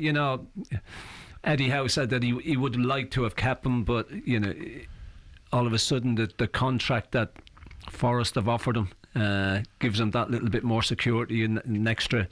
He got two and a bit years at Forest now. Plus, you would think he's got a pay rise there as well. So he's got to do what's right for himself. I said earlier as well, Andrew, and I don't know whether you go along with this. I just think the game that we play now, the high intensity game, doesn't suit John Joe Shelvey, because he's not one of those players who gets in and around people and gets in people's faces and makes life difficult for the opposition. He wants to go and get it off the back four, and he wants to play passes. So I don't know whether they thought of that as well. You know, he's coming up 31 years of age as well. So you just think it was probably a deal that was right for all parties. Yeah, I think when you look at the 2 injuries that he's had this year as well, and also to Callum Wilson, they weren't just like 1 week, 2 weeks. They were long term. So I suppose that could have been a factor in the decision. Yeah. I mean, Ando's right about the high intensity and that, and Shelby's he's a very good player, good passer of the ball. He's clever, but like you say, he doesn't get around the pitch like a Willock or a Longstaff. I just think it's probably more the disappointment we didn't get a replacement in. Because we are short. I suppose it just kind of promotes Elliot Anderson a bit, and perhaps he'll get a bit of a chance if needs be. Does it? That's my response. Does it? I'm not sure. Because we spoke about this earlier. I think Joe Linton for the weekend will go back into central midfield, and St Maximin will come in on the left hand side. I don't know if you do something different, Andrew. Well, that's the question, Andrew. Would you put Elliot Anderson in there and keep Joe Linton where he is? No, I didn't mean Anderson to play on Saturday. I just meant with Shelvey's departure, he's the next cab off the rank, if you know what I mean. Yeah. Regarding Saturday, I would just Joe Linton into the middle and Alan St Maximum on the left. Yeah, that would be what I would do.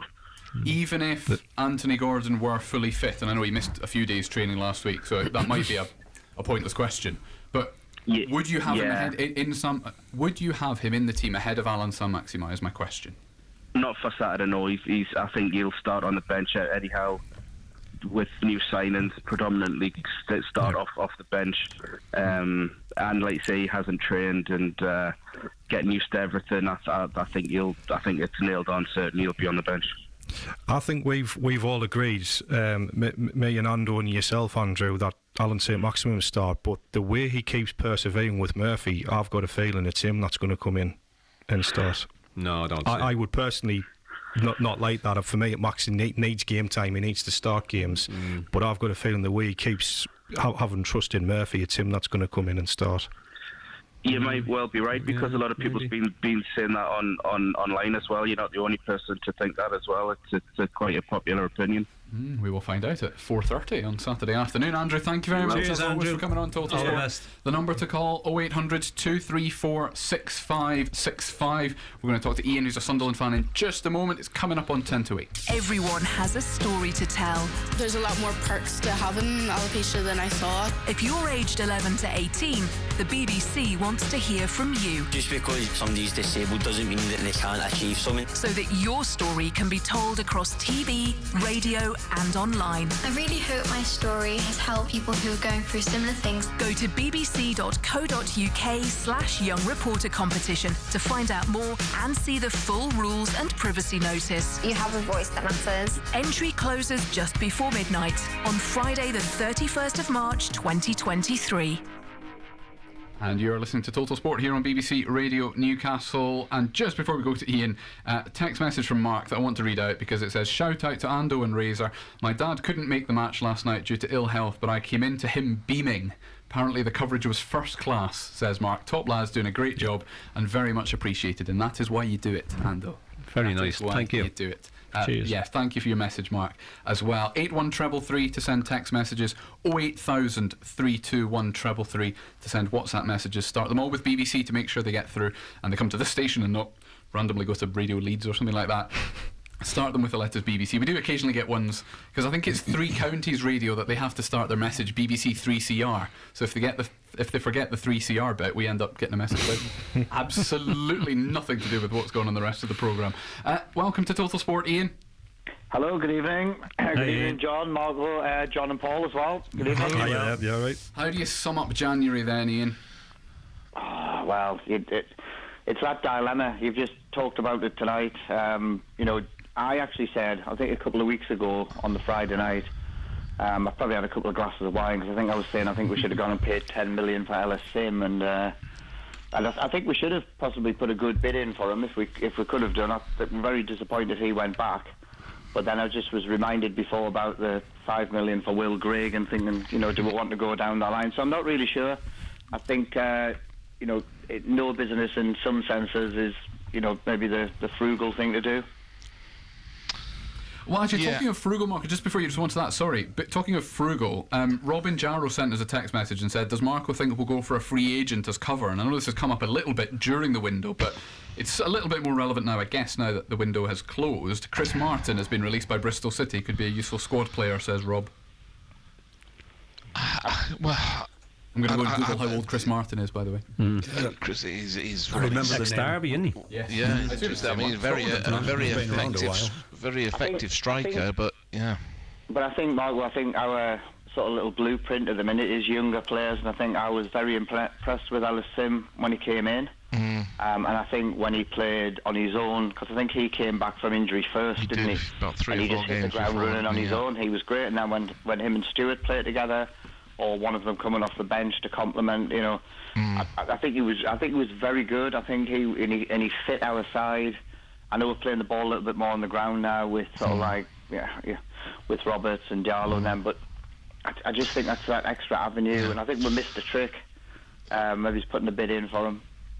Look, here's the thing. Look, I think we're in a situation where you've got to sympathise with what's happened with the club towards the owners and the management at the moment, because we've had some rough deals as far as injuries are concerned, not just with the strikers, all through the squad, all through right since the start of the season, and it's caused us problems.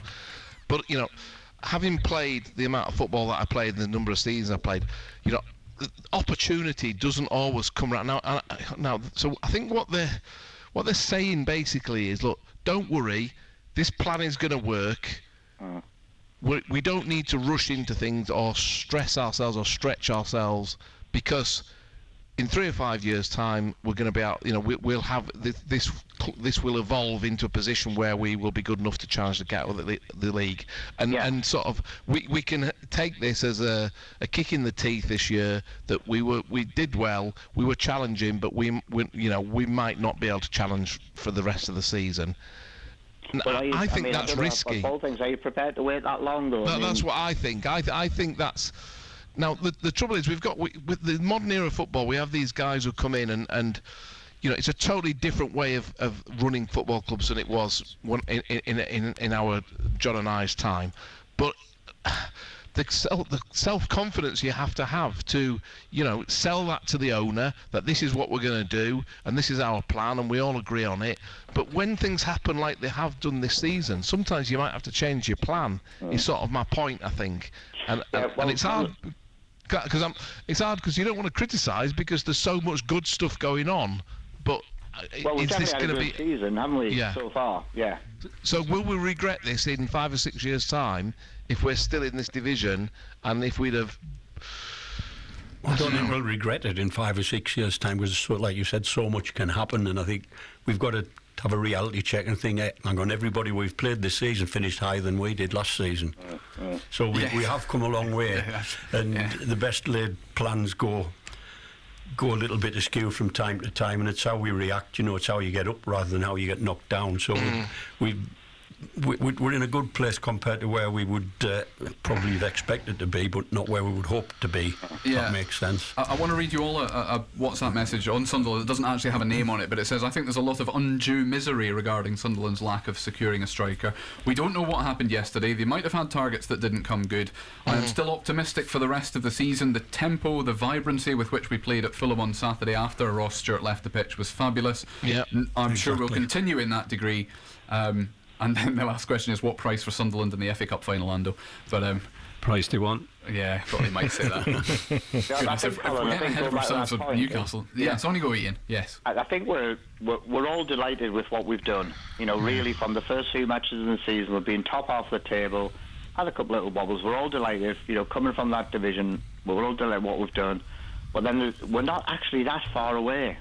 possibly from getting promoted, but do we want to get promoted? Are we ready for it? But then you get the big money as a parachute payment, which allows you to rebuild again. I think it's just a dilemma. I don't think we're disappointed. I think we're maybe just asking a little bit too much. Someone's just messaged them to mention Connor Wickham as a free agent for the umpteenth time. He's only 29. Chris Martin's 34. Right. Well, he's tearing trees up down at Forest Green, isn't he, Connor? He has been released. He has been released by Forest Green Rovers. Ian, thank you very much indeed for talking to us this evening. Cheers. That'll be it in terms of callers tonight, but save the number in your phone or write it down on a post-it, whatever you want to do. 0800 234 6565, and we'll take lots more calls.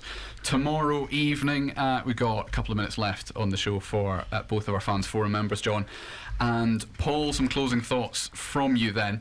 We got a message, John, that I'm going to try and find again. Yeah, Will in Alnwick says a different radio station asked today whether Newcastle fans would rather 4th place and no cup or no Champions League but a League Cup win.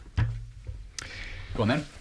League Cup win for me, Ando. It's been too long since. It's been way too long. A club of this stature with the great support that we've got. 1969, last major trophy. That's too long for a club of this quality. And I want to hear you and Razor commentating on a cup final win. I'd go along with that as well. Yeah. The commentary on you? No. And I think especially from a domestic point of view, it's been so long since they won a domestic competition. We're way ahead of where we thought we would be, where Premier League status, but to win a trophy, another way you can look at it, Ando, is we win the competition. Not only is it silverware, but it's European football. Yeah, of course it is. And bearing in mind we were on the brink of relegation last year, that's a brilliant transformation within 12 months. Ando's just said, Paul, that Newcastle are way ahead of where they want to be. That's partly true, maybe not quite to the same extent, but it's probably true of Sunderland as well, isn't it? Right now, we're probably ahead of where we thought we would be. Where we want to be is as good as we can possibly get. I'm not exactly sure where we are in terms of the plan, the model that we keep talking about, but we've surprised a lot of people. And if you ask me, do you want FA Cup or promotion, it's FA Cup every time, because it is a trophy. It's a trophy, and it's probably an early time for us to get promoted, and we would have to do an awful lot in the summer to change things around us, Nottingham Forest are finding out. Yes, because it feels more likely, this probably applies to Newcastle as well, it feels more likely that promotion would come around next season, or a promotion chance, than an FA Cup chance would come around next season. It only takes one slip up in your FA Cup. Exactly. Lost. John and Paul, thank you very much to both of you. Boys. As always, thank you if very you much want indeed. to be on our fans forum as well, send us an email. That's the best way to do it. Get in touch with us. We'll get you on the show as a caller, and then you can come in on a Wednesday night as well. The email address is bbcnewcastle@bbc.co.uk. bbcnewcastle@bbc.co.uk. Put TalkSport in the subject field. It makes us a lot easier for us to point it out, to find it as well in a congested inbox. Lots of you have sent messages tonight. I've read as many of them as I could, but I'm going to save all of them that I haven't read out and pass them over to Pride, because Simon Pride will be back tomorrow. I didn't think that sounded like a cop-out. Your laugh makes it sound like it was a cop-out. But I will. I'm going to save them. I'm going to copy and paste them, put them in an email, and Pride can have them tomorrow. The number to call tomorrow will be exactly the same as well, 0800 234 6565. But it's now almost 8 o'clock, and Emma Millen's up next. On the BBC Sounds app, on your smart speaker, Play BBC Radio Newcastle. and on your radio. The sound of the North East is BBC Radio Newcastle.